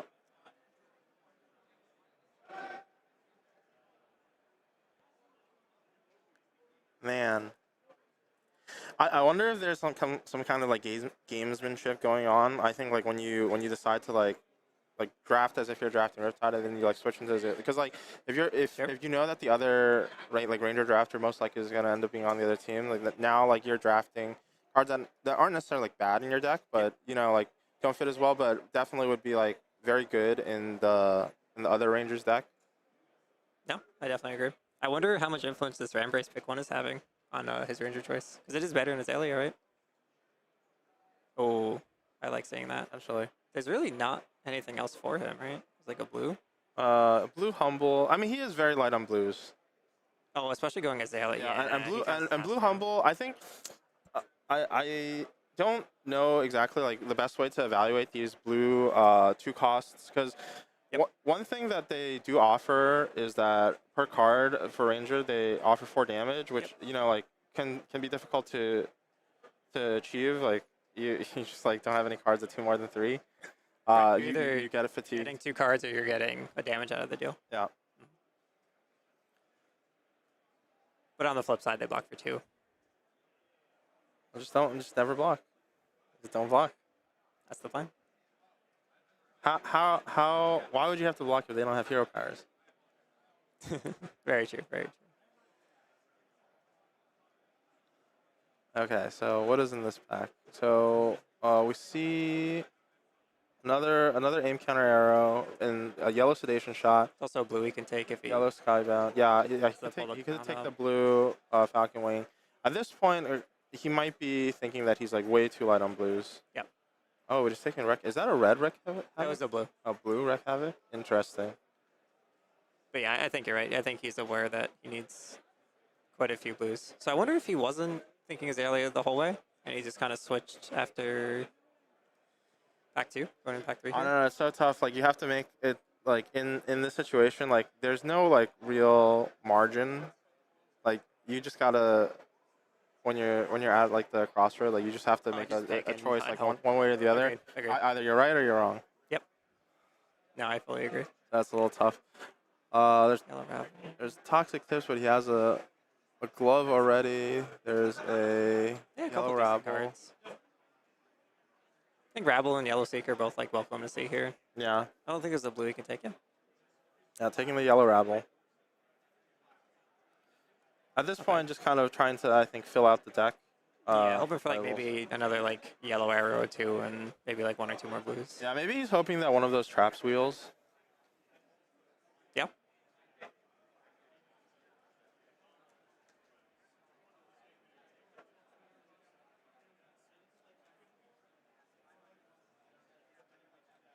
Now, we're seeing, so you can play the Verlin Touch, or you could grab another blue for his deck. Yeah, I mean, blue arrow's pretty nice for what he needs. Fills the blue, it's still a 4 with a name counter. Yeah, he's doing a double take. I think taking the Surging Strike. Ooh, so doing a little hate draft action.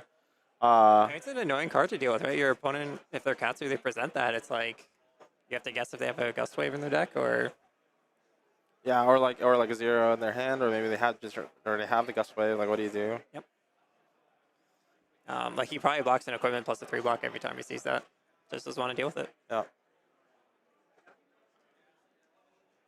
Also, I don't know like how much he's been tracking, how many Gust Waves. Like, I certainly haven't been tracking how many Gust Waves. No, I haven't either. I've been focused on our drafter here. Yeah. They just put the blinders on. Yep.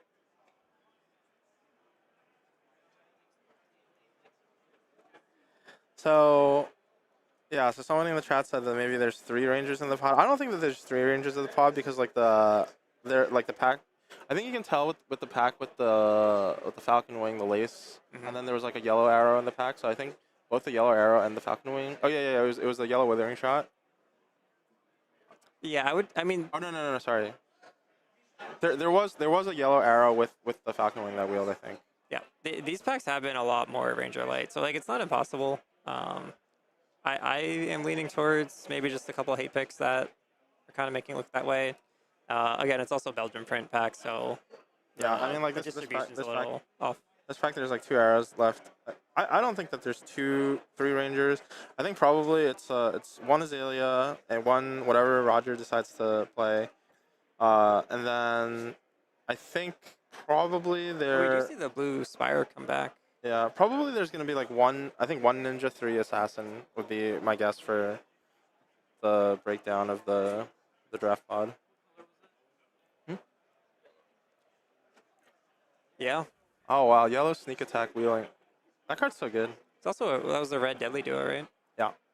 It's quite good with the Silken G, right? And Benji. Yeah. Yeah, and just looking kind of spooky. Yeah, I think more likely than not there is a solo ninja. Yep. The other interesting thing for this format is like you play 1 round, and that's the final, right? Like I think this deck, to me, this looks like I'd like my chances at a 2-1, but yeah, we only get to play 1, and then you see like whatever hero you match up against. Yep. Maybe you don't match into a good matchup. Yep. Or maybe you do. Yeah. It's very different. I think Benji is looking kind of rough. I think if you're playing Riptide, Benji can be tough. I think Azalea can be tough, and Uzuri can be tough. But then I think Riptide is pretty decent into the other heroes. Yep, I think so too.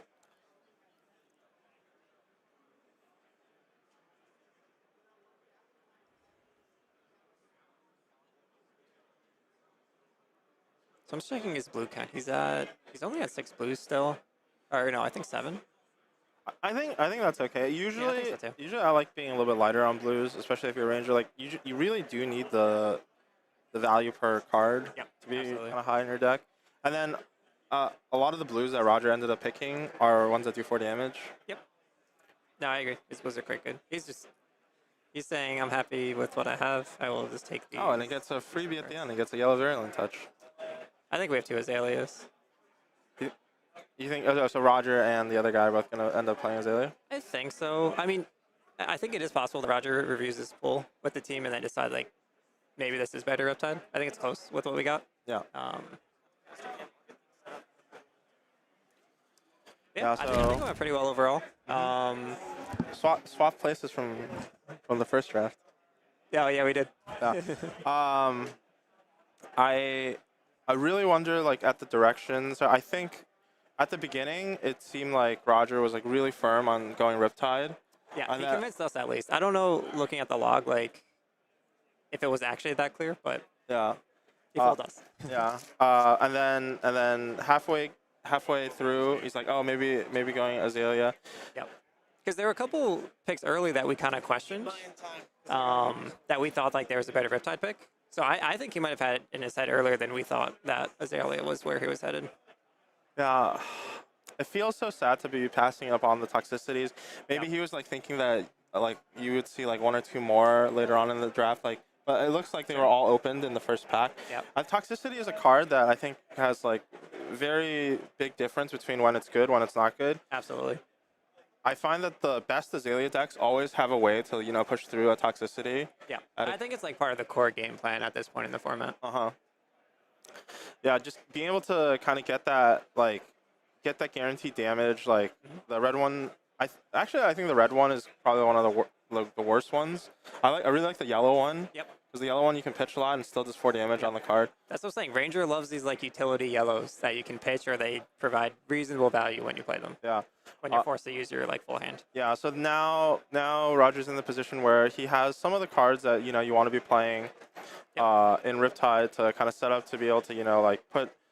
Where Riptide excels, where Azalea doesn't, is that it's really difficult for Azalea to put aim counters on the arrows. Yeah. Because like the only way that you get it is off of a flip, and then like not all of your flips are going to be revealed. Like he has 2 yellow scouts. He has access to the hat, which gives him a peek.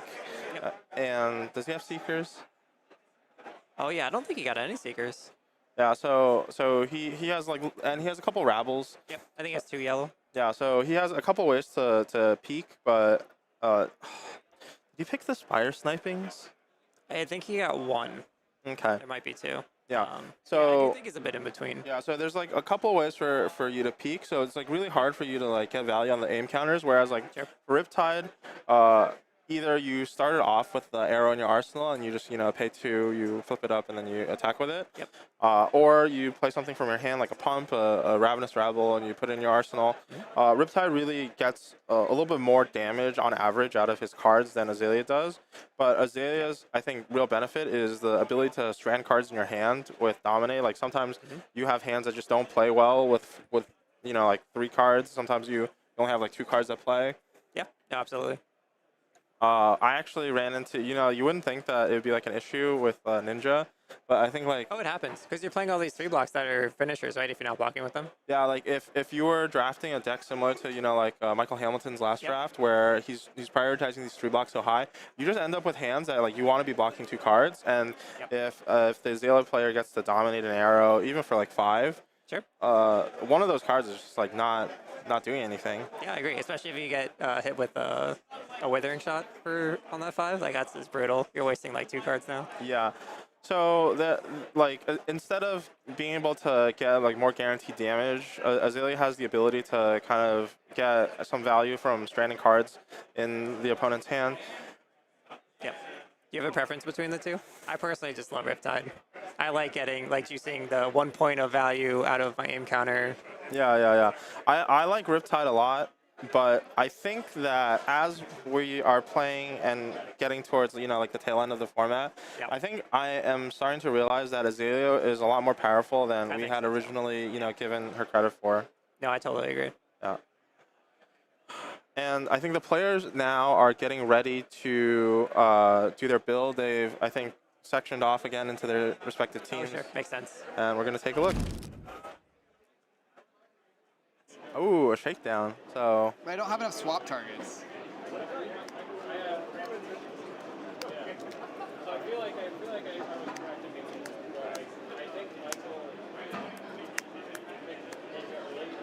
Look at this. Look at these rabble guys. These rabble men.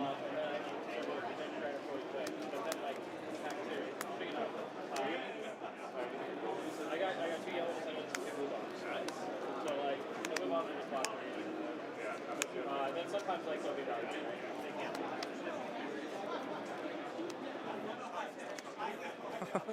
I don't know where they I think so they're laying out all the cards out. How is Roger sorting Sure. piles? So he has a couple of red arrows. He's actually a little bit lighter on red arrows than I thought from the I'm beginning very of the draft. curious to see what ranger they land on. But he has a lot of the the one with the good yellows. Like he has the infecting shots, the withering shots. And On the other hand, Michael Hamilton has like what looks to be like a completely busted Uzuri deck. 3 red ravels. I took My shakedown. God. Yeah, he has 3 red ravels, he has a shakedown, sure if a I'm red supposed sneak to move attack. into 3 that red one. I think pieces. maybe I You was want supposed 3 to red move pieces the of other one. mind? I only got think- 2 I think swampy they're good. guys. Yeah, it makes sense. I wouldn't necessarily play them all the time, but like you think about it this way as well. We see one on top. He might have like Oh, so do we think Michael is ninja or maybe. Dave? That's not seemed Dave. Dave was passing me like. I don't think the bottom card is a secret. I think Michael's ninja. Yeah, Michael's ninja. That's good because I started hating drafting ninja cards at the end of the draft because I was like, I already have too many playables. I'm gonna have to start making cuts. I just started hate drafting like surging strikes and stuff. Do I ever cut these and play Arachne? This is a mess. What have I done? It's so cool to hear the banter. They decide. This deck looks sick. No, like defensive cards are really good in this format because you have like inevitability with weapons. Unless somebody has a Vambrace. Sorry, guys. Dude, I hope he wins the game off of that ramp race. Dude, Roger's feeling real good about the Vambrace. He's feeling good about his deck. He said I have no playables. Yeah. Get these other cards out of here. I think he has a very reasonable deck. I'm just not sure which ranger he is yet. Yeah. It's 33. Yeah, I would be curious to see if he. I still think I would be Riptide, but I would understand just having an Azalea preference, like you said, in the current like meta for this format. You know, I actually might be on Azalea with this. Cause so like your arrow density is quite high, so you can blind Azalea pretty often. And he has 2 yellow scouts. 30. He has the 31 cards. Look at that, we did it. We drafted a perfect draft. I thought he was gonna. We drafted just the right amount of cards.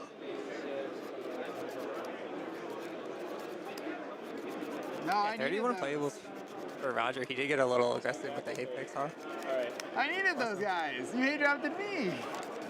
I was like, there's no Uzuri in this pot except me. And Michael wants sneak the sneak attack to the attacks? wheel, and now it all makes sense. when hate drafting goes wrong. Oh no! I mean, that's the risk in a team format, right? Here, give me that. Took 2 of them. That's so What do funny. you got that I want? I'll take some Ravenous Raffles. I'll trade you. Attention committee. That's right. Don't accept Michael. This is the last call for our final events for the night. We have a 7 o'clock Oathbreaker and I don't know why you think you're not Uzuri.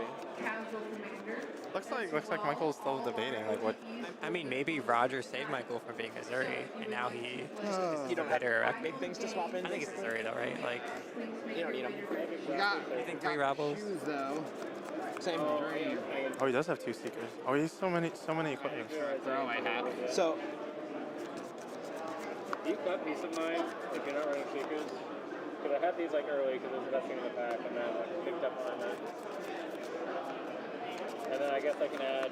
Depends how insane your deck is. Your deck has to be really good to cut Peace of Mind. True. Like even without Seekers, it's probably worth running, right? Yeah. At yellow. So you're playing against Dave? But also my. I would be surprised if Dave also moved into Ninja or Ranger because it was super dry for me pack 2, pack 3. Yeah. I think 2 of them moved into Ranger, and I think it is Brodie and Dave. Yeah, I think so. So I think I'm gonna have a Ranger mirror. So I think in the Ranger mirror, I want to play Riptide. Sure. Did you get all those yellow traps? I got no. Yeah, so I think they're speculating on whether or not Team Michael, Brodie, and Dave moved into Ranger. And 2 of them, right? Yeah. We specifically warned them not to do that before this happened. Yeah, we did. I think it's unlikely. I think it's really unlikely. It's possible. Oh yeah. I don't know. Roger said that he thought that the pack was really dry, like pack 3 was really dry, but I thought that there were enough, like there were packs with traps. I think it was just and the Falcon distribution. Wings. Like we saw one of the last packs. There was like 3 cards left, and 2 of them were Ranger. Yeah, and I think like the other thing has to do with like different like ways of prioritizing. I think maybe Roger is also thinking from the perspective of trying to be an Azalea deck. Sure. So I think if you were trying to be Azalea, yeah, it looks pretty dry. Oh, sure. That does make sense. Yeah, just stuff. It's fun to hear the like Michael debating which assassin he is. That's like such a theme for this format. All right, let's listen in again. Considering if we look at it from like a Riptide perspective, like I have to play Riptide because I have to play the traps, and the traps are bad in Azalea, and like this is all fine in Riptide. I don't know if I have enough block rage. My main issue, I think. If Dave is on Ranger, I just played 33 card special. Yeah, I think he has 3 red pieces. I think you could easily fatigue him, and that's also why I want you to play Uzuri. Yeah, you should be able to fatigue him. You get the extra health. Sure. Give me red feisty locals. Red feisty locals can swap with Uzuri. All right, we got 3 swap No, ties. you have 6. Yeah, Rabble's okay. But you can do like Rabble into stealth attack. Yeah. Like Yeah. if you do like Rabble into like Sedate, Rabble into Wither, Infect, like any of these, like Yeah. Rabble is just as good as feisty. I think they should be playing Uzuri. One thing that that Roger needs to be like keying his team in on is that that the 3 toxicities like going in pack 1 makes it most likely that the Ranger that they're playing against is going to be an Azalea. Yep. And so the mentality I think of trying to fatigue Azalea is maybe should like I think it should be like refocused. Like I would be pretty surprised if the Ranger player on the other team is drafting Riptide. Yeah, I'd be pretty confident saying that there is Azalea at this point. My guess is Brodie drafted Azalea. I got 4 Surgings and 3. Michael is on Ninja. Okay. And Dave is on 1 Deadly Dude, Arachne. Short and sharp. Okay. I'm calling my shot. Yep. I think it's interesting Roger identifying that his pool does maybe favor Riptide a little bit. Yeah. I think he wanted to be Azalea. I think he was trying to be Azalea, and then it just didn't really. Like he would have gotten super rewarded if he stayed Riptide. Yeah, but he can't know that, right? Yeah, and I think it's tough when you're like one of the challenges of playing a format like Outsiders Draft, where you have access to 2 heroes with slightly different like strategies and card priorities. Like it does mess with you. It's like maybe it's going this way actually. Start second guessing. I've got so many things to follow. Like you said, last drafts, you just gotta kind of have to pick, and maybe you're right, maybe you're wrong. Yeah, and so one thing that I was looking at Michael Hamilton's pool before when they were debating whether or not he should be Arachne or Uzuri. One thing that he is actually missing upon closer inspection is he doesn't have any isolates. But not having any isolates makes it kind of tough for you to like push damage through at the end. Makes sense. I feel like I agree. I'm a little worried that you are not going to have enough blues to play your big stuff, to go Kodachi into big thing. But what can you do? I mean, I can cut some big stuff for yellows, I guess. But none of the yellows swing Kodachis either, so like... I don't think that makes sense. No. I think that's right. I think that's the best. You'll just have to block for 2 with them sometime. It's fine. I tried really hard in pack 3 to pick up as many zeros as I could because it was pretty light. Do you guys think these are my 3 worst cards? I think I want this. I first picked red bonds. That makes so much sense. Because the pack, I think, had like a blue blocker and a twin twisters, right? So how many cards is this then? 30? This is 30. I'd probably play this over something against Assassin. Do you have any? So this is 33. 33 is the max I can play. Where's all the other cards? 5, 6, 7, 8, 9, 10, 11, 12. 42 cards. Sure. All right. We're really. Get out of my bag. I think you could play 31. This thing? This thing sucks, right? I mean, yeah. All those cards suck. But are you on like a hard fatigue plan? I don't know how I beat a ninja. I sure hope Dave's not a ninja.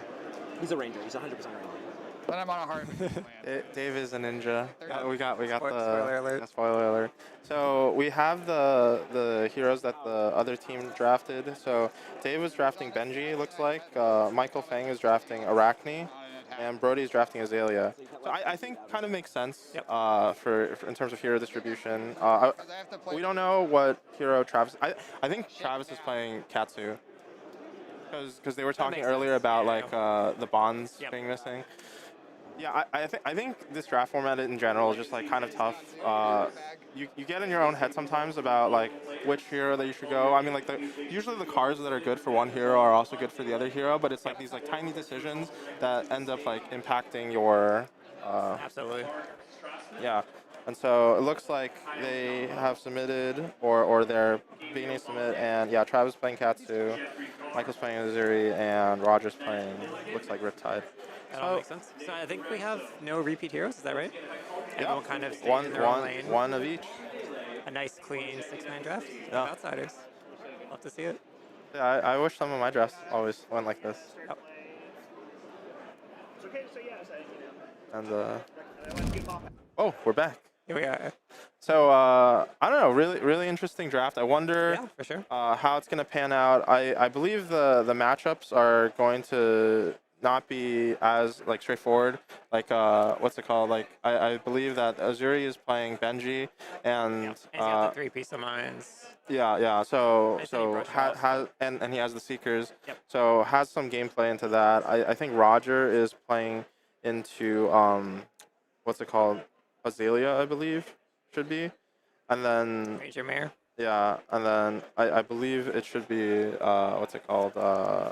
Ninja versus Arachne. Yeah, that makes sense. I feel like that matchup usually comes down to the dice roll. Yeah, going second. I mean, in general, going second is really strong, but. They're both decks that like just want to hold tempo the whole game. Yep. And keep it. Yeah, so I don't know. Really fun time at SCG Con Baltimore. Yeah, no, it's been awesome. Great event.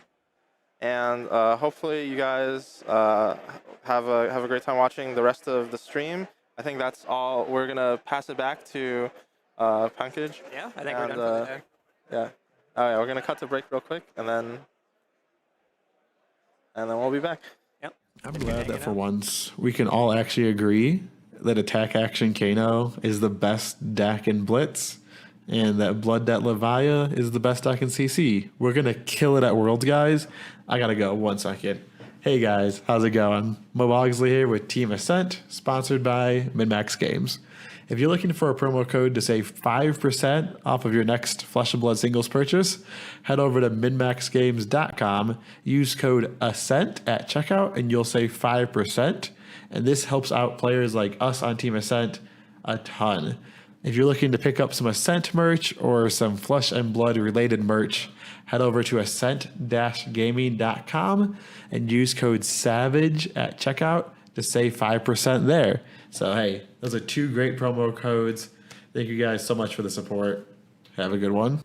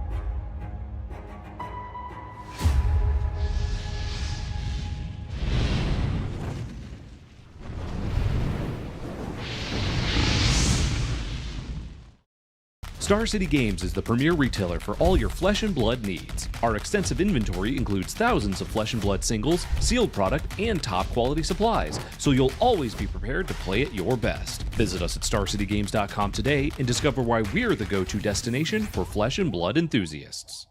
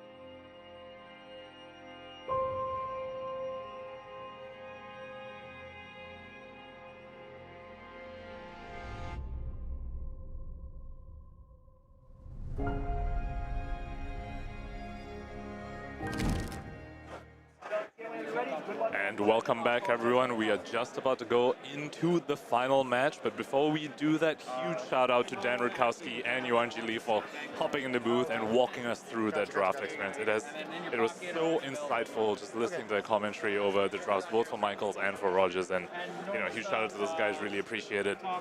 So coming into the final round, we have Roger Bodee on his, what looks like he settled on Riptide finally. It looks like at the start of the draft, it definitely looked like he was leaning Riptide, but then, I think he was hedging a little, potentially maybe being Azalea at some point. So it looks like he's on Riptide against Brodie on Katsu. No, one second. No, these visuals are wrong because Roger is their player A, so looks like visuals are wrong to being updated. Very, very quickly, huge shout out to Mansand on the production side, handling these things. Okay, now it looks like the visuals are better. Yes, okay, so Roger Bodee is on Riptide against Brodie on Azalea. In seat B, we have Michael Hamilton on Uzuri against Michael Fung on Benji.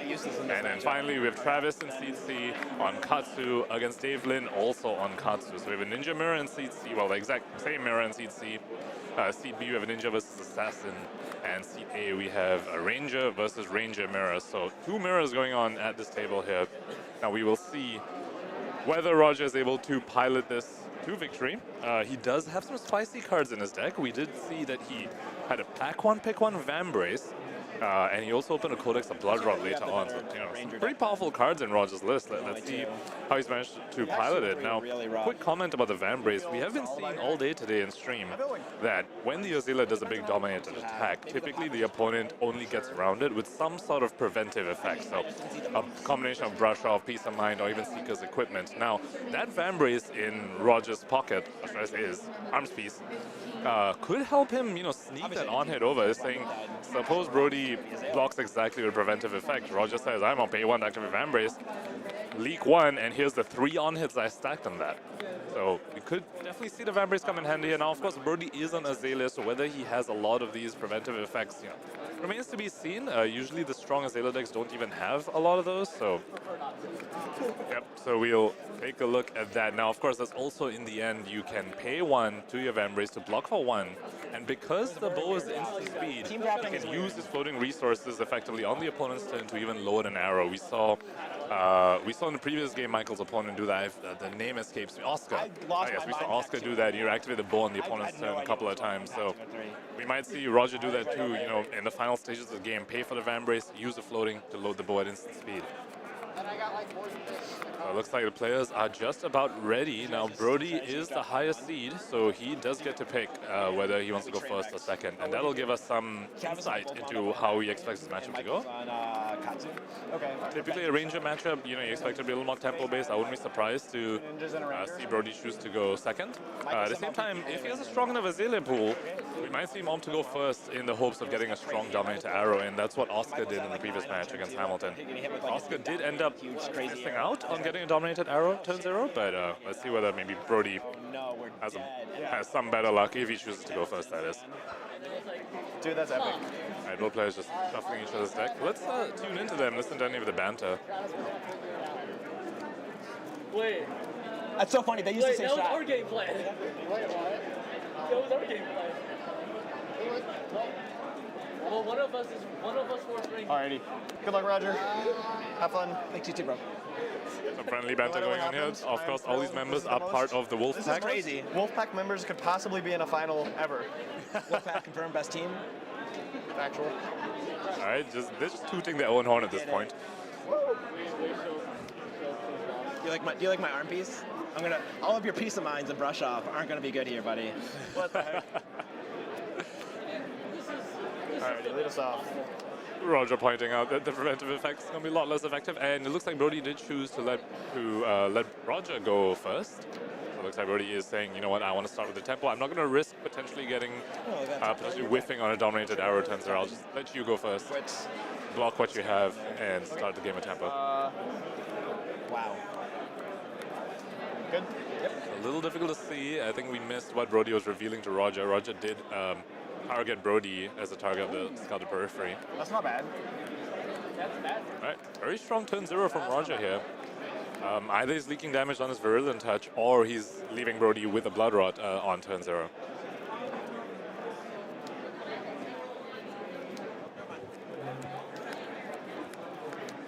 Thank you, Roger, for using the attack die. Very helpful for us on stream. Alright, as far as equipment goes, Brodie is representing 2 block on his equipment here. Headpiece and arms piece. Now, the leg piece probably not going to come in too useful, to be completely honest. And on Roger's side, of course, we have the Van Brace that we talked about, the Seeker's equipment, and 1 block on the headpiece as well. I know all the cards in your hand, Yuki boy. You acted like it was something like extremely spicy. Alright. This match is, we already know it's going to be such a treat to watch. Just 2 players who know each other very well, just having a good time in the finals of this Battle Hardened.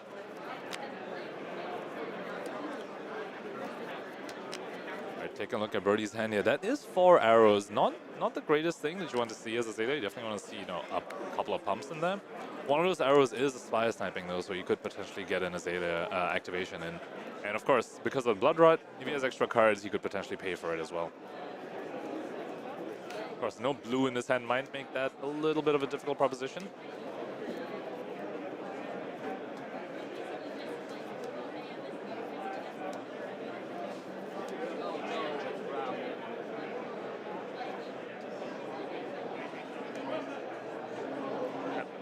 Already pitching Yellow Milkmire Grapnel.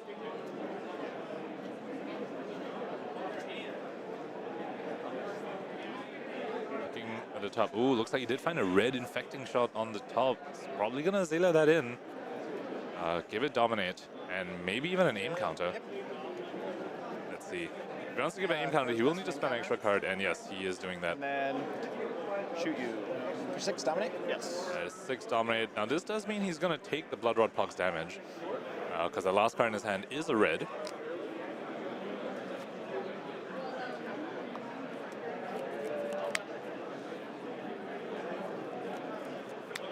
So Roger with a pretty effective turn 0 did effectively end up landing 2 damage on Brodie on that turn 0. Of course, but now facing down a 6 damage infecting shot with Dominate. If I call your name, please report to the...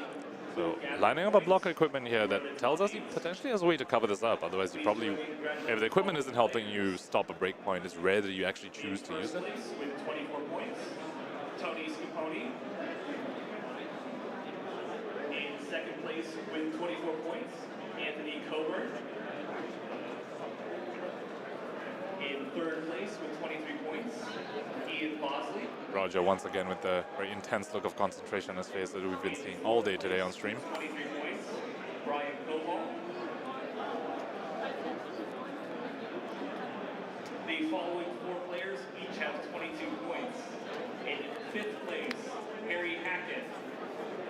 Okay, putting the headpiece back. In sixth place, Quentin Tonal. Finally deciding no blocks, going down to 13 with a Blood Rot. So I'm just gonna Roger. give you this, and then I'll take 2 down 18. And in eighth Arsenal. Kenton Najee. Once again, congratulations to our top 8 players. I decided that if you want to win Flesh and Blood tournaments, you got to get a little lucky sometimes, Brodie. I don't know what the heck that means, but I agree. I don't know what it means for this turn cycle. I'm a little scared. 9th through 32nd. It looks like Roger trying to roll the dice or something here. Please do so. Once again, if you finish aim counter. Sure. You need to fill out tax paperwork at the stage. Thank you again to everybody for playing the Legacy 10K today. Ooh, aim counter into the Fletcher Blue Tail. So only getting +2 from that effect, but making all of Brodie's blue cards block for 1 less. Yeah, okay. Now this does have go again, and he hasn't activated the other ability of the bow to load an arrow, so we could reasonably expect there's another arrow coming after this. Either that or he's paying for the Blood Rot. I'll say no blocks. No reacts. 13?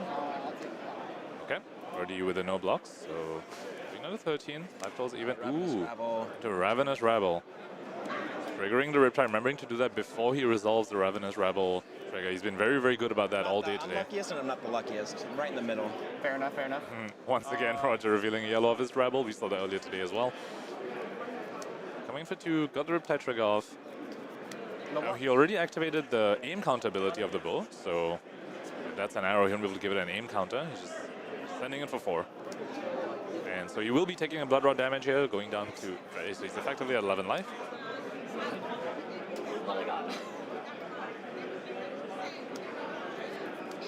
I got a 10. Brodie waiting all the way until the end to see if Roger's presenting any with my last resource. on hits. I'll put that on the bottom. Okay. Close all this. Go to end. Take 1 off your blood rod. You got a 12. Roger still being very efficient with resources. Had the one floating, popped the Seekers, saying, you know what, I'm not Azalea. I don't. The opt effect isn't too important for me. I'm just going to use that, and instead of paying 3 to block 2 on the blood rod, I'm paying 1 to block 1.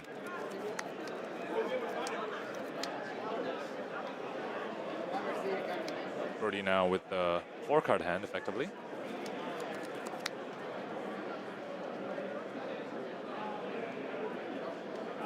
Looks like this time he has drawn a pump, form of that yellow scout. Can't quite see what he is scouting right now.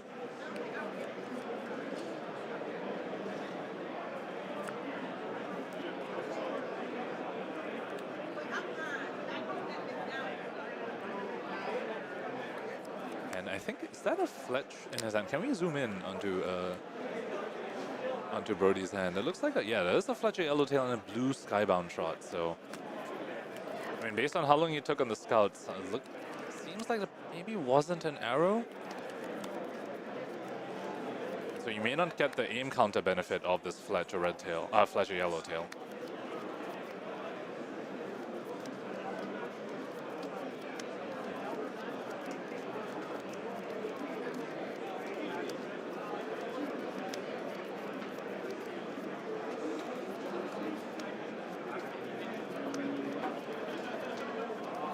Brodie taking a moment, and as he does that, Roger seems to be looking at probably Michael's game. My turn. Okay, I'm gonna.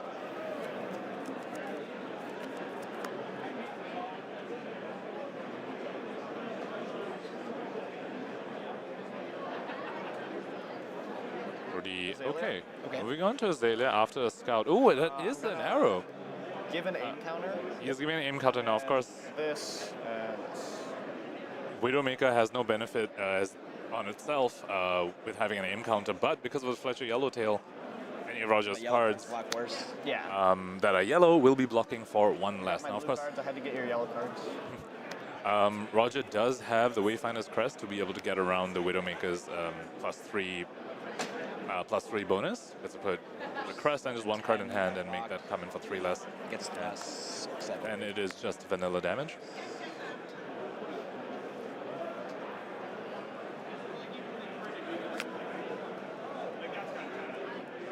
So this Widowmaker coming in for 9 without the 12 if you include its own buff, but 9 if Roger blocks the 2 cards. It's going to be 10. I'm going to block with 2 cards, obviously. Just deciding what the second card I'm going to block with is. So Fletch pumps it by 3? 9, right? Yeah, it should be 9. Yep. Okay. 4. Oh, because the aim counter doesn't give a plus power. Yeah. Don't forget you can block with damn brace and not pay for it. Assuming that's a Widowmaker, I can't see what's happening. That is a brilliant point that Michael Hamilton just brought up. You can block with the Vambrace and not pay for it. It doesn't gain Blade Break, but it still counts to the Widowmaker's. It still counts as a card for the purpose of taking away the buff from Widowmaker. I've got like mono 2 blocks in my hand. They don't block very good. They attack real good.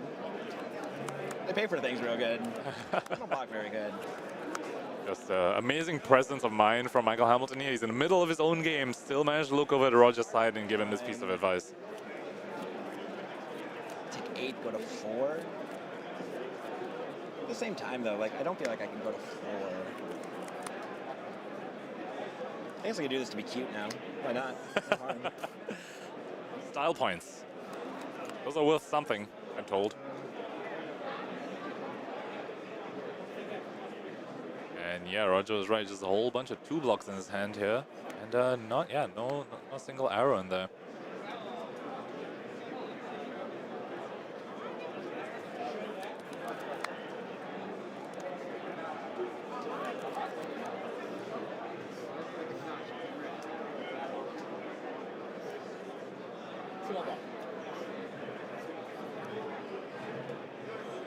No reactions. Take 6. Yep. Yeah, Roger taking 6, going down to 6. And no longer has access to Look at the that top card of your headpiece. deck. So, Wow, it's a yellow scout the periphery. Wahoo!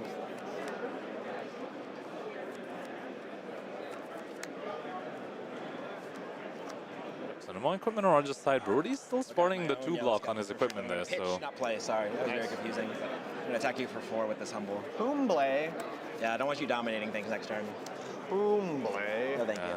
How could you? I would like to block sometimes. I'll probably draw more 3 blocks next hand. How could you do this to me? Thinking. Thinking long and hard. So not the strongest follow-up from Roger here. Let's see if he's able to make something bigger happen on his following turn. But yeah, just a humble for 4. He did bring up a big point though. If Brodie blocks this to prevent the on-hit, it's unlikely he'll have enough cards to dominate with Azalea. But if he doesn't block this, then he can't dominate from Azalea because of Humble's effect. So in any case, Roger probably will have an easier time blocking on Brodie's follow-up turn. That yellow scout the periphery that I know about. Perfect. That'd be a block for sure. That'd be a block.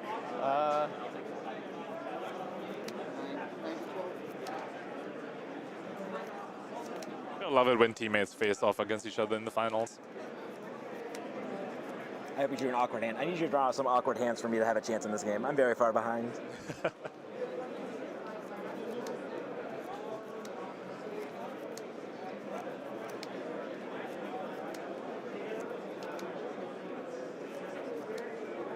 Taking a look at Brodie's hand here, try and see what he's thinking about. So once again, looks like, oh, there's 1 buff in here. 3 arrows and 1 buff. One of those arrows also being a spire sniping, but because of this humble, if he wants to keep the buff, the spire sniping, and resources to pay for it, he won't be able to dominate anything he sees of the spire sniping. Unless he goes there and puts some equipment in front of this. It looks like that's exactly what he's going to do. Use 4 with a piece of equipment now. If he finds an arrow of the spire sniping, it will be dominated and will have the buff from the scout. My turn, I'm gonna load Spire Sniping trigger. Sure. Look here. All right, let's see what he's. There's a Falcon Wing in there, and looks like it's a Fletch. The card's a Fletch, so he has the option to dominate a Falcon Wing. Typically not an arrow really looking to dominate, but you know, you can give it the aim counter once it comes into comes on the field from Azalea's ability, and comes up for 4 at base, and then including the Scout buff, that would be 6 dominate. The other option is just send the Spire Sniping right now for which would be 7 after the Scout buff, but not dominated.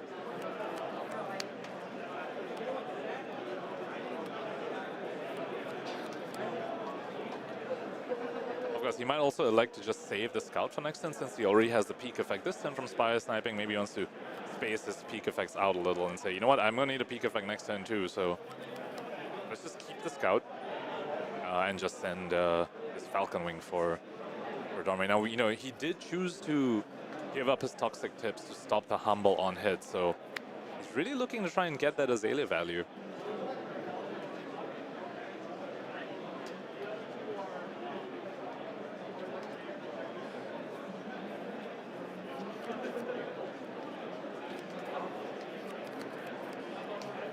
A tense moment here. Okay, I'm gonna Azalea. Yeah, he does end up starting to Azalea in the red Falcon Wing. Crow's Nest trigger on the stack, which he does resolve by ping. It's whether he wants to use this peak effect now. Well, he knows what's on top as a yellow Fletch, so the peak is, I mean, he's going to peek at Roger's deck. Yep. Shoot, 6 dominate. So he does opt to use the peak effect. He still does, obviously has 1 more right on the field there in the form of the Wayfinder's Crest.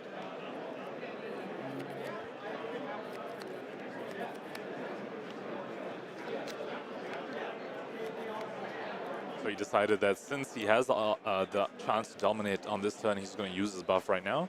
And the peak effect, a little redundant, a little unnecessary, but he's saying I just want a 6 dominate rather than a 4 dominate, since I have guaranteed dominate this turn. And with Roger at 6, it's likely the game's only going on for a few more turns. Maybe he's thinking the Wayfinder's Crest will be enough to give him that last peak effect to close out the game.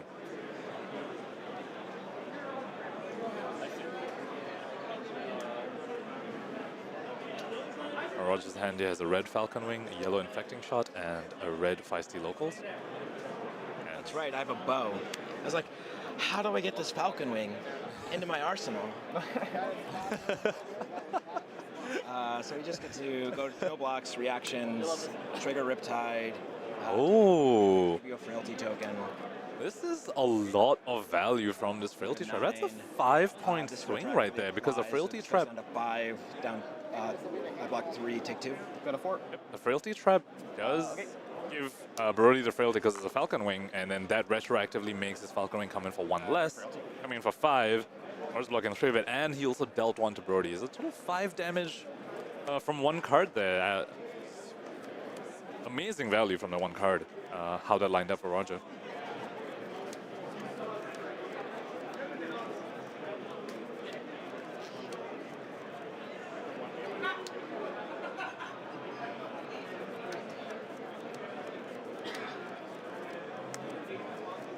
Okay, Roger starting with a Seek Horizon from Arsenal, so no Riptide trigger here. Almost certainly paying the additional cost here. Looks like he did. 4 go again. Thinking.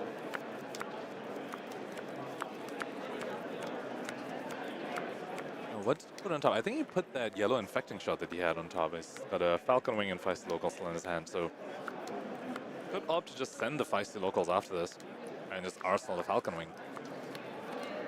Just save it for next turn. It's a very easy card to just keep in arsenal. You can just send it for free and next turn for 3. Looking at Brodie's hand, we see 2 pumps in there, Lace with Blood Rod and a Flesh to Yellowtail. We knew the Flesh to Yellowtail was on top. There's also that Lace, and looks like a Withering Shot and a Skybound Shot.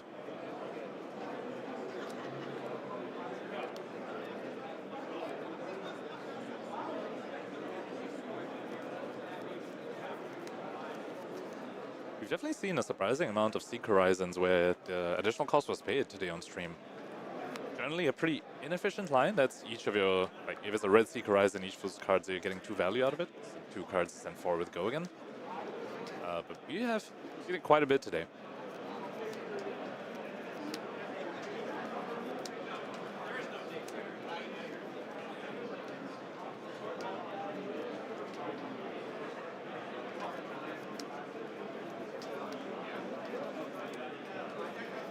So it seems like Brodie is weighing out whether it's going to be good enough for him to send a big arrow that's not dominated, because currently doesn't have a way to peek at the top of his deck except with the Wayfinder's Crest.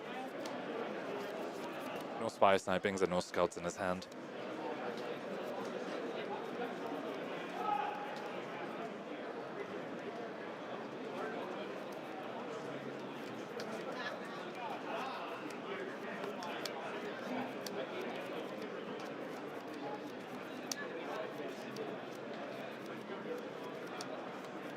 Brodie with the furious flicking of his cards.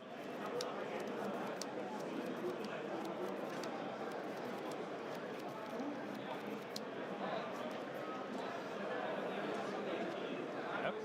That Brodie might be lining up that peek effect, saying, you know what? Look at my deck. If I can peek an arrow, if that's an arrow on top, and you are at 4, I might be able to just finish the game off right here. 6.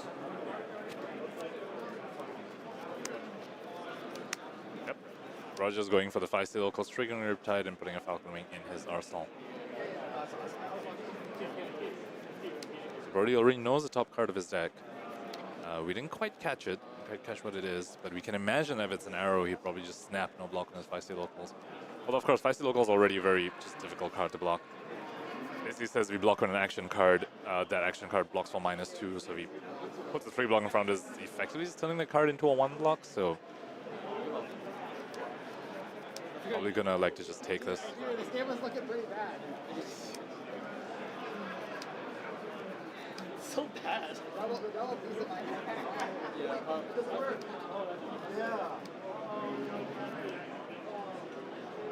I'll go down to 3. Yep. Brodie electing to just take the Feisty Locals, Down to 3. keeping all 4 cards in his hand, of which we know there's 2 pumps and 2 arrows. A little difficult to see the colors of those arrows from here. but I imagine we're going to see it real soon. Okay, yes, there's a red Skybound shot and a blue arrow, so depending on what the top card was, you might be just seeing the Skybound shot being fired or an arrow with Dominate. We're going to...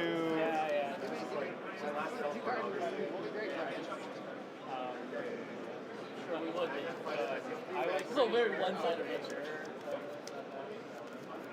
I'm gonna think check again. More thinking for a second.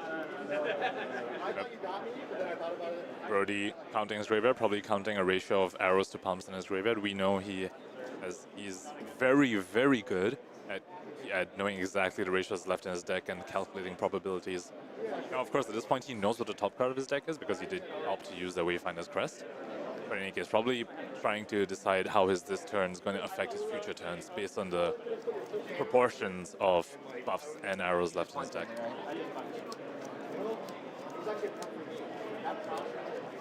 So it's probably deciding whether he wants to use an extra buff this turn on an undominated arrow, or just send it and just buff the undominated arrow. Promise these are all real thoughts. Which ones are real? Legitimate thoughts requiring thinking.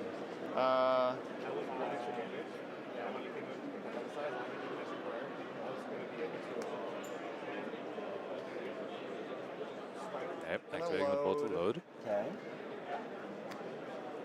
Alright, yeah. So he ended up deciding that it's worth just sending all the buffs now, even though this arrow is not dominated. And now this Skybound shot is coming in for 11. +6 from both those buffs, 5 base, and threatening a Blood Rot on hit. Now, can Roger even block 11 completely? Let's see, I see 2 arrows at the minimum, so that's the 6 block right there. If he has 1 more 3 block then and a 2 block, he'll be able to cover this up. It's a little difficult to see. His hand is just not positioned perfectly for that. I think I saw a Spring Load, which blocks 2, and can't really tell what the last card is. Don't show me. Wait. I thought we were friends. So we have an update on one of the other games in this match. Travis ended up losing his round. 10-11. Okay, looks like Roger managed to exact block 11 on this. Did send his full hand.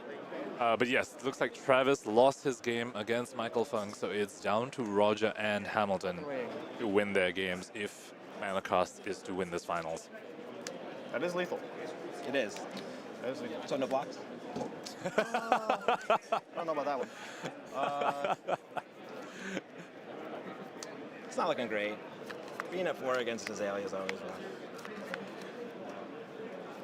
How's Michael's game going? I don't feel like I have a lot of interest in this. Travis, did you win? No. I should have. I messed up. He tried to brush off a Merkmeyer grapple. No. I stacked my chops and they don't stack. Oh. Yeah, so Travis tried to double brush off something and yep, that does not quite work. Interesting. That is some rough beats. Now, on Roger Bodee's side, just take a look at his deck list again. Now, we have not seen the Codex of Blood Rot yet. We might, that's basically a card just keep your opponent on Blood Rot and replaces itself. So, with Brodie at 3, cards like that could definitely swing this game into Roger's favor. Not that it's very out of his favor anyway. They need him.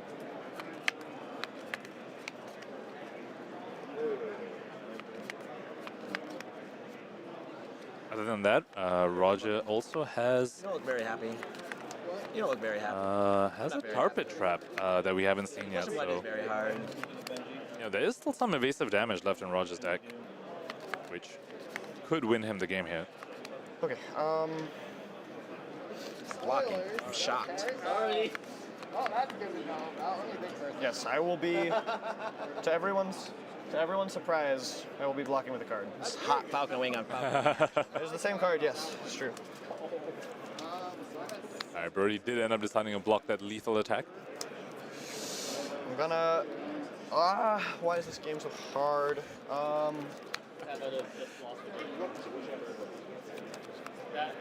finalists, everyone. I'm gonna load... He didn't know about this card. Brodie deciding whether he wants to use the pump or just send this arrow without the pump. So he's deciding to send it. So his Infecting Shot coming in for 8. With 2 on hits here, Inertia and Blood Rot. So Very unlikely to see Roger Bodee, take this, or he's gonna give 3 cards to Brodie again.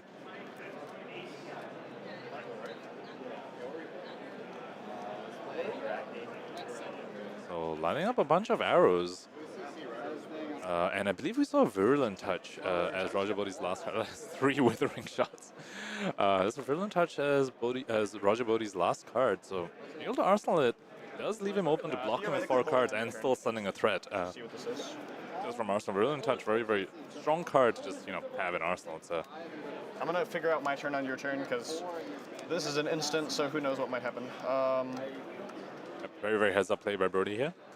Telling Roger, no, don't draw up yet. He might want to use his bow. Which, when it comes to cards like Falcon Wing, can be very, very useful. You load once on the opponent's turn to put a Falcon Wing in there. Send a Falcon Wing, and now you get to load again on your turn.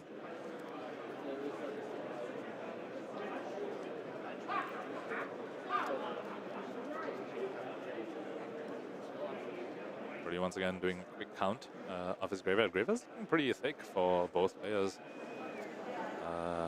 Should be coming up to second cycle real soon. Now, we don't know how many cards they presented to each other at the beginning of this. We can imagine, at least for Brodie specifically, probably it was close to 30, and maybe only 1 or 2 more, given the playstyle Azalea wants to play and the way we've seen him play, where you really want to maintain that density of pumps and arrows, and you don't want to be diluting it with random cards. So.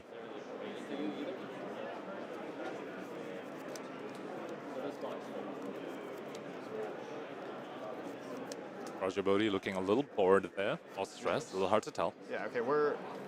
Can I draw my cards? Yeah, we're my... All right, Brodie finally allows Roger to move to the end step.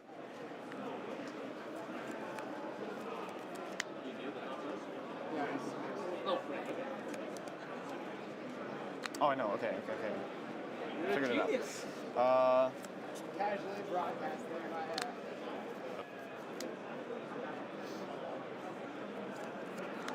Looks like Roger Bodee has Travis to back him up and help him with some decisions. Whereas it looks like Michael Fung, who was Travis's opponent, is opting to help out Dave Lynn, sitting in the center. Scout you. Sure. Yeah? What are you scouting? I think it's Load. Scouting Roger. Okay. Oh.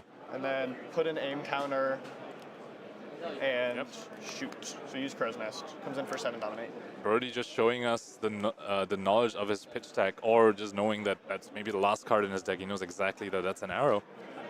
Saying, I don't need to scout myself. I know what that card is. Saying, I'm going to scout you, Roger. And now this is 7 dominate. Now, of course, Roger has a Vambrace, so a 3 block and then paying for Vambrace will prevent lethal. I wish you drew all 3. Right. Yeah, looks like that's his only option. We do see the Tarpet Trap in his hand, so if Brodie isn't careful, he goes to 1, the Tarpet Trap could kill him. Of course, he would need to present a go-again attack, which Azalea doesn't have too many of. Falcon Wings and Rabbles, pretty much the only ones they would normally run. Here. So what happens if we quiver this? It's fine. Potentially quivering away that Virulent Touch we know is in his Pay arsenal. for that. Block, and I see what you're laying at. And then we... Oh, but then we need a resource on our turn. It doesn't work. That's not better than just playing that card and then playing your original. Yeah, we just block. You're playing that, right? Yeah. Oh, and he did find the Codex of Blood. We see that in his hand. So I guess technically we only need to pay 1. Oh, I'm sorry. You can activate it. It's not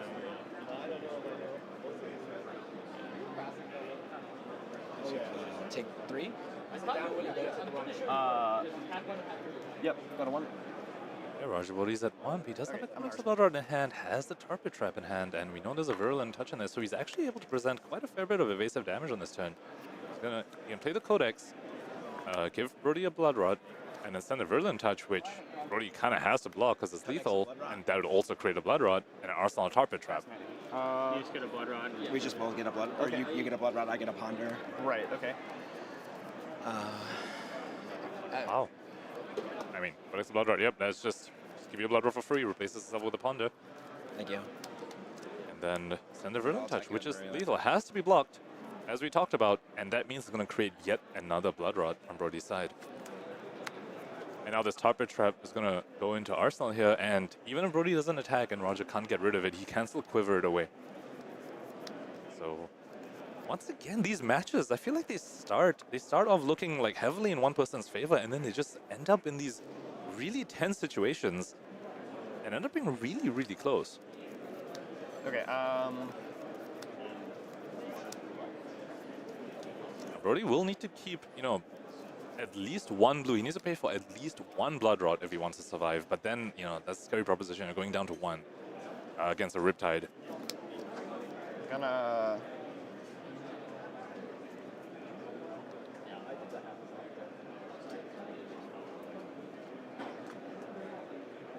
You have one in hand? Block. Give you a second blood rot? Yes. That's the second blood rot. And we talked about the strength. Oh wait, yes, there's a Ponderfus. So it may not be that Tarpet Trap goes in Arsenal. Yeah, we talked about the strength of a Virulent Touch when you just get to put that in Arsenal and just send that for free. And that's I drafted these cards. basically I drafted these cards. 5 damage for 0. Okay, my turn. I'm gonna Azalea. Sure. Yep. Although Roger Bodee probably did put that trap in Arsenal to be able to play around and dominate. All right. Let's see whether Brodie keeps enough resources to pay for at least one blood rot, or does he say, you know what, I'm going to risk it. I'm just going to send it. Well, he is able to give the aim counter and send a Skybound shot and still pay for the blood rot at the end. Yep. So he's able to do that. That will leave him without an Arsenal though, and still be at 1. So still not a very comfortable position for him. Also, once again, that was an Azalea way he knew he had an arrow on top. So that is just Brodie just showing off. Well, not showing off, showing that he's very, very capable at pitch stacking and just knowing, being able to keep track while in the midst of a Flesh and Blood game. Just extremely skilled play from him. Dominate 4. There we go, forward on. Let's see whether Roger put that trap in Arsenal. He likely did. And now this does not have go again, so it's not going to trigger the trap and deal 1 damage to Brodie. So it's probably a little sad about that, but unless he has some other preventive effect in hand, he will be forced to use that trap to survive.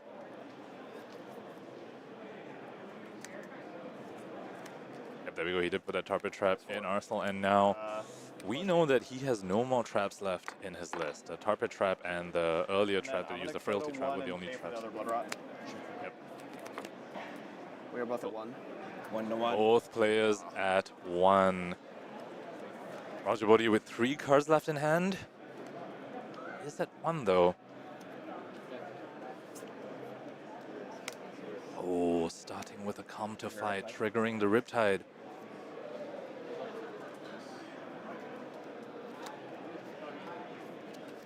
Results. Sedation shot for 7. 7 is several. Now that is minimum 3 cards from Brodie there, and because and that means he won't be able to send an arrow on his own turn, because he will need to pay a resource to load the arrow, and then that requires 2 cards. There's no way he does that. So either he has a non-arrow card he can send, or his turn's just going to be passed, and it'll be full tempo over to Roger Bodee. Block. Another 3 withering shot block. We saw Roger Bodee do this as well. And we both did it. Block with 3 withering shots. And then my turn, I'm just going to move to Arsenal this card and drop. Yep, there we go. And Brodie just moves to Arsenal, and there's that. Roger Bodee has no more cards left in his deck. Brodie has 1 left, and then the 4 cards in hand, and the 1 in Arsenal. So Brodie currently winning the card economy, but Roger Bodee is the one who's going to be forcing blocks out of Brodie here. Oh, look at the top card of your deck. Wow, it's Aspire sniping. No, Brodie has 2 cards left in his deck, so card economy-wise going much better for Brodie than for Roger Bodee. Let's see how many cards you can force out of Brodie here.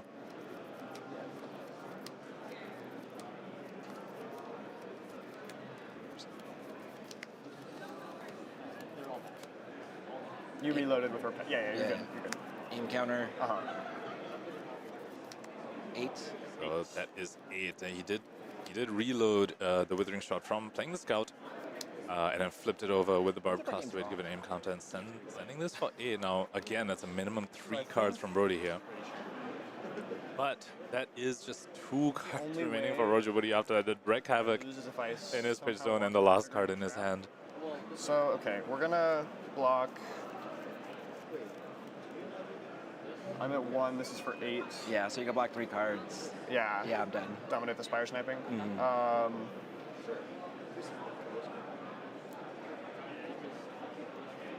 Yeah. Yeah, 8. Yep. Okay.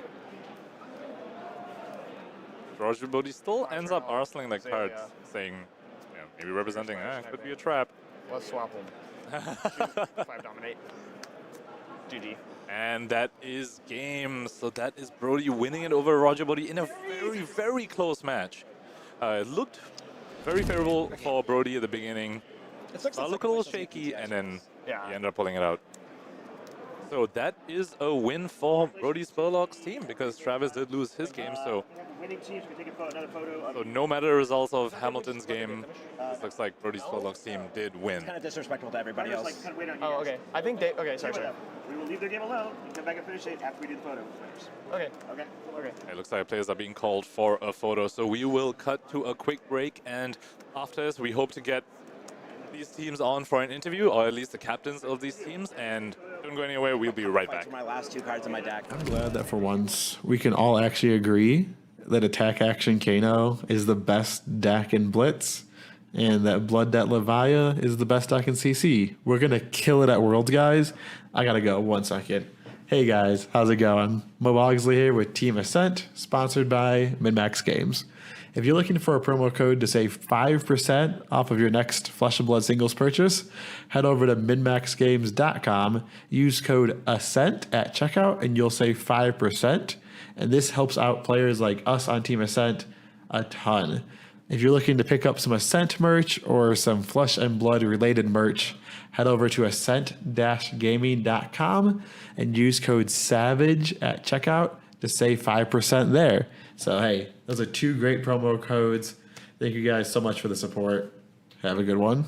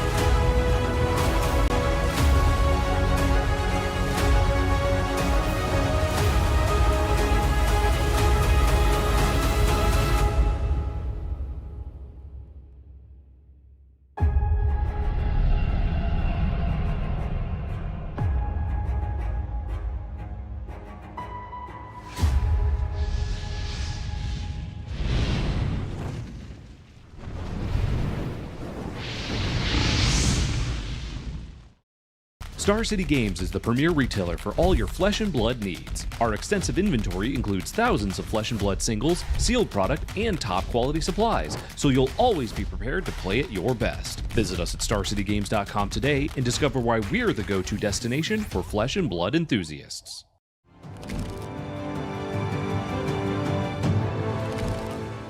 Okay. All right. Well, Roger. Oh, I got it on the wrong side. It's all right. It's okay. all right. This concludes the journey that we have seen since the first pack y'all opened in the venue today. Well done. You did make it all the way to finals, and in the end, came out to playing your teammates, right? Wolfpack, Wolfpack, Wolfpack. Yeah, so it's pretty clear that the Wolfpack, best team in Flesh and Blood.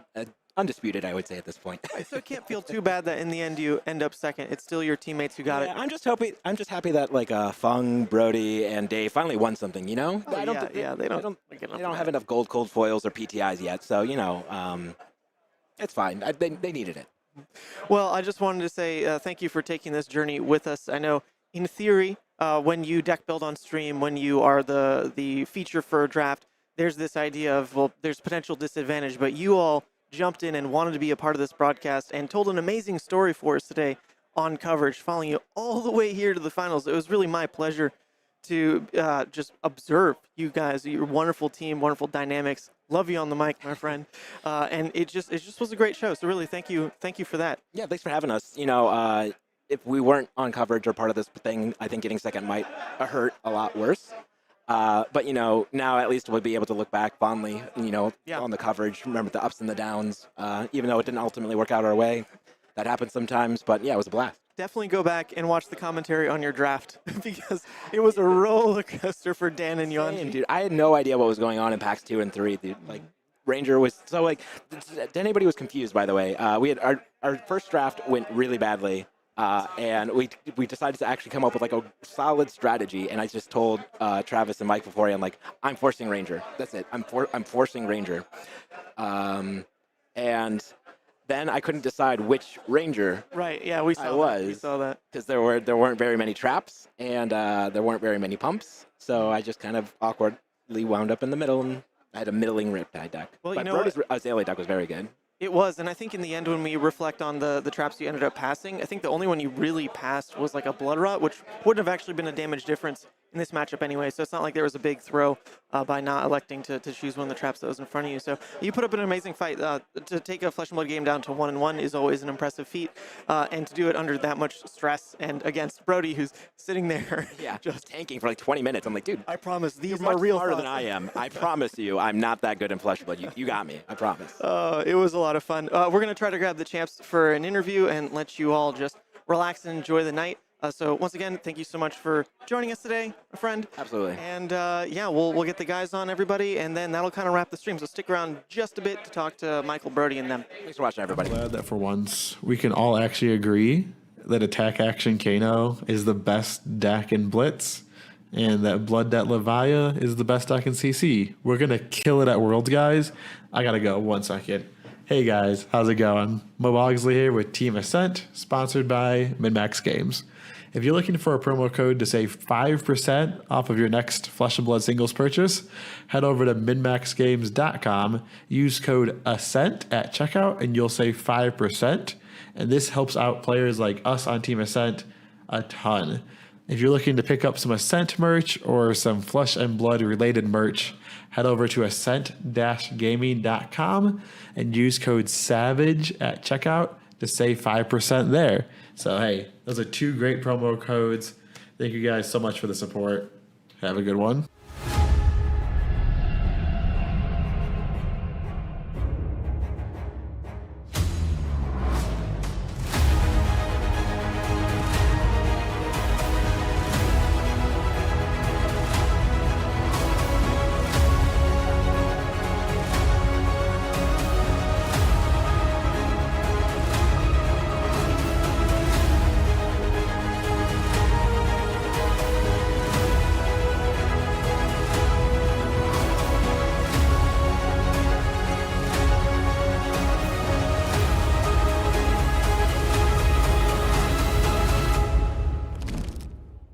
Welcome back, everyone. We have Brodie Spurlock in the booth here with us for this winner's interview. So, Brodie Spurlock, huge congratulations. Yet another Battle Hardened win under your belt, and we know you come out to these a lot. So, tell us, how's your experience like in today's Battle Hardened? I had so much fun today. This is probably one of the most special wins in Flesh and Blood for me because I got to do it with my friends playing the team event.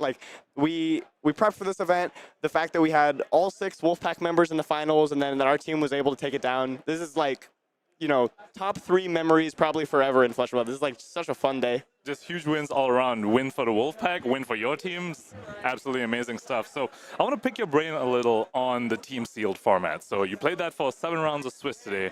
How much prep did you have going into it, and what are your thoughts now that you've played a full tournament of team sealed? So we did more talking about it than practicing it in advance. A couple weeks ago, we did a team sealed practice. I think it was actually in Baltimore the last time. After the Pro Tour, we did one. But we did 12 packs, not 8, because we read somewhere that that's what it was. So the decks were much stronger.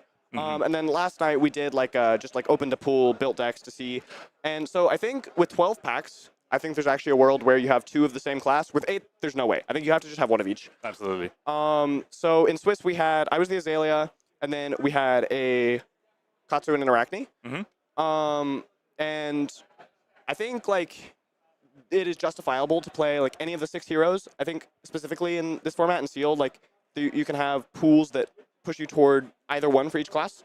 I think the format's quite interesting. There's some roulette, trying to predict where everyone's going to put their hero and like with each hero, and then trying to decide ABC. It's a cool format. It is, I don't know. I think the like hardest part is in deck building, just like deciding who gets the split cards and the equipment and the generics. There's a lot that goes into that. That's like basically what we spent all our time on, because like the class cards, especially in Assassin and Ranger, they're like all 3 blocks. You basically just auto play them all.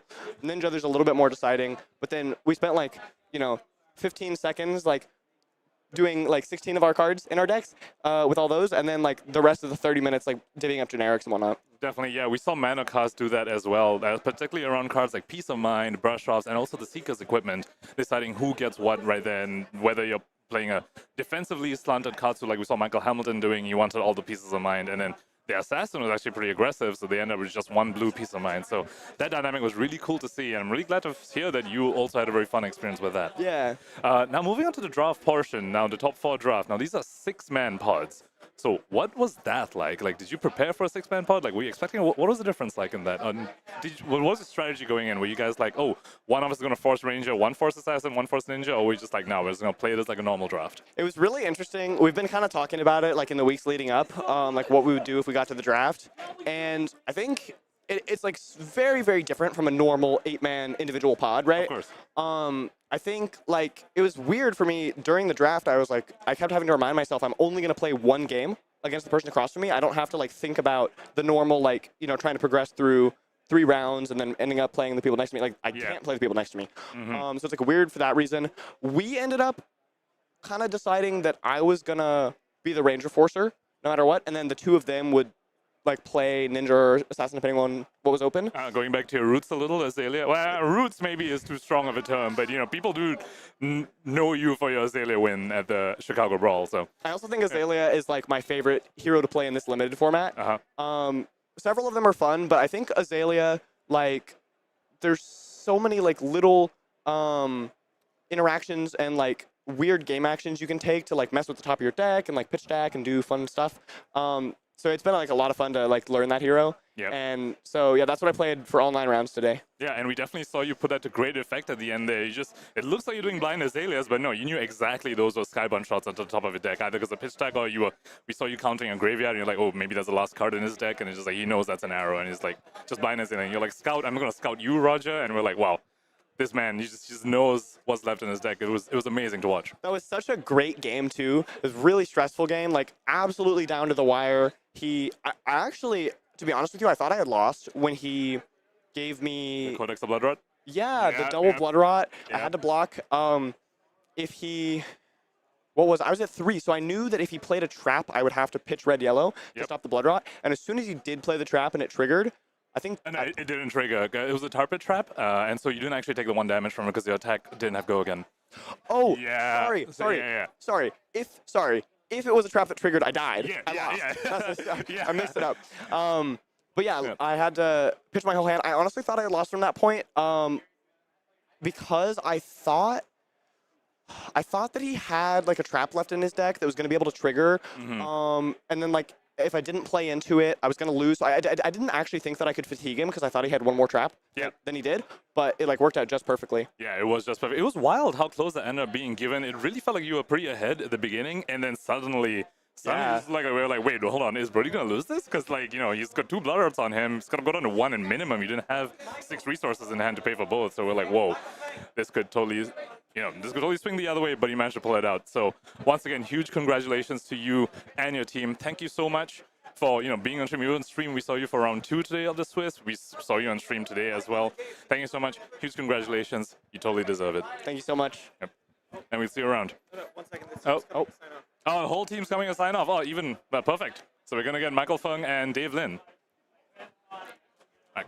Come on. Yeah, just wave. Come on. Just wave. Yeah. Ethan, you get in too. All right, everybody. All right, everybody. Thanks for tuning in. These are the winning players. This is the winning caster. And it's just a little. This is a winning producer. Thanks for tuning in, everybody. It's been a great time, and we'll see you at Battle Hardened Cincy next month. Peace.